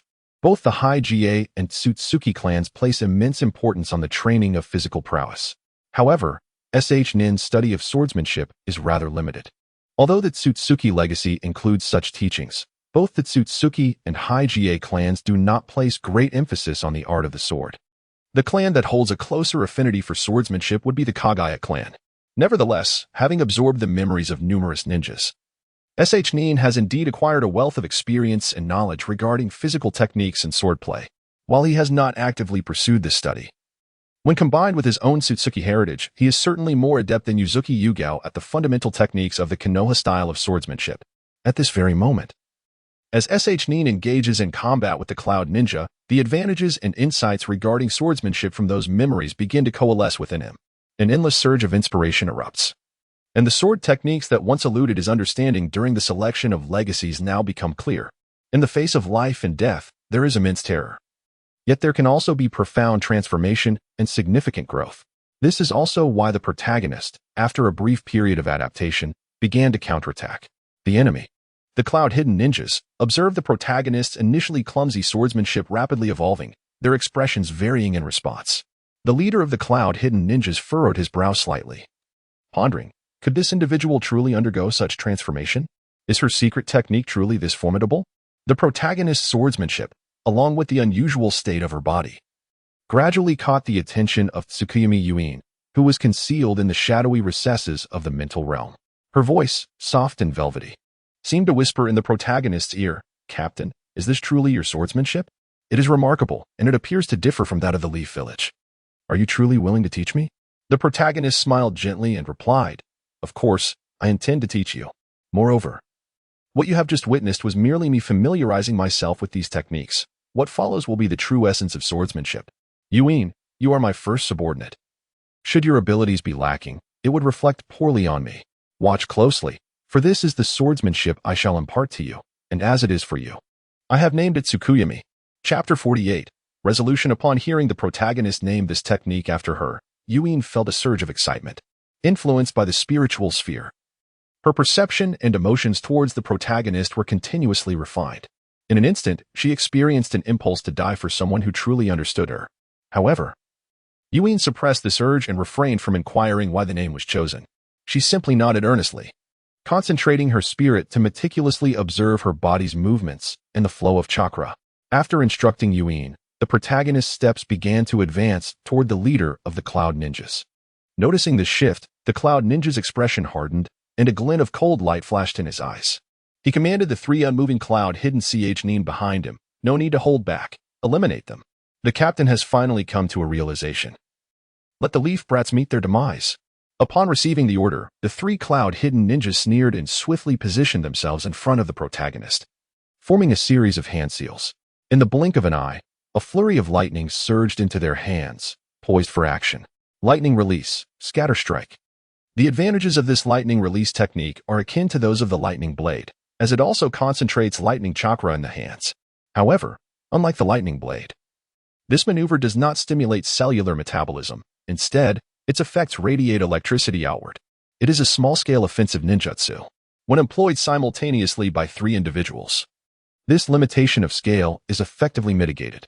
Facing the crackling thunder of lightning, the individual controlling Yuzuki Yuki exhibited an increasingly serene expression. Turning his head, he slightly stabilized the puppet body on his back and cast a sidelong glance at the leader of the Cloud Ninja above, coldly remarking, "This is what you called holding nothing back." Upon hearing these words, the three from the hidden cloud darkened in countenance, sneering, "Sharp-tongued girl, meet your end." Yet, before their words could fully escape their lips, one of them suddenly sensed an indescribable, razor-sharp light sweeping towards him. Not only he, but all those in proximity to Sharon felt an ominous premonition of impending doom. At that moment, the Shurin, wielding a long blade, exclaimed, "April." A formidable chakra surged through the blade, and in an instant, the figure of April's Yuin, bearing the Shurin's presence, resembled an ethereal sprite of the moon. Although the blade's radiance, purely composed of released chakra, was not flawless, it appeared to strike toward the necks of all in attendance in a fleeting moment. The members of the Cloud Village yearned to move, yet they were subtly ensnared by an almost palpable vortex of chakra that constrained them, centered around the Shurin. The immense gravitational pull generated by his swing momentarily impeded the movement of all within the Cloud Village. At that moment, not only the group of cloud-hidden ninjas, but even the ethereal Yuzuki Sakuya was taken aback. She had never anticipated the prowess of the ninjutsu imparted by her captain to be so formidable. Swish, swish, swish. The sound of blades slicing through the air resonated just as Yuzuki faded from view. Every single cloud-hidden ninja surrounding Sharon was, without exception, struck by the brilliance of Sharon's sword, each one beheaded in a single stroke. However, the exertion was immense. Gasping for breath, Sharon surveyed the aftermath of the battle. Such a vast array of ninjutsu rendered futile even the time he had previously spent allowing Yukino to channel more chakra into her body. With merely this singular technique, Sharon had depleted her already limited chakra reserves. As Sharon's spirit rain fused the puppet's form, and after standing once more through the puppet's guise, Yuzuki Yukino regained control over her own body. She sensed the lingering power within her, not yet entirely dissipated, along with the ninjutsu Sharon had just demonstrated for her. The civilian ninja girl, who had graduated early due to the war, could no longer contain the excitement swelling within her heart. She knelt on one knee before her captain, expressing her feelings fervently. "Thank you, Captain." However, at that moment, Yuzuki Yuko was utterly exhausted, and such a vigorous gesture rendered her unable to maintain her balance. She stumbled and fell to the ground. Yet, she paid no heed to her plight, her eyes sparkling as they gazed at her captain, her face alight with a hopeful and exuberant smile for the future. Struggling once more to rise, Yuka addressed the fallen cloud ninja, "Captain, we should leave now." Upon hearing this, her captain shook his head with a smile. "No, there is still one more opponent to deal with." Once again harnessing the power of his Byakugan, the hidden leader of the cloud ninjas posed no threat to him whatsoever. "What?" Yuka tensed at these words, her hands instinctively gripping the hilt of her blade. At that moment, the cloud ninja leader, who had been felled by the captain, realized he could no longer conceal himself, and with a resounding bang, transformed into a flash of lightning that dissipated into the air. This was the cloud ninja's lightning clone. Yuka's heart raced with alarm. The lightning clone technique was far more advanced than the clone techniques they had learned. If one were not vigilant, even a dojutsu user might struggle to discern it. In the original timeline, Kakashi had successfully deceived Pain, who possessed the Rinnegan, using a lightning clone. Nevertheless, the captain had not relied on the Byakugan. Instead, while slaying his opponent, he sensed a peculiar chakra that felt distinctly different from that of others. This caught his attention. Upon hearing the words of the pursuers, the cloud ninja, who had realized he was exposed, leaped from the ground and fled. From the moment of their earlier collision, he understood he was no match for them, and thus decisively utilized a lightning clone to evade capture, intending to relay their intelligence back to the village once the two pursuers departed. However, he did not anticipate being discovered by them. "Damn it, is this the inside of the Byakugan? No wonder Lord Raikage has always coveted it. I cannot perish here." These two, especially the one from the Hyuga clan, must be connected to the battle in the valley. The captain of the cloud ninja, surrounded by flickering lightning, continuously channeled lightning chakra to stimulate the cells in his legs, enhancing his speed. Just as he believed he was about to escape to a safe distance, one of the pursuers, with keen interest, observed his flight while glancing at Yuzuki Yuya's, chuckling, "I expected him to fight desperately. Yet he flees with such decisiveness. Truly a Nin. Indeed, quite straightforward. But do you think you can escape?" In a single step, the pursuer closed the distance between them, appearing behind him. Air palm. A powerful gust of air manifested, momentarily restraining him. Without further ado, the pursuer seized him. After having dealt with the rock and leaf ninjas, the familiar benevolent technique now descended upon the cloud ninja. As a cloud ninja who barely reached Nin strength, His memories and chakra were sufficient to become a trophy for the pursuer. Gazing into the depths of the other's fear, a flicker of compassion returned to the pursuer's eyes. The ninja world is fraught with suffering. The Pure Land is free. Only I am compassionate, guiding you to rebirth. A blue-white chakra blade erupted from the pursuer's fingertips, slicing through the opponent's vital points.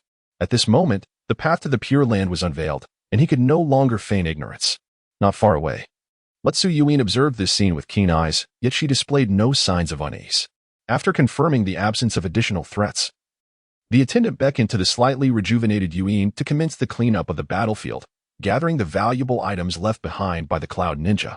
The primary and most common supplies possessed by ordinary ninjas consist mainly of military rations, weaponry, explosive tags, and various medicinal concoctions.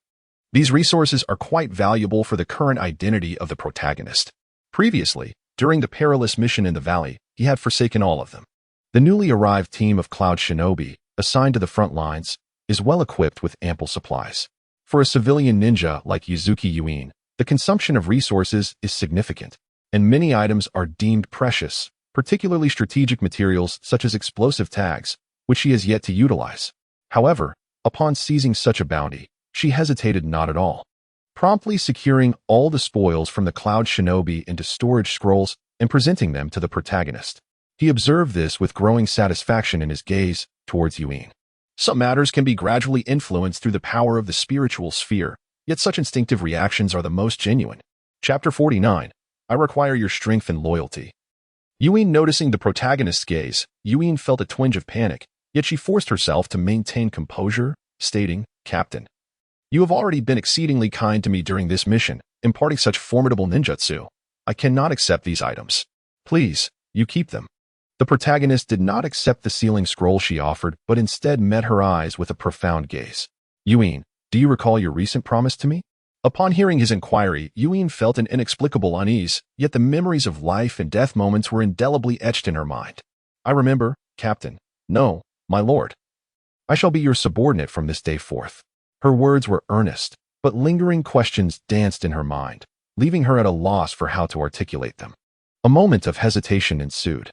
Observing Yuin's indecisive demeanor, the protagonist's words took on an ethereal quality. Feel free to inquire whatever is on your mind. His voice was reminiscent of a whisper from a tempting demon, causing Yuin to experience a surge of anxiety, doubt, conflict, and fear. As a mere girl in any world, she found it daunting to bear such immense pressure. Under the protagonist's guiding words, Yuin finally opened her heart. My lord, is this truly your visage? I do not doubt, but rather perceive some discrepancies within the realm of the spirit. Understanding her concern, the protagonist felt no anger but rather satisfaction that she dared to ask. The encounter within the spiritual realm transcends superficiality, all truths are laid bare. And Yuin had undoubtedly glimpsed his authentic form. Yuin, what you beheld previously was indeed my true appearance. A jolt of trepidation coursed through Yuin. Although she had anticipated this revelation, hearing the protagonist's affirmation instilled a sense of fear within her. Had they been led to believe that their captain, the genius of the Hyuga clan, was merely an impostor? This is a profound affront to both Konoha and the Hyuga clan. However, under the enduring influence of the spiritual orb, Yuzuki Yuin, after navigating her initial fears and anger, surprisingly found her emotions stabilizing. It seems that this war has exposed her tender age to the harsh realities of death, revealing shadows far removed from the sheltered environment of her school. Unbeknownst to her, she stands at a pivotal moment in her life. It is often said that after encountering various forms of death, one experiences profound enlightenment.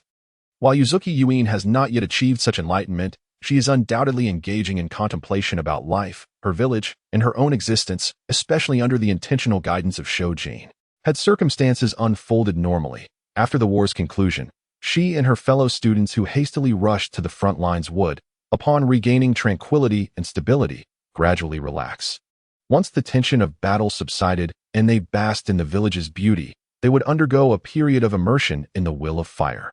At that juncture, they would naturally evolve into steadfast guardians of the village's peace, aligning their loyalties with the Hokage. However, at present, Yuzuki Yuin has not yet undergone such transformations. Her current emotional state is a genuine eruption of fear and aversion towards war, deliberately evoked by Shojin. Before her now stands a figure who, while potentially a spy from another village, has saved her, and imparted the strength of formidable techniques. Surprisingly, her resistance is not as formidable as anticipated. Shojin can even sense the spiritual orb within her mind rapidly merging with her essence. After a brief moment of contemplation, Shojin countered, "Are you not curious as to why I act thus? Am I to be a detriment to your village? Why did you save me and teach me such powerful ninjutsu? With your strength and current status, you could easily choose any subordinate. Why select me?" Under Shojin's gradual prodding, Yuin finally articulated her thoughts. After all, given Shojin's immense power, it would have been trivial for him to take her life. Yet, he chose to save and instruct her, which truly perplexed her. Hearing Yuin pose such questions, rather than instantly pledging allegiance to the village, surprised Shojin. In the future, Uzuki Yuin would have the potential to replace Uchiha Itachi's defection and join the 6th Division of the Umbu. Logically, one would expect her to be deeply indoctrinated by the Hokage's inherited will of fire. Shojin initially aimed to gauge her perspective through dialogue, knowing that should it fail, he could resort to manipulating her with the spiritual orb, as he had done before with others. However, it now appeared that Yuin was not as indoctrinated as anticipated, possibly allowing him to forego the orb's use altogether. Contemplating this, Shojin recognized the underlying reasons. Uzuki Yuin, at merely 8 or 9 years of age, has lived through over 5 years of the Third Shinobi World War. Consequently, she has been raised in a war-torn environment, and her parents too have likely influenced her experiences. Upon entering the Ninja Academy, she would have had scant opportunities to receive the will of fire's nurturing typical of peacetime. It is probable that the academy merely imparted basic techniques and physical skills before sending her to the battlefield. This means that Yuin's current connection to the village is not as profound as it might be in the future. With this realization, Shojin smiled and reassured her, "No, Yuin, you are overthinking. I harbor no ill intentions towards your home. As for why I chose you, I merely seek your strength and loyalty." "Strength and loyalty? But I am just a civilian," Yuin replied, her response falling within Shojin's expectations. He shook his head. "Do not belittle yourself, Yuin. Your potential is far greater than you realize." After casting a meaningful glance her way, Shojin's voice shifted from ethereal to more somber. "You hail from humble beginnings.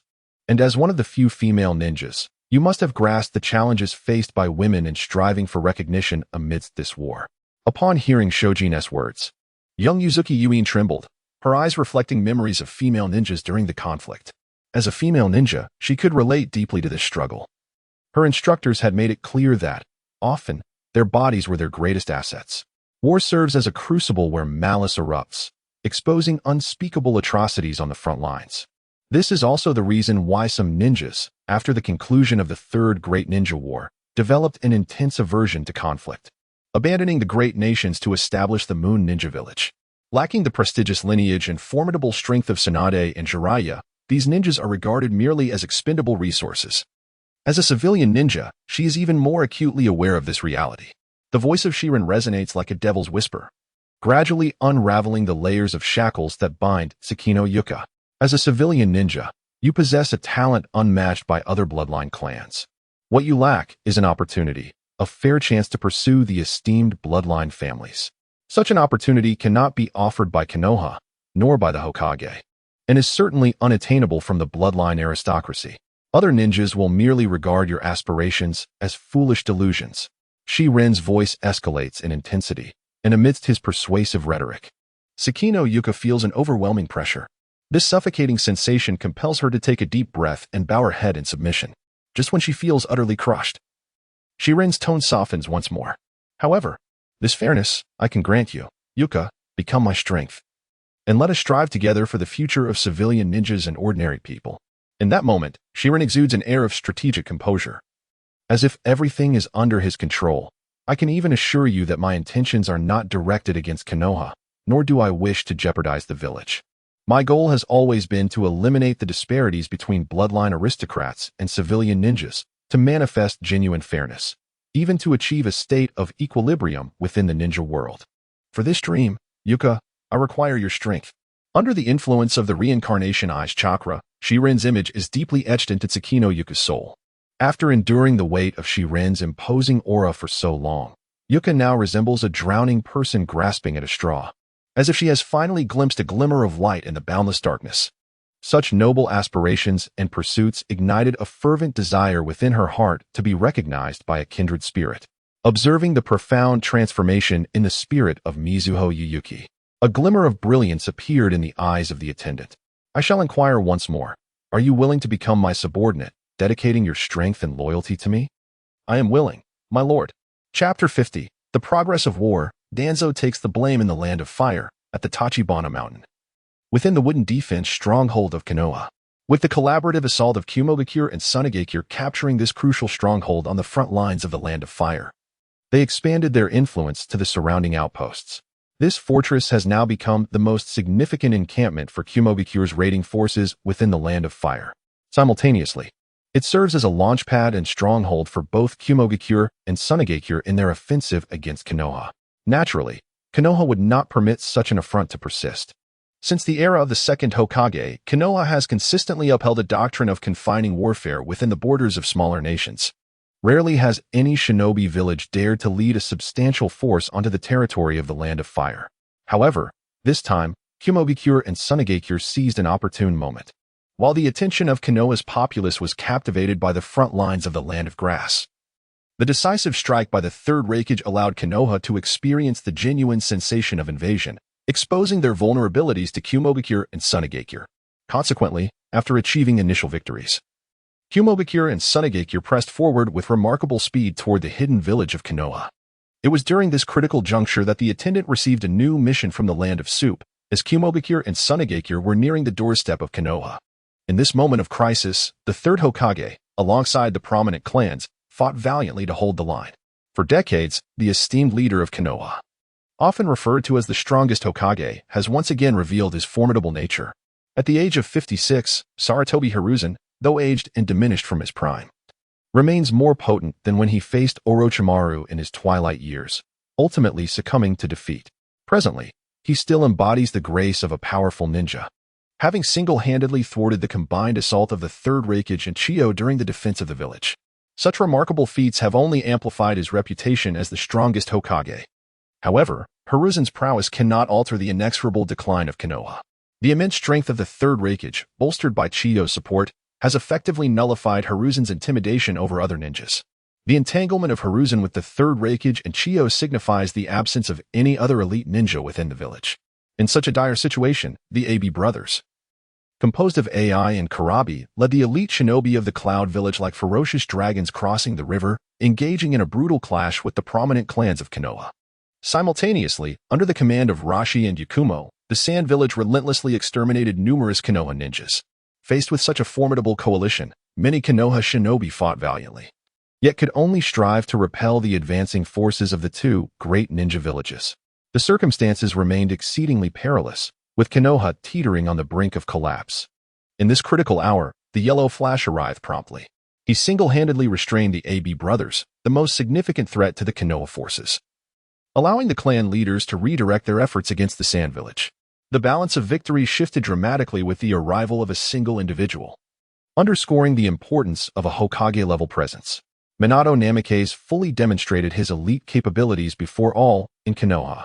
Previously, he had merely rescued fellow ninjas on the battlefield, but this time he was the savior of the village in its moment of crisis, further elevating his prestige.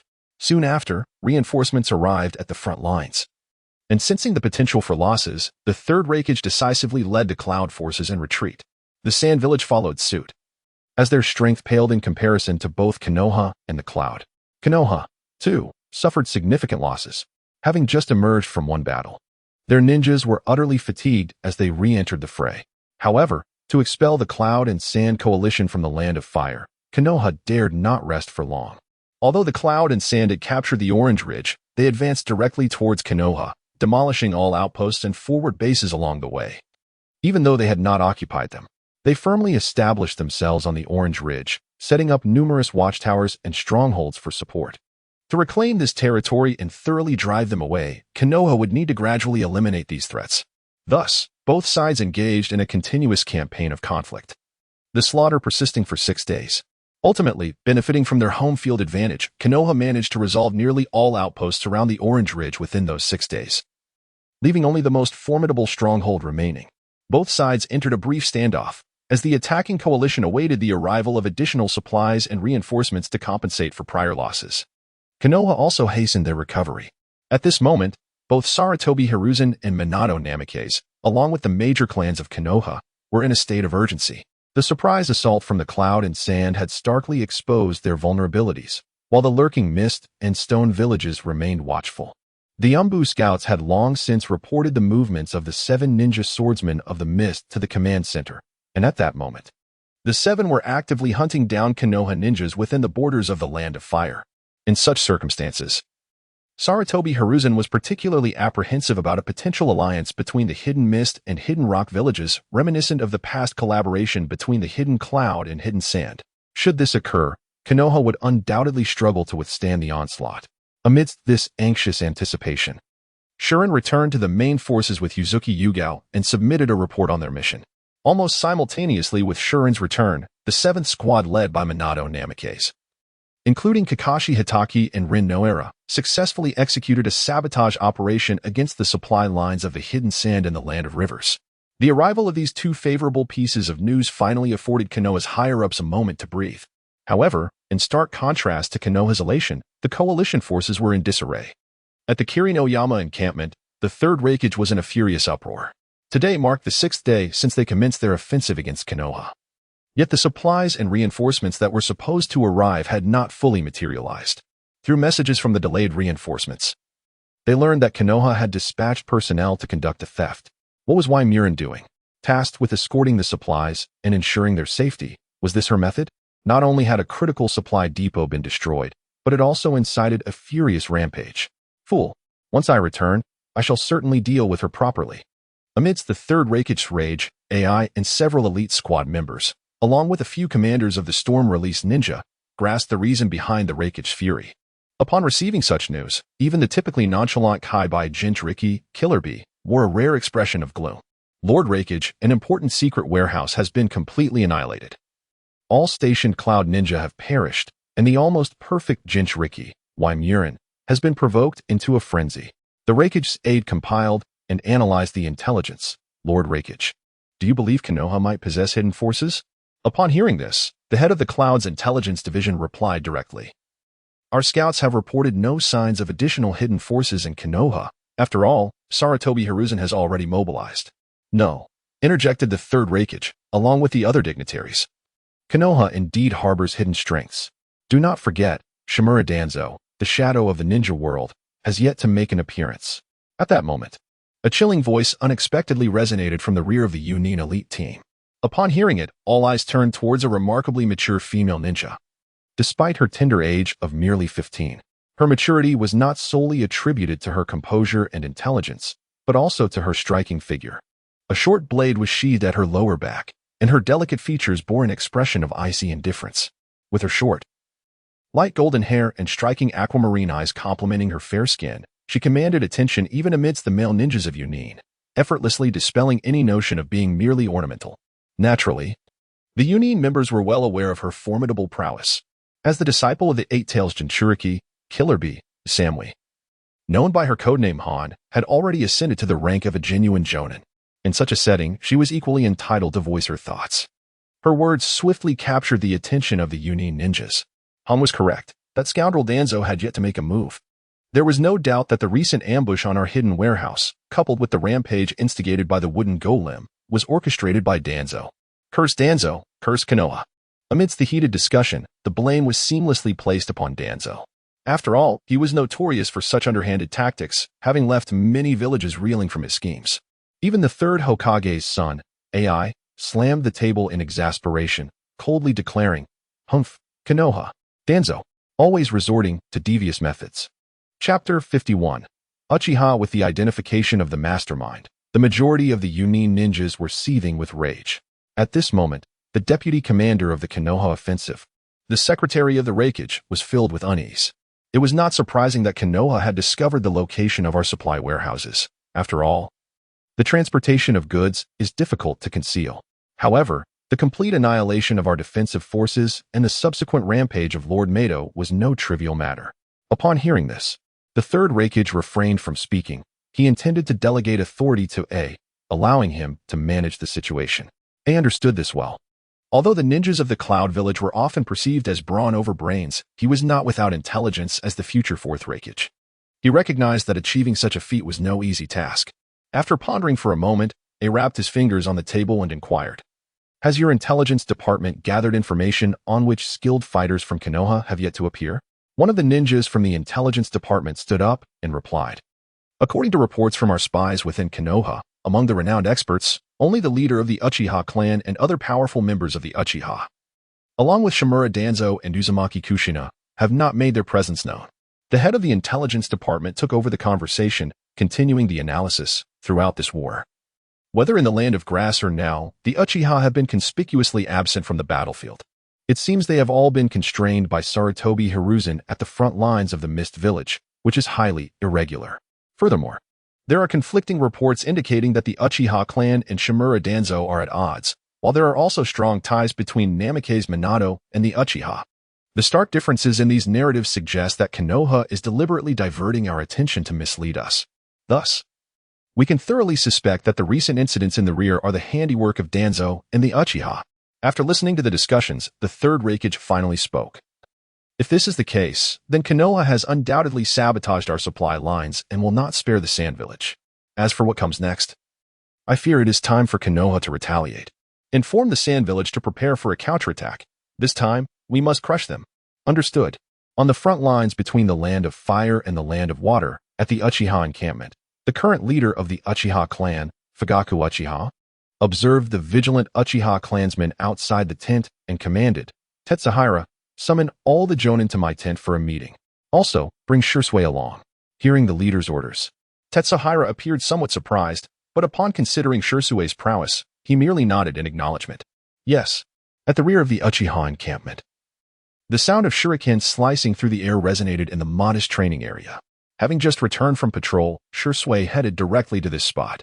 As he crossed the barrier, the slender figure of Itachi Uchiha came into view.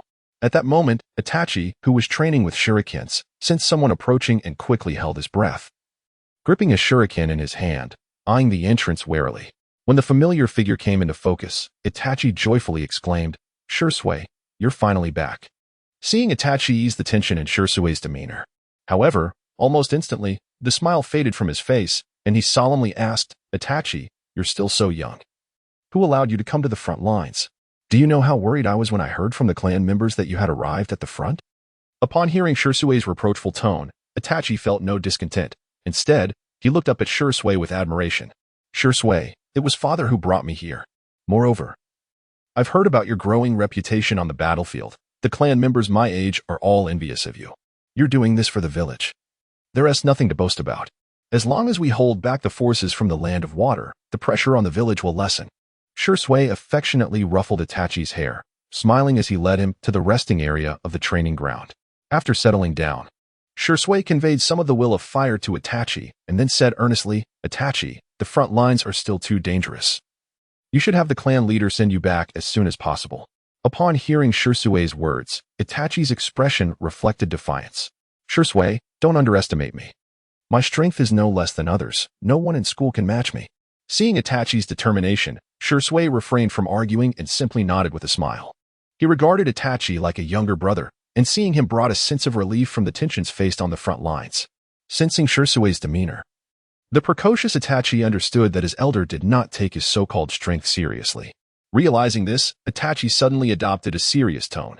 "Shursui, look." With that, Itachi leapt into action, swiftly throwing shurikens that struck various corners of the training area after colliding midair. Shursui, taken aback, exclaimed, "Itachi, you've mastered the shuriken techniques I taught you." Itachi nodded, a proud smile gracing his face as he continued. "But that is not all, Shursui." He quickly formed hand seals and demonstrated the great fireball technique. Shursui's delight in Itachi's capabilities surged at this display. Although the great fireball technique is a jutsu that every Uchiha learns, for Itachi, who was only 5 years old, to achieve such proficiency could indeed classify him as a genin. It was no wonder Itachi claimed that no one in school could rival him. After all, his peers had only just begun their first year, while the second and third year students had already been thrust into battle. "Excellent. Itachi, since you've already learned these techniques, I shall teach you body flicker technique and shadow clone technique." "Thank you, Shursui." just as Shursui began to instruct Itachi in ninjutsu. A figure landed on the training grounds fence and announced, "Shursui, the clan leader is holding a clan meeting and has asked me to inform you." "Inform me?" "Yes. I've been waiting for you. I'll be there shortly." Shursui responded with excitement. This was a meeting only available to Jonin. Although his strength had long reached that level, he had remained a Chunin due to the ongoing war. Previously, Shursui lacked the qualifications to attend clan meetings. But Fugaku inviting him this time signified a complete acknowledgement of his strength. Itachi, aware of what this invitation represented, felt happy for Shursui as well. Soon after, Shursui arrived at Fugaku's tent, where all the Jonin of the Uchiha clan had gathered. Seeing everyone gathered, the 8th Uchiha spoke first, "Clan leader, what is the purpose of calling us here?" Before Fugaku could respond, another Uchiha, Inazuma, excitedly interjected, "Are we preparing to strike the Mist Village? Or perhaps the Cloud Village? I've heard that our village has been pushed to the doorstep by the Sand and Cloud villages, and Sarutobi Hiruzen, the Hokage, has been utterly incompetent." "Indeed. Sarutobi Hiruzen has overstayed his welcome as Hokage. It is high time we Uchiha claimed the position." "That's right. With the enemy at our doorstep, it is certainly time for Sarutobi Hiruzen to step down and allow the clan leader to take his rightful place. The position of Hokage should inherently belong to the Uchiha." Inazuma's ally, Tetsuhira, audaciously mocked the village and the 3rd Hokage, expressing a desire for the Hokage position.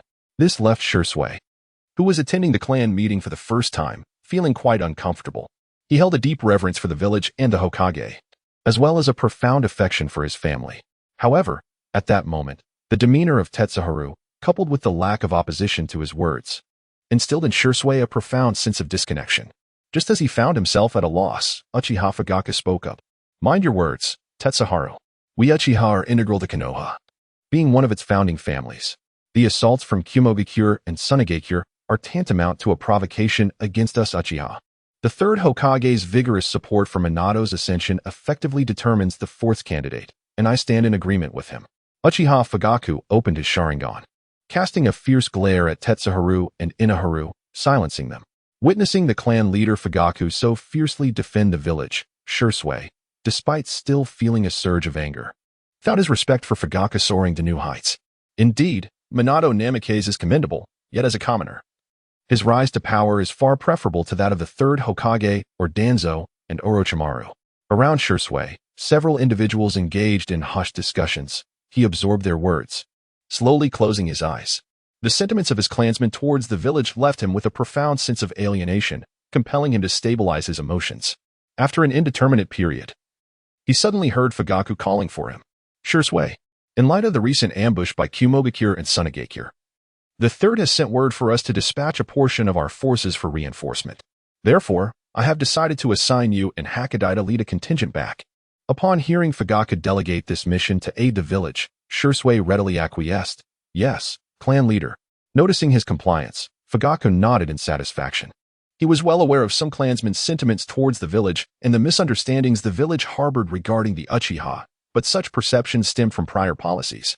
He believed that once the 4th took office, the Uchiha circumstances would undoubtedly improve.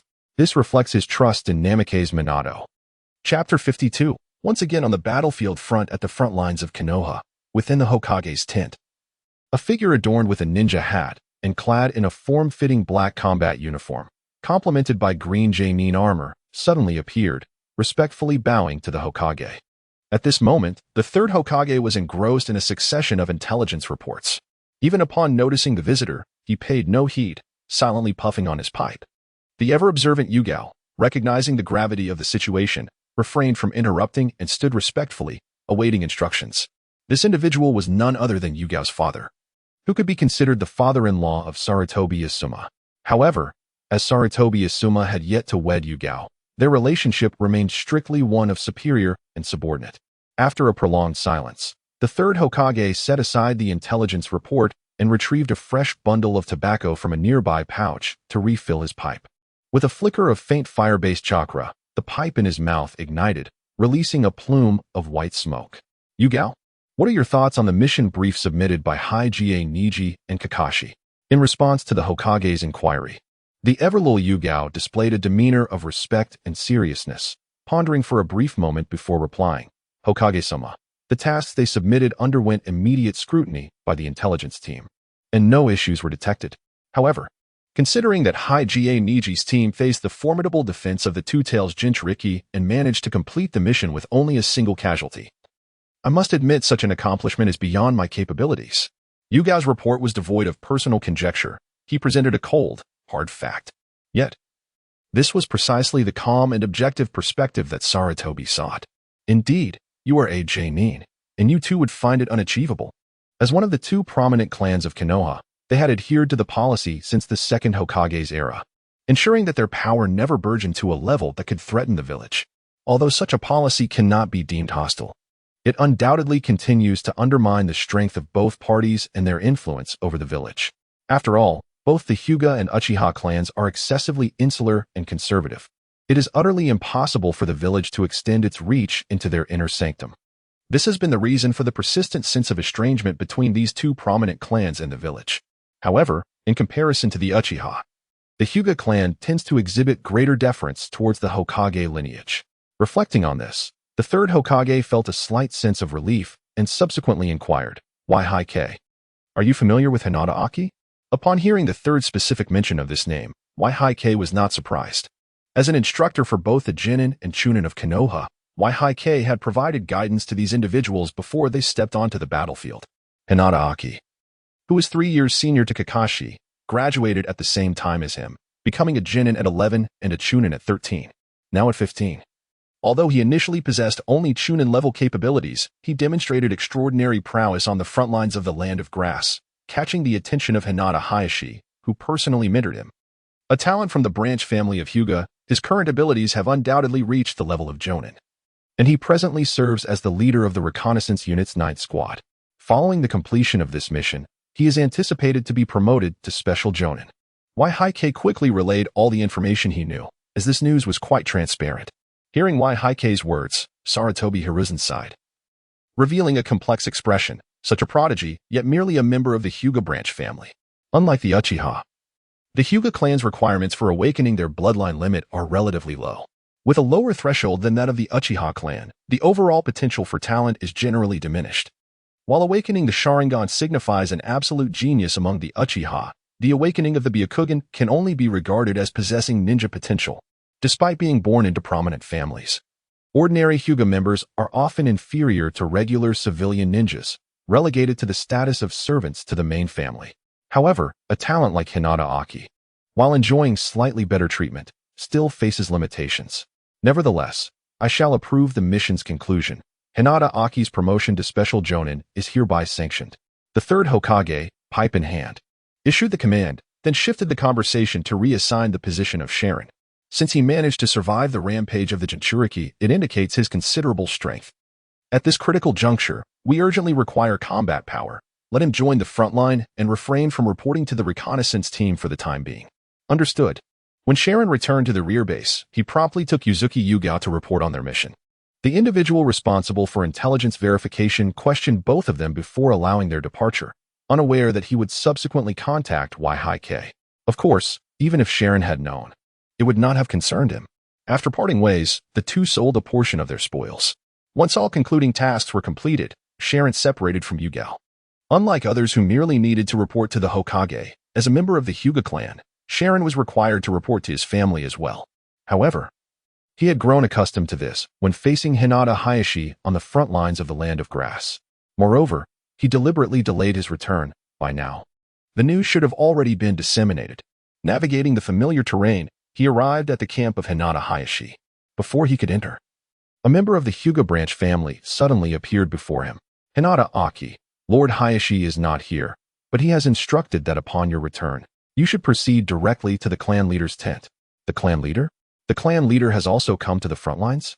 Sharon was somewhat astonished, as he had not anticipated that Hinata Hayashi, who rarely left the clan grounds, would venture into battle this time. This suggests that Konoha is indeed in a critical moment. After inquiring about the specific location, he redirected his course toward the tent of Hinata Hayashi. Upon arriving outside Hayashi's tent, Sharon was preparing to announce his presence.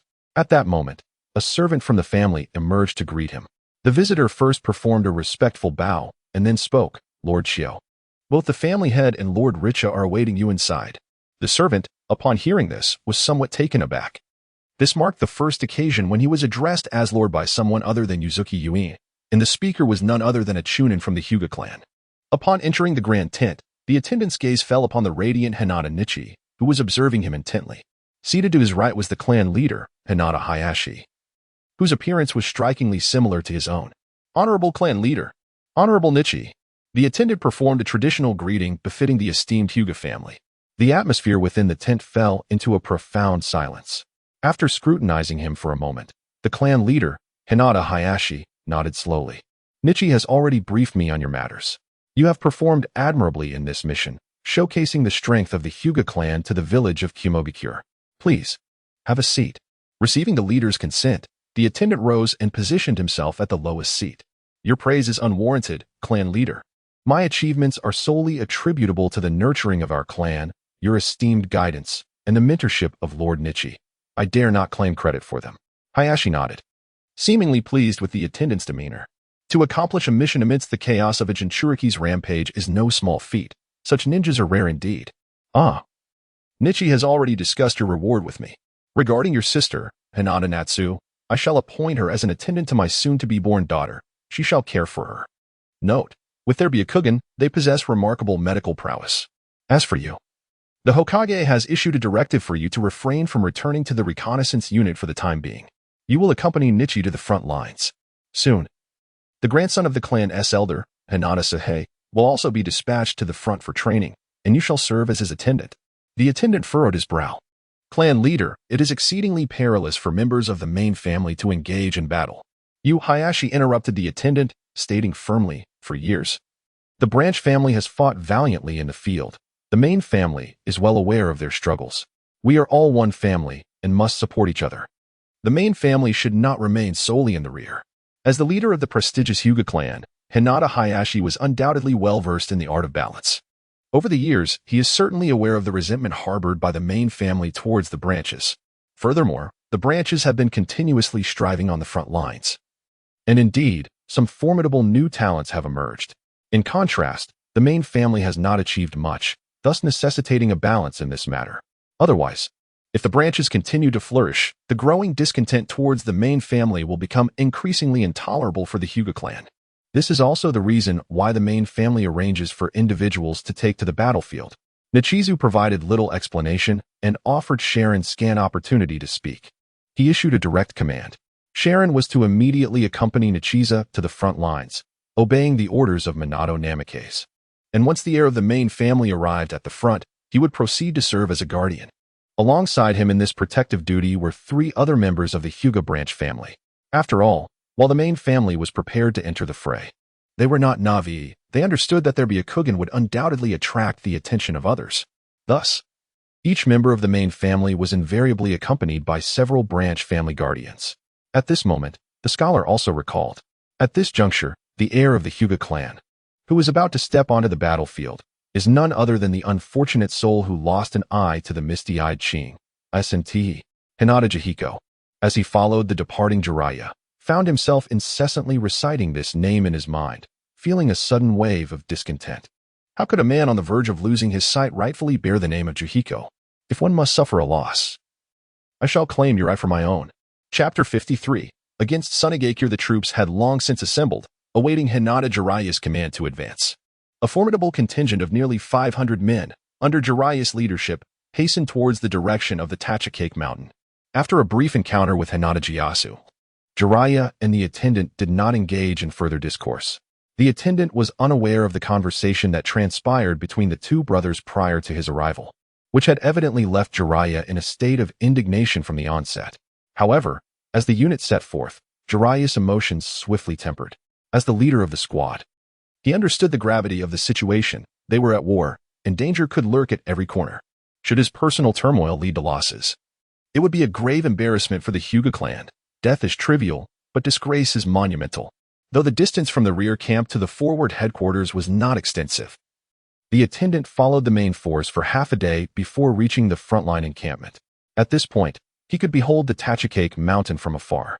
Prior to their arrival, the attendant and his comrades had gleaned that the 3rd Hokage had effectively used himself as a stepping stone for the sake of Minato Namikaze. He personally commanded from the rear camp, while the critical forward command was entrusted to Minato Namikaze. Lord Minato, I come under the orders of Lord Hokage to lead a contingent here in support, Jiraiya respectfully stated, accompanied by the attendant and 5 other squad leaders. As he spoke, he presented the scroll entrusted to him by the 3rd Hokage to Minato.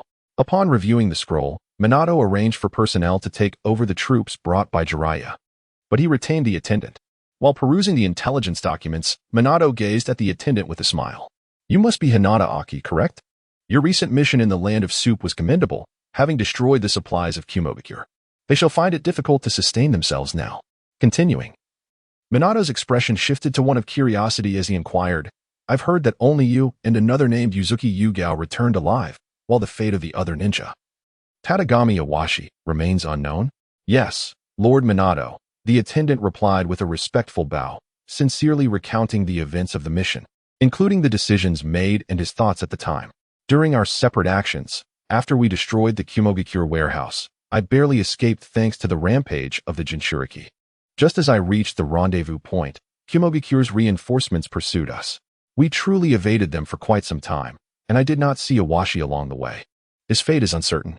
Listening to the attendant's account, Minato's confusion began to dissipate, although he was aware of Iwashi's capabilities. Even a genin with the ability to foresee death would likely be powerless against such relentless pursuit. My apologies, Aki. I merely inquired about Iwashi because of our acquaintance. You executed your mission excellently. The 3rd Hokage has approved your promotion to Special Jonin. I have also upgraded your mission rank from A to S. At this mention, Minato appeared somewhat remorseful, attributing the oversight in intelligence to Konoha's error, which had failed to document crucial information regarding the two-tailed Jinchuriki. Thankfully, the mission concluded without calamity. As Minato resumed his work with the intelligence documents, the attendant prepared to depart when a new figure entered the tent. Teacher, it's me, Hinata Aki. What brings you here? The newcomer was none other than Kakashi Hitaki. Kakashi had come to report the intelligence his team had gathered, but upon entering, he was surprised to find the attendant present. They had graduated together, yet their interactions were few. It's Kakashi, then. I retained Aki to ask him about the details of the Land of Soup mission. Minato explained with a smile, deflecting Kakashi's curiosity. Oh, I see. Teacher, I've also heard about the Land of Soup mission. I've been told Aki performed even better than I did. Kakashi recalled his own recent report to Minato regarding the mission in the Land of Rivers, remembering the mission briefings that followed. The mission Aki undertook was indeed executed flawlessly. Minato affirmed, waving his hand to halt further inquiries. Kakashi refrained from pressing the matter and turned serious.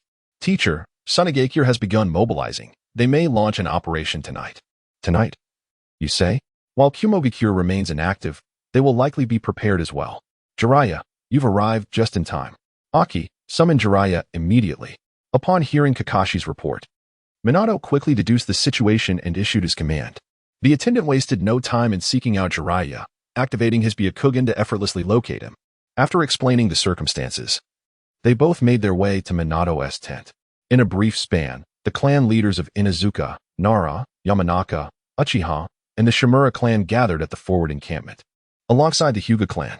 Following closely behind Jiraiya, this was the attendant's first encounter with the influential figures capable of shaping Konoha's destiny. Observing the assembly, he recognized the extent of support the great clans were extending to Minato. As his gaze traversed the assembly, it settled upon a boy clad in the Uchiha clan's fan insignia in the corner. Seemingly alerted by the attendant's stare, the boy suddenly opened his eyes, casting a piercing look in his direction. Upon recognizing the Hyuga clan, he momentarily hesitated, but soon the crimson light in his gaze faded, and he nodded amicably at the attendant. The presence of an Uchiha here was unexpected. The fleeting flash of red would not escape the attendant's notice, for the striking contrast of blood red and black in the Tomo was unmistakable throughout the ninja world. Yet, he pondered, who could this Uchiha be? At such a young age, could he possibly be Shursui? As the scholar pondered, he discreetly averted his gaze. Regardless of whether it was a tranquil pond, it was prudent for the Uchiha to avoid eye contact whenever possible. In the realm of ninjutsu, the illusions of the ninja world paled in comparison to the prowess of the Uchiha's eyes. Upon the arrival of all personnel, the commander, Minato Namikaze, began to relay the intelligence he had recently acquired, along with the plan he had meticulously devised. After listening, everyone, including the scholar, could not help but marvel at Minato's audacity. He aspired to resolve the entirety of the issues posed by the allied forces of the cloud and sand in one fell swoop. However, upon further reflection, the scholar discerned that although the coalition appeared formidable, only the cloud truly possessed significant strength. The sand was their most vulnerable target. By vanquishing all of Sand's ninja forces, they could orchestrate a counteroffensive against the cloud. First, they would address the sand, and then they would turn their attention to the cloud. This is the plan devised by Namake's Minato. The clan leaders, upon hearing this, did not immediately respond but instead pondered the feasibility of the proposal. In the current circumstances, Konoha's ability to engage 1 against 2, or even 1 against 3, remains exceedingly challenging, with the potential for failure looming large. They must first concentrate their superior forces to breach Sunagakure, enabling them to allocate their full strength against Kumogakure thereafter. Having reached this understanding, the assembly acknowledged that while Minato's approach is fraught with risk, it is nonetheless worthy of consideration. The clan leaders are urged to voice their opinions promptly. As time is of the essence, Minato said, feeling a slight impatience as he observed the deep contemplation of the gathering. At this moment, several prominent families engaged in discussion, and after a brief exchange, it became evident that no immediate solutions were at hand. Thus, the strategy proposed by Hokage Minato emerged as the most viable option. Hokage, we have no further objections. Speed is of the essence in warfare. Let us act promptly.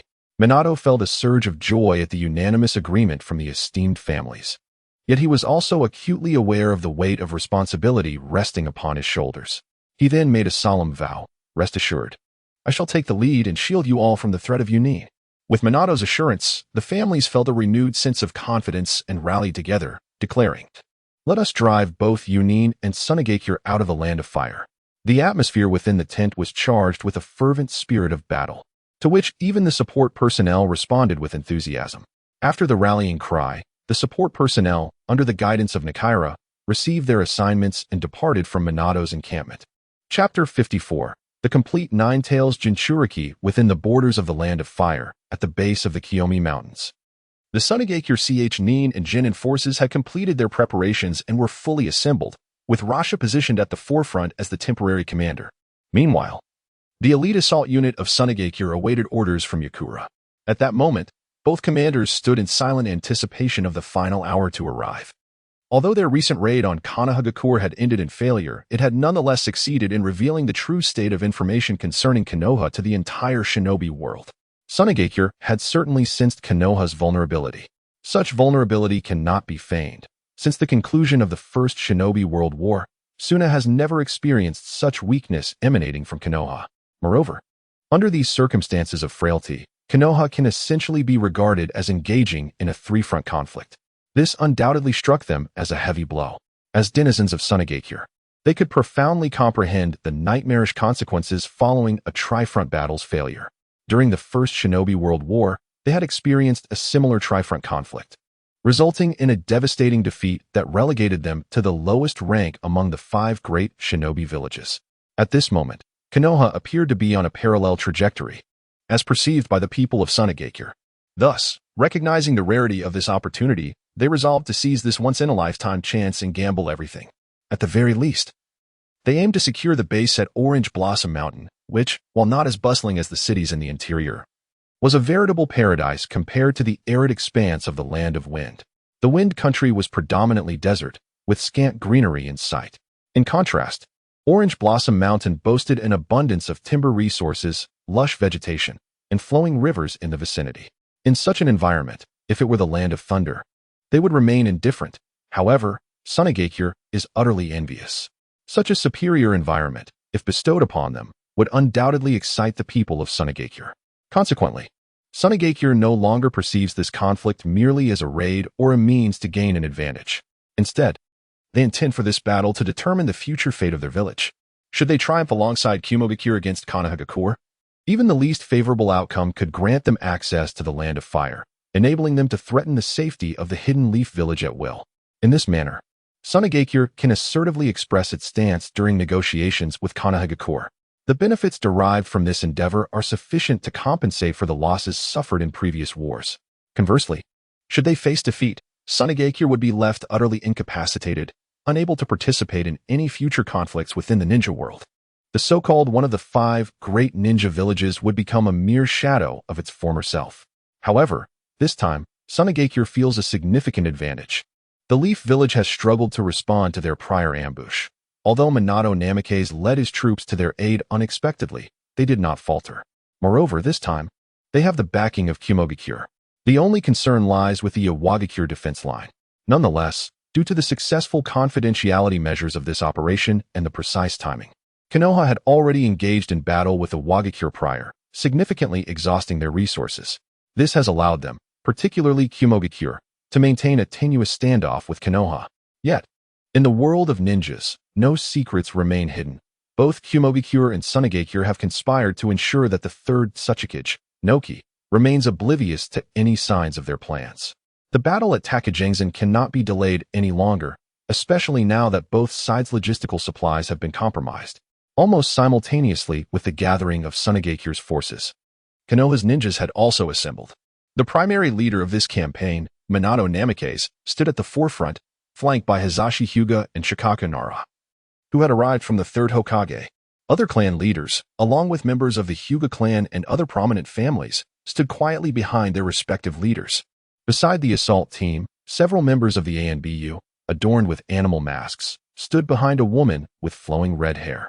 Sharon activated his Byakugan, immediately confirming her identity, Kushina Uzumaki, the host of the Nine Tails. It was impossible for Sharon not to take note of her presence, not merely due to her iconic red hair and striking visage, but rather because of the overwhelming chakra emanating from her yin-yang release. To anyone oblivious to such details, she might blend into the background, yet, in Sharon's eyes, she stood out as vividly as the sun in the night sky. The formidable chakra emanating from this individual has undeniably surpassed that of the 2 wooden figures previously encountered. No, it cannot merely be labeled as a surpassing. The complete embodiment of the Nine-Tails Jinchuriki is incomparable to any other tailed beast. In the eyes of the observer, Kushina Uzumaki radiates with an intensity akin to the sun itself. Her inherently powerful and vibrant yang chakra, even from a considerable distance at the forefront of the formation, exerts a suffocating pressure upon his ultimate yin release. There is no need for measurement, as the combined chakra of all present pales in comparison to that of Kushina Uzumaki. Is this the chakra of the Kyubi in the Uzumaki clan? Who would have imagined that even the Nine-Tails Jinchuriki would grace the battlefield? Was Hiruzen Suk truly permitting this? The observer averted his gaze, uncertain whether the Nine-Tails might take notice of him. Yet, he remained astounded that Sarutobi Hiruzen had allowed Kushina to enter the fray.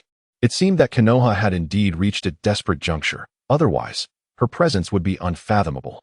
As the observer pondered, Minato Namikaze exchanged hushed words with Kushina, after which Kakashi was assigned to her side, alongside the protection of the Umbu. Once the arrangements were made, Minato's gaze swept across all members of the assault team. The strike force was divided into 3 units, centered around me, to encircle the allied forces of Sunagakure and Kumogakure. The main contingent, led by myself, would primarily confront the forces of Kumogakure. The first unit, comprising members from the Hyuga, Aburame, and Inazuka clans, was tasked with ensuring the safety of the left flank alongside Konoha ninjas. The second unit, led by the Uchiha and Hyuga clans, would safeguard the right flank with the remaining Konoha ninjas. Minato was not one to excel at motivational speeches. At this moment, he preferred to let actions speak louder than words. The Inazuka, Aburame, Sarutobi, Shimura, and the main branch of the Hyuga clan follow my lead, with Minato at the forefront. The leaders of the various clans, along with Hayashi Hyuga, mobilized, prompting the Konoha ninjas, including the observer, to follow suit. Given the Hyuga clan's expertise in reconnaissance, they were seamlessly divided into 3 segments, integrating into the 3 assault units. The observer, too, was not exempt, as he was placed in the second unit, led by the Uchiha. As for Hayashi Hyuga, his role transformed entirely upon stepping onto the battlefield, becoming the personal protector of Hizashi. The members of Konoha expressed no dissent regarding this arrangement. Minato Namikaze acted swiftly, leading the charge as the assault force automatically split into 3 units, advancing in a trident formation towards the daunting Tachikage Mountain. This time, they aimed not only to eliminate all strongholds and outposts left by the Sand and Cloud villages, but also to thwart the main forces of the opposing coalition, thus securing a decisive victory. Shiren was assigned to the second squad, and he harbored no objections. As the team set off, he noticed the leader of the Uchiha unit, a young man he had encountered previously. Upon seeing him, Shirin felt a stir of curiosity and took a few steps closer. Ji Shui, perceptive to Shirin's approach, displayed a demeanor markedly different from the prideful Uchiha, characterized by his gentle nature. Acknowledging Shirin's presence, he merely offered a polite nod. In response, Shirin introduced himself directly, Hinata Aki. Ji Shui momentarily hesitated but quickly regained his composure. Uchiha Ji Shui. Upon hearing his name, Shirin nodded in affirmation, confirming his earlier suspicions, and broke into a smile, exclaiming, "So you are the renowned Shunshin Ji Shui who has made quite a name for himself at the Mist Frontline. It is an honor to meet you." At merely 10 years of age, Ji Shui was somewhat taken aback by Shirin's straightforward flattery, his cheeks flushing slightly. The Hinata clan often exuded an air of formality and politeness, while the Uchiha were typically perceived as haughty and rude. However, having interacted with both clans, Shirin was able to see beyond appearances and grasp their true natures. The Uchiha were not as unapproachable as they seemed, while the Hinata merely appeared more accessible. Were Shirin conversing with another prominent clan of Konoha, even members of the Sarutobi clan? The other Hinata clan members assigned to the second team would have regarded his overt friendliness as an act of lowering one's status. In the eyes of the Hinata, only the Uchiha and Senju clans held a status equal to theirs. Upon realizing Ji Shui's identity, Shirin's interest deepened. After offering a few compliments, he noticed Ji Shui's discomfort with the praise, prompting him to shift the topic. With a formal tone, he inquired, "Ji Shui-kun, we are about to confront the coalition of the Sand and Cloud villages. This will be my first encounter with Shinobi from these two villages. And for the sake of safety, I wish to inquire about any intelligence regarding them. What insights do you have?" Upon understanding that Shirin sought to exchange intelligence, Ji Shui's eyes flickered with comprehension. This was their first formal interaction, and he had felt somewhat unaccustomed to Shirin's courteous demeanor. However, recognizing the importance of battlefield intelligence exchange, especially between comrades from the same village, he spoke without hesitation. "The only noteworthy threats from the Sand are the puppeteers and poison users. As for the Cloud, be particularly wary of their ninjutsu and swordsmanship, and exercise extra caution regarding the storm release Kekkei Genkai." Ji Shui offered only a broad overview, omitting mention of the elite shinobi, as he was aware that such matters were beyond his purview. After all, it was common knowledge that kings must contend with kings and generals with generals. Those formidable adversaries were not his concern. Seeing Ji Shui's forthrightness, Shirin reciprocated by sharing his understanding of the Cloud Ninja's characteristics. Following their brief exchange of intelligence, both felt they had gained valuable insights. However, as they attempted to continue their discussion, they reached their ambush position. At that moment, the weather around the Kikken Mountains began to change. A chill swept across the land, and a light rain began to fall. The rain masked the movements of Konoha's ninja forces, significantly concealing their scent. The Kikken Mountains, apart from the sound of rain, were eerily quiet. As the rain washed over the terrain, the scent of decaying foliage permeated the forest. In an inconspicuous hiding spot, two shadows lay still, resembling stones, their breaths stifled to the utmost extent. These were Shirin and his new friend, Uchiha Ji Shui. Not far behind them was the main contingent of Konoha's ninja forces, concealed due to the presence of 7 Sand Shinobi patrols, who remained vigilant even in such dismal weather. Such patrols, whether conducted by the Hidden Cloud or the Hidden Sand, occur numerous times each day. Moreover, the patrol teams are not solely comprised of the Hidden Sand. In fact, the contingent from the Hidden Cloud is even more numerous in another direction. As the Sand Ninja Patrol team cautiously surveys their surroundings, they remain oblivious to the presence of a kunai quietly embedded in the trunk of a tree before them. In truth, as the forces of the Leaf Village and the allied Hidden Sand and Hidden Cloud engage in continuous skirmishes around the Orange Ridge, the sight of dropped ninja tools on the battlefield has become rather commonplace. The patrol of shinobi equipped with such tools had been witnessed numerous times, failing to capture their attention. Yet, unbeknownst to them, the tail end of a shuriken was intricately connected to a slender steel wire leading into the shadows. As the 7 Sand Shinobi approached the marked shuriken, a searing torrent of flames erupted along the wire. Uchiha Shursui was the first to act. As he formed hand seals and unleashed his fire technique, his 3-tomo Sharingan flared to life, and he swiftly created multiple phantoms with his hand seals. His renowned technique, the body flicker technique, was executed with remarkable speed. While he may not have matched the legendary Minato Namikaze in the eyes of the onlookers, he was undoubtedly the most formidable opponent they had encountered thus far. Each of his phantoms performed entirely distinct actions. Whoosh! As Shursui materialized before the Sand Shinobi. They were only just aware of the brilliant flames igniting around them, scarcely able to react before a faint rustle reached their ears.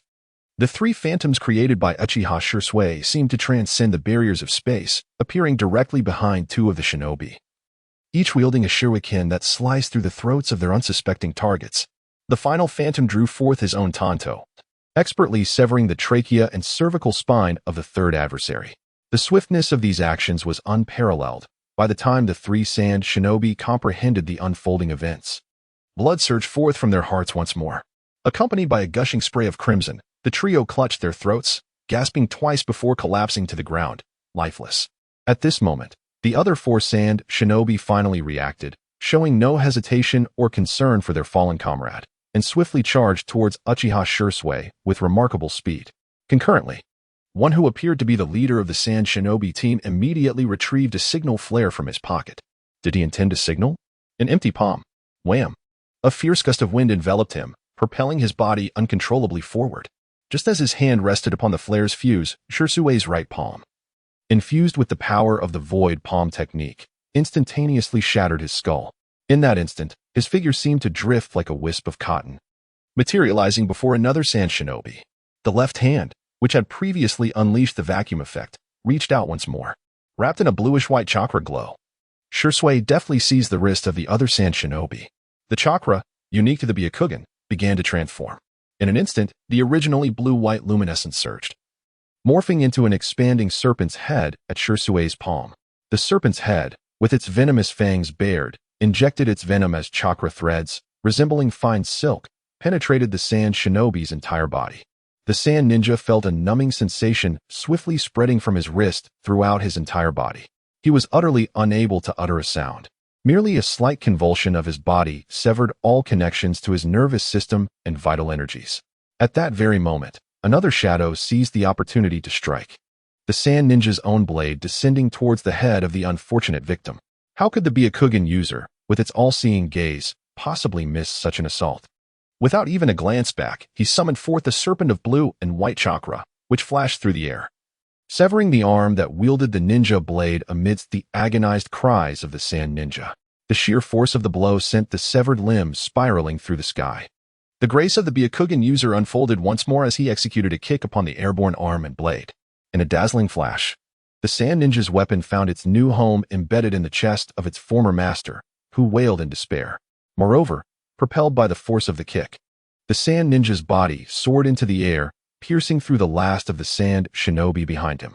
Although this description may seem lengthy, it transpired in but a fleeting moment. Together, the Byakugan user and Uchiha Shursui swiftly dispatched this patrol team from the sand. Meanwhile, on the opposite side, a larger and more formidable team of Cloud Shinobi was effortlessly subdued by Minato Namikaze and several clan leaders. The distance between the two teams was not vast, spanning less than a kilometer. Thus, the performance of the Byakugan user and Uchiha Shursui naturally fell within the perception of Minato Namikaze and the members of the Hyuga clan. Particularly among the Hyuga, Hizashi and Hayashi were relatively composed. Hizashi understood the prowess of the Byakugan user, while Hayashi, as the clan leader, felt elated to see a member of his younger generation capable of rivaling the Uchiha prodigies.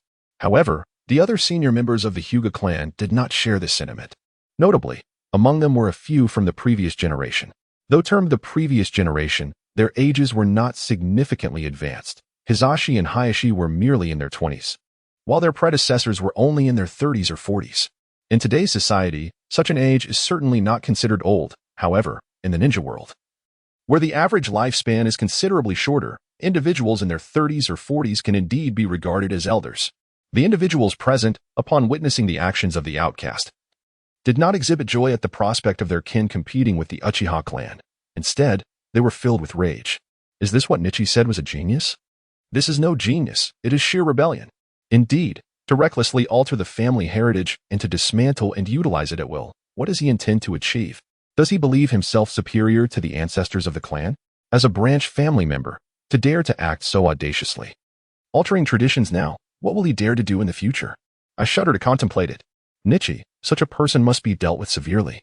Precisely. And he must be compelled to reveal the technique he just employed, the transformation of chakra.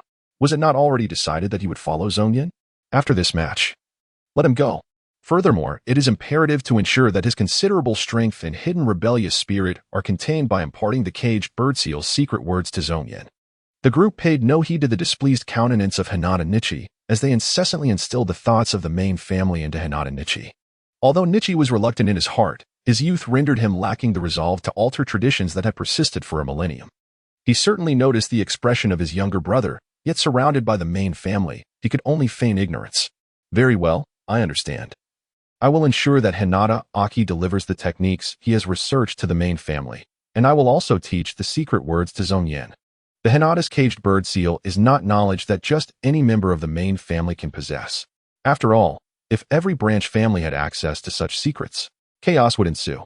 Generally, only those of the main family with established lineage, as well as the clan leader, are privy to them. The members of the main family, having received Nichi's response, were immediately filled with satisfaction.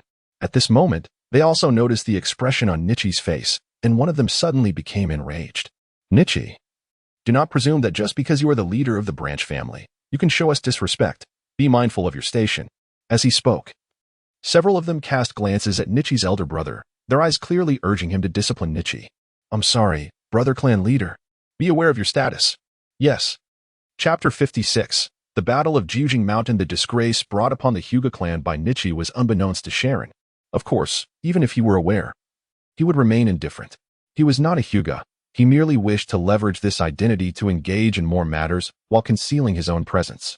Thus, why should the fate of the Hyuga clan concern him? Ultimately, it was merely a part of his overarching plan.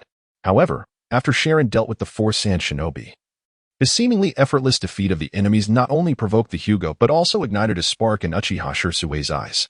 Senior Chio, I never anticipated that the gentle fist of the Hyuga could unleash such formidable power in your hands. Truly, it deserves to be recognized alongside our Uchiha as a prestigious clan of Konoha. Shirsue sheathed his blade, gazing at Sharon with a battle-hungry expression. Were it not for the ongoing battlefield, he would have relished the opportunity to spar with Senior Chio. There was not a trace of dissatisfaction in Shirsue's eyes regarding Sharon's display of prowess. Rather, he was filled with excitement and joy at the emergence of such a talent within their village. Sharon, of course, sensed Shirsue's emotions and regarded him with a profound gaze. Truly, he was a person from the Uchiha clan who wholeheartedly dedicated himself to the village. Perhaps it was precisely this character that would profoundly influence the future Uchiha Itachi.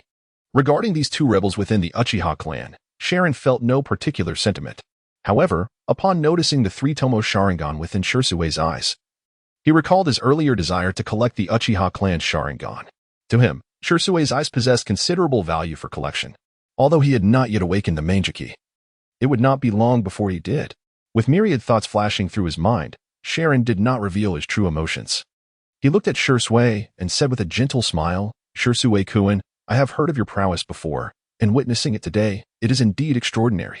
You are truly deserving of the title Shunshin Shirsue, feared by the Mist Shinobi.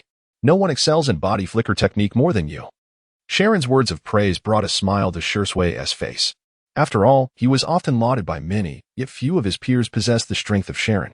Recognition from someone of similar or even greater strength was undoubtedly more gratifying than flattery from the weak. Despite his joy, Shirsue did not lose his composure and sincerely replied, Senior Chio, you flatter me. The technique you just employed must be your original ninjutsu, correct? I am not flattering you. Sharon shook his head, choosing not to linger on that topic. Noticing their team advancing, he quickly followed suit. As for my original ninjutsu, I modified the flow frequency of my chakra, causing it to undergo a transformation. I have named it Serpent's Bite. Serpent's Bite. Upon hearing this, Shirsue's battle intent intensified. Observing the fervor in Shirsue's eyes, Sharon contemplated as he passed by. Regarding the sparring you mentioned, once the war concludes, if you're willing, I would be glad to offer you a few pointers. Shirsue was momentarily taken aback by Sharon's words, but soon, his battle intent transformed into a smile. He hurried after Sharon, exclaiming, It's a promise, Senior Chio.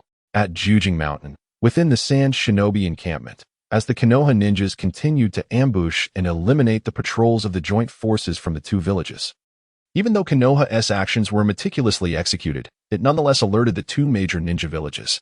Fortunately, they had prepared in advance, so they remained unperturbed. At this moment, the wrinkled face of Chio arrived at the assembly ground of the Sand Ninja Army, her expression stern as she gazed at Raza and Yakumo. As we had anticipated, the Konoha assault troops had arrived, seemingly unwilling to delay any further. Their dispatch to sabotage our supply lines was a clear provocation for a decisive battle. Upon hearing this, Raza, with an air of calmness, revealed a knowing smile. Elder Chiyo, he remarked, from another perspective, this confirms our previous conjecture. Konoha has indeed weakened to a considerable extent. The realization of his deduction brought Raza a sense of exhilaration, and he cast a glance at Yakumo, a mix of pride and indifference upon his countenance. Since Konoha is prepared for a confrontation, let us engage them in battle. This time, we are not alone at Orange Blossom Mountain. If we can thwart this wave of their attacks, Konoha will face the fate of being divided among the 4 great ninja villages. With this declaration, Raza chuckled, raising his right hand towards the sky before tightly clenching his fist. Before overwhelming might, Konoha would be left vulnerable to annihilation. Now it was time for us to avenge the 3rd Kazekage. As Raza's words echoed, his loyal subordinates, arranged by him, began to chant, defeat Konoha. Avenge the 3rd. Annihilate the invading Konoha ninjas. Victory belongs to Sunagakure. Long live Lord Raza. The fervent cries spread, igniting the spirits of all sand ninjas, who roared in unison. Witnessing this scene, Raza's satisfaction deepened, and he cast a slightly provocative glance at Yakumo before confidently addressing Chiyo. Elder Chiyo, this is the determination of Sunagakure, united in purpose. Konoha shall be at our mercy. Observing Raza's rallying call, Yakumo's expression shifted slightly, though she chose not to speak. Aware that this was the ultimate test between her and Raza, she, as a seasoned hero of Sunagakure, held disdain for petty tactics. Moreover, considering the larger picture for Sunagakure, Raza's ability to consolidate support was indeed advantageous for their impending conflict. Therefore, as a hero, she refrained from undermining this hard-won unity. Meanwhile, Chiyo furrowed her brow. While such coercive solidarity could bolster their reputation, a failure would come at a tremendous cost. She shuddered at the thought of the price they might pay to quell the ensuing fury. Just then, another wave of support arose. Long live Yakumo. Long live Yakumo. Initially indifferent towards Raza, the Sand Ninjas, now galvanized, began to cheer for Yakumo. Upon hearing this, Raza's previously jovial expression darkened instantly. He said nothing further, instead opting to issue commands. All members of Sunagakure, eliminate the Konoha ninjas and commence the attack. Meanwhile, the cloud of impatience hanging over the Cloud Ninja forces could no longer be contained. In the direction of the Konoha assault team, Sharon and his comrades had just dispatched another patrol unit. After a night of relentless rain, the tension had begun to wear on Sharon. He lightly slapped his face to rouse himself and pulled out a map to mark their progress. They were less than 6 miles from Orange Blossom Mountain. Having cleared all outer posts and camps, only the final encampment of the Sand Ninjas remained. Uchiha Shursui emerged slowly from the rain, stating, Senior Aki, we should regroup with the main force and prepare for the final confrontation. Very well, let us proceed. Sharon nodded, suddenly directing his gaze towards a particular point. There, at the forefront of the assault, was a large contingent of ninjas led by Namikaze Minato, storming down from the Orange Blossom Mountain encampment towards the main Konoha forces. The Sand and Cloud are on the move. We must hurry to join the main force, or we shall be encircled.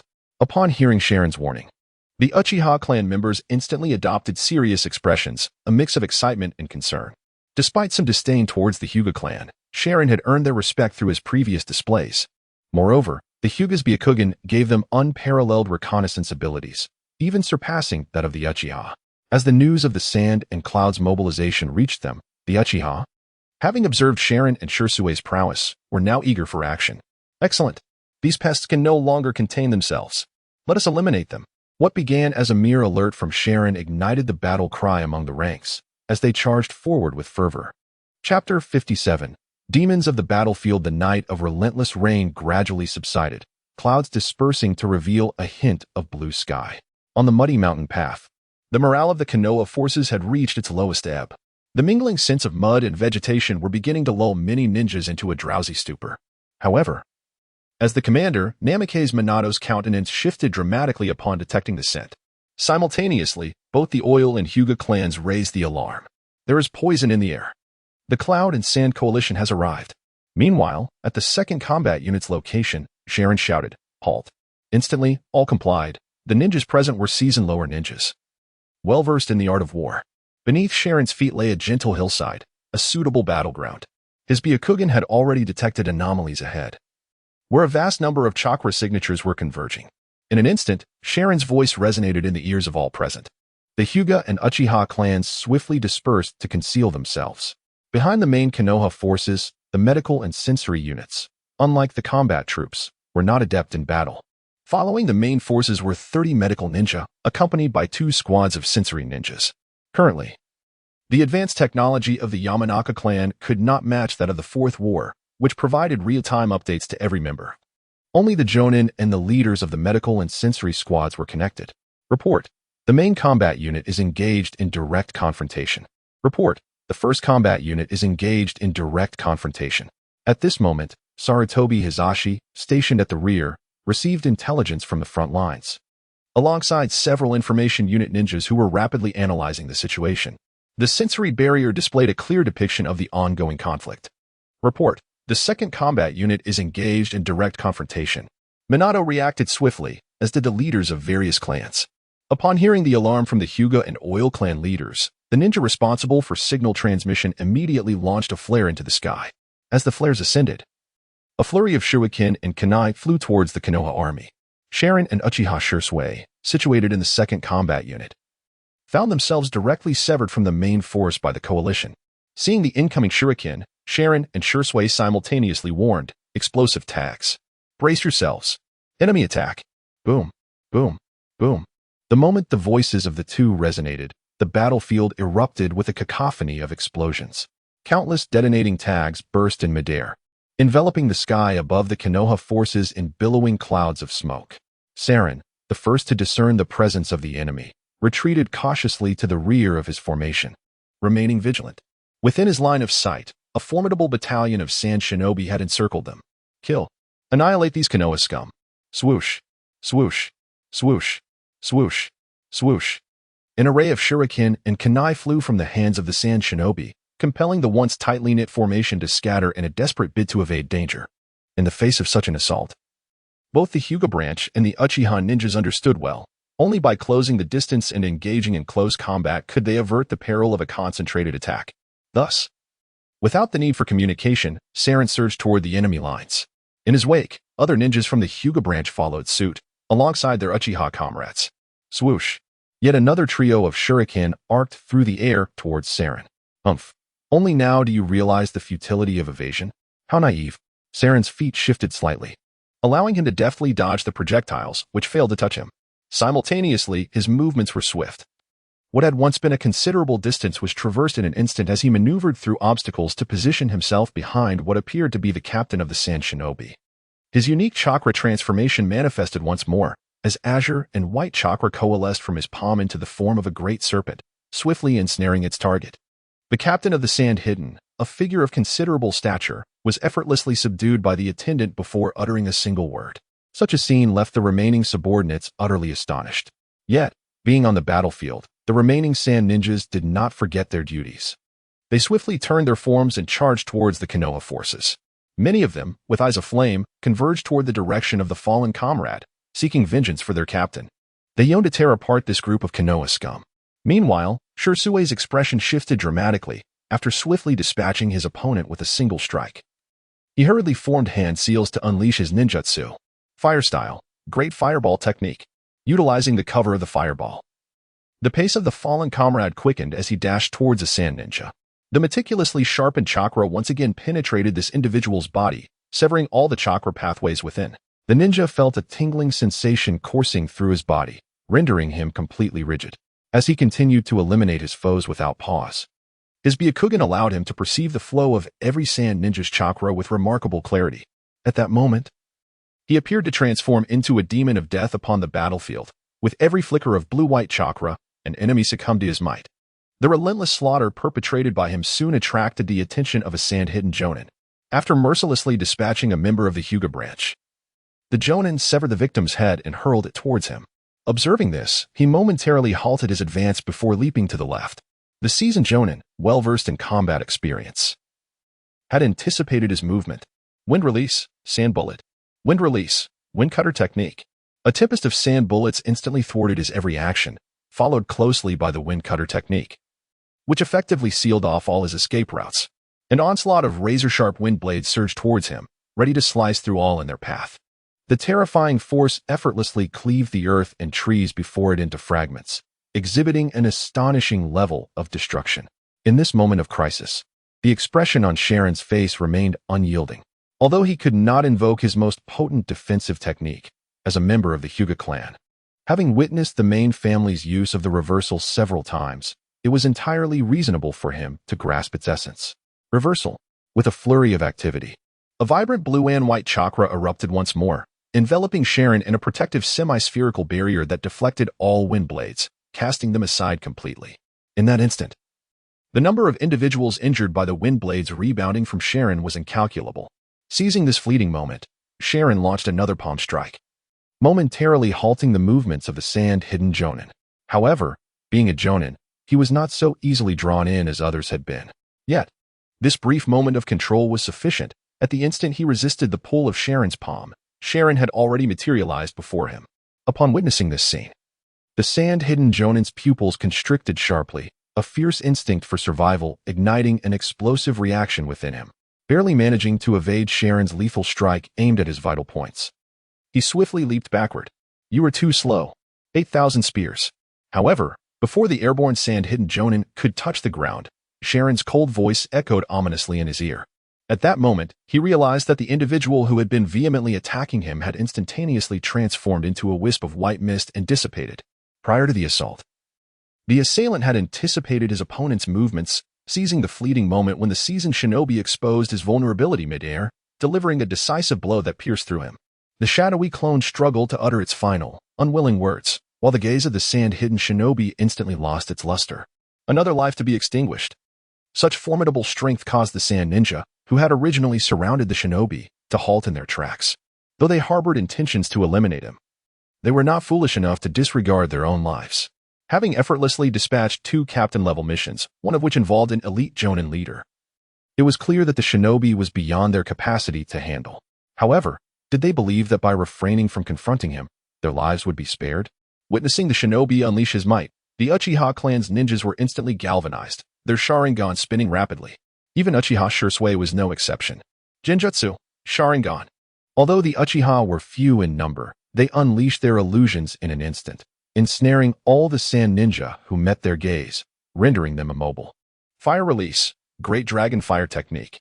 Suddenly, Uchiha Shursui leaped into the air, fingers weaving through hand seals, unleashing 3 fiery dragons upon the entrapped sand ninja. Other Uchiha followed suit, releasing massive fire techniques.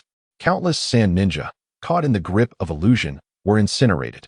In that moment, the battlefield became suffused with the acrid scent of burning flesh and singed earth. The Uchiha's sudden onslaught and widespread slaughter of the sand ninja cleared a significant portion of the battlefield. Only the sand ninja at the periphery, those engaged with the Hyuga branch, and a handful who managed to evade the assault remained. Many Uchiha cast provocative glances at the shinobi, their demeanor suggesting they had little intention of aiding the Hyuga in vanquishing their foes.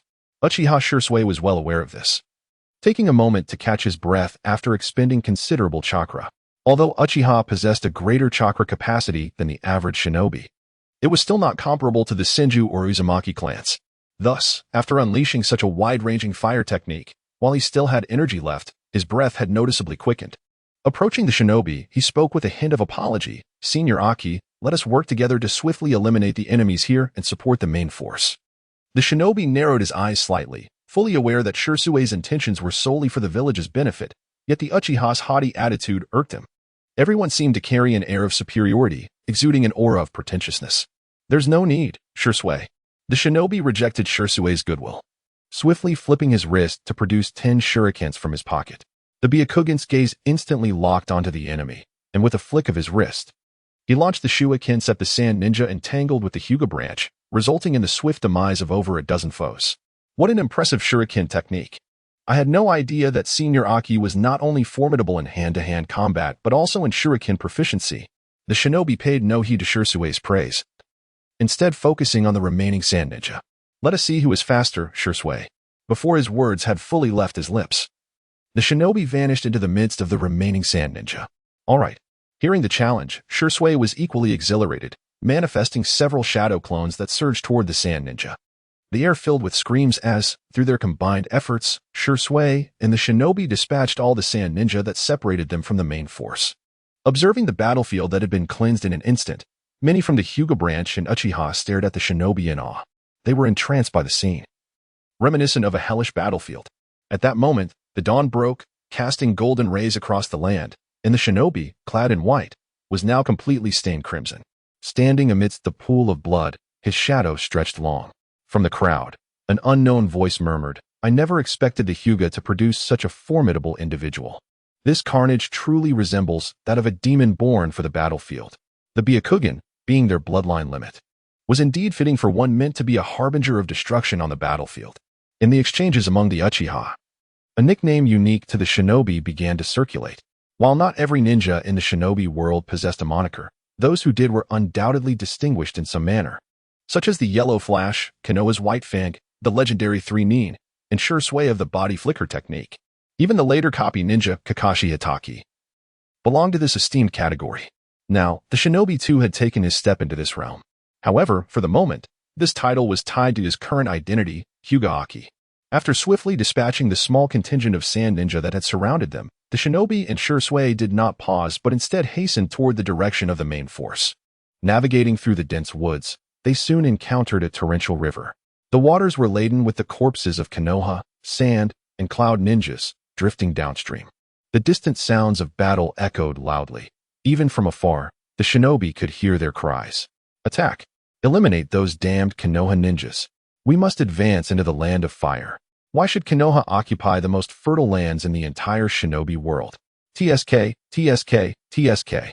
The Shinobi observed the sand ninja assaulting Konoha ninjas through his Byakugan, noting the fervor with which they coveted the land, a fervor unmatched by any other ninja village. He sighed inwardly, then turned to Shui, saying, "It appears we are within the encirclement of the sand. I have identified a weakness in their formation. Let us proceed." In the heart of the battlefield, the frontline Konoha ninjas fought desperately to withstand the initial wave of the coalition's assault, while the third Raikage, the AB brothers, and Chiyo were yet to arrive. Minato Namikaze swiftly issued his commands. "Everyone, behind us lies the village. This time, we can only win. We must not lose." The leaders present grasped the gravity of Minato's words and voiced their unwavering support. "Command us, Lord Minato." Seeing the confidence of his comrades, Minato felt resolute and quickly dispatched his orders. "Clan head Shui, Hayashi, you are responsible for relaying the enemy's troop movements and actions to Kakuzu at all times. Kakuzu, team up with Hachiya to connect all the clan heads and share information. Only then can we swiftly command our forces. Do not act until the enemy makes their move." "Understood." Hyuga Hizashi, Inazuka clan head, Shimura clan head, Shinosuke, Uchiha Teiho, handle their jonin. Lead your clans to fend them off. Leave it to us. As for Akimichi CHZ, you are to protect Kakuzu and Hachiya. If the enemy breaches our formation, you three must join forces to eliminate the threat. As for your clansmen, command them as you see fit." "Yes, Lord Minato." With Minato's orders issued, everyone began to act according to plan. Shikamaru utilized his shadow possession technique to link all the clan heads in an instant. Simultaneously, Hachiya employed the mind transfer technique to establish contact with Kakuzu and the others, taking command. Upon witnessing this, Minato hurled several shurikens toward the coalition's main forces before vanishing from sight. Only through his relentless pursuit of the enemy jonin could he compel the third Raikage or the AB brothers to reveal themselves. "Everyone, Lord Minato has taken action. Let us commence." The voice of Nara Shikaku resonated in the minds of the crowd, and the presence of this secret technique did not come as a surprise to anyone. The Nara clan has long served as the strategist of Konoha. Yui Kurenai unleashed a large-scale genjutsu. Hinata Hizashi seized the opportunity, leading the charge against the elite shinobi of the 1st Division of Kumogakure. "Aburame Shibi, you must hold back the Sand Shinobi, should Sasori make a move. Ensure that you and your clan stand in his way. All water-style ninjas, prepare to concentrate your attacks on the sand storage facility. All fire and wind-style ninjas should primarily target the Kumogakure forces." Nara Shikaku's command was systematic and composed. Yui Kurenai, the first to receive the order, swiftly formed hand seals, bringing her palms together as she charged to the front of the ranks. Channeling all her chakra as a Nin. A deep voice emerged from her lips, illusion, falling cherry blossoms technique. This technique bears a striking resemblance to the magical art of the future apothecary. Known as the Transcendental Nirvana Sanctuary, a treasured illusion passed down through the Sunsetting family's lineage. As the crimson-hued Sunsetting Shinra executed this maneuver, his chakra rapidly dissipated, while cherry blossoms danced in the wind, filling the skies above the forces of sand and cloud-hidden villages. In an instant, many of the ninjas who beheld these blossoms succumbed to slumber. This extensive and aggressive illusion technique is, in terms of sheer power, entirely comparable to the Uchiha Sharingan. Moreover, compared to the one-on-one nature of the Sharingan, this technique possesses a broader applicability, making it more suited for battlefield use. Were it not for Konoha's possession of such ocular bloodline techniques like the Sharingan, one could assert that Yugao's illusions represent the pinnacle of genjutsu within Konoha. Alas, it is precisely due to the Sharingan that their family's illusions have gradually become marginalized over time. The Kurama clan shares a similar fate, having now fallen to the point where their elite shinobi are nearly extinct. After all, who can rival the Uchiha when it comes to illusion techniques? Especially given that the Uchiha have produced two formidable illusionists in succession? The genjutsu of Uchiha Shisui and Uchiha Itachi are, even among their clan, of the highest caliber. When compared to their potent Sharingan illusions, techniques like Kodo Amatsukami and Tsukuyomi render the genjutsu of all others in the ninja world laughable. Furthermore, in the future, Yugao has yet to match the prowess of her father, Yugao Shinho. As Yugao Shinho successfully unleashed her genjutsu, the voice of Riku reverberated in the minds of the crowd. Kill. In an instant, Konoha's shinobi surged towards the allied ninja ensnared in the illusion, and the battlefield was quickly enveloped in a shroud of blood mist. Fools! Idiots! How could you fall prey to Konoha's genjutsu? You scatterbrain buffoons! Just as the Konoha shinobi engaged in rampant slaughter, a booming rap voice, bolstered by the Eight Tails, echoed across the battlefield. Simultaneously, the chakra of the Eight Tails surged forth, awakening all those ensnared in the genjutsu. However, Konoha's shinobi had already closed in, and even as many were roused from their stupor. Numerous lives were still lost in an instant. Nevertheless, the awakened shinobi quickly recalibrated their mindset and began to clash fiercely with the Konoha ninjas. In a heartbeat, the battlefield was alive with the terrifying sounds of explosions, roars, and the continuous release of fire, water, earth, and wind techniques. Ninja fell, only to be promptly replaced by new combatants. Suddenly, the yellow flash re-emerged on the battlefield, ruthlessly claiming the lives of enemy jonin. After several of their elite were slain, the Raikage of Kumogakure could no longer remain passive. Let's intercept him together. Yo, Yellow Flash, you bastard. The pillar of Konoha, fool. No problem, let's take him down. Yeah, the AB brothers appeared just in time to block Minato, who was relentlessly harvesting lives on the battlefield. Meanwhile, Shiran and Shisui also brought their forces to the flank of the battlefield. Upon reaching a higher vantage point, Shiran did not immediately command a charge, but paused momentarily. Shisui, you Uchiha, unleash your flames directly upon the enemy ranks. We are positioned above them. Let us burn them. At these words, Shisui nodded. And then all surviving Uchiha under his command dispersed. At this moment, the scholar glanced towards the members of the Hyuga branch. If you possess explosive tags, bring them forth. Let us first unleash a barrage. Such strategic resources, like explosive tags, are indeed regularly stocked by the Hyuga clan. Fire Release, Great Fireball Technique. Fire Release, Great Dragon Fire Technique. Fire Release, Phoenix Fire Technique. With the exclusive fire release of the Uchiha clan erupting forth, the Hyuga branch members also threw their explosive tags into the fray. In an instant, a sea of flames and explosions engulfed a vast area, creating a significant breach in the ranks of the Sunigakure forces, who were not adept in water release. Chapter 59. The fury of Raza. The battlefield torn open by the scholar and Uchiha Shisui swiftly captured the attention of all present. Although they found themselves at the flank of the battlefield, it nonetheless incited panic among the Sunigakure side. The momentum of their assault was abruptly hindered, causing disarray among their ranks. The second assault team finally converged. The central commander, Kazuki, also noted the situation at the flank and silently mused. Uchiha Tetsuru, Hyuga Hizashi. Could you ascertain how many remain in the converged second team? Since the second team had gathered, Kazuki sought to comprehend their current strength. Though the distance exceeded his visual estimation, the Byakugan and Sharingan allowed for a clear view, prompting Kazuki to inquire directly. Upon hearing Kazuki's question, the two did not hesitate. Byakugan, Sharingan. Both Hyuga Hizashi and Uchiha Tetsuharu activated their respective ocular techniques, revealing the distant scholar and the Uchiha members before them. The second team comprises 37 elite ninjas, including 12 from Hyuga and 25 from Uchiha. Hisashi's expression darkened, yet he still provided the answer. His dismay stemmed not from any other reason, but rather because the second team originally boasted 50 ninjas, 30 from Uchiha and 20 from Hyuga. The current losses among the Hyuga were greater than those of the Uchiha, which left him, as clan leader, somewhat embarrassed. After all, the Hyuga and Uchiha clans were renowned as the two great houses of Konohagakure. On the other hand, Uchiha Tetsuhara paid no mind to Hisashi's expression. The proud Uchiha clan would not genuinely regard the Hyuga with high esteem. However, upon witnessing the command of the second team, Hisashi felt a slight sense of relief, while the smile on Tetsuharu's face faded. What is Shisui doing, being overshadowed by a Hyuga?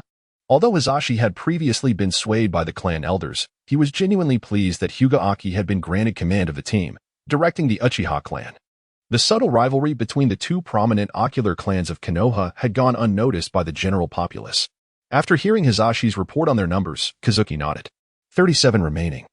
That is sufficient to provoke a shift in the formation of Sunagakure. Once the formation alters, we can create an even larger breach among the 20 elite Nin. Even without a Nin leading them, a well-coordinated group can potentially hold back a true Nin. Moreover, the second team has 2 Nin among them. Although Hyuga Aki is currently merely a nominal special Nin, his earlier performance before the teams had diverged was witnessed by all. As for Uchiha Shisui, he is a prodigy. With the two of them collaborating, it is indeed feasible to restrain or even eliminate an elite Nin. One must not underestimate elite Nin. Even in the formidable village of Konoha, such individuals are scarce. After all, even figures like Namikaze Minato, Orochimaru, and Shimura Danzo are fundamentally classified as elite Nin. Attaining the status of elite Nin places one among the true echelons of power.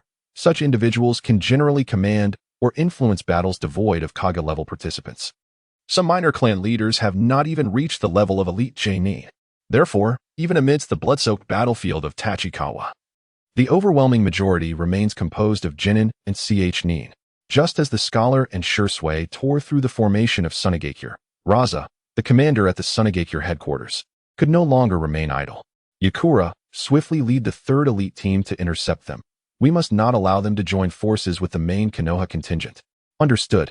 Yakura, who was engaged in combat with the Konoha main forces, did not hesitate upon receiving the order. She immediately utilized her unique burning release to carve a path. Subsequently, a portion of the elite troops she commanded followed her to reinforce the flank.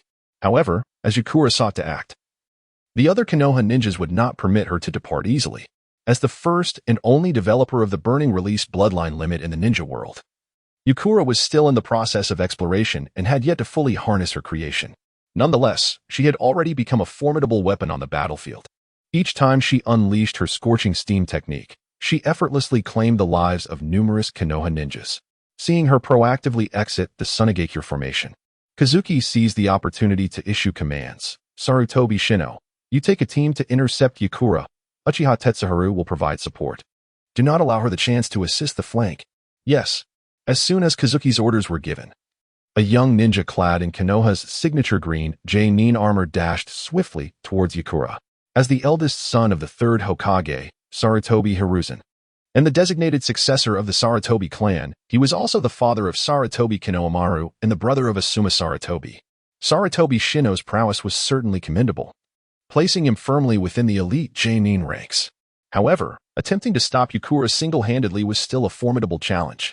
Moreover, unlike his father, who possessed a diverse skill set, Shino was primarily proficient in earth and fire release, which offered little restriction against Yakura. Thus, from the outset, Sarutobi Shino found himself at a disadvantage. Although the Sarutobi ninjas trailing behind him managed to encircle this elite Sunagakure team, their efforts merely provided a tenuous barrier. Step aside, or perish. Yakura's voice, once filled with grace, now resonated with an icy coldness as she faced the Konoha ninjas. Sunagakure Yakura, I will not allow you to pass. Fire release, great flame technique. Sarutobi Shino offered no retreat. After exchanging a few blows of taijutsu, he immediately formed hand seals to unleash the unique fire release of the Sarutobi clan. A colossal blaze swiftly engulfed the Sunagakure forces. Simultaneously, Uchiha Tetsuharu, arriving slightly later, quickly formed hand seals, leading several Uchiha clan members and executing their own fire release. In an instant, the sky was ablaze, completely disrupting the advance of the Sunagakure elite team. resulting in numerous Sunagakure ninjas being caught in the onslaught and perishing. This scene incited a furious wrath in the command center, particularly within the heart of Rasha. Observing the efficacy of his strategy, Sarutobi Shino did not hesitate. He swiftly formed hand seals once more, intent on expanding his victory. Fire release, Fire Dragon Flame Bomb. Earth release, Earth Dragon Bomb. The promising Shino, who had garnered much hope from Sarutobi Nikizan, did not disappoint him, having indeed mastered his signature ninjutsu. However, this time, an overwhelming sense of dread coursed through him, sending chills down his spine. Beside him, Uchiha Tetsuhan bellowed, "Get away!" The colossal Fire Dragon and Earth Dragon were forcefully repelled, and before the smoke could dissipate, for crimson fireballs erupted, rapidly enlarging until they loomed before the multitude of Sarutobi clan ninjas. Alas, they had no time to evade. Their cries echoed briefly before they were instantaneously deprived of all bodily moisture, transforming into desiccated husks. This sudden turn of events created a breach in the encirclement of the Sunagakure elite forces. This scene elicited great joy among the surrounding sand-hidden ninja, who enthusiastically cheered, "Long live Lord Yutsan!" The resounding acclaim swept through the entire sand-hidden forces. Upon witnessing the figure at the forefront of the ranks, known for possessing the most beautiful back in the ninja world, a profound sense of security enveloped all sand-hidden shinobi. Noticing the shift in morale among the sand-hidden, Raza became increasingly enraged. However, within the command center, aside from Chiyo, there was no one else present to perceive Raza's turmoil. On the battlefield, Yitsong remained blissfully unaware of these dynamics. To her, safeguarding the village was an endeavor worthy of her efforts. After breaking through the encirclement of Konoha, Yusong promptly addressed her comrades, saying, "You all go ahead to support. I will hold them off." With that, she charged alone towards Sarutobi Shinji and Uchiha Tetsuhan. The remaining elite shinobi exchanged glances and swiftly made their way toward Sharon and Shursui. Chapter 60. Dare to compare? Initially, under the command of Dokuju, the Konoha forces had been gradually repelling the joint assault from the sand and cloud-hidden ninja. They began to push back against the sand-hidden troops, particularly after Sharon and Shursui arrived with the second unit, disrupting the sand-hidden's offensive formation. The last trump card of the Sand and Cloud Alliance was prepared to be unveiled for an assault on Konoha. Yet, with Yitsong's explosive emergence, the morale of the somewhat faltering sand-hidden forces began to coalesce once more. Witnessing this, Raza, though infuriated by Yitsong's growing influence, ultimately recognized her significance. Meanwhile, at the cloud-hidden command center, the third Raikage ceased his tirades. He turned to his aide and instructed, "Go. Inform Han and the others to wait until Konoha's formation pushes a little deeper before we strike. I refuse to believe we cannot draw Sarutobi Hiruzen out." Yes, the third Raikage wrapped his fingers on the table before him, his gaze fixed on the battlefield below. He and Chiyo had long awaited the arrival of Sarutobi Hiruzen. Konoha's vulnerability was assured, and he was confident in his ability to overpower them. He was determined to seize a piece of Konoha for himself. Crack. After dispatching yet another rushing sand-hidden ninja, Sharon felt a twinge of fatigue. This exhaustion is not born of the body, but rather of the spirit. His entire form is drenched in crimson, the once white garments of the Hyuga clan now exuding a deep, sanguine hue. Blood continues to drip from the hem of his attire. In contrast to those ninjas who engage in combat from a distance using ninjutsu, the close-quarter combat style of the Hyuga makes them far more susceptible to being splattered with blood. However, the battlefield is distinct from other one-on-one duels. Genuine warfare seldom allows for the unfettered use of ninjutsu.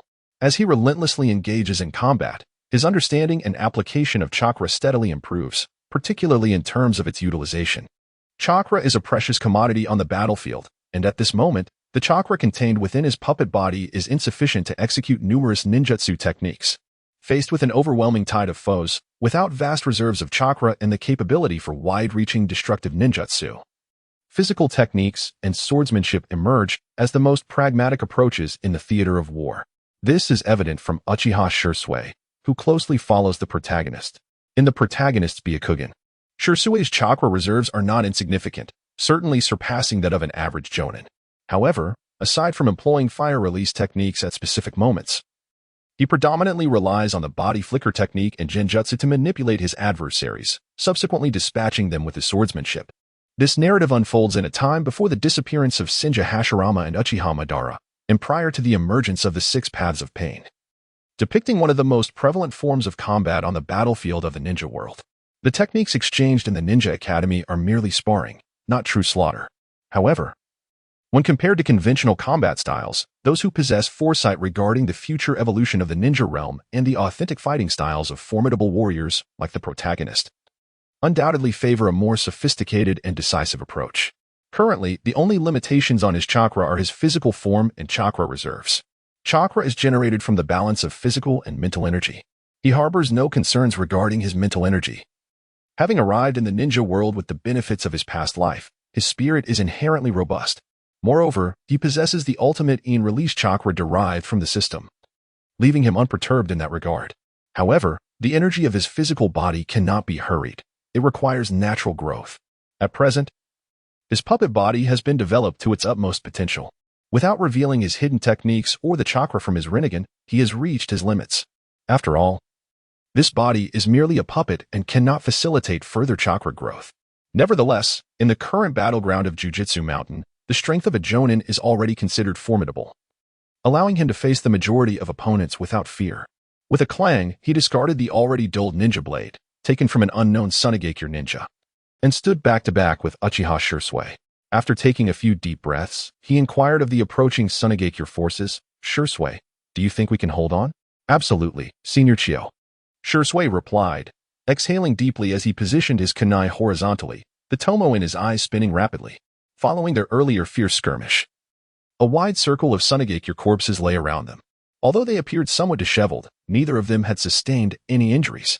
In contrast, the second unit behind them fared rather poorly. Having already endured an encounter, they faced even more enemies upon regrouping. Many of the Uchiha and Hyuga clans had perished, and even those who remained were battered and bruised. Observing the fallen Uchiha and Hyuga around him, he noted the gruesome fates of many, their bodies blackened or purplish from injuries inflicted by poison weapons. It was crucial to guard against Sunagakure's toxins. The Konoha ninjas were well aware of this, as Tsunade had deciphered most of Sunagakure's poisons during the Second Great Ninja War. However, the antidote pills were consumed too swiftly, and Sunagakure's toxins had not remained stagnant. Their second squad now stood on the brink of annihilation. Utilizing his Byakugan to survey the battlefield, he discerned much despite his lack of knowledge regarding Konoha's command strategies. Uchiha Tetsuhan and Sarutobi Shino were engaged with the blazing sun, while other elite Sunagakure squads were closing in on them. The Abi brothers from Kumogakure held back Namikaze Minato with all their might. Meanwhile, Nara Shikaku and several esteemed Hyuga clan elders were locked in combat with their opponents. "We're nearing our limits," he murmured softly, prompting Shursui to cast a puzzled glance in his direction. His penetrating gaze shifted from Shursui to the supporting elite Sunagakure squad before he spoke in a calm tone. "Shursui, Sunagakure and Kumogakure have yet to unleash their full power. If we can break through the flank of Sunagakure's formation, they will struggle to maintain their hold." "Senior Chio, what do you propose?" Shursui asked, intrigued. With a smile, he replied, "Shall we see who can breach the other's formation first?" "Of course, I'm up for the challenge. We had previously agreed to spar after all. Then let us commence." Both he and Shursui spoke in unison, seizing the unexpected opportunity to duel. They exchanged knowing smiles. And he turned to the remaining members of the Hyuga clan. "We must hasten our breakout. Keep pace with us." The Hyuga members nodded in silent agreement. With a whoosh, he and Shursui vanished from the sight of the remaining Hyuga and Uchiha. On the opposing side, the encroaching elite Sunagakure squad watched them charge forward, grinning wickedly. "What audacity! They dare to disregard us. Eliminate them. The Hyuga and Uchiha are prime targets for our collection." Chapter 61. The Puppet Master Captain. We have yet to acquire a body from the Hyuga or Uchiha. Indeed, it is intriguing to ponder what their corpses would yield as puppets, given that they are the two prominent ocular clans in the ninja world. Is this not an exceptional opportunity? The approaching elite Sunagakure squad differed significantly from ordinary shinobi. Each member wore masks and bore human puppets on their backs. They were the esteemed puppeteers, a vital legacy established by the second Kazekage. A curious phenomenon exists among the 5 great ninja villages. The founding leaders often perished early, yet it was the second generation that solidified the village's legacy. For instance, Senju Tobarama of Konoha pioneered numerous forbidden techniques and laid the groundwork for the Hidden Leaf Village. The second Kazekage did likewise, establishing the Ninja Academy and developing puppet techniques due to the Wind Country's sparse population. He further explored Shikaku, deriving methods to manipulate sand from the tailed beast. Thus, all of Sunagakure's traditions trace back to the second Kazekage. A similar legacy exists with the second Tsuchikage, who perfected dust release techniques. which remain crucial to a Wagakure. However, the second Mizukage's legacy is somewhat tragic. While the Hozuki clan possesses formidable techniques that can counter even tailed beasts, they ultimately fell victim to their own kin, leaving only a handful of survivors. The protagonist paid little heed to the remarks of Sunagakure, though Shursui appeared somewhat vexed. However, upon catching sight of the puppets behind their foes, he swiftly approached the protagonist, exclaiming in astonishment, "I previously heard from villagers that Lord Minato destroyed Sunagakure's puppet manufacturing facility at the onset of the war. I cannot believe there are still so many puppeteers left." Puppet factory? The protagonist was unfamiliar with this so-called factory, as the war had commenced 5 years prior. Before his arrival, it is said that in a place called Lulan, Sunagakure annihilated the nation and transformed it into a puppet factory. The swift and articulate Ji Shuei conveyed the information he possessed, emphasizing, "Senior Chio, your Hinata clan's gentle fist technique is somewhat disadvantaged against the puppet masters. I have managed to gain an advantage this time. However, one must remain vigilant against the opponent's poison. The toxins wielded by puppet masters are far from ordinary, typically infused in their weaponry." Shirin nodded in acknowledgement, but upon hearing the mention of the Lulan kingdom, he recalled that it had seemingly been sealed by Naruto Uzumaki to curtail Sunagakure's continual production of puppets. After all, the war had already commenced, and without restrictions, Sunagakure's power would undoubtedly escalate significantly. It seemed there was also a dragon vein there, imbued with natural energy and chakra. Shirin contemplated the necessity of visiting the Lulan kingdom. After all, the chakra from the dragon vein would surely be worth collecting, not to mention the so-called natural energy. In the blink of an eye, these thoughts flashed through Shirin's mind without impeding his actions as he charged alongside Ji Shuei into the ranks of Sunagakure's supporting forces. Upon their arrival, the previously silent captain halted abruptly, signaling his subordinates with a hand gesture. Instantly, several puppet masters altered their formation, splitting into 2 small squads to engage Shirin and Uchiha Ji Shuei. Meanwhile, the leading Sunagakure puppet master swiftly advanced towards the branch family of the Hyuga and the Uchiha Chunin. The battlefield was merciless, as the captain of this elite Sunagakure squad, he was acutely aware of how to maximize his influence. First, he would ensnare the 2 most formidable leaf ninjas, and then swiftly eliminate the other Konoha shinobi, before turning to besiege the remaining Shirin and Ji Shuei. He was well versed in the essence of overpowering the few with the many. Shirin and Ji Shuei quickly recognized the situation and ceased to separate, instead beginning to draw closer together. Observing this, the captain gestured to his companions once more, abandoning the idea of surrounding others, leaving them to the surrounding Sunagakure ninjas. He then charged towards Shirin with his squad. Compared to the Uchiha, the threat posed by the Hyuga clan was evidently lesser, thus resolving the situation should prove to be swifter. The sudden shift in formation effectively severed the connection between Ji Shuei and Shirin, finding himself completely surrounded. Shirin evaded several attacks before closing in on the Sunagakure captain. He understood the principle of capturing the leader first. Moreover, during the mission in the Land of Hot Water, he had already grasped that eliminating the commander was crucial for victory. Once again, Shirin unleashed the Hyuga's gentle fist, while also employing the wind style, air dance to enhance his agility. He moved like lightning, effortlessly evading all lethal attacks with the insight provided by his Byakugan. However, 2 fists were no match for 4 hands. Upon witnessing Shirin's ferocity, the Sunagakure ninjas desperately attempted to obstruct him. "Surrender, Hyuga brat. Use your Byakugan to observe your surroundings. This time, your leaf village is doomed to defeat." While relentlessly assaulting Shirin, the Sunagakure captain sought to undermine him with words. Yet, given Shirin's current strength, even without revealing his trump cards, the adversary could not hope to subdue him in a short time. Thus, a smirk curled upon his lips, revealing a trace of unabashed disdain and mockery. The outcome remains to be seen. Do you not realize that the more viciously you speak in the face of an enemy, the more it reflects your own insecurity and fear? Sharp-tongued Hyuga brat. Enjoy your words while you can. When I turn you into a puppet, I shall surely sew your mouth shut. Shirin's demeanor and words evidently pricked the pride of the Sunagakure puppet master, inciting even more frenzied attacks. Suddenly, a puppet leaped from his back, soaring into the air as its chest cavity opened to reveal a multitude of dark holes. In the next instant, a barrage of Samban was unleashed towards Shirin. Faced with the onslaught of projectiles, Shirin's Byakugan allowed him to perceive everything with clarity, and he maintained an impassive expression while deftly evading the oncoming darts with minimal effort. However, the puppet master's assault was far from over. It had only just begun. As Shirin commenced his evasive maneuvers, all the puppet masters swiftly leapt backward, leaving only puppets surrounding him. Puppet technique, bind. The moment Shirin halted in his tracks, the ground beneath him shattered. Puppet serpents and centipedes erupted from the earth, spewing venom and toxic substances in his direction. Additionally, the puppet serpents swiftly coiled around Shirin, seeking to ensnare him tightly. Should their strategy succeed, Shirin would find it impossible to even move a finger, let alone retaliate.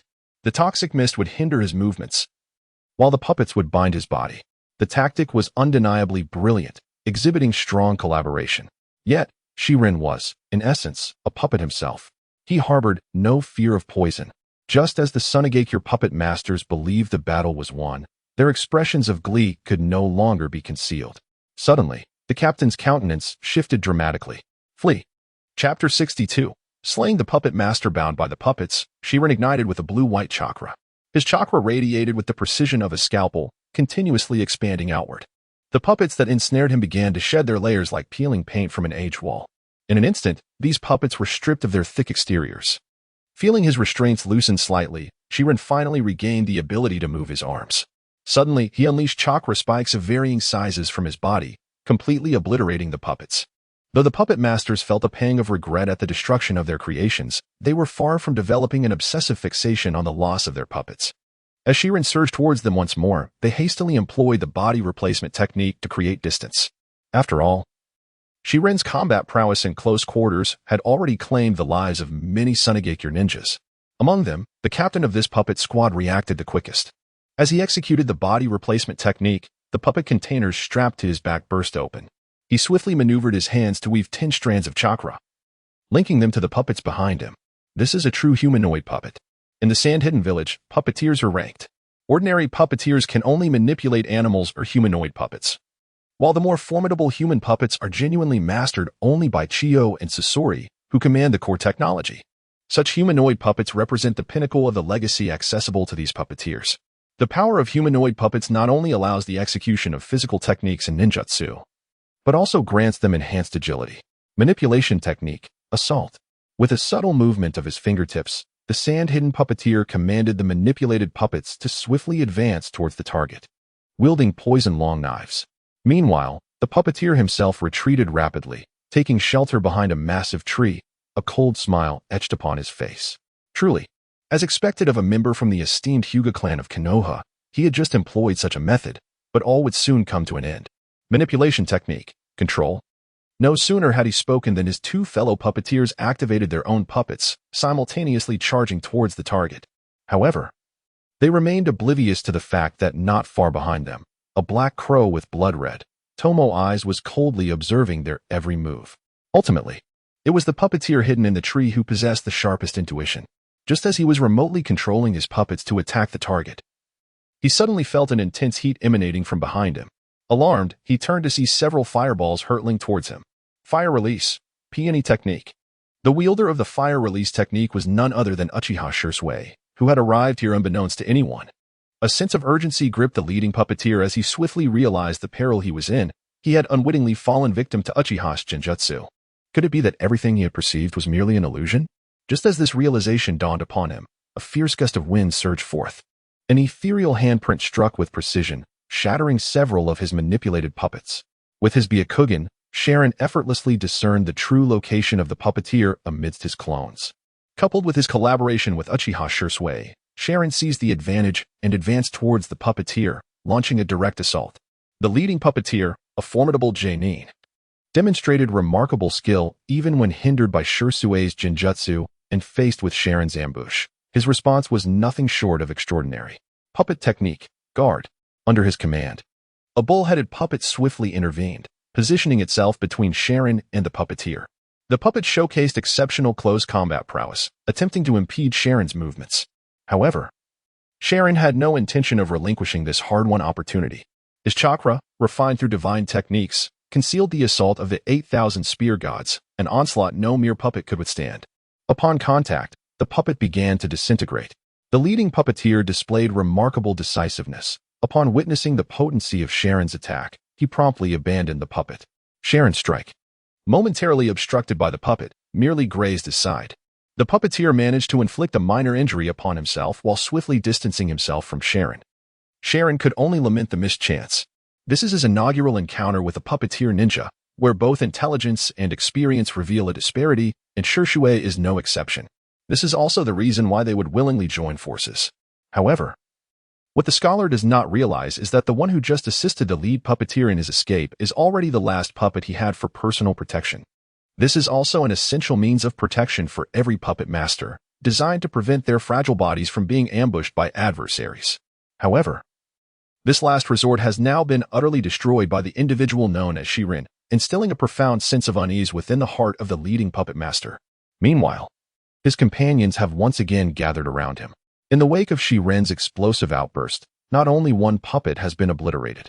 Recognizing Shiren's formidable nature, they discreetly maneuver their remaining puppets to defend while contemplating countermeasures. Just as the chief puppet master was about to articulate his thoughts, he suddenly sensed a subtle tremor beneath his feet. In an instant, a pair of hands burst forth from the earth, seizing his ankles with a fierce grip, attempting to drag him down into the soil. Earth release, heart decapitation technique. At this moment, Shirin could no longer afford to conceal the fact that he possessed a tribute chakra. After all, the strength he had displayed was already that of a high-ranking ninja. Such formidable strength renders the completion of chakra transformation entirely reasonable, let alone merely the alteration of chakra attributes. The sudden assault by Shirin indeed exceeded the expectations of the leading puppet master from Sunagakure. Curse be it, in his helplessness, the chief puppet master was compelled to relinquish remote control, as an explosive surge of chakra erupted within him, resisting the pull from those hands. Observing this, the other two puppet masters promptly commanded their puppets to launch an offensive against the subterranean Shirin. A gleaming blade unexpectedly emerged from the mouth of one puppet, thrusting forcefully into the earth beneath him. However, the anticipated spurt of blood that the puppet masters envisioned did not materialize. Moreover, it seemed as though the enemy beneath had not been harmed at all. Could it be a clone? No. Any kind of clone would not withstand such an injury without vanishing. Just as panic began to take hold, Shirin appeared before them, having somehow closed the distance. The blue and white chakra blade, imbued with a razor-sharp cutting aura, surged towards the astonished chief puppet master. Damn that Hyuga! This is utterly unlike the intelligence we received. The chief puppet master felt a sense of mockery directed at him by Shirin, igniting an unusual fury within him. Yet, despite his rage, he found himself unable to evade Shirin's impending strike. Reluctantly, he placed his puppet before him, hoping to mitigate the damage as much as possible. Boom! The puppet, positioned defensively, disintegrated before Shirin as if it were mere parchment. Shirin's figure and distance seemed to elongate in the chief puppet master's vision. Just as he thought he had narrowly escaped death, he suddenly sensed a sensation of falling. No, not himself, but rather his own head. The chief puppet master felt his head and the puppet's head simultaneously cleaved by Shiren's palm. Instantly, the body that remained motionless was drenched in a fountain of blood gushing from his neck. Chapter 63, Collecting Genetic Cells, Rosha strikes after eliminating the chief puppet master. Shirin did not pause, swiftly charging towards the other two puppet masters. Upon destroying another two puppets, Shirin materialized before the two remaining masters. At this moment, they beheld a sight reminiscent of their fallen leader, as his figure once again stretched in their eyes. The carnage wrought by Shirin silenced the surrounding Sunagakure, and upon meeting his icy gaze, they all instinctively recoiled. The lower and middle-ranking shinobi of Sunagakure looked upon Shirin, drenched in flames and blood, with profound terror, as if witnessing a demon emerging from the depths of hell. TCH. Noticing the fear in their eyes, Shirin emitted a sound from his nostrils. He then glanced at the battlefield, previously frozen in time, and swiftly darted forward. Empty palm. Bam. Crash. One must concede that Sunagakure's puppets possess redeeming qualities, particularly their close combat protective puppets, which managed to withstand Shirin's direct strike. However, while the puppet remained intact, the puppet master was swiftly dispatched by Shishue. Seizing the opportunity, as the three Sunagakure puppet masters besieging Shishue witnessed Shirin eliminate their comrade, they became thoroughly flustered. Seeing Shishue slay his ally, the two remaining masters, disregarding all else, fled frantically from the inferno still raging from the fire release. As they swatted at the flames on their bodies, they plunged into the ranks of Sunagakure's forces, leveraging the chaos to escape. It was abundantly clear that they were engulfed in fear. Yet, how could Shirin allow them to escape? With renewed determination, he propelled himself forward, maximizing his speed. In an instant, he traversed the blazing flames and confronted one of the fleeing individuals. The puppeteer stared wide-eyed at the young man in the garments that were ablaze upon his form. A blue and white chakra once more traced along his neck, and confusion filled his gradually dimming gaze. Were all the Hinata of Konoha this ruthless? Unfortunately, the young man would offer no reply. Meanwhile, the last puppeteer, witnessing the demise of one of his comrades at the hands of the young man, fled with even greater haste. Then, he beheld a pair of crimson and otherworldly eyes. In an instant, his body became rigid, frozen in place. His astonishment forever etched upon his countenance. Genjutsu, Sharingan. With a swift and decisive strike, the final puppeteer met his end at the hands of Shursui. As the young man and Shursui dispatched the elite squad from Sunagakure that had come to their aid, the Konoha shinobi advanced relentlessly from the flanks. The forces of Sunagakure began to retreat in disarray. At that moment, the slightly exhausted Sharon and Shursui were respectively shielded by the members of the Hyuga and Uchiha clans. Their previous performances on the battlefield had not gone unnoticed. The two exhibited the true brilliance of their respective families, embodying the essence of genuine prodigies.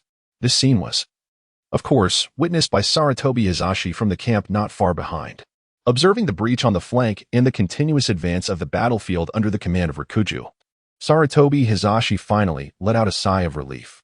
The scales of this war have begun to tilt in favor of Konoha. Chiyo, the third Reikage.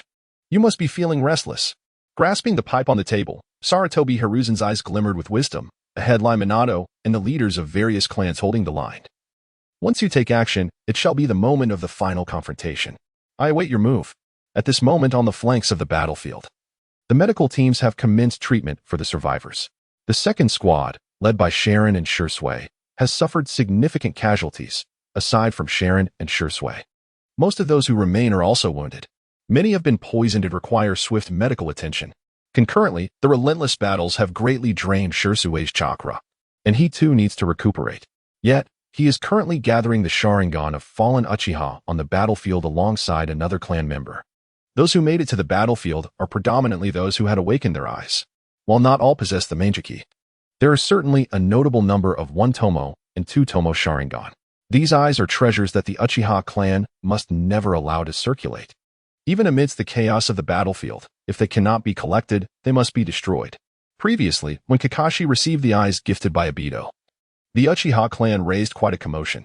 Ultimately, it was only after a discussion between Minato Namikaze and Fugaku Uchiha that a reluctant agreement was reached. On account of Obito's personal gift and the regard held for the third Hokage and Minato. However, it was stipulated that when Kakashi neared death, the eyes must be returned. At this moment, witnessing Shursui collect the Sharingan, Sharon recalled his earlier thoughts, particularly after observing the impact of the Sharingan's genjutsu on the battlefield. He too desired to possess an eye for himself. However, a single or double tomo would hold little effect for him. Only a 3-tomo or a Mangeki would pique his interest. Yet, it seemed that no one had awakened the Mangeki yet. He wondered if Fugaku had. Shifting his gaze away from Shursui, Sharon proceeded towards the branch members of the Hyuga clan. He need not rush for the Sharingan. He could first gather some genetic material and cells from the Hyuga branch. After all, these elements were far closer to him. And the battlefield presented an opportune moment for such collection. With these thoughts clarified, Sharon began to gather the bodies of the Hyuga clan members scattered across the battlefield. In the sand-hidden village's encampment at Konoha, upon witnessing the complete annihilation of the squad dispatched to support the flank, the expression of Raza turned grim as the flank was decisively torn apart by Konoha. Observing this, Chiyo, seasoned by several wars, made a swift decision. Raza, take action. Execute our earlier plan. Understood. Let Konoha revel in their moment of triumph. We shall undoubtedly claim victory in this war, Raza declared resolutely as he rose. With that, he exited the main tent, leading his carefully selected elite team directly towards Konoha's command center, not far from the sand encampment. Figures of considerable strength emerged from the Cloud Village's tent. They moved in unison with the Sand Forces, following Raza as they surged towards the direction of Konoha's command center. As Raza initiated his movement, the ninja from the Oil Woman clan, who had been closely monitoring him, quickly alerted Shimi and others. Shimi clan leader, Hyuga clan leader. We rely on you. Hachi, we no longer need to command. Let us join the fray. Soldier against soldier, general against general. Just as previously assigned by Kaku. Hyuga Hayashi and Oil Woman Shimi sought their respective opponents alongside their clansmen. Konoha understood well that neither Hyuga Hayashi nor Oil Woman Shimi alone could contain Raza, especially with the assistance of the Cloud Ninjas. Thus, the Ino-Shikacho trio also needed to contribute their efforts. At this moment, aside from the yet-to-appear Sarutobi Hiruzen and the potential threat posed by Orochimaru of the Hidden Stone, all of Konoha's forces have been mobilized. The outcome has truly alleviated the apprehensions of Chiyo and the Third Raikage, instilling within them a sense of impending victory. Chapter 64. The Scorch Release of Yakura. Following the breach of the flanks, thousands of ninjas from Konoha steadily formed into three distinct teams, encircling the allied forces at Orange Stem Mountain. Observing this scene, Rasha remained unfazed, continuing to lead his troops toward the heart of Konoha with unwavering resolve. Before even nearing the Konoha command center, he sensed the full mobilization of Konoha's forces. I thought you could hold out indefinitely. The third Hokage, Sarutobi Hiruzen, must be on the verge of losing his composure as well. Allow me to apply a little more pressure. Rasha promptly commenced the reorganization of his personnel. Chiyo, however, remained stationary, as her presence was necessary to maintain morale on the battlefield. Meanwhile, he needed to maneuver more nimbly alongside Yakura, particularly since he intended to launch an assault on Konoha's center, necessitating Yakura's defense against the enemy on the flanks. Each moment she could stall would alleviate some of Rasha's burden. Despite his disdain for Yakura, who competed for the position of Kazekage, he acknowledged her as distinct from the average elite shinobi. Fourth elite team, proceed to support Yakura and ensure she holds the left flank. The rest, follow me. Rasha directed his troops to swiftly advance, the magnetic release of his Kekkei Genkai unleashing a tempest of golden sand toward the Konoha forces. In the next instant, a colossal swarm of black insects surged forth from the direction of Konoha. The gold-eating insects, commanded by the oil-wielding Shibi Yamanaka, emerged, as several elite shinobi from the Yamanaka clan joined forces to confront Rasha. On the battlefield's flank, after finally catching their breath, Sunagakure launched another offensive. As the sand ninjas encircled them, Shirin caught sight of their approach, Yakura from Sunagakure. The striking beauty of her visage and the unparalleled allure of her back were unmistakable, causing Shirin to take a deep breath, feeling the weight of pressure intensify. Not far from him, Uchiha Shursui activated his Sharingan, the tomo within it spinning rapidly. He, too, was acutely aware of who Yakura was. As a hero of Sunagakure, her renown rivaled that of Konoha's legendary White Fang. After all, the title of hero is not one that all can bear. Yet, despite the immense pressure, neither Shirin nor Shursui chose to retreat. The numbers of Sunagakure may not match those of Konoha, but they fought as an allied force, further fracturing Konoha's formation. In this manner, the numbers of Konoha and Sunagakure have become somewhat comparable. Should Shirin and Shursui falter, Yakura would readily turn to assist Rasha, resulting in devastating losses for the first unit. Prepare for water release. A glimmer of determination flashed in Shirin's eyes as he assertively reclaimed command over the 2nd Combat Division. Yakura, the sole possessor of the unique J-Gon bloodline, wielded the power of Scorch Release, a fusion of wind and fire release. The most effective countermeasures against her were water and earth release techniques. Although these two elements were not the forte of the Hyuga or Uchiha clans, it was certain that the civilian shinobi of Konoha possessed the ability to utilize them.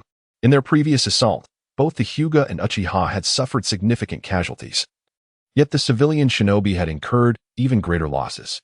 However, as they regrouped with the main force, their numbers swelled once more.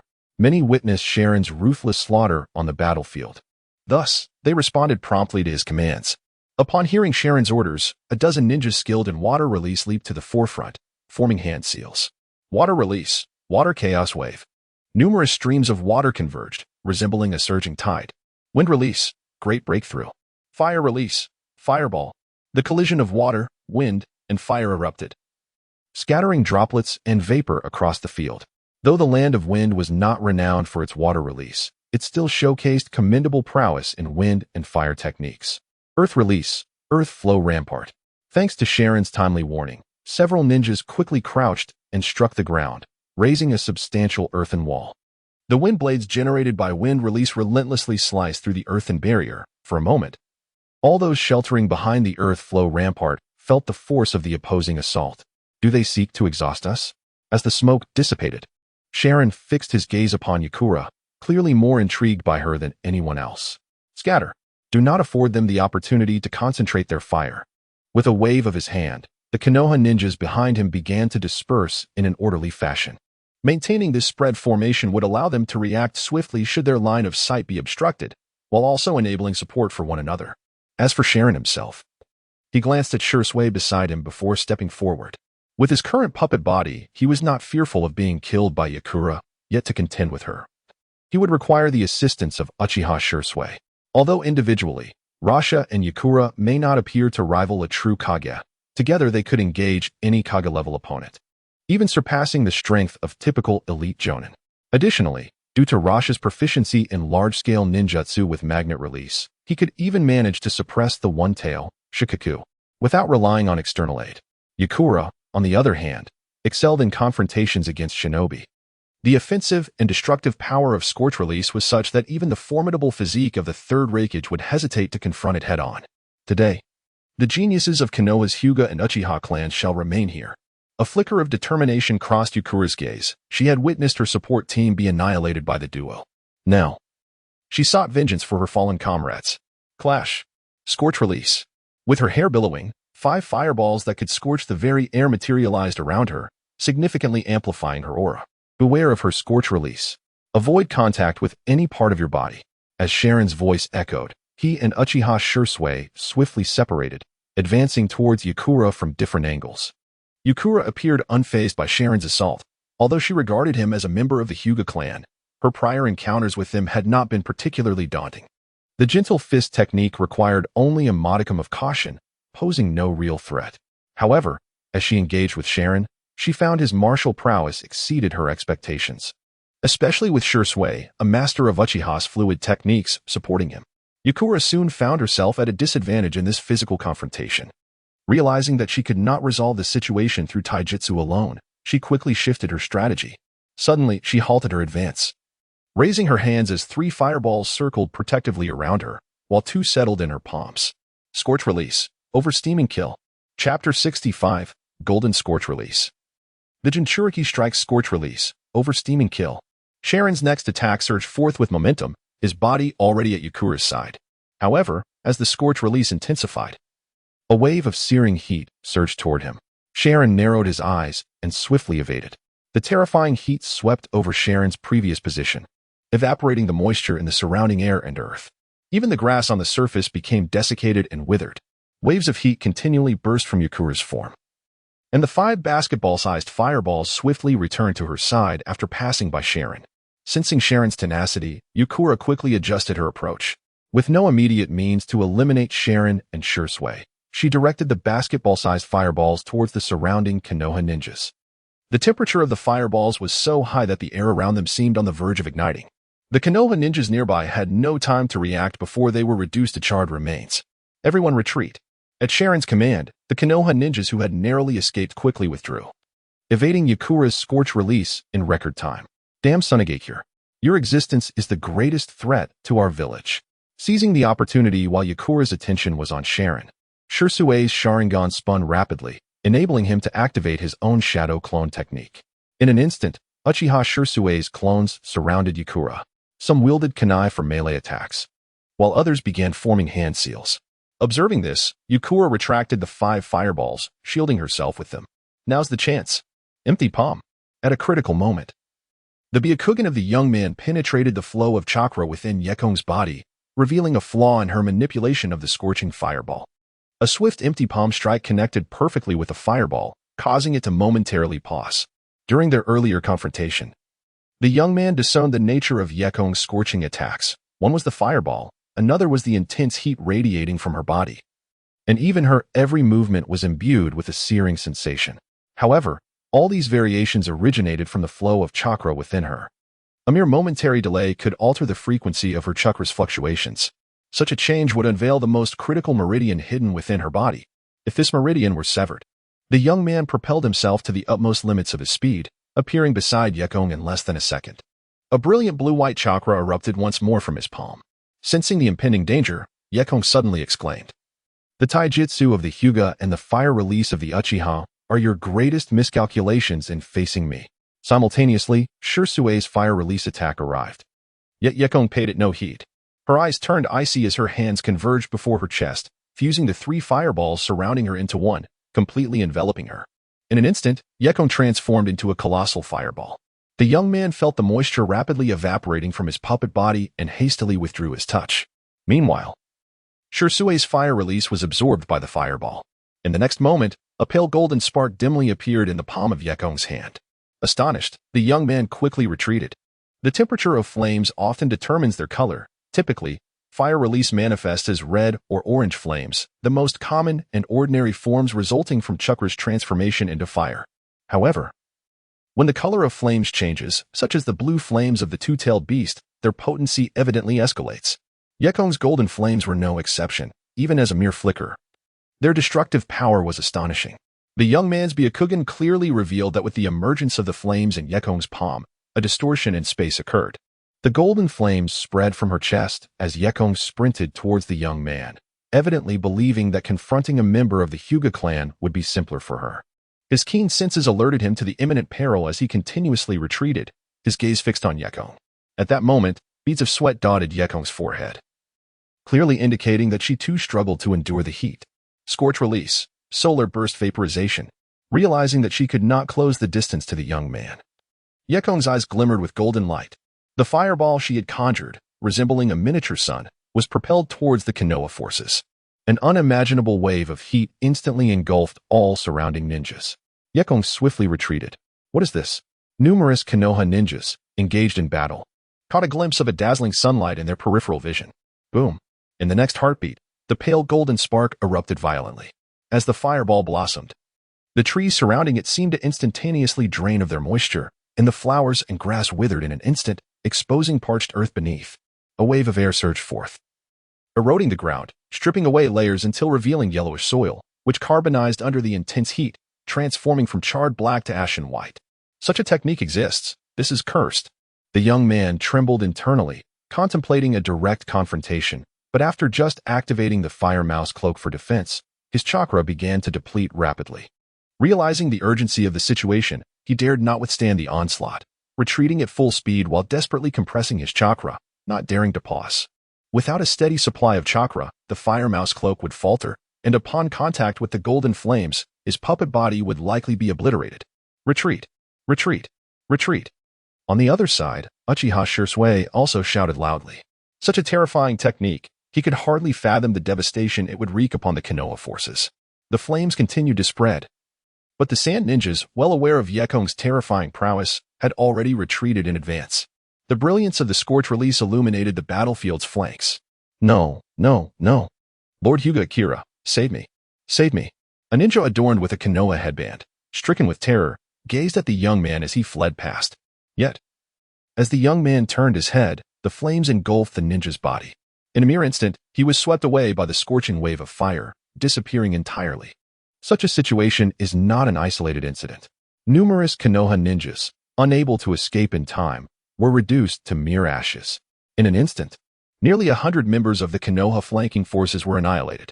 Such a scene not only stirred the hearts of those present on the battlefield but also left Saratobi Azashi observing from the rear, somewhat unsettled. However, none felt the weight of the moment as profoundly as Shirin, the first-hand witness. His gaze was fixed intently upon the distant Yeet song, a chill creeping into his heart. Such formidable power, when it comes to the sheer destructive force unleashed. Few would dare to dispute that she has truly ascended to the realm of the extraordinary. Once out of the danger zone, the flames surrounding Shirin dissipated. And as she gazed at the somewhat breathless Yeet song in the distance, a flicker of understanding blossomed within her heart. Such a formidable technique, one might surmise, is not something that even Yeet song can wield at will.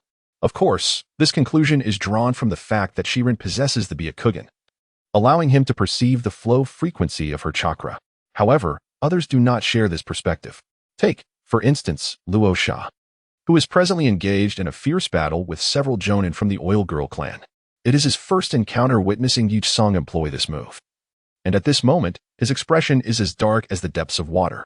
The power displayed was no less formidable than his sandstorm burial. In fact, its lethality had far surpassed it. With this thought, Rasha's vigilance regarding the potential usurpation of his position by Yetsong intensified. He could not allow such a situation to transpire. It was imperative that he seize the goodwill of the people in the sand village from Yetsong.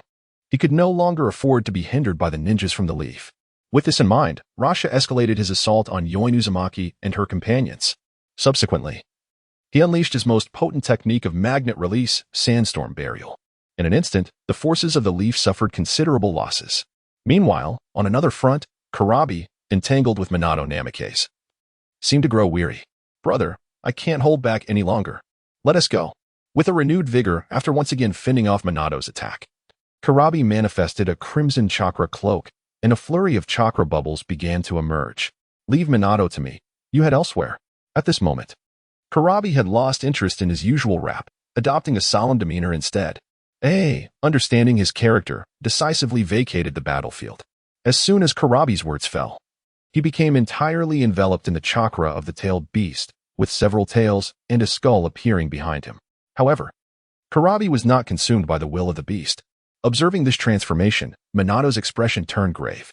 Just as he inhaled deeply, preparing to fight with all his might, a red figure swiftly approached from behind. It was Kushina Uzumaki, who, sensing the rapid expansion of the Eight Tails chakra and fearing for Minato's safety, could no longer remain passive. Kongfen. Several golden chains extended from Kushina's rear, enveloping both her and Karabi like a barrier. "Minato, leave the Eight Tails to me. You go assist elsewhere." With the two Jinchuriki taking action, the battle escalated to a new level. Minato held great faith in Kushina, while she might not have such an advantage against others. When it came to tailed beasts, her sealing techniques as a member of the Uzumaki clan, combined with her own status as the Nine-Tails Jinchuriki, made her exceptionally qualified. Chapter 66. Joining forces against Yetsong in such circumstances, had they managed to escape? Observing the numerous leaf ninjas he had dispatched. Yet seeing that the flames had not reached Sharon, Yetsong's expression bore a hint of dissatisfaction. After all, the technique Solar Eruption was one she had just recently developed. Wielding tremendous power, this technique, even for Yetsong, is an exceedingly perilous art. Yet, her utmost effort in executing this move astonishingly allowed her opponent to evade it, compelling Yetsong to reassess whether this technique could serve as her trump card. After all, she harbors profound animosity towards the ninjas of Konoha. Her former team instructor, Chishaluwek, was personally slain by the legendary Konoha White Fang. Moreover, the very squad she had once led was annihilated by the duo of Shirin and Shirzue. Thus, she did not hold back in her recent strike. After unleashing the daylight explosion, she expended more than half of her chakra. Yet, despite her resentment, the seasoned warrior Yetsong exhibited no outward signs of distress, seizing the opportunity to continuously refine her chakra. For a time, no one in the Konoha ninja force dared approach her. Even Shirzue, after a moment of silence, approached Shirin's side. "Senior Chio, this individual is exceedingly dangerous. We must eliminate her, lest she poses a grave threat to Konoha." Uchiha Shirzue, truly devoted to his village, articulated every word with the village's welfare in mind. Shirin was not surprised by this. His Byakugan enabled him to discern Yetsong's ongoing chakra refinement clearly. However, what occupied Shirin's thoughts at that moment was not merely this observation. As a natural wielder of ocular bloodline limits, he, much like Uchiha Shirzue beside him, did not regard other bloodline limits with particular concern. After all, the so-called Hokage ninjas are, in essence, legends of the eye. The ocular bloodlines possess advantages that are hard for other bloodlines to rival. Nevertheless, after witnessing Inoki's dust release and Yetsong's scorch release in succession, Shirin began to entertain different notions. The might of bloodline limits is well known throughout the ninja world, surpassing mere ninjutsu attacks. Furthermore, beyond bloodline limits lie bloodline elimination and the comprehensive fusion of all attributes into the bloodline net. Shirin, having practiced all his divine techniques derived from the simplification of bloodline net ninjutsu, holds a unique perspective on its formidable power. Though delving into the bloodline net may be a fanciful dream for him now, exploring bloodline limits could indeed present an opportunity worth pursuing. This is a profoundly significant topic. Although the secret to creating bloodline limits is known only to those who have successfully forged such abilities, the ninja world is not devoid of research in this area. At the very least, Orochimaru possesses findings related to this subject. In the Sand Village, the second Kazekage harnessed his own invention of magnet release. Meanwhile, Yakumo, unable to master magnet release himself, successfully devised his own bloodline power, scorch release, by uncovering the secrets left behind by the second Kazekage. This is a unique bloodline limit within the ninja world, characterized purely by its aggressive nature. The formidable power of the scorch release attack was just witnessed by everyone. Such terrifying offensive power, while perhaps not rivaling the potency of bloodline elimination techniques, certainly surpasses the so-called molten and boiling styles. With this formidable strength, Shirin's gaze remained fixed on the distant Yetsong, nodding in agreement with Jishue's suggestion to join forces against her.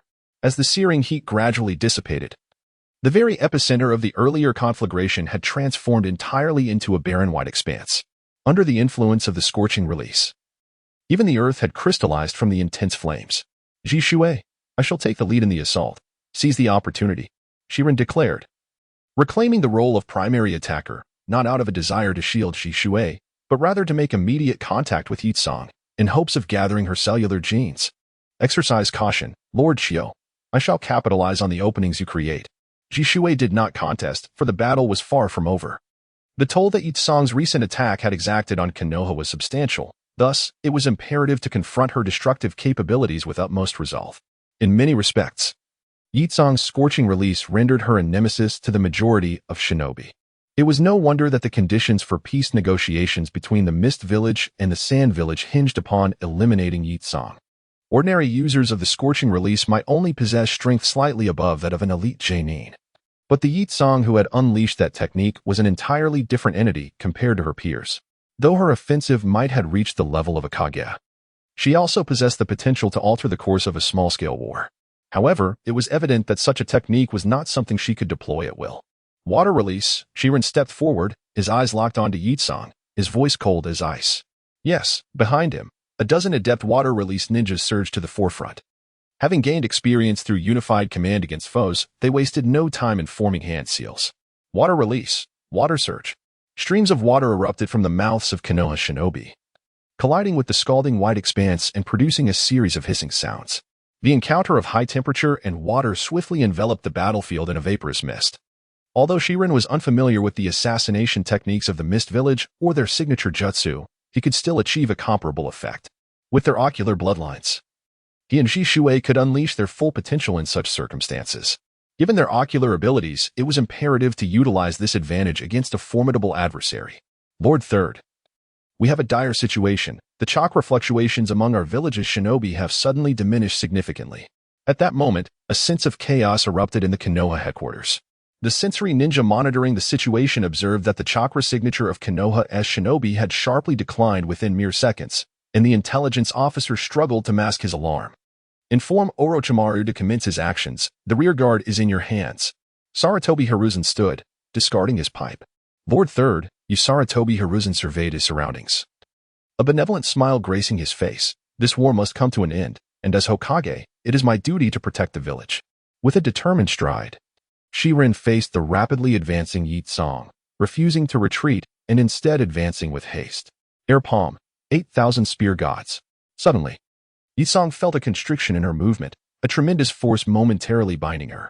Having faced multiple members of the Hyuga clan, she quickly recognized this as the Hyuga's gentle fist technique.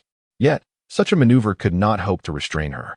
Even though she had just expended considerable chakra, she was still an elite genin. Utilizing her familiarity with the gentle fist and her quick reflexes, Yitsong sidestepped Shiren's assault. However, the terrifying aura generated by the 8,000 spear gods sent shivers down her spine. This Hyuga is rather peculiar. Yet before she could respond further, Ji Shui seized the opportunity, appearing directly behind Yitsong with a flicker. A wave of intense heat surged from within Yitsong as she lowered her gaze. Avoiding eye contact with Ji Shui, and conjured a fireball to intercept his attack. In an instant, Ji Shui vanished again. Witnessing this, Yitsong's expression darkened with gravity.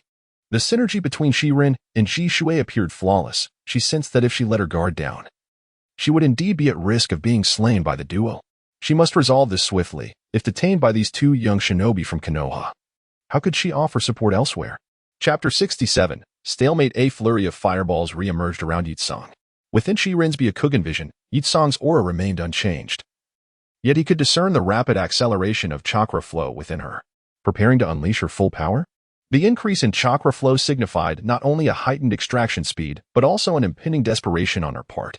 The danger level had escalated. Aware that concealing herself from the Byakugan and Sharingan was nearly impossible, Yitsong resolved to fight with all she had. I can only execute the Radiant Sun's vaporizing kill twice at most. To maximize its potency, I must engage closely with the Konoha ninja forces. Otherwise, it must remain in reserve. Utilizing her sensory abilities, Yitsong moved quickly, formulating her battle strategy. The Radiant Sun's vaporizing kill was a technique she preferred to avoid unless absolutely necessary. The war was far from over, and depleting her chakra reserves prematurely would invite peril. Furthermore, Confrontations with skilled adversaries hinged on seizing the right moment to ensure her attack struck true. Her Scorch Release, over-vaporizing kill, possessed formidable lethality upon contact with her opponent. Is this chakra flow similar to her previous technique? Shiren's eyes brightened. Through the Byakugan, he discerned that while he did not grasp Yi Tsang's intentions, her chakra flow revealed too much. Understanding that she would not unleash that devastating move, Shiren surged forward. Following the cleansing of the battlefield through the water release, the ground's temperature had subsided. Shiren's Byakugan remained fixed on Yi Tsang's every move as he interlaced his fingers to form a seal. At that moment, Yi Tsang closed in. 2 crimson fireballs swirled about her hands, hurtling toward Shiren. In her assault, a few fireballs continued to orbit her form, serving as a defensive measure.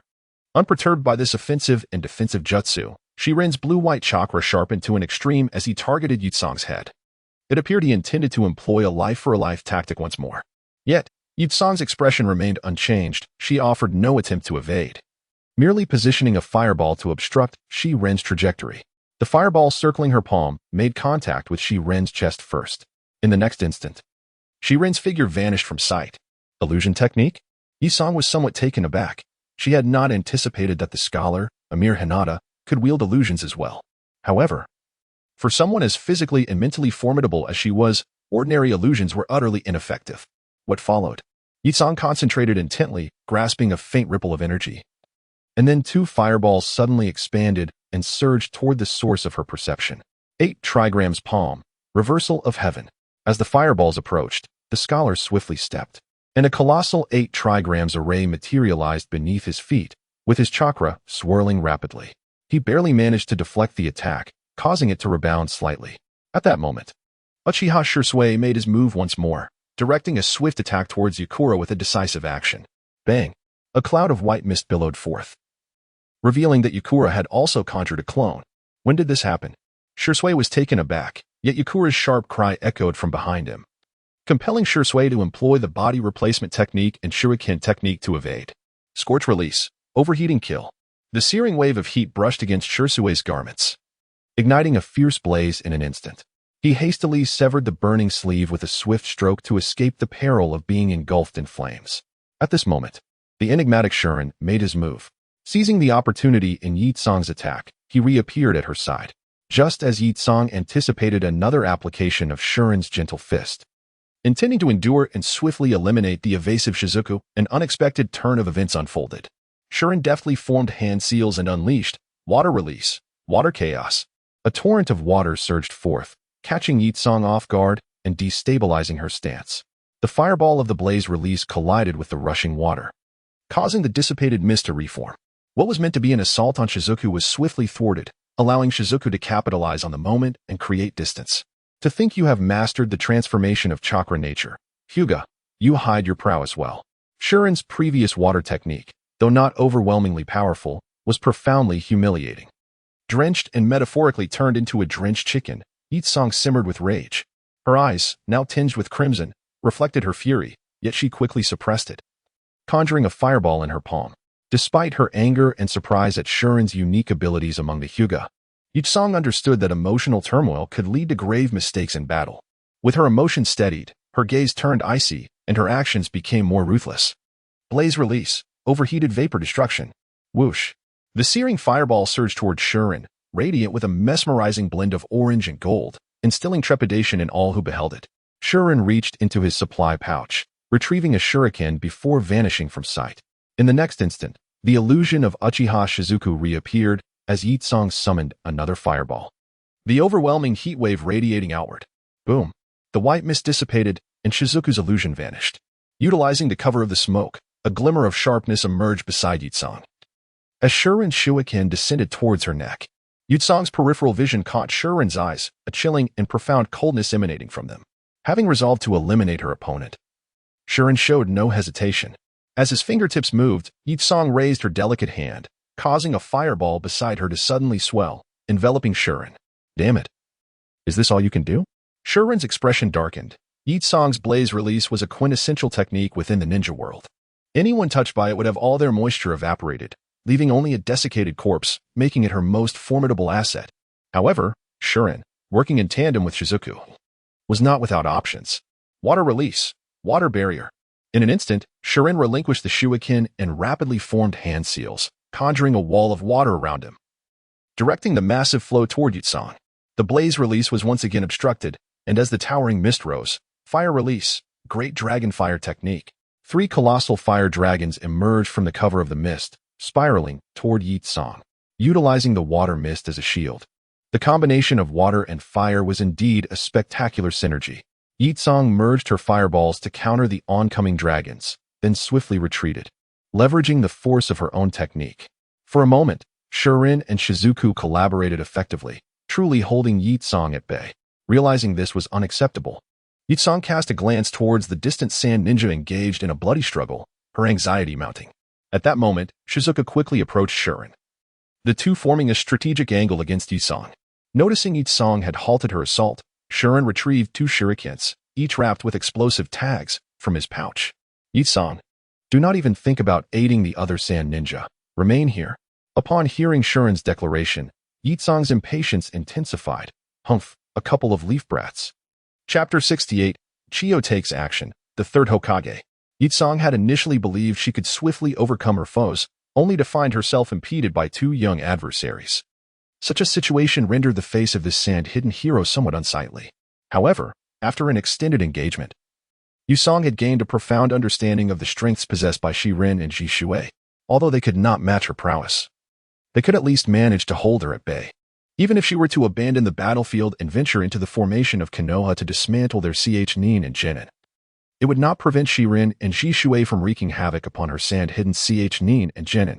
Furthermore, as the stalemate persisted between Shirin and Jishui, Yutsong's acute senses began to whisper a foreboding truth that prolonging this conflict would render the 2 adversaries increasingly perilous. For a brief moment, a tense standoff emerged among Shirin, Jishui, and Yutsong.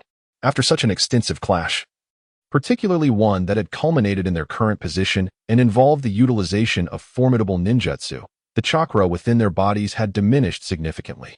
Only Shirin's puppet form, continuously replenished with chakra, remained in optimal condition. Yet, Shirin harbored no aspirations of becoming a hero of Konoha, nor did he wish to undertake any grand deeds that could alter the course of events. His sole desire was to seamlessly infiltrate Konoha while, under the best circumstances, securing his own interests. The more ninja that fell in battle, the more advantageous it would be for him. However, after engaging with Yutsong, Shirin had come to a stark realization. In the limited exposure of his trump cards, he alone could not hope to overcome Yutsong with the puppet he now commanded. The Hyuga clan excelled in close combat, and Yutsong's reactions, enhanced by her scorch-release bloodline, were particularly effective against melee confrontations. Once they drew near, confronted by the threat of scorch-release, Shirin would be compelled to retreat if he wished to avoid becoming a lifeless husk or exposing his own secrets. This is precisely why he sought to ally himself with Uchiha Shisui. Only by enlisting Uchiha Shisui could he persist, albeit precariously, without revealing more of his hidden cards. Although Shisui is merely 10 years old, his strength has already reached the level of a Jonin, yet he has only awakened the 3 Tomo Sharingan, limiting his prowess from reaching its utmost potential.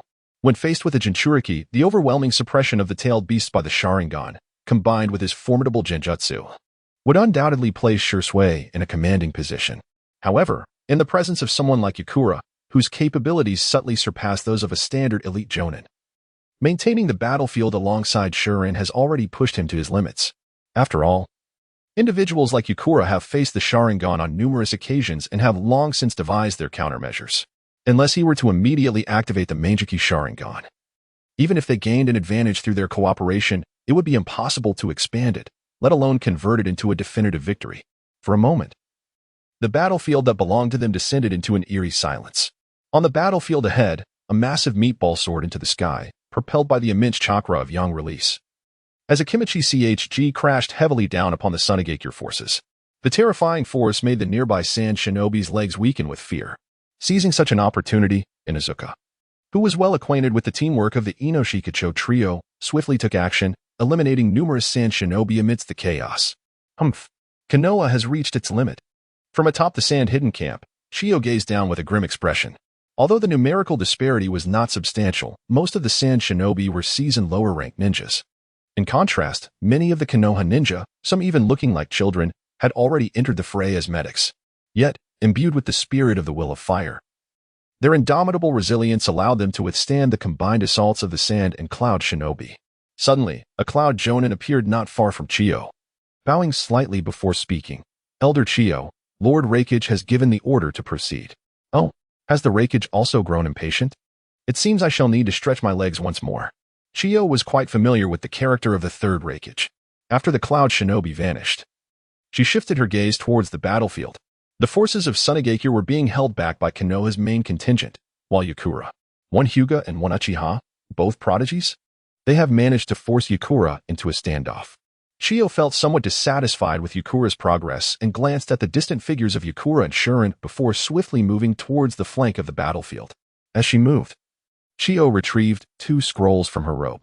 With a series of sharp sounds, 10 puppets materialized around her. 5 strands of chakra emerged from her fingertips, linking her to the puppets. Subsequently, the 10 puppets sprang into action. Yakura, eliminate them. Reinforce the forces at Sunagakure. Secret technique, 10 machines of Chikamatsu. As the 10 puppets suddenly appeared and surrounded him, even Shuren could not suppress a look of grave concern. The elderly woman with white hair trailing behind the puppets filled Shuren and Shursui with a sense of impending dread. Chiyo of Sunagakure. Uchiha Shursui gripped his kunai tightly, his heart racing with unease. Run. Without hesitation, Shuren glanced at Shursui before declaring. He had no desire to confront them, however. Chiyo and Yakura would not grant him the opportunity to escape. Just as Shuren attempted to move, one of the puppets reached out, wielding a circular saw blade. Charging towards him. In a flash of steel, Shuren drew his kunai to parry the saw blade. As he prepared to destroy the puppet, another puppet wielding a massive iron hammer descended upon him from above. Boom. The terrifying force struck the hardened crystalline ground, creating a deep crater. Such a scene instantly ignited jubilant cheers among the sand-hidden ninjas on the flanks. Victory is within our grasp, Lord Chiyo, Lord Raza, and Lady Yakumo will surely lead us to triumph over Konoha. Annihilate this band of Konoha ninjas. Oh, victory belongs to the sand. With Chiyo alone effortlessly subduing Shuren and Shursui, she dragged them into a perilous moment of life and death. The Sand's Yakumo was finally liberated. Boom, boom, boom. As Yakumo broke free from the flank of the battlefield, her blazing technique effortlessly tore through Konoha's defenses. In an instant, the morale of the sand surged. And under the terrifying heat wave, the Konoha ninjas appeared to be on the brink of collapse. Just at this critical juncture, a flash of yellow light appeared above the battlefield. The figure of Minato Namikaze materialized abruptly before Yakumo, blocking her advance with a single strike. Immediately, a kunai flew towards Shuren, and in the next moment, Minato appeared before Shuren, swiftly pulling him out of danger from Chiyo's assault. Just as Shuren regained his footing, Minato vanished once more. At that moment, a piercing sound resembling the cries of 1,000 birds reverberated across the battlefield. A streak of lightning charged toward the sand. Kakashi Hitaki, tasked with protecting Kushina Uzumaki, had arrived. Summoning technique. 2 entirely different sounds resonated as a colossal toad suddenly emerged on the battlefield, standing before Chiyo. It was none other than the toad Wanta. The other sound was that of a massive stick, hurtling down from afar toward the Union headquarters. Hiruzen Sarutobi. Chiyo utilized her puppets to block Wanta's attack, swiftly retreating from the toad's range. However, upon seeing the ominous black stick, her eyes widened in alarm. From the direction of the Union headquarters, an aged yet thunderous voice erupted. I've been waiting for you, third Hokage of Konoha, Hell's piercing technique, for Book's penetration. Boom. Hiruzen's stick descended, directly intercepted. Chapter 69. The end of the battle, third update. The final confrontation has commenced. The third Raikage engaged Hiruzen Sarutobi with his formidable physique and overwhelming attack. At this moment, Chiyo had no intention of continuing her entanglement with Shuren and Shursui. Had Hiruzen arrived a moment later, she might have recklessly eliminated the new generation prodigy of Konoha. However, with Minato summoning Wanta and Hiruzen appearing on the battlefield, the morale of Konoha soared, and the Sand's forces were completely fragmented. Sensing danger, Chiyo swiftly tore through the encirclement, arriving at the battlefield where Raza was engaged with Konoha. After assisting Raza in disengaging from combat with her puppets, Chiyo immediately called out to Raza, Raza, do not let these ninjas hinder you any longer. I will assist the third Raikage in holding off Hiruzen Sarutobi. Quickly, regroup with Yakumo and consolidate our main forces. Yet, before Raza could respond, Hiruzen, locked in battle with the third Raikage, formed hand seals with blurring hands. A series of explosive sounds followed. and 5 figures wielding enormous black staffs materialized before everyone's eyes. You think you can hold me back, Chiyo, eh? Do you truly believe you can succeed? The 5 Hiruzen surrounded the two and bellowed skyward, Orochimaru. No sooner had the words left their mouths than a violent rumble echoed from the other side of Kaiki Mountain. The summoned beast, Manda, from one of the 3 great holy lands, emerged rapidly from the mountain's base, casting a massive shadow over all present. Sensei Hiruzen, how nostalgic it is to fight alongside you again. Orochimaru's raspy voice emanated from atop Manda. Following this, Manda opened its mouth, unleashing a torrent of toxic mist toward the Union forces. Hot on Manda's heels were the troops responsible for guarding Iwagakure and Konoha's front lines. Upon seeing Orochimaru, the eyes of the 4th Raikage and Killer Bee narrowed sharply. Damn. Does Konoha intend to abandon its other defenses? The 4th Raikage was acutely aware of Orochimaru's role. It was precisely because they could not do without him at the Iwagakure front that they felt reassured. After all, with Jiraiya and Tsunade gone, if Orochimaru were to leave, Konoha would effectively sever one of its strongest limbs. This serves as the greatest confidence for Yun's audacity to instigate war. However, now, Sarutobi Hiruzen chuckled upon hearing this. If we can decisively eliminate you in this battle, our forces will have ample time to establish any defenses. In truth, commanding Orochimaru to withdraw his defenses from the IWA front was no simple task. He was gambling, and Sarutobi Hiruzen could only rely on chance. Simultaneously, Onoki had sent a peace proposal to Sarutobi in hopes of inflicting greater damage on Yunin, allowing him to remain at ease. Sarutobi Hiruzen was well aware that Onoki's promises were unreliable, but after decades of knowing him, he discerned that Onoki harbored other intentions. Yet, Sarutobi Hiruzen found himself powerless. As all ninja villages believed, Konoha had indeed grown weak. Therefore, even when other villages, led by the 7 ninja swordsmen of the mist, invaded deep into the land of fire to wreak havoc, he feigned ignorance. He merely dispatched freshly graduated students, such as Might Guy and his fellow genin, to track and harass them, concentrating all his strength on defeating Yun and Suna. Sarutobi Hiruzen's strategy was to exchange space for time, to vanquish the Yun and Suna coalition, thereby instilling fear in the other ninja villages before turning his attention to other matters. Sensing Konoha's formidable momentum and the coalition's imminent defeat, Rashi dashed out from around Yakumo to the periphery of the shadow-level battlefield, declaring loudly, Elder Chiyo, I am here to assist you. If we can slay the 3rd Hokage here, victory in this war is assured, and Konoha, bereft of a leader, will descend into chaos. Rashi, cease your foolishness, Chiyo exclaimed, producing a lengthy sealing scroll and slamming it down at the center of the seal. The 3rd Hokage was revered as the ninja hero precisely because he had never faced defeat in battle. As Chiyo's words echoed, countless puppets emerged around her, obscuring the sky. We have already lost this war. Yakumo, take the seeds of our Suna village and break through. I will buy you time.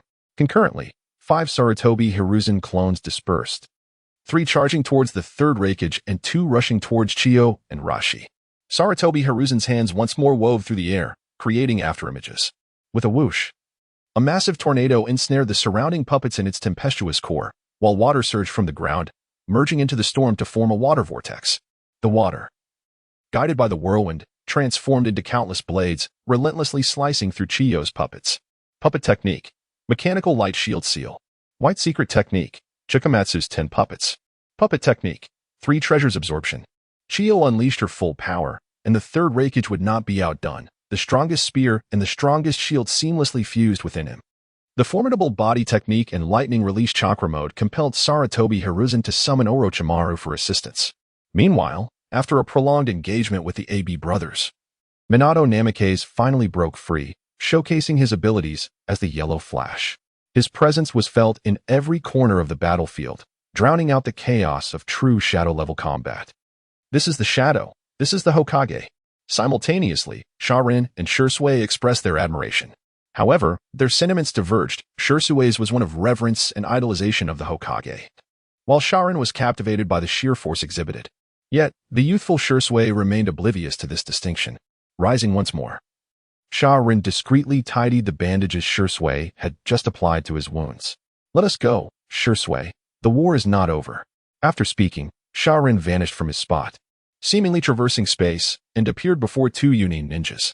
With a swift motion of his kunai, he cleaved through their defenses, splitting their earthen wall in half. Witnessing this, Uchiha Shisui regarded Sharin with deep respect. Senior Chio truly embodies the spirit of a Konoha ninja.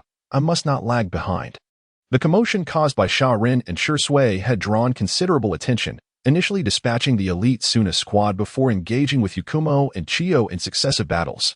Although momentarily subdued by Chio, their youth and burgeoning strength did not escape the notice of Yunin and Suna. As they charged back into the fray, wreaking havoc among the ninja forces, it prompted reflections on Konoha's wealth of talent. Yakumo, however, stifled his urge to engage further with Sharin and Shisui and coldly approached Rashi. We must retreat, Rashi. Rashi, filled with rage, gazed at Chio, who was desperately holding off Sarutobi and Orochimaru, as well as Minato, who was effortlessly battling alongside the perfect Jinchuriki, Killer Bee. He felt his own impotence acutely. Suppressing his fury, he bellowed, retreat. Almost simultaneously, the call for retreat echoed from the Yunin side as well. The Battle of Taki Mountain had come to an end. Chapter 70, Rewards and Ointment. Observing the carnage wrought by several individuals, including Minato, who was of the same age yet capable of joining such a battle, Rashi retreated with a heavy heart. In light of Konoha's apparent weakness, the chance to ally with Yunin and strike Konoha had slipped away, and future opportunities would be even rarer. Nevertheless, the pursuit of the retreating Yunin and Suna forces by Konoha ninjas would not cease. They aimed to expel the coalition entirely from the Land of Fire and eradicate any hidden threats. Naturally, Sharin joined his fellow Konoha ninjas in this relentless pursuit. However, his moment of enjoyment was short-lived. After collaborating with Shisui to eliminate several Yun ninjas, he received word from the headquarters. Sharin had no choice but to halt his pursuit of the coalition and return to the base alongside Uchiha Shisui. At the headquarters, they were not greeted by Sarutobi Hiruzen or Orochimaru, but rather by Minato Namikaze and Nara Shikaku. The third Hokage was still engaged in a fierce battle with Orochimaru. The third Raikage and Chio, unable to break free. Moreover, Hiruzen intended to pass on the Hokage title to Minato post-war, thus it was only fitting for Minato, as the overall commander of the Taki Mountain campaign, to summon Sharin and Shisui. Upon Sharin's arrival at the main tent, Hinata Hayashi also appeared with an elder from his clan. Upon seeing Hayashi, Sharin maintained his composure and greeted him, avoiding any glance at the elder. In this great conflict, Sharin represented the Hyuga clan in rivalry with the Uchiha, significantly enhancing their clan's prestige. Thus, the still youthful Hayashi paid no mind to such trivial details. Well done, Hayashi exclaimed with a beaming smile, lifting Sharin and clasping his hand tightly, repeating his praise. Chio, you performed admirably this time. Hokage-sama, Minato-sama, and everyone in the village are watching. All thanks to the clan's nurturing. Such idle chatter had already been conveyed smoothly by the speaker. Upon encountering the speaker, who maintained a family-centric demeanor, Hyuga Hizashi felt a surge of satisfaction, even causing the previously grim-faced Elder Zone to relax slightly. Let us proceed. We must not keep Lord Minato waiting too long. With that, Hyuga Hizashi and Elder Zone entered the grand tent, closely followed by the speaker and Shisui.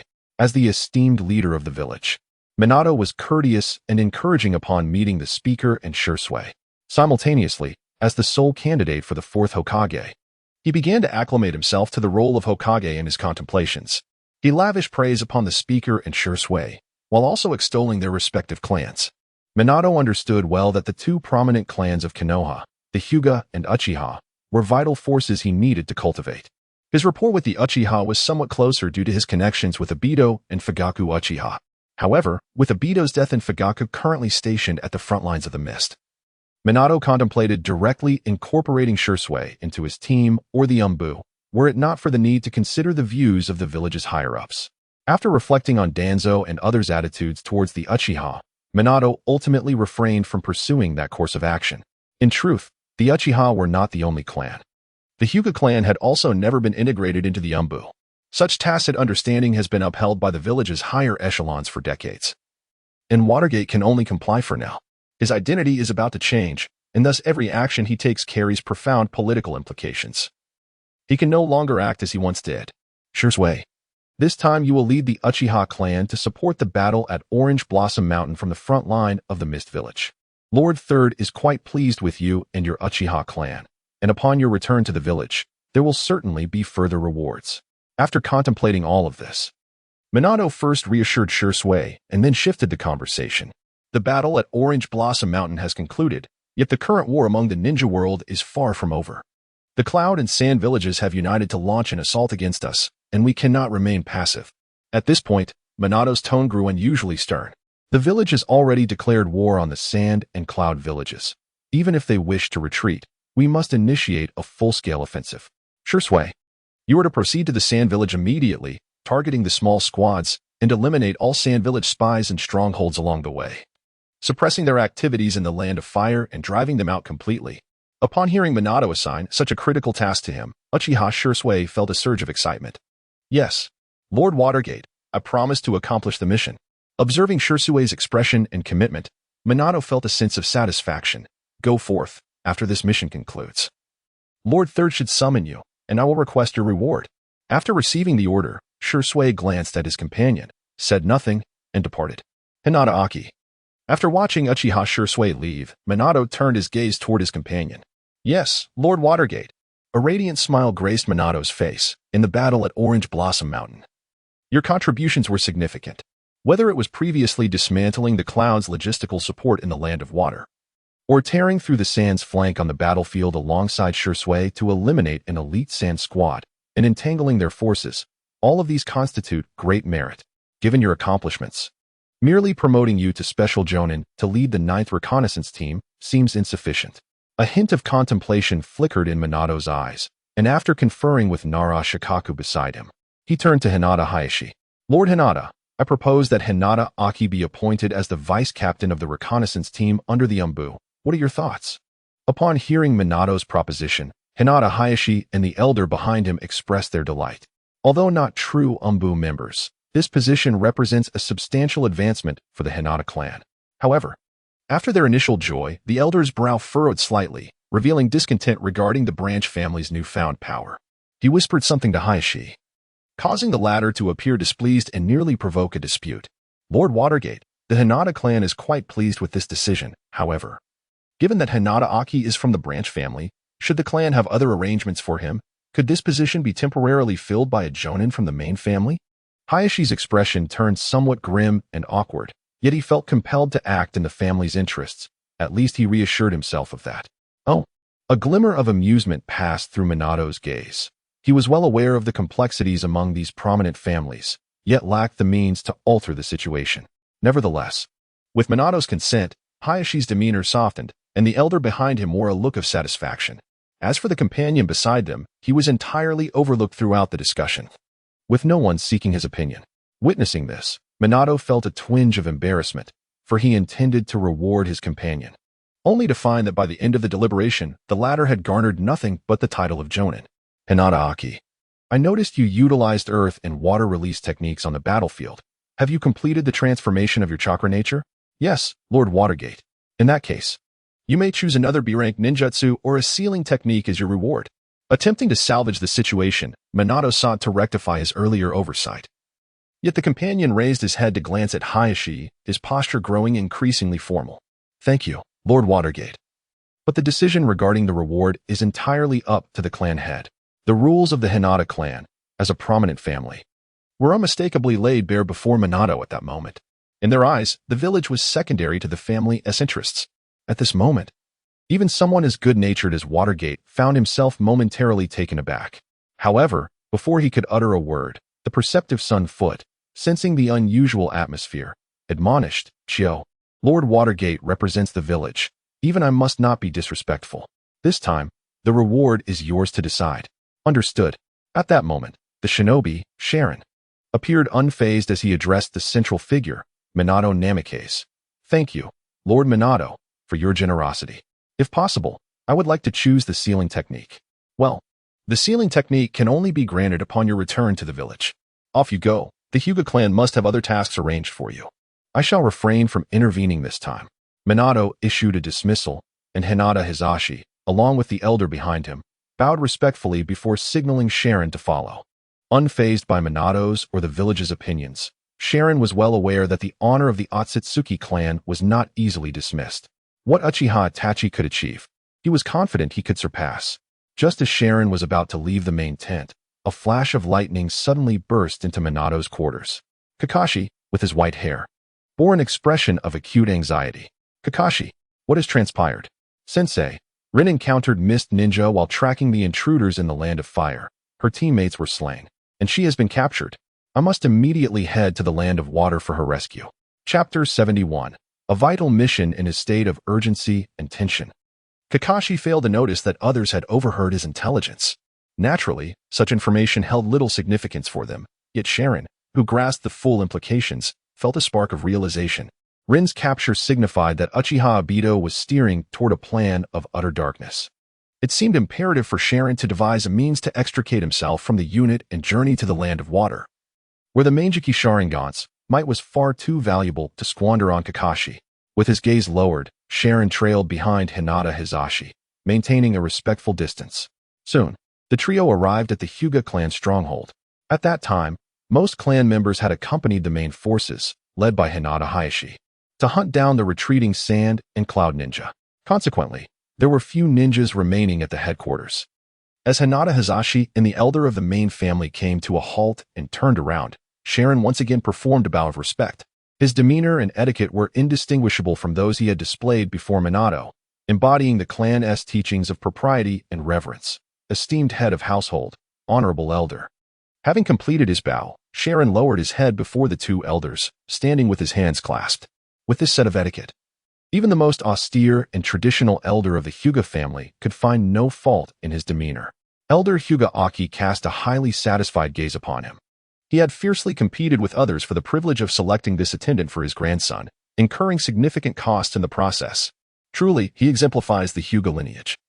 Although he belongs to the branch family, he has not tarnished the Hyuga bloodline. His performance on the battlefield this time was indeed commendable. He paused, and his tone abruptly grew icy. However, you must understand that as a member of the branch family, you cannot bear the responsibilities and glory of our main family. Huh? Upon hearing such assertions, the attendant nearly burst into laughter. Was he truly meant to uphold the glory of the Hyuga? This is the first time he has heard it in such a long while.